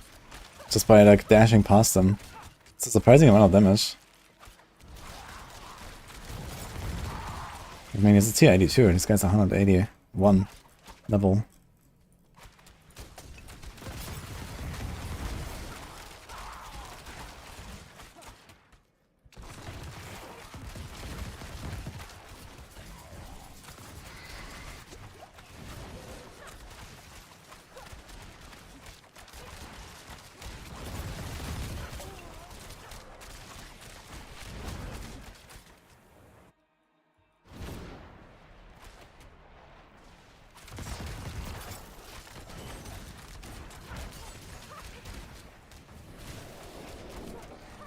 Hate this fucker, man. With the knockback. And it seems like this guy is always paired with the succubus. Every time I see this guy, he knocks me into the succubus. Triple greater. Ooh, ooh. Oh, shit, actually. Alright. Time to brick it. Damn.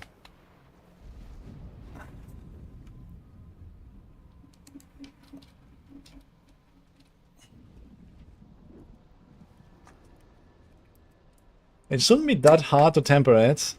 I can hit either caltrop size or caltrop duration. I have 2 out of 4 options. I just hope it's not gonna be a crappy roll. And 1 in 4 for the Woln. Yo, how much is that on softcore trade, guys?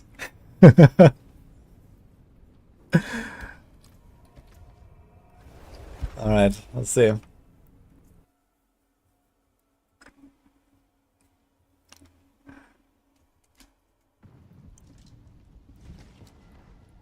That is definitely more than 500 million.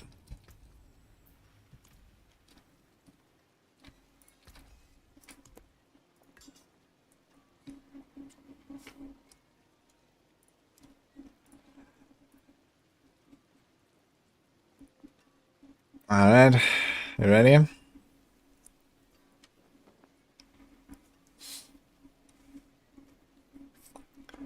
I'll start with the Woln. This is why we break it the easiest.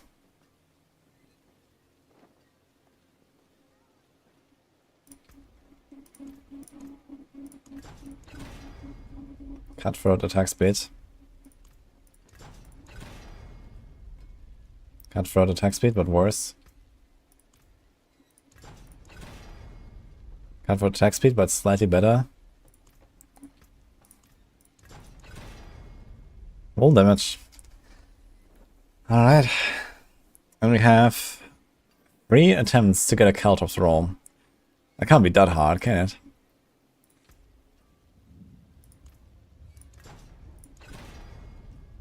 $37 Caltrops duration.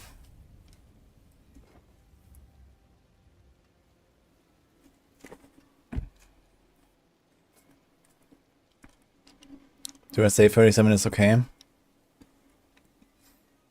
This is also not a perfect roll here. 37 is like mid. This is a relatively high roll. The one is also relatively high. Actually, the one is mid. Katos is a bit above mid. The one is high, the Katos is mid. I think I'll leave it. I think that's my sword.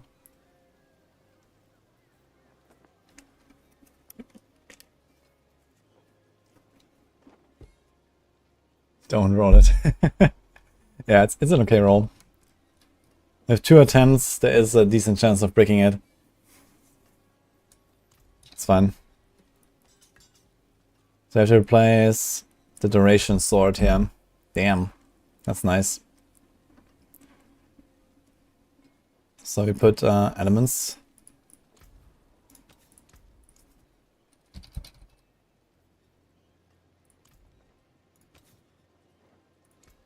Sublime. Even has a socket, man. I don't need to put a gem.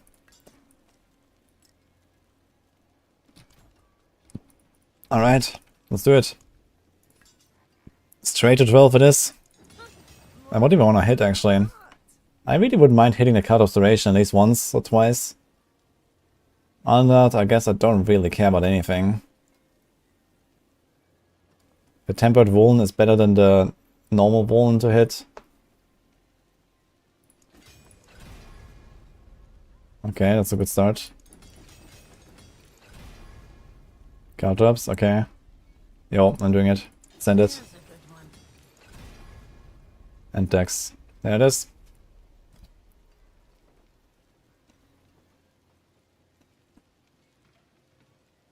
This thing gave me almost 2k life. With the upgrade now. Why is Tempered Woolen better? Because Tempered Woolen goes to 55 and normal Woolen is only 40.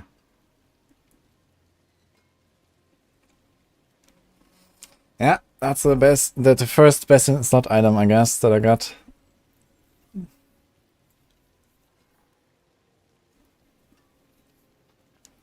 I guess it's time to make a second command, huh? Alright, let me see.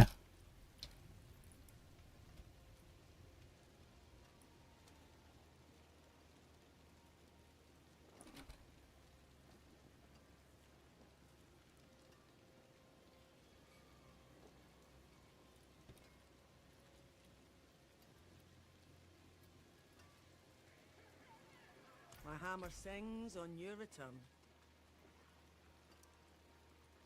Who here has a triple greater affix best in slot perfectly tempered item equipped at this point? Any?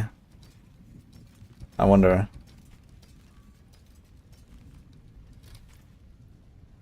That's the first one for me.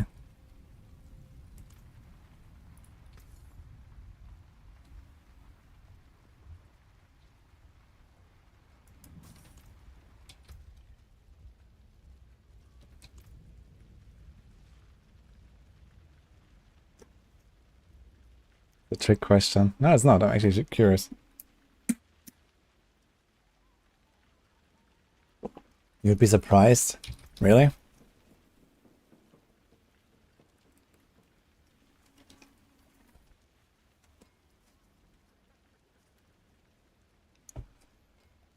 I've played Poison Impure Twisting Blades on PDR. It's okay.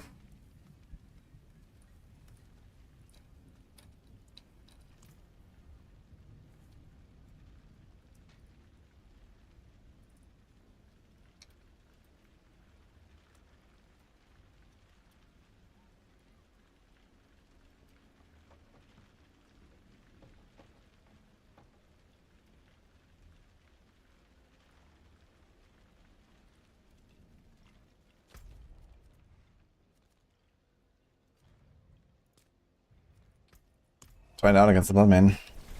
51.7k. Man, I need to get a Shaker, then we're gonna be at over 55k HP, I think. It's gonna feel good. And if I add a Doombringer, I'm gonna be like 80k HP or so. So maybe I put Doombringer... Ah, wait a minute. I just realized, if I actually want to run Doombringer, it has the right mod. I think I need card restoration more than I need card of size. So if I want to run Doombringer, I have to replace this sword. So it's actually fine.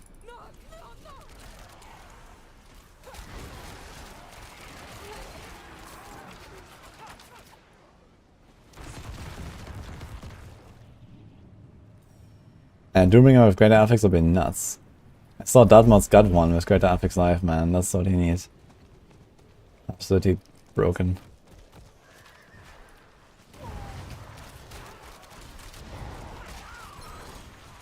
This guy just stopped the Scatter Prison.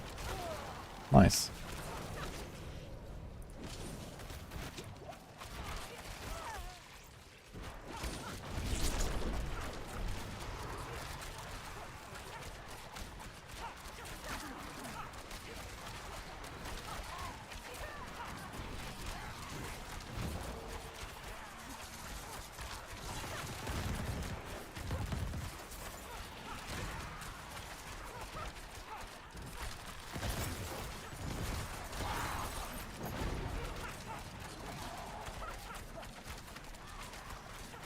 No tongue.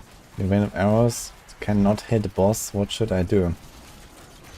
I think I should use a Scroll of Amnesia and play a good build.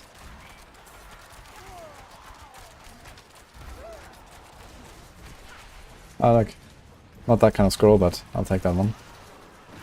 Imagine if Scrolls of Amnesia could just drop sometimes. Very nice. Okay, did not kill her instantly.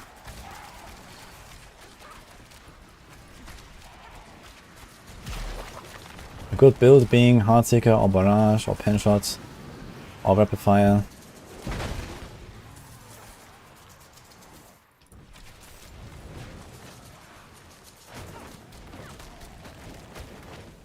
Okay, I'm trying not to kill her too fast.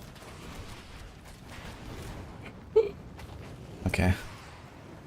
I need a Hellborn. Okay, got it.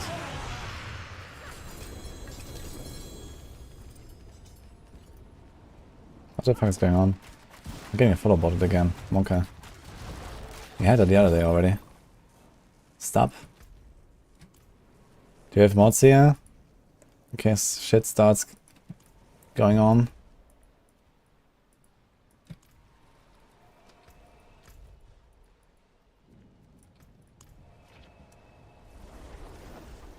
Look. Stop it.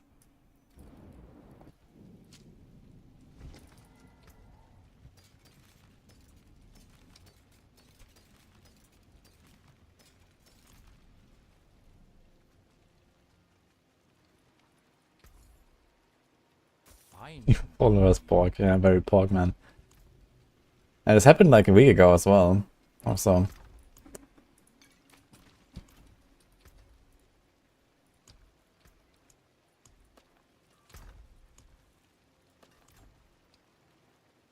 Oh, it stopped. Interesting. Yeah, sometimes this happens before like a bot attack, you know, like they start spamming shit in the chat and stuff. So we need like someone with the emote only chat ready. Or something like that. Or sub only chat. Hey, Lucky, by the way. Nice to see you. But you got a raid. Wait, it was right before that, actually. What is going on? Wait, when did raid? Or was it for Mippy? No, a raider for Mippy, I guess. Was that a raid earlier or something? I see he has a radar thing.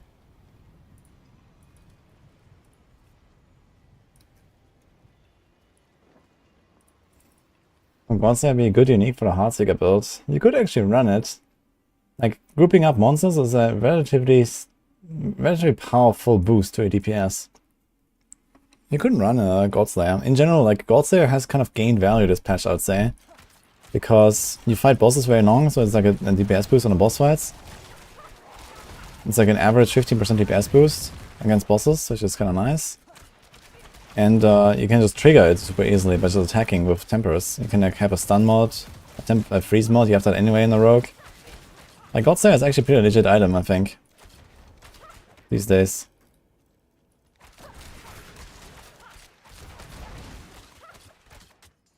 As long as you can handle the loss and toughness and stuff.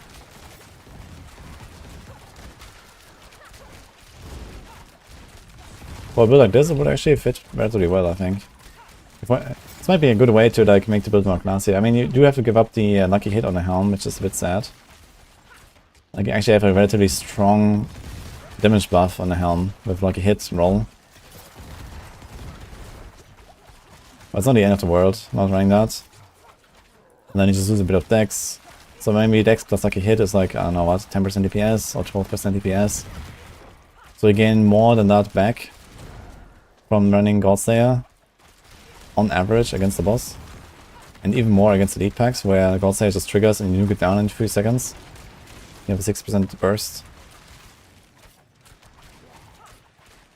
And then you get cooldown, which is kind of nice to have at least.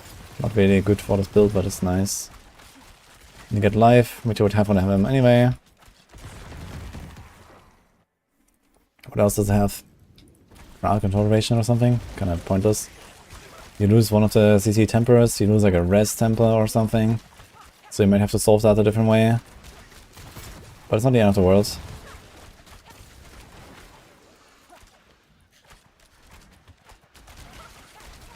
I don't think I would do it on hardcore. But on softcore I think this is worth trying to do a Godslayer. Godslayer just feels good as well.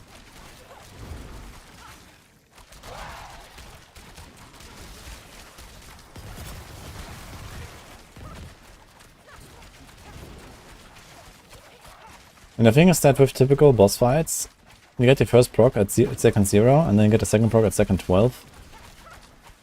And second 12 will usually be somewhere in the middle of your stagger nuke. Like, I stagger the boss usually in like, I don't know, 6, 7, 8 seconds or so. And then he staggered for like, I don't know, 8 seconds. So there's actually the perfect overlap to burst down the boss when the Godslayer procs the second time. Yeah, I'm actually tempted to try it now.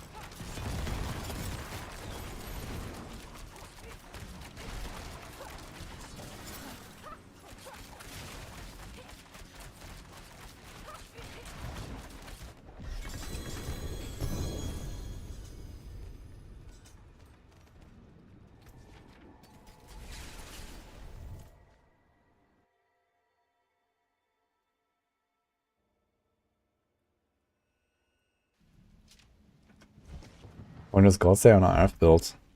That's gonna feel pretty good as well, just grouping everything up with the RF cold imbue.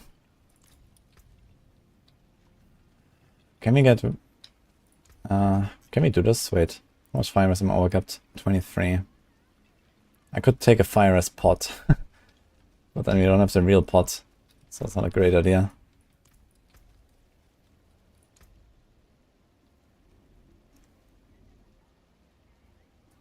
Okay, wait a minute, we can do incense. I can fix it with incense. Godslayer. He's on 6% Godslayer. So his life, damage, crowd control. So the damage is irrelevant, the crowd control is kinda bad. But the cooldown, the life are 2 good stats. I lose the stun, which is not that important.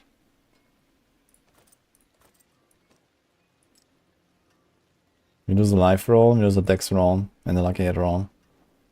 So the dex is like around 4.5% DPS. The lucky hit chance is like around 9% DPS. So it's like around 13%. So it's a net gain on the boss. We lose a protecting bubble, so we're gonna be careful with that. And it's a big burst gain on packs. Let's just do it for a run. What master looking at for now? You can put it to 4 if you want. 4 is not much. Is it the best Ghost Slayer that I have? Things on your return.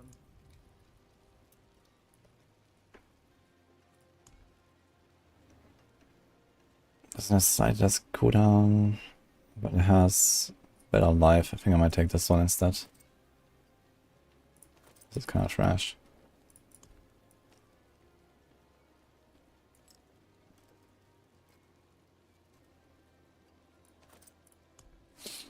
Okay.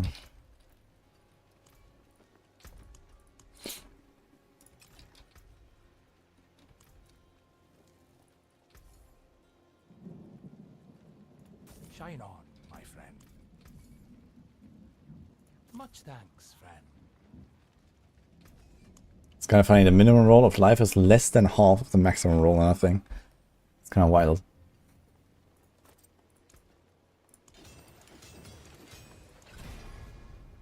Hit cooldown. Sure, I guess. Let's go. Still 51k life. I need to change the... Okay. Forgot about that. So we have to do a... instance. I have to fix my res now with an instance. We need cold. Okay, the follow bot is happening again, man. What the hell?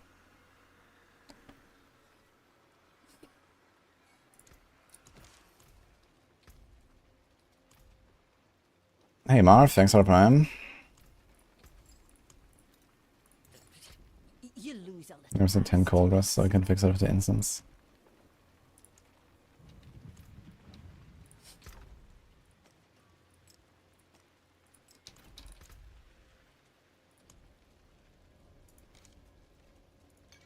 Okay, last 20 minutes.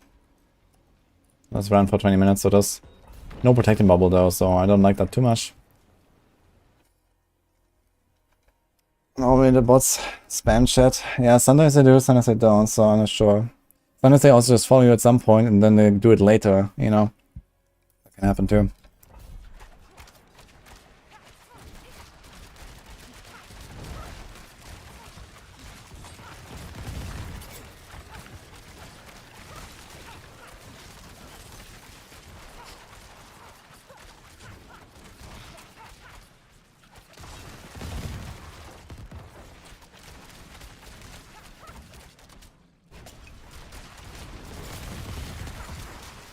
It does feel really cool. Can't argue with that, man. I love Godslayer. That's a really fun item.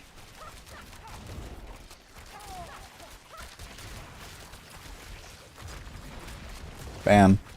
Like, it might really help actually to deal with the champion packs as well.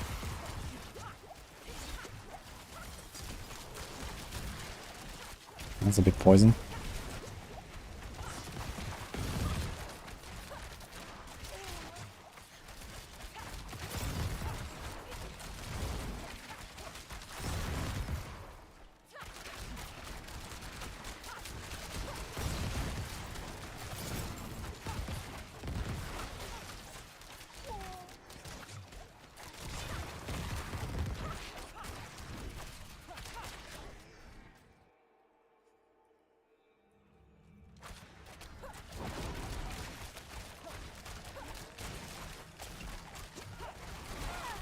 Bam.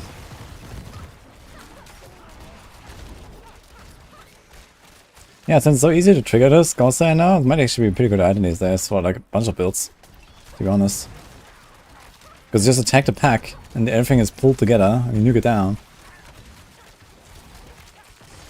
Does it beat Shaker? Much as defense in the Shaker, which is a problem. Since defense matters a lot in the high hits. But look at this, yeah, how they just implode. They pull together, one victimize, pop, and that's it. He's not ready yet, though.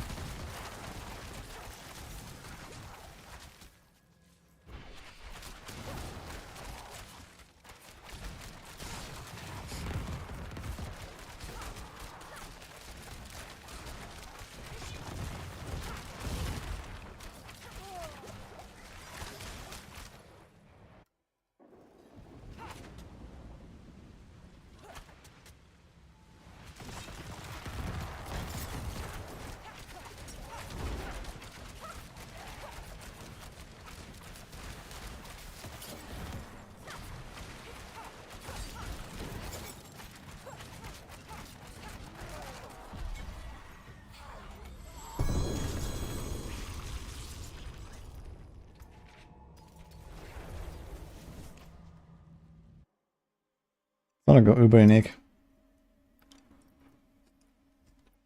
Maybe it should be. It definitely deserves it more than Andariel's Visage.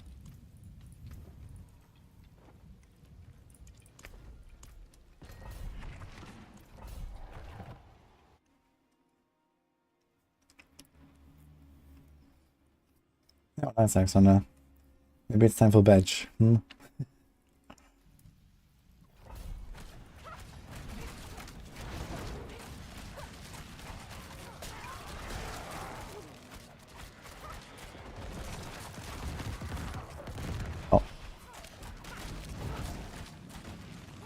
Doombringer would not be too much damage loss. You can do it.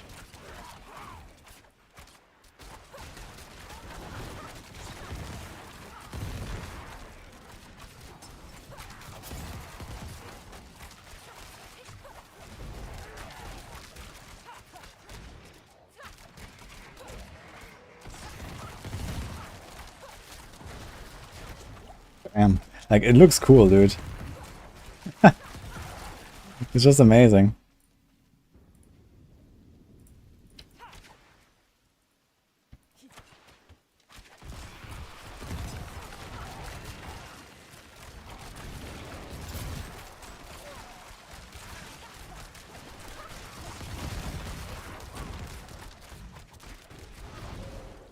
Doing Godsire's Crown. Someone just suggested it.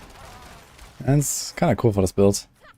I'm not sure if it really speeds up the runs or something. But it's just fun.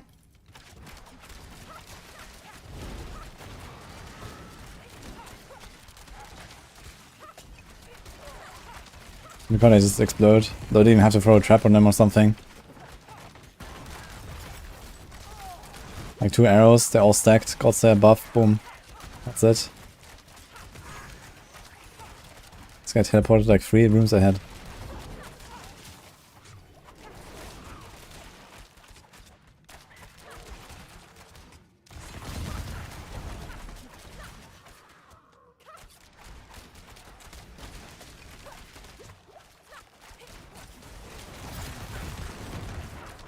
I think Ghostside doesn't trigger on minions, right? Only on champions and on elites, I believe. Interestingly, because I think minions are considered elites for other purposes.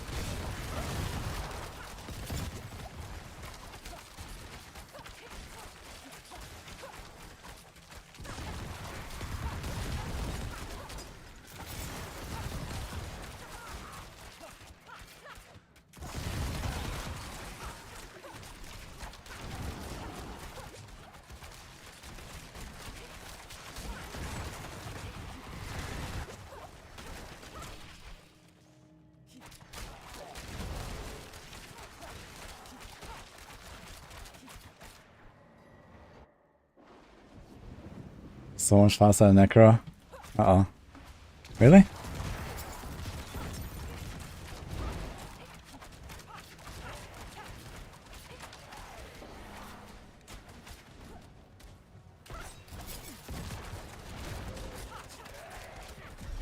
Yeah, I think this was the gold side I proc there, the second one. It's just boop. On. Cronus.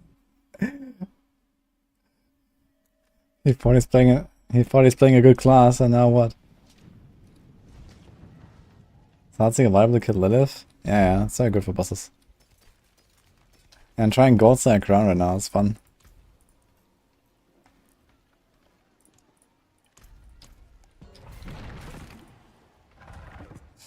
Any Dury rotations? We could do some Durials. Chronix, you have some Mamats, you want to do some more Durials? Normal ones, I guess.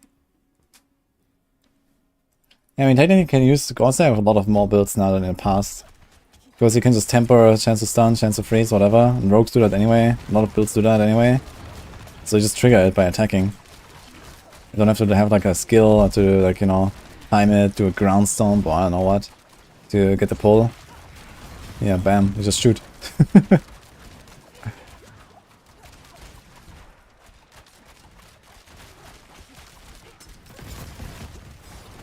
This must be my new favorite item actually now.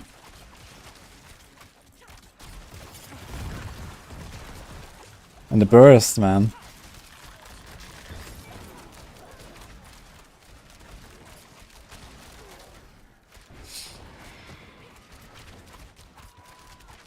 Maybe a softcore pushing? I would actually try this over Shaco. Just pull them together and then freeze them and everything.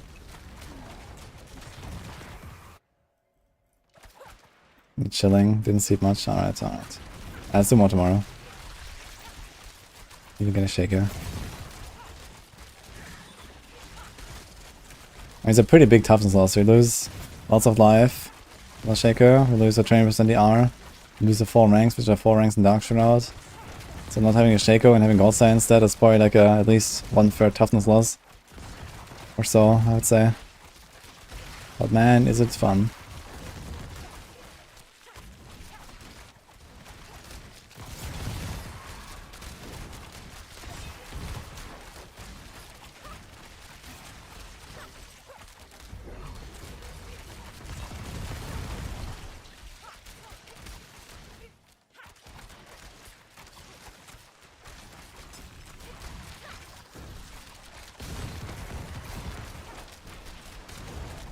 Five Master Dural. Okay, we can do a Rota then.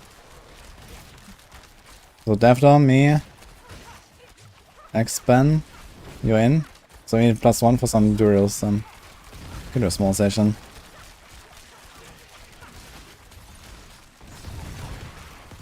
I'm gonna keep the Goldseye equipped. Big burst.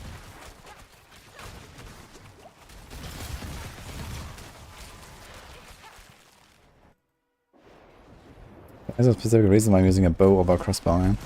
It's faster, more procs. It gives you more damage from weapon mastery.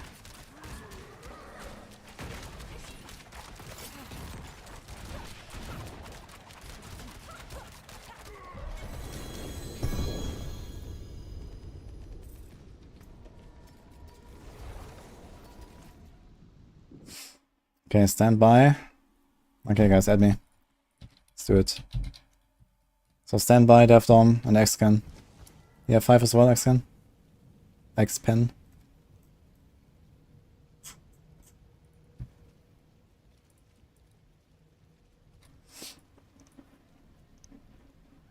Shorten your way to 46 9 dungeons to enable pit. You can, yeah, I can just go to the occultist and get sigils.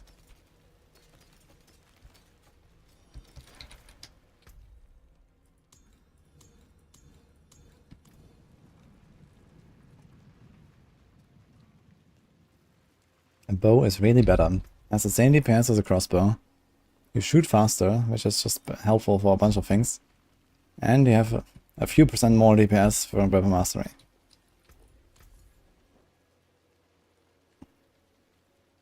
And looks better. Follow the stars. Okay, I have no idea who like I just accepted and stuff.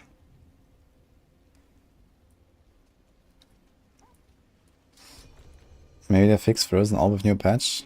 And what's wrong about Frozen Orb?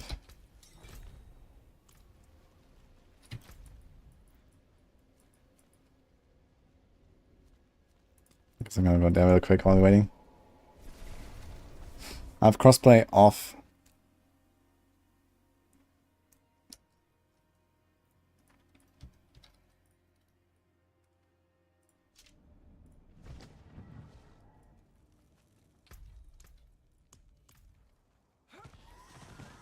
Swanky Orc. We wanted to do Tormented Duel. We're gonna do that tomorrow.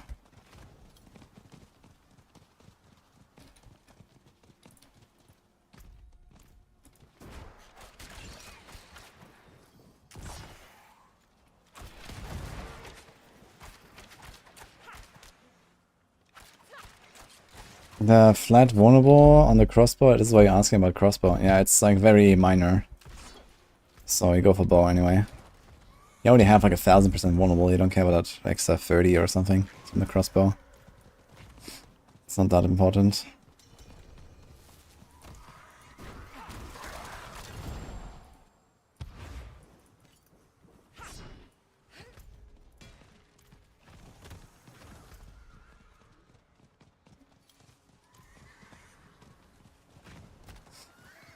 You can use 2 bottles of elixir, I know.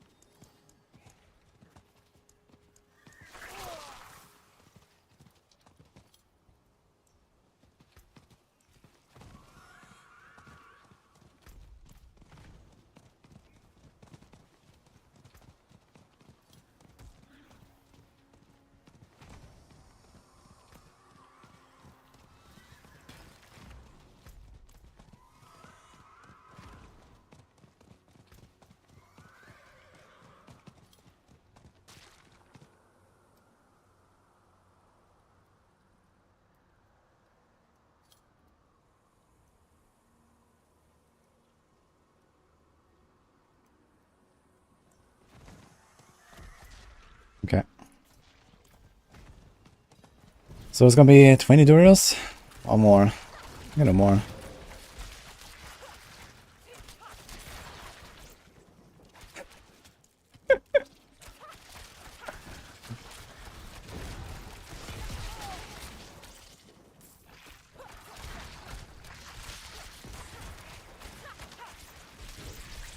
Happy to see there's still hardcore players of the rotas.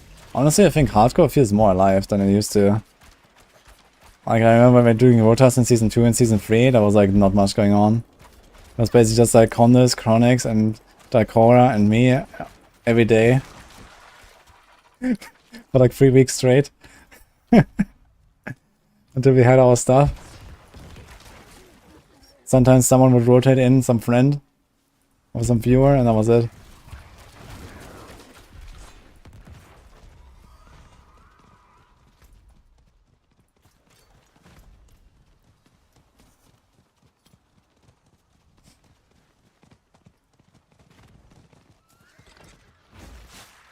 I'm gonna go to the occultist deck.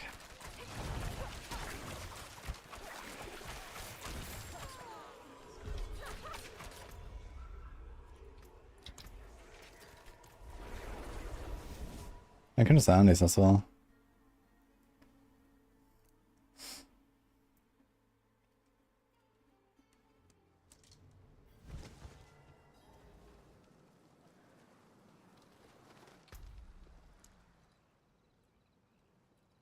Okay, did you figure it out? Okay, watch. Next pen. Okay, I got him. It is done. Let's go.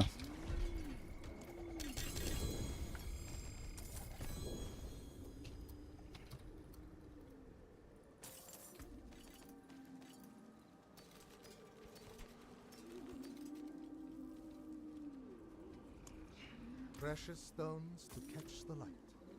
Come and see. I have to real 3 and R, we can do that.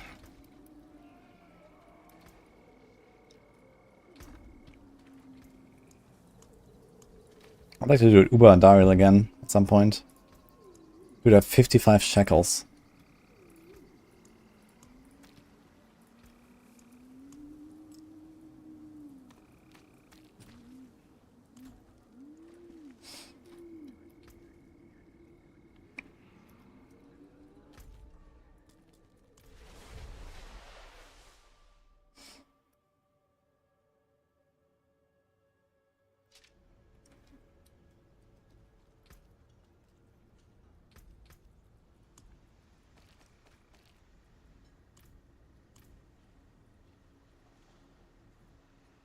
So, if you do this, it's 20 kills and 12. It's 32 kills, guys.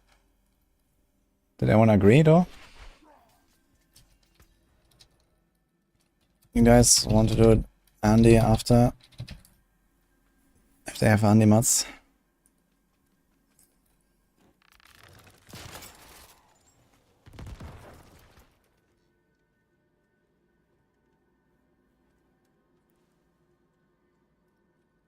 Okay.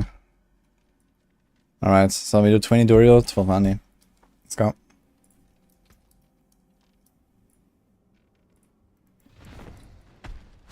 Two kills. Wood drop. I'm gonna put it to 2 minutes for the prediction. Normal Andy and normal Duriel. 32 kills. Let's go.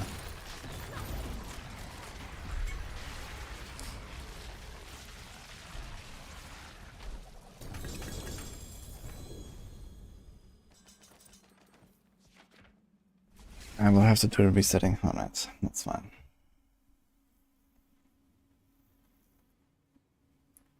When you party, you get all the whispers.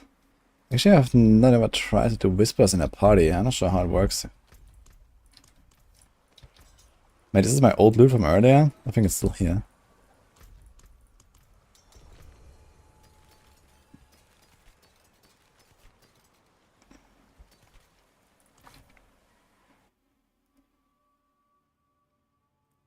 All in 30 cuckoos. Okay. Believers, man. On 32 kills. Let's go. I mean, I didn't get anything from 12 tormented. And how many normals did we do? got like nothing, man, today. It's overdue, guys. We have to keep going. It will happen.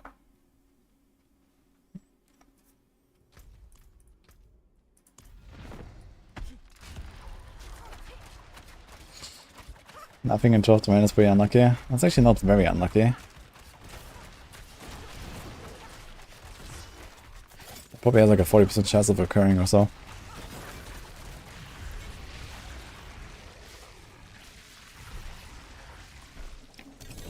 I've seen Thorns clearing 140 pit. Thorns. Are they doing like bleed Thorns as well with gushing wounds? Is that a thing? I guess that's a thing, right?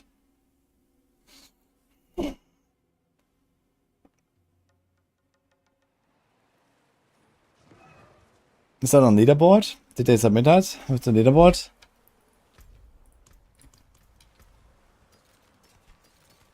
I haven't really checked today. Can take a look.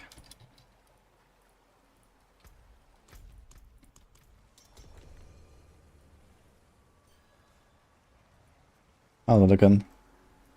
I got 130. Okay, so it's not on our leaderboard, so it's somewhere else. Thorns Barb 130. Can check that one though. It's basically the same story, I guess. Look at this burst, man, on 130 with the ads when they hit him. It's crazy. Because everyone is just fishing for ads bosses, right? It's kind of funny.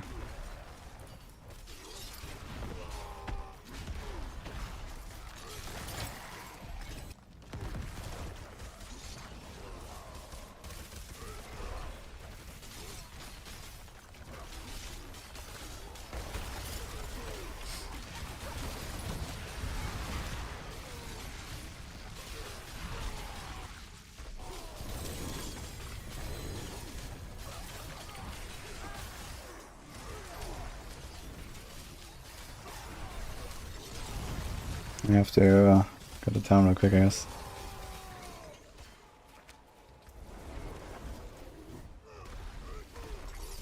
Man, I gotta say, this Thorns does not look fun though with the leap, man. To buff yourself. You just perma leap to get the earthquakes. I don't know. I don't think I want to play that. It's gonna do a good old double swing and then maybe some bash. I'm not in the mood for this.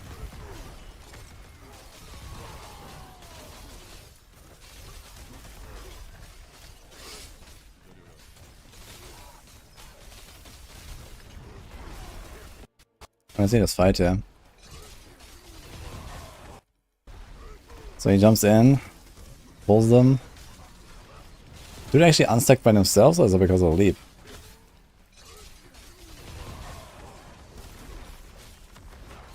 It's funny how his HP bar is just like not moving. He's like, look at him. He's just like standing there. I didn't even see his HP drop. Just Barb things.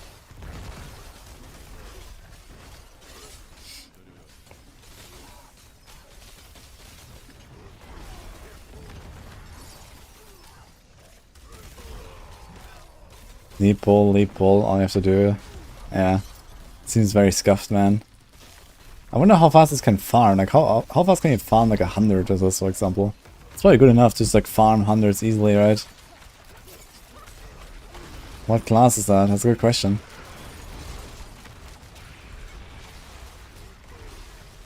Because all you see is a ball of monsters.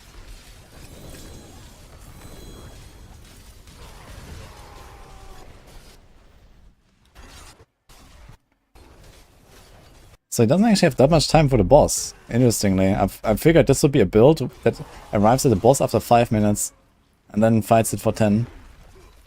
But it doesn't seem so. So he has Resurrected Malice.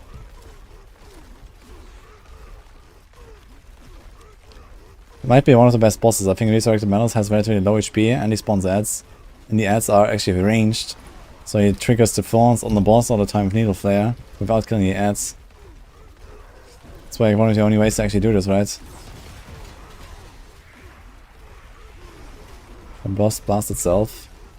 Ow, I mean the boss attacks very slowly. Doesn't really blast itself at all. You need the ads, I think. The ads are what really make this work. Look, he just stands in the allies projectiles. You see his HP drop for like a split second to like 95% and that's it. I wonder when we see later like the Lilith or something.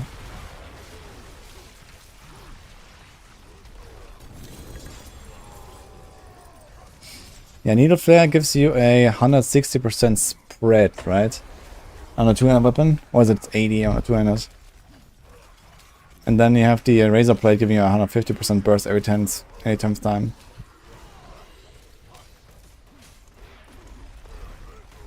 He's just gonna tank it. He is gonna tank it, man.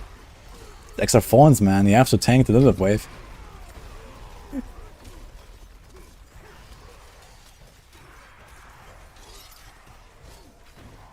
He does a surprising amount of damage on the boss, I gotta say. But this is probably like one of the best case scenario bosses, I guess. Look how many ads there are. They just shoot at him. He's actually accidentally staggering the boss with his challenging shot. It's kind of funny.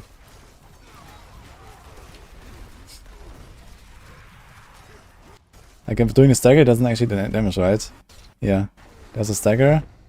That's the end of the stagger. Help but didn't move. He's a barbillion life, yes. 1 barbillion life.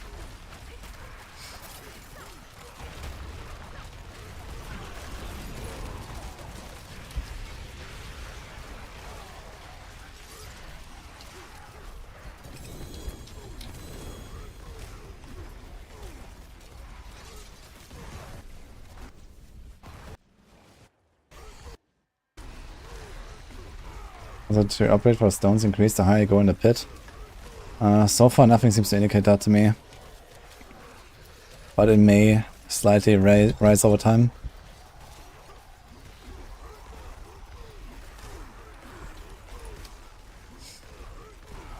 He killed the boss in like almost like 3.5 minutes or something.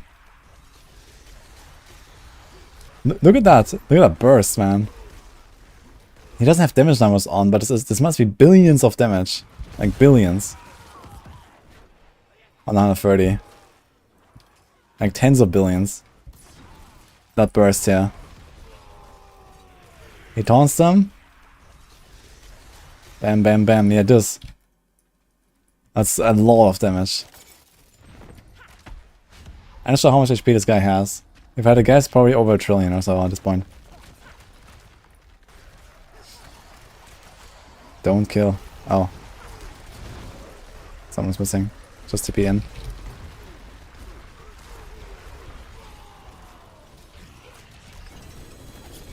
Okay, go.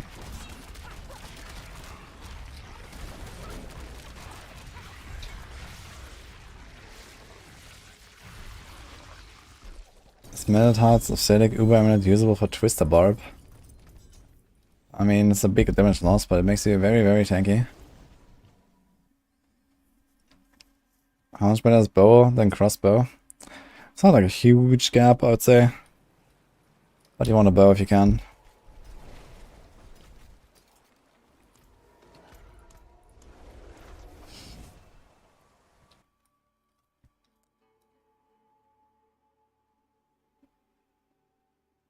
So I saw Mippy is Rogue. Mippy is number 2 right now overall. It's kind of interesting.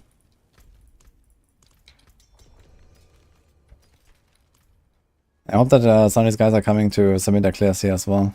All things have value, I suppose.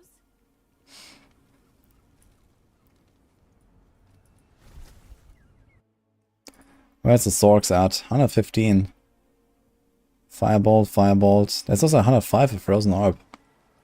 In 11 minutes. Everyone's complaining about boss damage. I wanna watch that.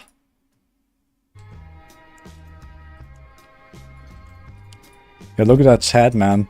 Like, he just logs in, starts a recording, pops the elixir, and he does the clear in 11 minutes. What a guy.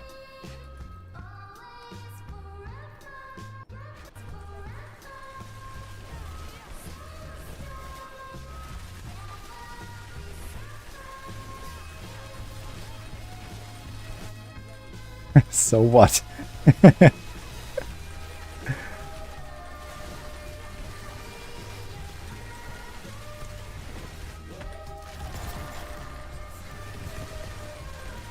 Sharpshooter, the shadows deal more damage than the other bosses for sure. I mean, they're a bit random though. But I feel like there is like certain combinations of like certain bosses have certain combinations of shadow bosses, but they're not always the same combinations, I think. But I noticed, for example, the Hive Master. Like it seems like every time I get the Hive Master, I have the Succubus as the first shadow. And he always likes to knock me into the fucking Succubus projectiles, man.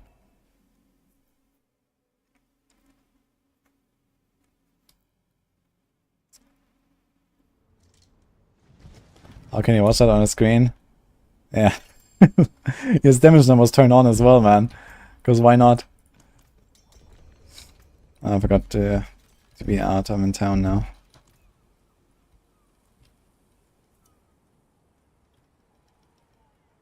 Let's see. When does he arrive at the boss? Look at that time, net. It's pretty fast. It's a half-5. It's not crazy, but... So he arrived after 5.5 minutes and he cleared it in 11:20.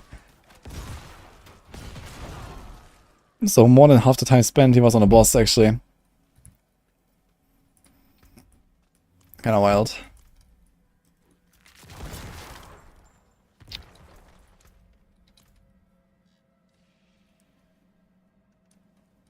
It's interesting actually because he still has like 10, 11, 12 Conjuration Mastery stacks, which is not terrible.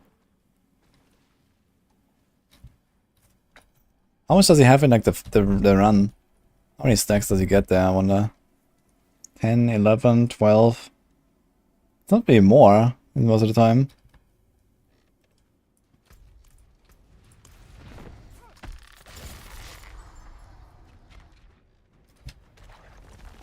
They're in hardcore burst mail. Yeah, well, that sounds exciting. They have 2 Duriels. Maybe Cornix is logging in again.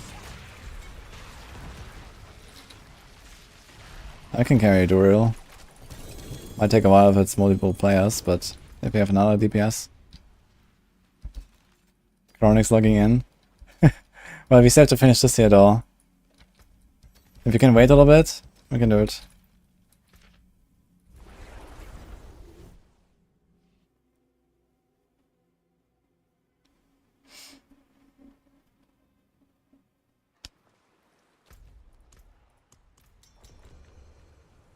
I guess we'll be done here in like 20 minutes or something. Okay, Frozen Orb. Anything else that's cool here? Immortal Flame Eraser, 115. Actually crazy that it goes that high. The Fireball build, man. 115. Mikuna also is playing it. Yeah, it's just the best Sorc build I guess right now. It's just like perma flame shit. It's like super boring. Has anyone played this? It seems so boring, man. Like I like the Fireball build, but this perma flame shit stuff kind of ruins it in terms of like fun. A bunch of rogues trying pretty hard here. 125, 24, 23, 21. This is 11:30 clear as well for Mippy. Still pretty fast clears. Are people going to hit 200? Oh, they won't. Simple as that.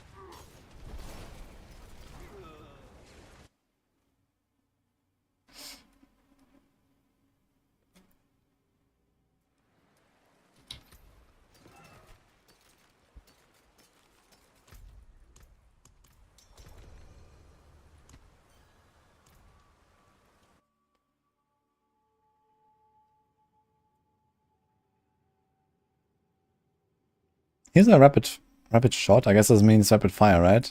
We should watch it.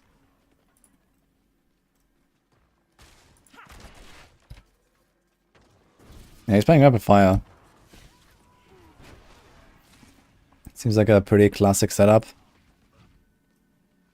He has a bow and uses puncture. That's a very weird combo. I guess he just happens to have a bow instead of a crossbow. He should have a crossbow for this, I think. I either go puncture with a crossbow or I go heartseeker with a bow. But using puncture with a bow is a bit strange, but okay, I guess. Maybe you got like a sick bow.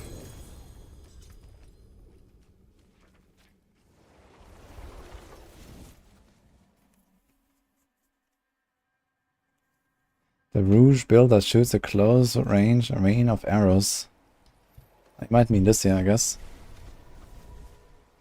Rapid fire. He's very high attack speed. He's like jumping around. He doesn't actually have cold imbue already on like all these attacks that he's doing.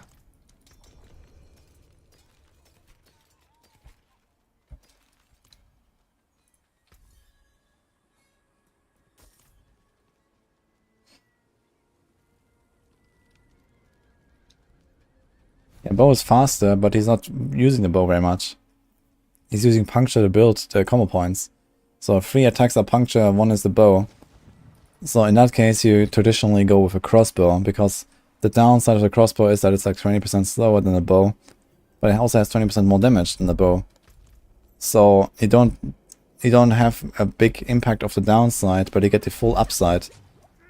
Because most of your attacks are punctures that are done with your weapons, like your melee weapons, not with a crossbow. So when you use puncture, you usually have a crossbow. So, but he might just have like some insane bow and uses a bow because of that. And it's also like in this case, he's playing a precision build. And precision, you always crit. And this means you get a bigger benefit from having weapon mastery with the crossbow, because it's 5% per point instead of 3% against vulnerable with bows.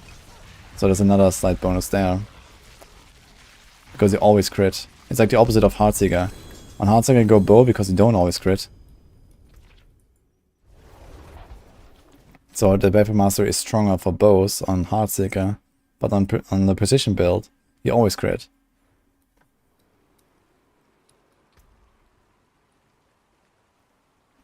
Oh, maybe the Korean guy got a bow like this though.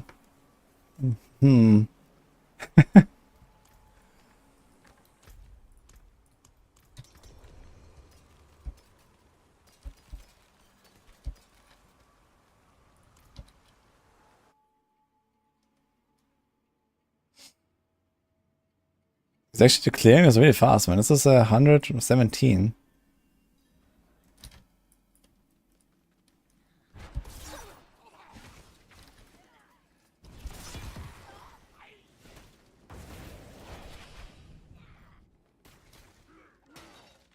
Doesn't he have to play this stat defensively? Like, I feel like he's moving around a lot, and he doesn't really do himself a favor sometimes. Like, he's not even shooting at the champion guy in the back. He's shooting at the pack without killing the champion guy, which is just kind of like a waste of time there.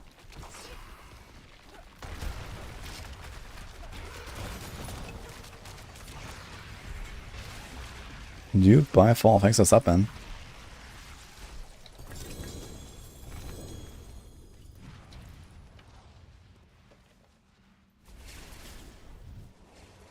Surprised leaderboard isn't all Necro. It turns out there's 4 other classes in the game. Damn, that burst though. Like, how much damage does 1 arrow do?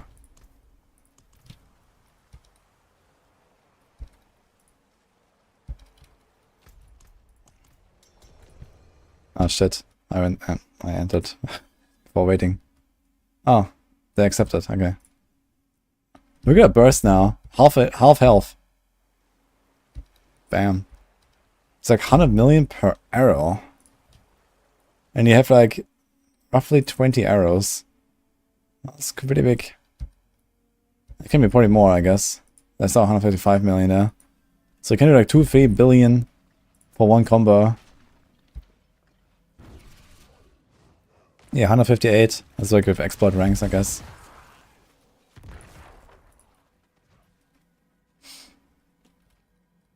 Like, it's kind of funny. This is not like a Beastfall Boots Godslayer setup, you know, that is like intended to one-shot bosses or something. And with the last guy opening, I'm out.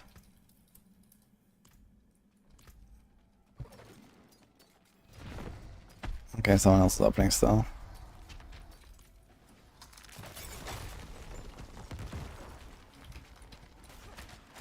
One left, okay. I don't have Shaco yet, though.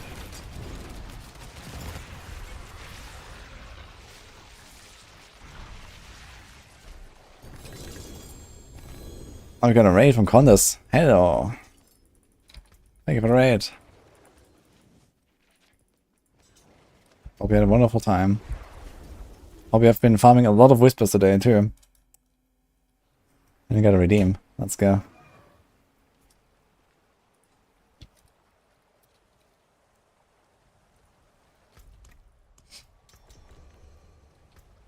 Unga set has 2 Duriels. And then we go 12 Andariels, and then we can do the 2 Tormented from... Who was that again? Bursmail or something?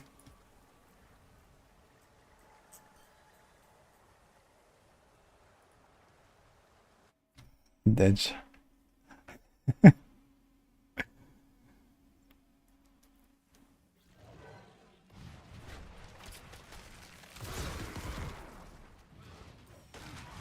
Think about Mini Necromancer. Well, it's like the easiest way to be successful in Diablo 4 currently.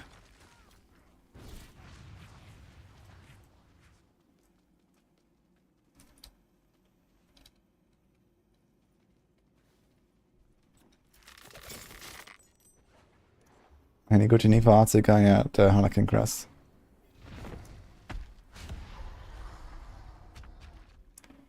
What class should you roll for hardcore other than Necro? A Barb.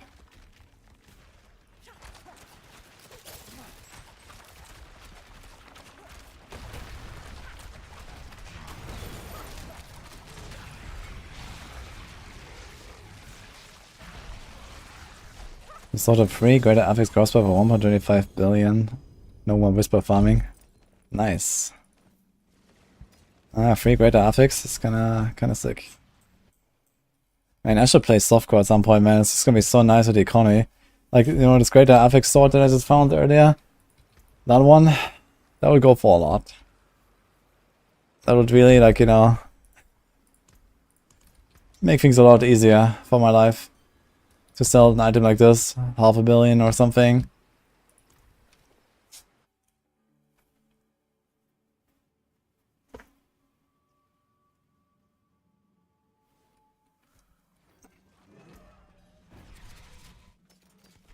So it's the last area now, right?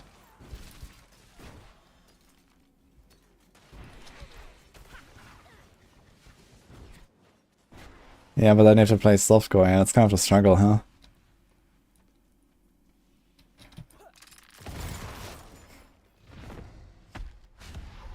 One day we all log in, softcore, and blast 1 to 100 and Ubers in 6 hours. Probably doable this season. If you have the season journey uncompleted. On a fresh account. Oh, not fresh account, I guess you want the renown.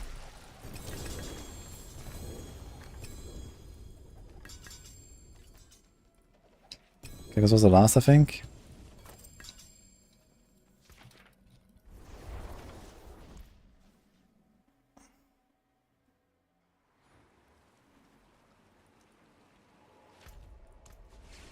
Countess says no to softcore. Man, why does Countess have such nice emotes, by the way? It's insane emotes.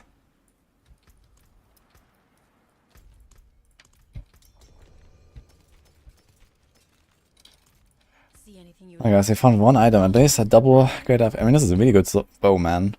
It's a very big bow.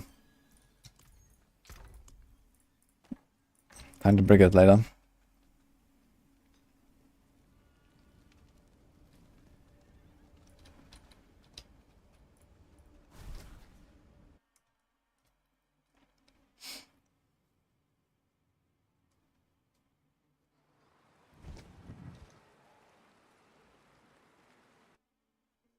Is it a legal Blizzard page where you sell items?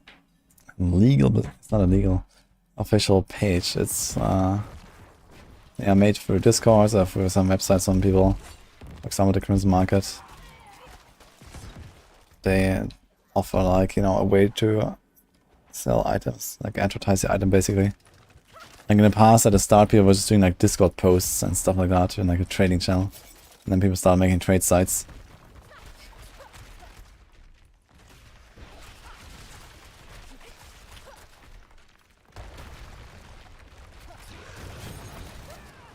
Why do you have a fridge emote?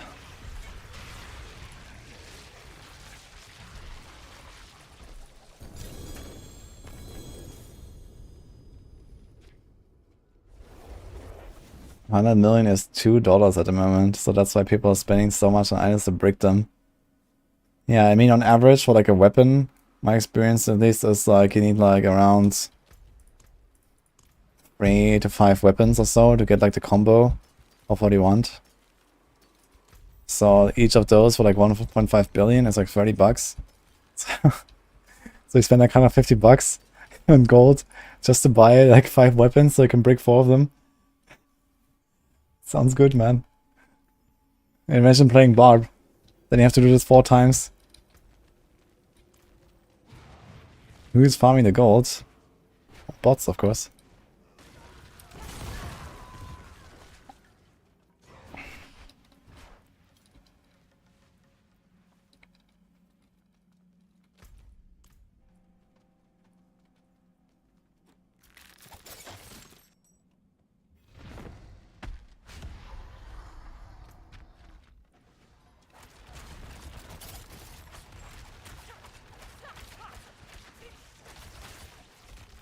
Why farm normal during a late game?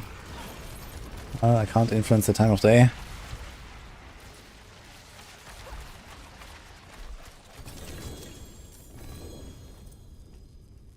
But it's batch time soon, you're right.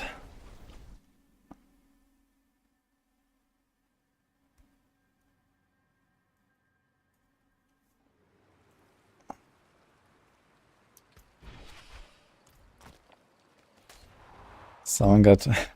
Yes! Tuscan! Why do you want a Tuscan so badly? It's not a bad item, I guess, still. Is it still used, Tuscan? Have you guys been running that? I guess it's still pretty decent. It was such a strong item last season already, in the season before. It was almost chakra level good, so I guess it's still useful. Yeah, I liked using that a lot as well. I was just wondering if it's better than normal helm with greater affixes or something. But I guess since they made masterworking harder and nerfed a bunch of the affixes, and they nerfed attack speed as well, yeah, it's actually pretty good now, still. Because of the nerfs.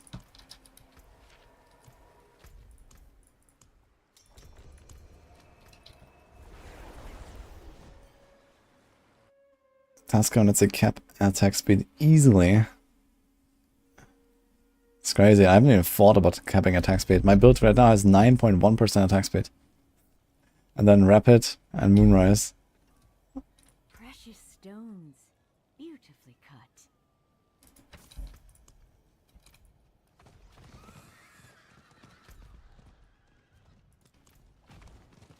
Okay, we're doing 12 Andes, and then we can do the 2 Tormented Duriels. So it should be like 15 minutes, I guess. Actually, I miscalculated a little bit, yeah. Because I forgot about the Andes earlier.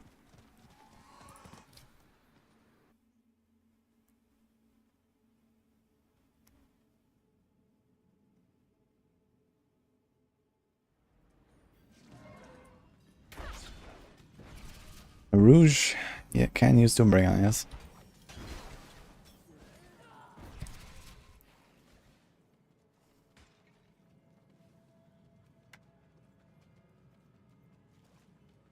Zandaris is as good with this build. No, it's not.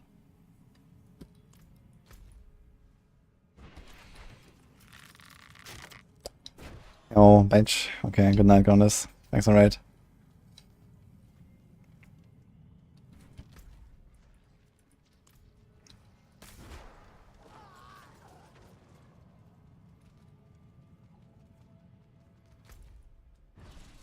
Someone's missing.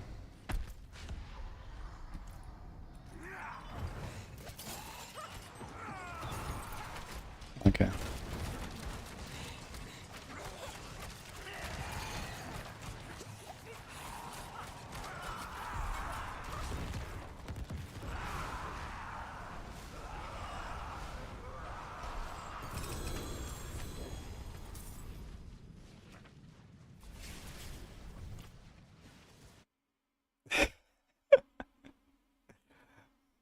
It's not just Diablo history around this. I've heard about World of Warcraft, where I was also maining Rouge. It haunts me.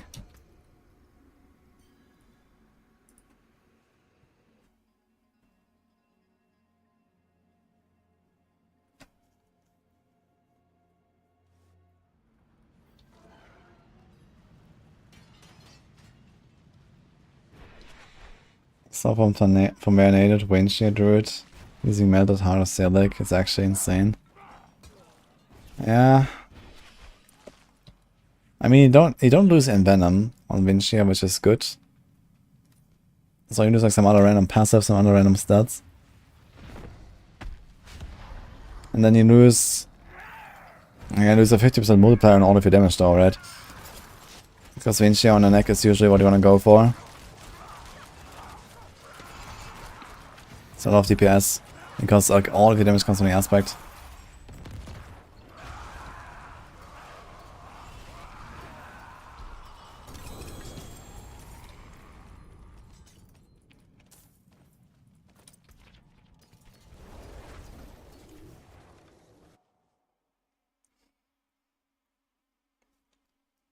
Combination on Heartseeker. Without common points and without the core skill? I don't think so.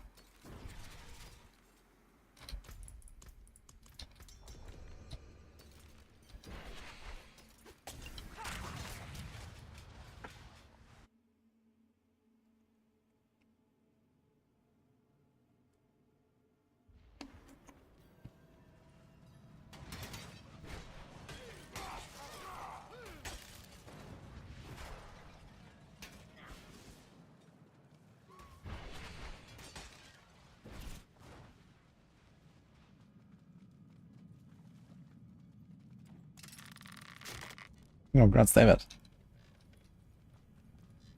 I don't think much about Tyrus. Might actually salvage mine.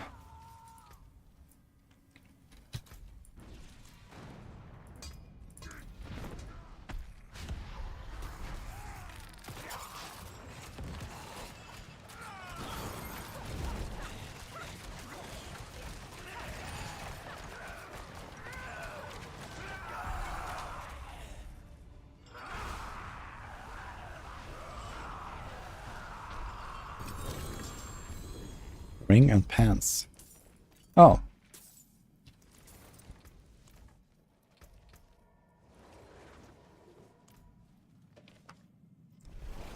Got one.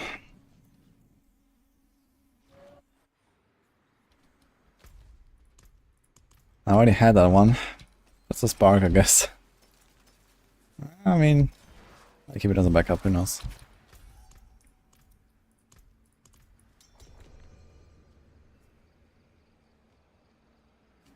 Yo, thanks for Prime, Auxiliar. Well, the believers win this time. Look at that.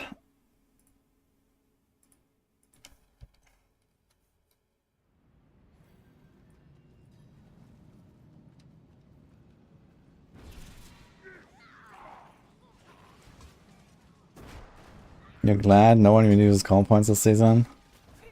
You mean not like Barrage or Penshot or TB or Flurry or Rapid Fire?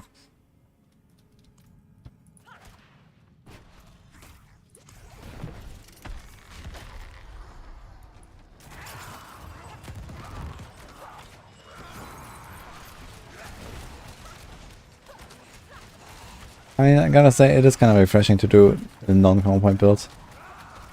I'll definitely be experimenting a little bit with Inner Sight. They changed Inner Sight to be a lot more useful now. Like it does trigger much more than we knew in the past. So they've done some stealth change there. And maybe you can still play Inner Sight now on something like TB. Probably pretty big actually if you can.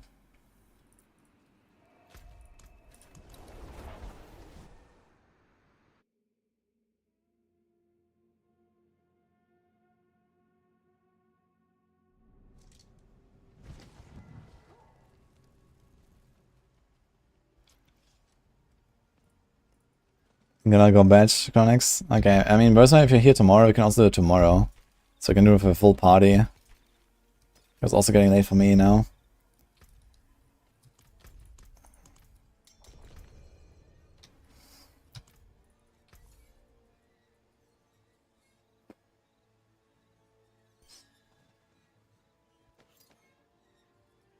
Yes, yes, I'll take it.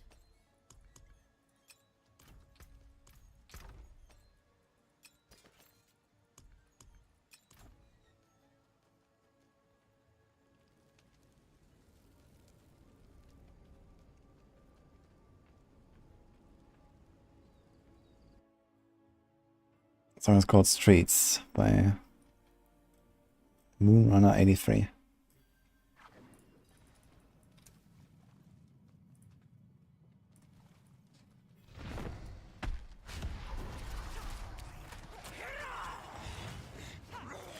Yeah, you can do it tomorrow, bro, Ismail, because like everyone's going offline now. I mean, I could carry them if you really want right now, but we can just do it with more people as well.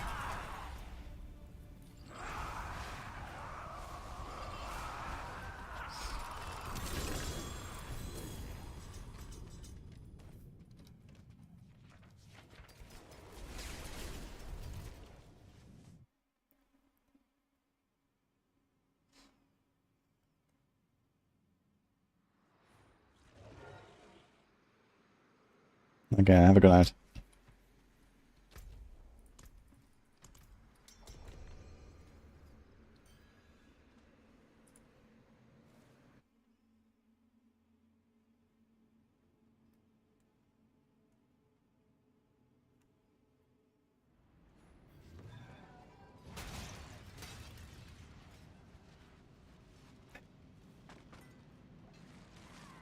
Non-combo point, autocannon, physical pen shot.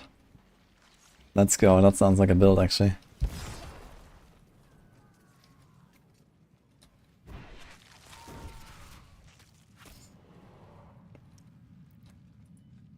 That pressure isn't killable. If you're doing a high pit and then the blood orbs explode and the minions don't attack the blood orbs, then you're gonna pop. I guess that's what's happening there or something.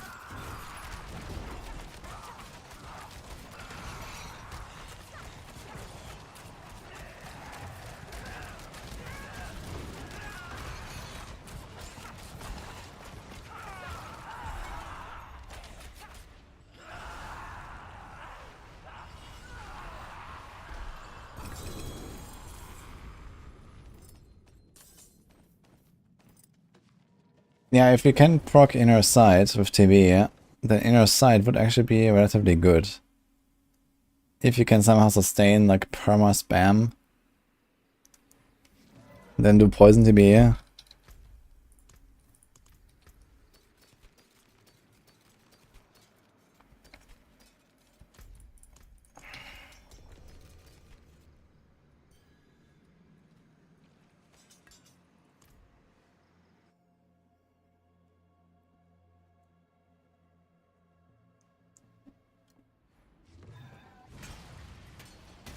You can temper inner sight duration.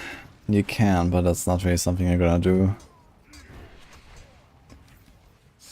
I mean, inner sight duration or not, you have to trigger it.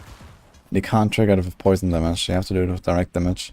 And in a poison TV build, like 99% of your damage probably is done by the poison. So I don't think you're gonna have the damage output to actually stack inner sight, even with the changes. But who knows, maybe they changed it in a way that actually benefits poison builds as well. I've not tested that yet. I'll definitely try it.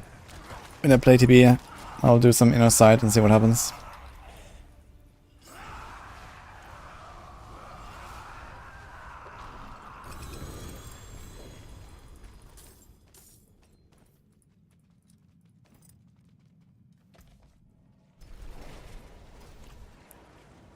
Ninja Pulver is really good for farming and leveling.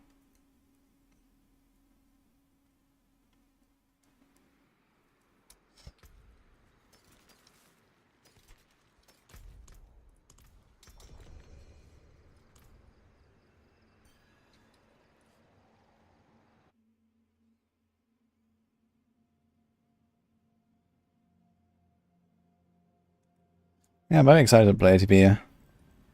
Haven't really done a TP run in a while, and now with everything being so fast, it's gonna be nice to just like blast 100. And then go with some TP action in Helltides for a while. Gear up and then see what you can do in the pit.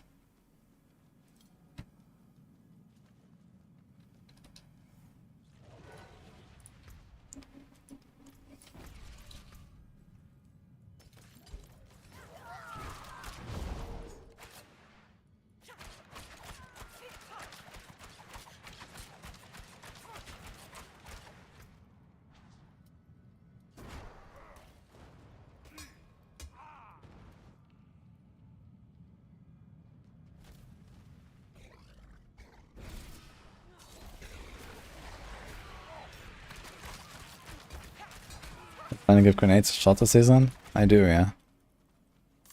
I'll play TB and the grenades build, I guess, on my softcore rogue. I want to make a softcore rogue for PvP.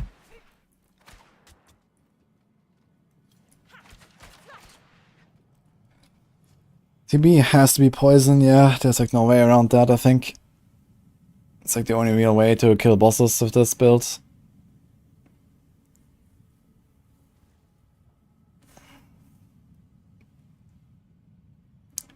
Yeah, the cold shadow TP was really fun. In season 1 I think I did that, right? And I think it's season 3 as well.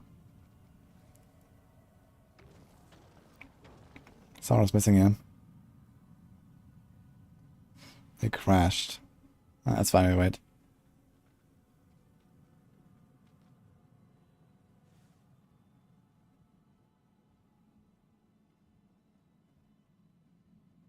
Well, NATO is pretty good, yeah. Just struggles a bit against the bosses sometimes.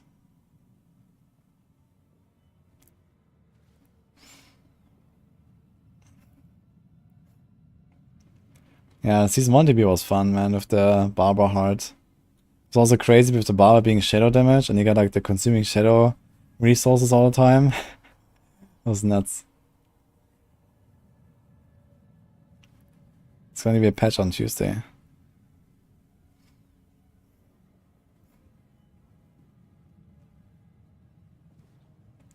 Last night took 20 minutes. Okay, we have almost done anyway, right? So let's just go. I think it's only like 1 or 2 more kills.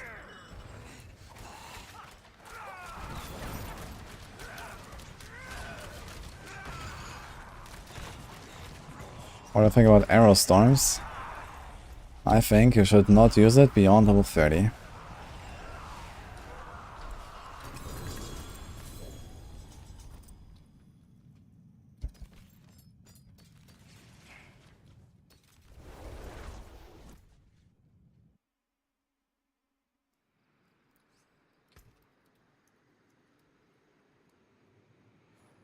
Oh, Victor, thank you.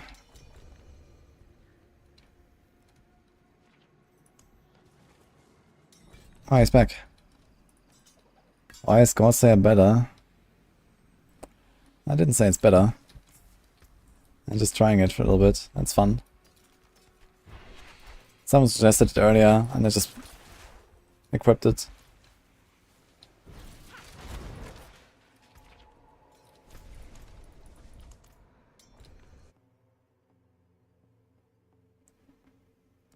Let's just change the build to Heartseeker tomorrow. It's nerfed tomorrow. Nah, it's not gonna be nerfed tomorrow. I kind of doubt they're gonna change it now. I would expect this to be mid-season patch, maybe. Yes, yeah. Don't ruin all that work.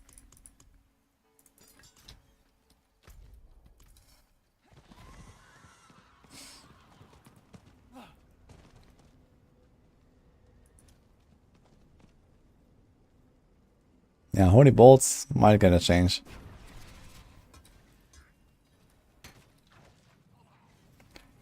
Starless Skies, Poison to be. Yeah, this would be a good way to make it work. Get like a nice resource crossbow. Get a Starless Skies. Play Inner Sight, Bursting Venoms. Bursting Venoms and a few like Tempers for Poison Beam and Charges should do the trick.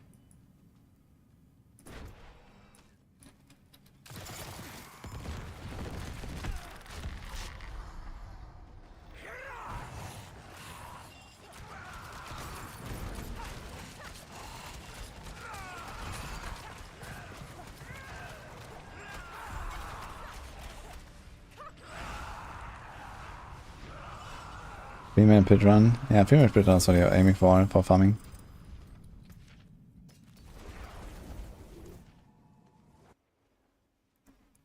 Update the Necro planner before making TV FFS. Oh no.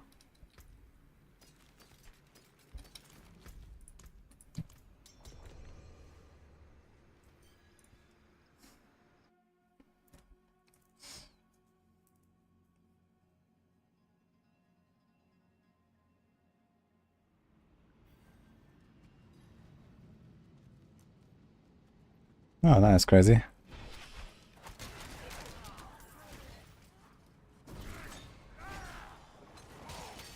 Crit rate is linked to crit damage. What is like a hit linked to?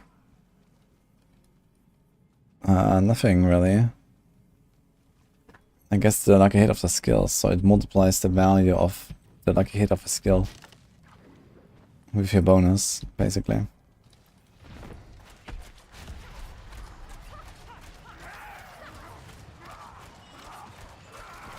Do not think they should introduce scrolls that can reset tempers.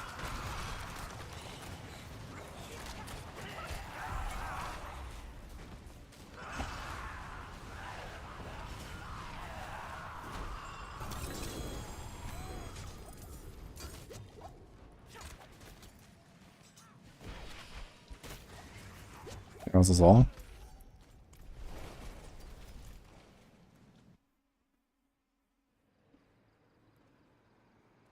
Replace some pig or elements of bursting inner sights.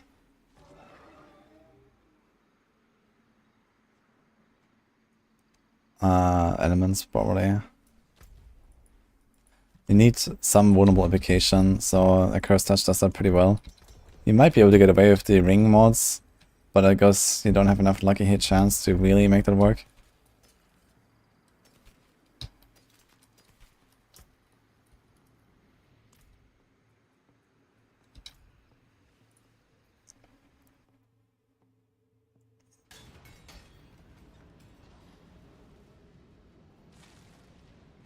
It's Call of Amnesia for temper reset.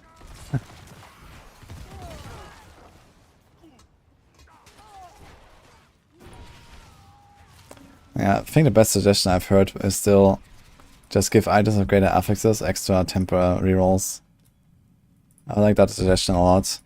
No shenanigans. But, you know, you get like a triple greater and it has like, you know, 9 tempers or something instead of 5.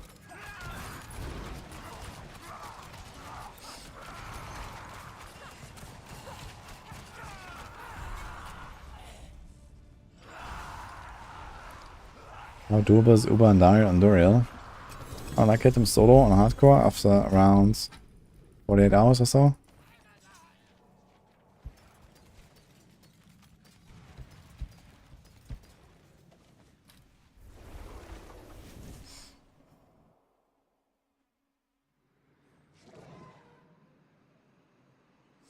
And the thing is that if you introduce anything that allows you to reset tempers, then I guess the main purpose of the temper reroll attempts is not met, which is that you destroy items somewhere in the process and remove them from the game, right? And that's the whole point of why temper can fail to produce a desired result, is to make sure that you don't keep 1,000 items. So I think that is still something that should be preserved. You take the item, temper it, and either it bricks or it doesn't. And if it doesn't, you keep going. And I think that's okay to work that way.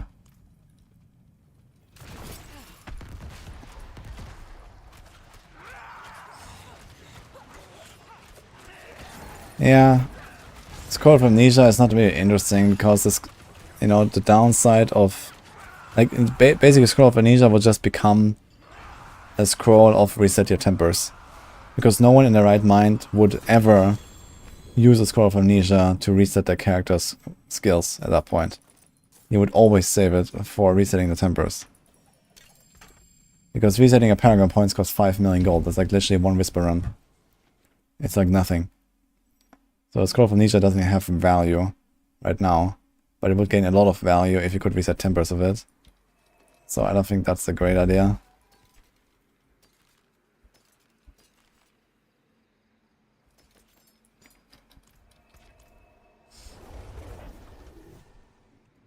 Make it cost a spark. Costing a spark is something we discussed as well. I think a spark would be a somewhat adequate cost. Because it actually gives you a purpose of farming these bosses even if you don't care about any of their uniques. There are builds that actually don't want a single unique in their build. And that they would still have a reason to farm bosses. And also gives you a reason to farm the bosses even when you are done with them, right? Like you can still, you know, try over and over on an item, and you have like this free greater affix item and you don't get the tempers that you want, and then you just go farm bosses and eventually you can do it. So it would give it would give us some longevity to the boss farm. Because right now, at some point, if I get a Shaco, then even at this point, right, I could just start salvaging. I could like salvage my starters, I could salvage my Andariels, I could craft a Shaco, and I'll be basically done with the Uber grind, right? And I don't have to do any of those bosses for any reason, really. But look at all these mats I have. I can still do like another 100 Duriels, I can still do like another 50 Andariels, and whatever. I still have like 20 stones. Like I can get so many Ubers just finishing my mats basically that I have already accumulated.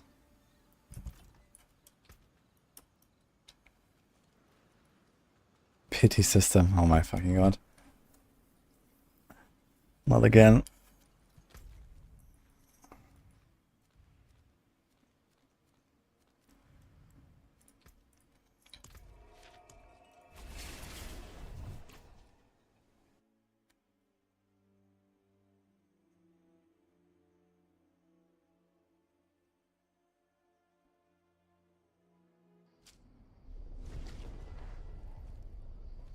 Most you don't respec, just level a new rogue.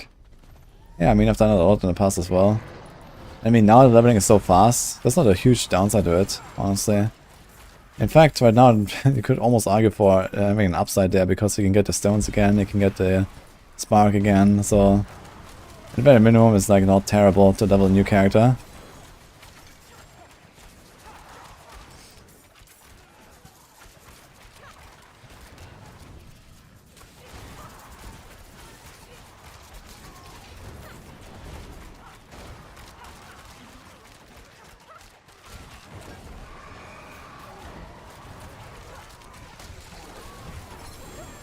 There you go. The pull in.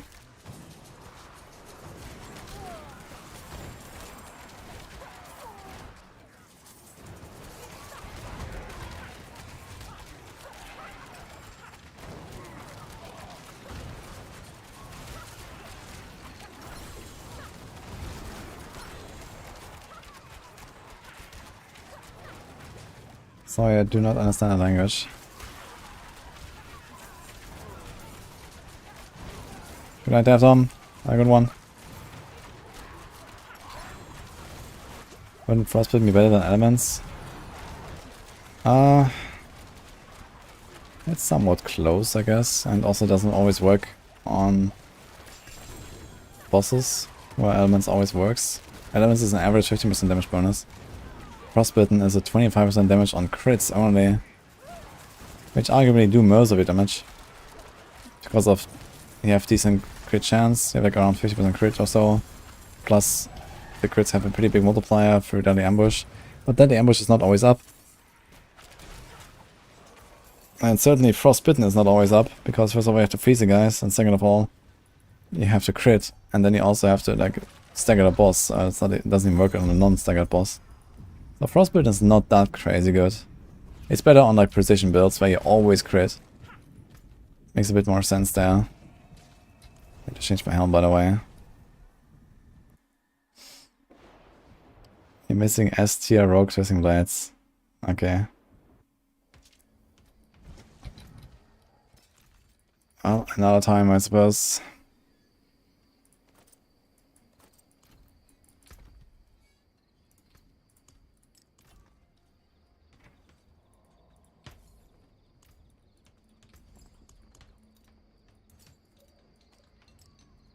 Good fortune.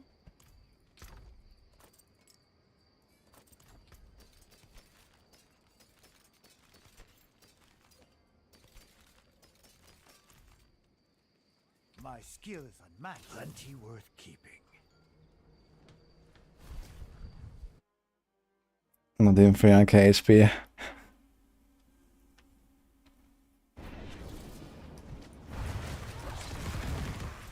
Unlucky, I guess. Yeah, I think I'm gonna finish this Helltide here. Gonna go bench after that. I've done so many bosses today, man. Holy.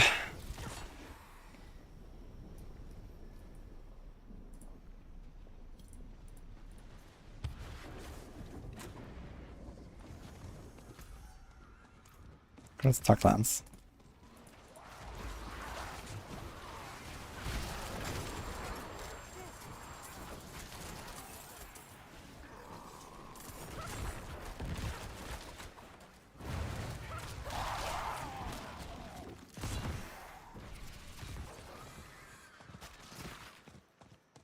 What about assistant? If you get a temper start you want early, you can use the remaining scrolls to improve the stats slightly instead of gambling.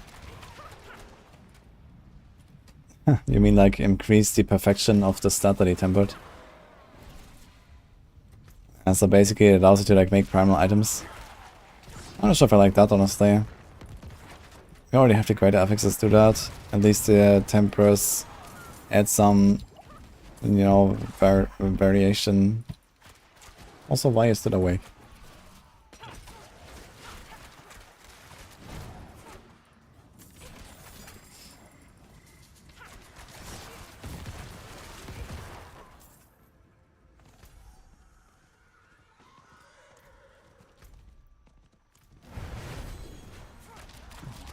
What? The demon hit a rock or something and the scroll popped out. Okay.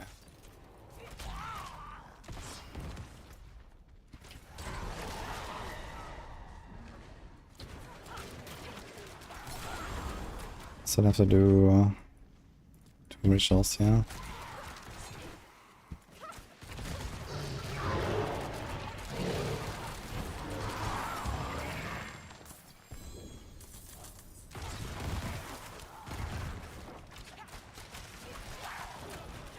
Yeah, I didn't do much Druid today. Did a lot of bosses, so I'll do more tomorrow on Druid.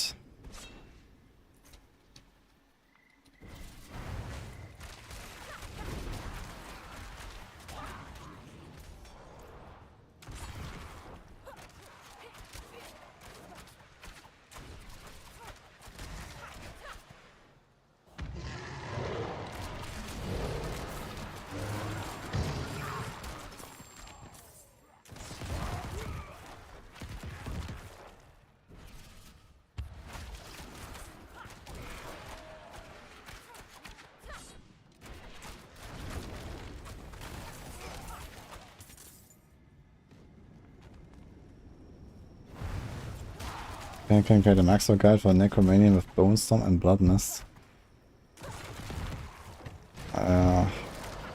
So it sounds like just some small differences.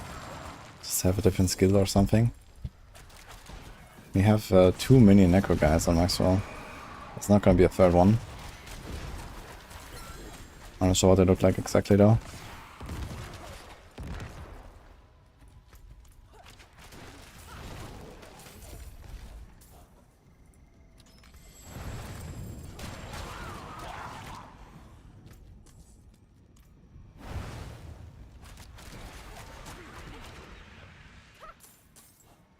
have 2 full tabs of mats. Yeah, you just get them. It's crazy.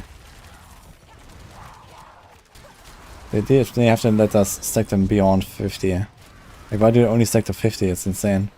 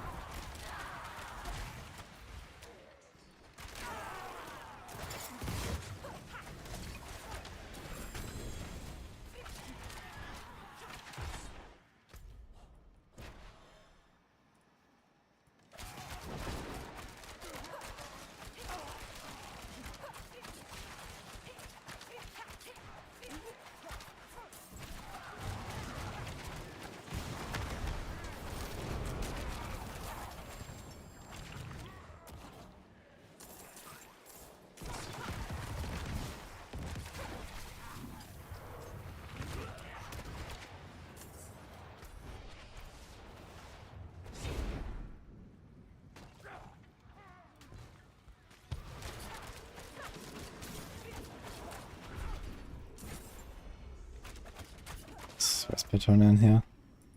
I need to open the chest.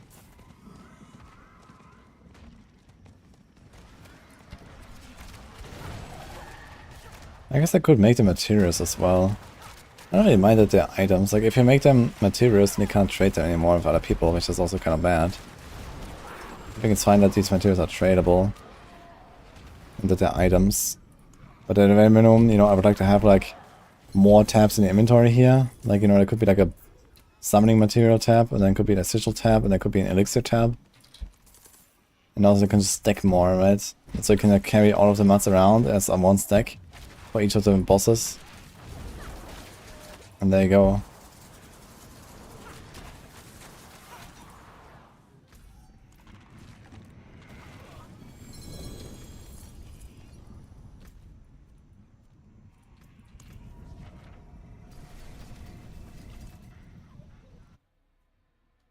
I've done 100 so far, good job.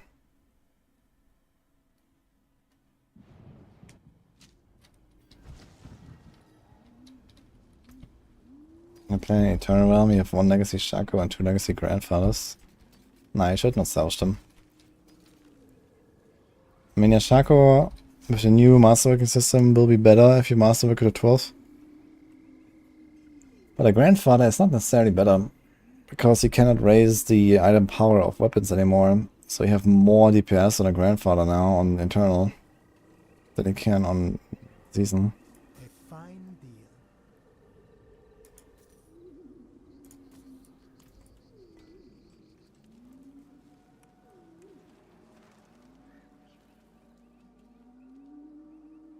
It is done.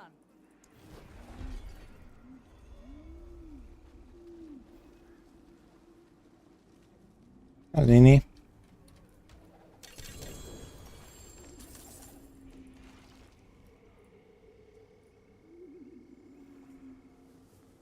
Okay.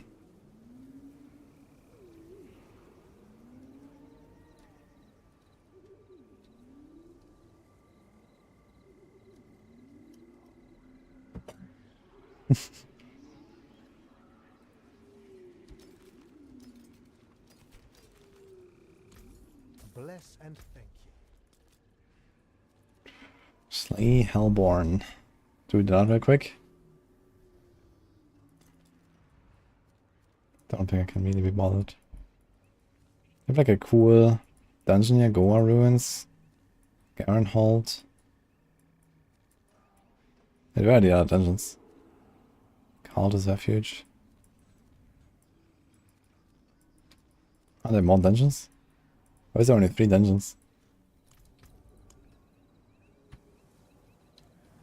None of them here at all.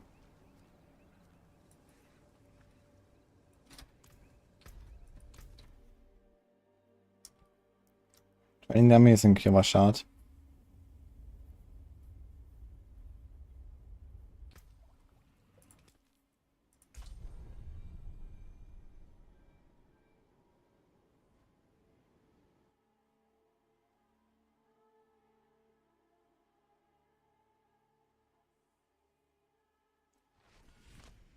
You ever seen this cellar? What is that cellar? Ah, riddle. I have seen this, yeah. It's very deadly.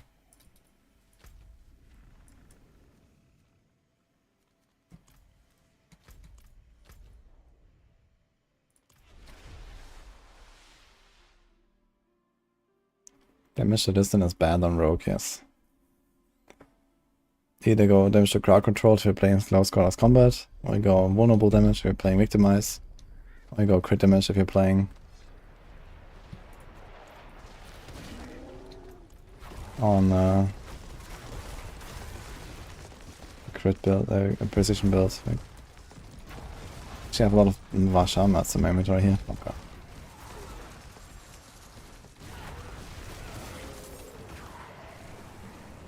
Okay, that's mostly this time relogging.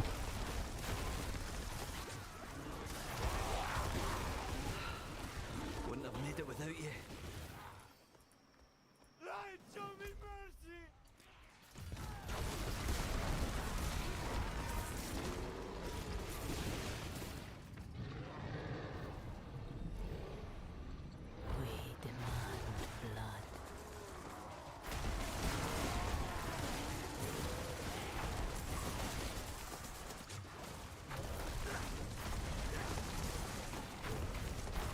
There's probably a way to make the Shadow Step build work, but it won't be like better than something like Heartseeker or something. If you really like that kind of stuff, then yeah, you can try it. Once you have like GG gear. If you have really good gear, it will be feeling better. I already had pretty decent gear though, and didn't feel like great.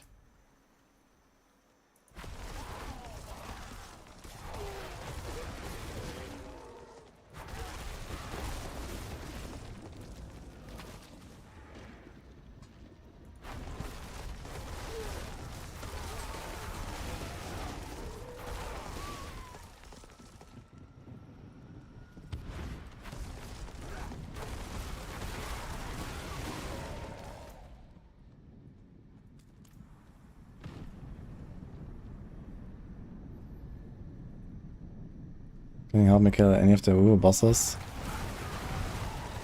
Right now on hardcore?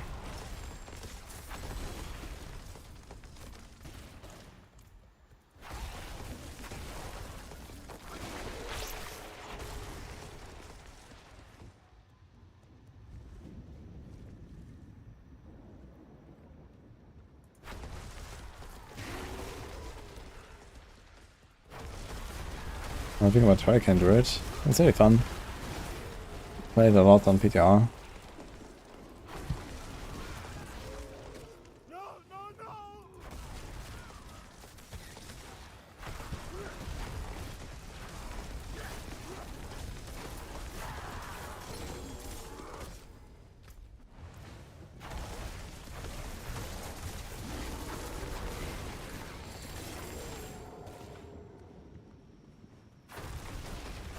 You have 2,600 of both mods for Durian on Eternal. All self-found with love.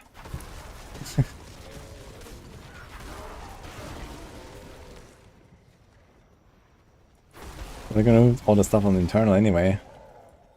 Eternal Dual Rota, let's go.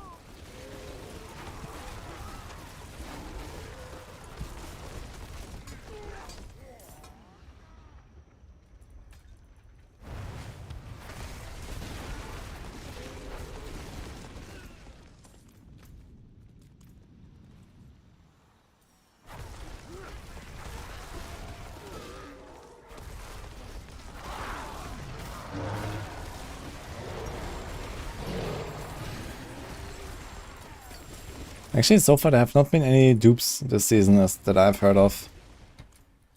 So maybe this is like somewhat clean this time.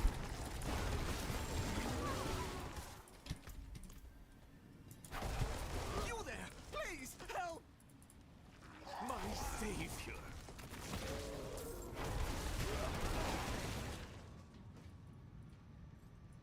Wouldn't have made it without you.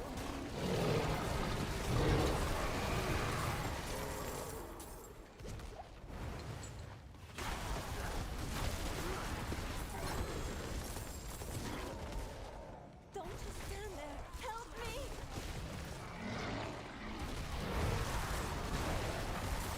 Movement or dodge temper and amulets. They're both fine. I like movement. Some people do dodge though. Will you help me, stranger?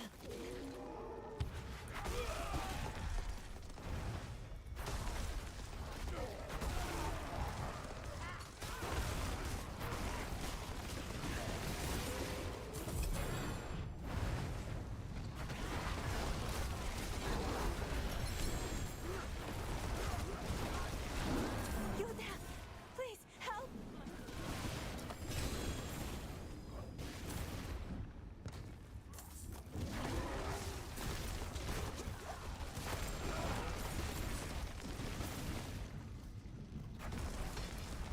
Uber should give a spark, but she doesn't. It's buggy.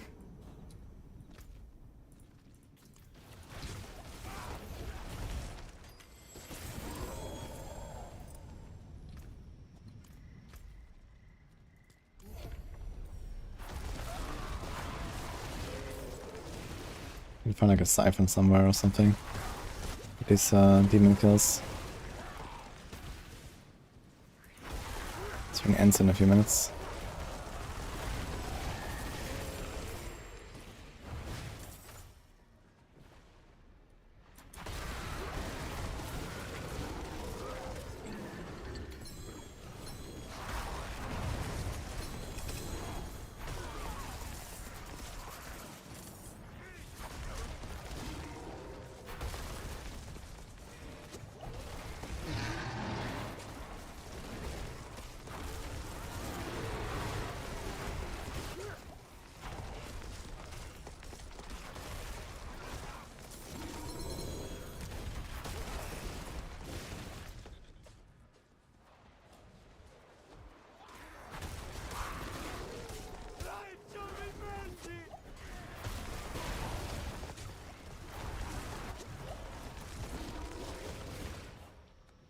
Come on, Gary.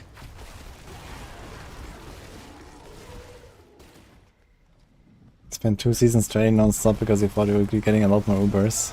Ah, so you were preparing for Eternal.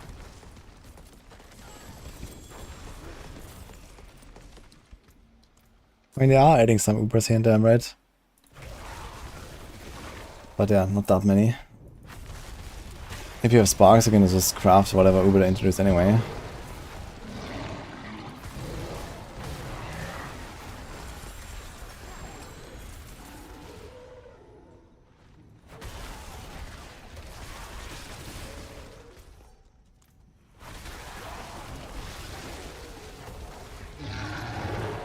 Yes, 9 plus 3 armor is enough. No need rest.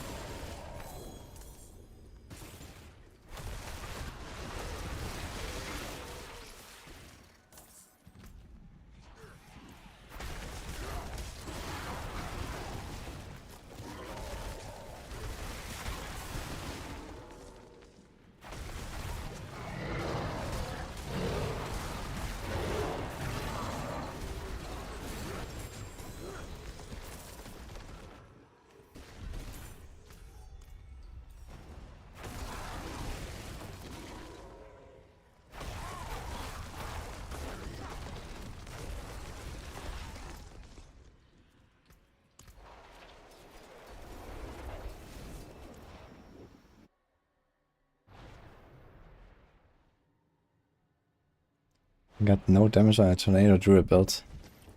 Well, this might be gameplay related. It's not very easy to play Tornado Druid this season. You have to do the shapeshifting back and forth all the time to get the Wild Heart Hunger Boots buff and the Quick Shift buff. Make sure you don't run out of resources. Make sure you stay in close range for all the close damage buffs. Are you doing all that stuff?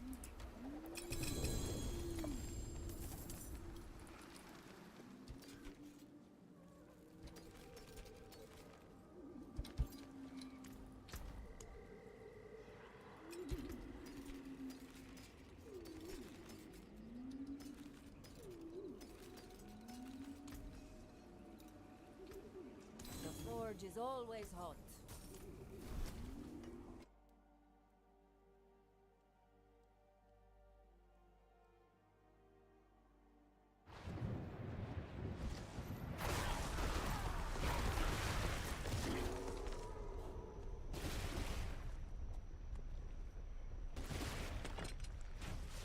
Thanks, Adam. Yeah, we'll see when I get there. I think I have to do a bit more changes than just like swapping to inner sight and bursting venoms. But we'll see.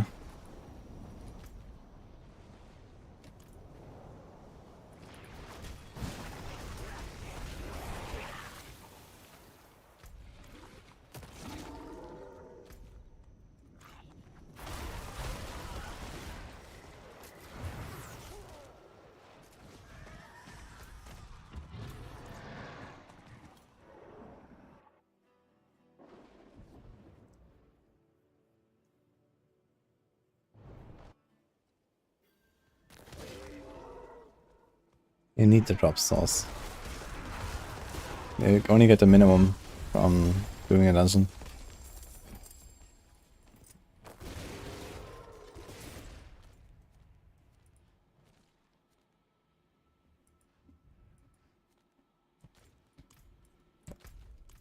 Okay. Guys, I think this is it for the night. I feel kinda exhausted today.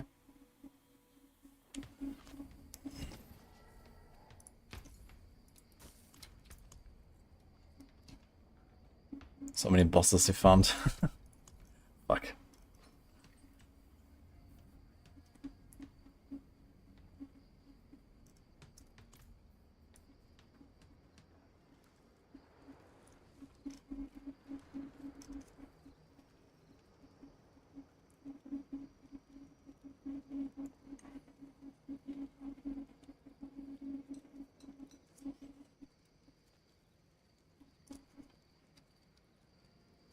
Yeah, I'll be back tomorrow. Hope you enjoyed it.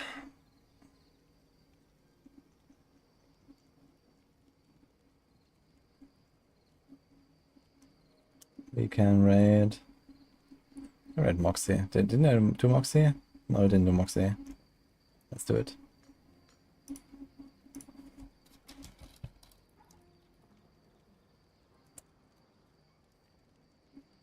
I was sending some love, guys, and I'll be back tomorrow. Thanks again for the support. Tomorrow respec for sure. My eyes can only watch Let's see. so much.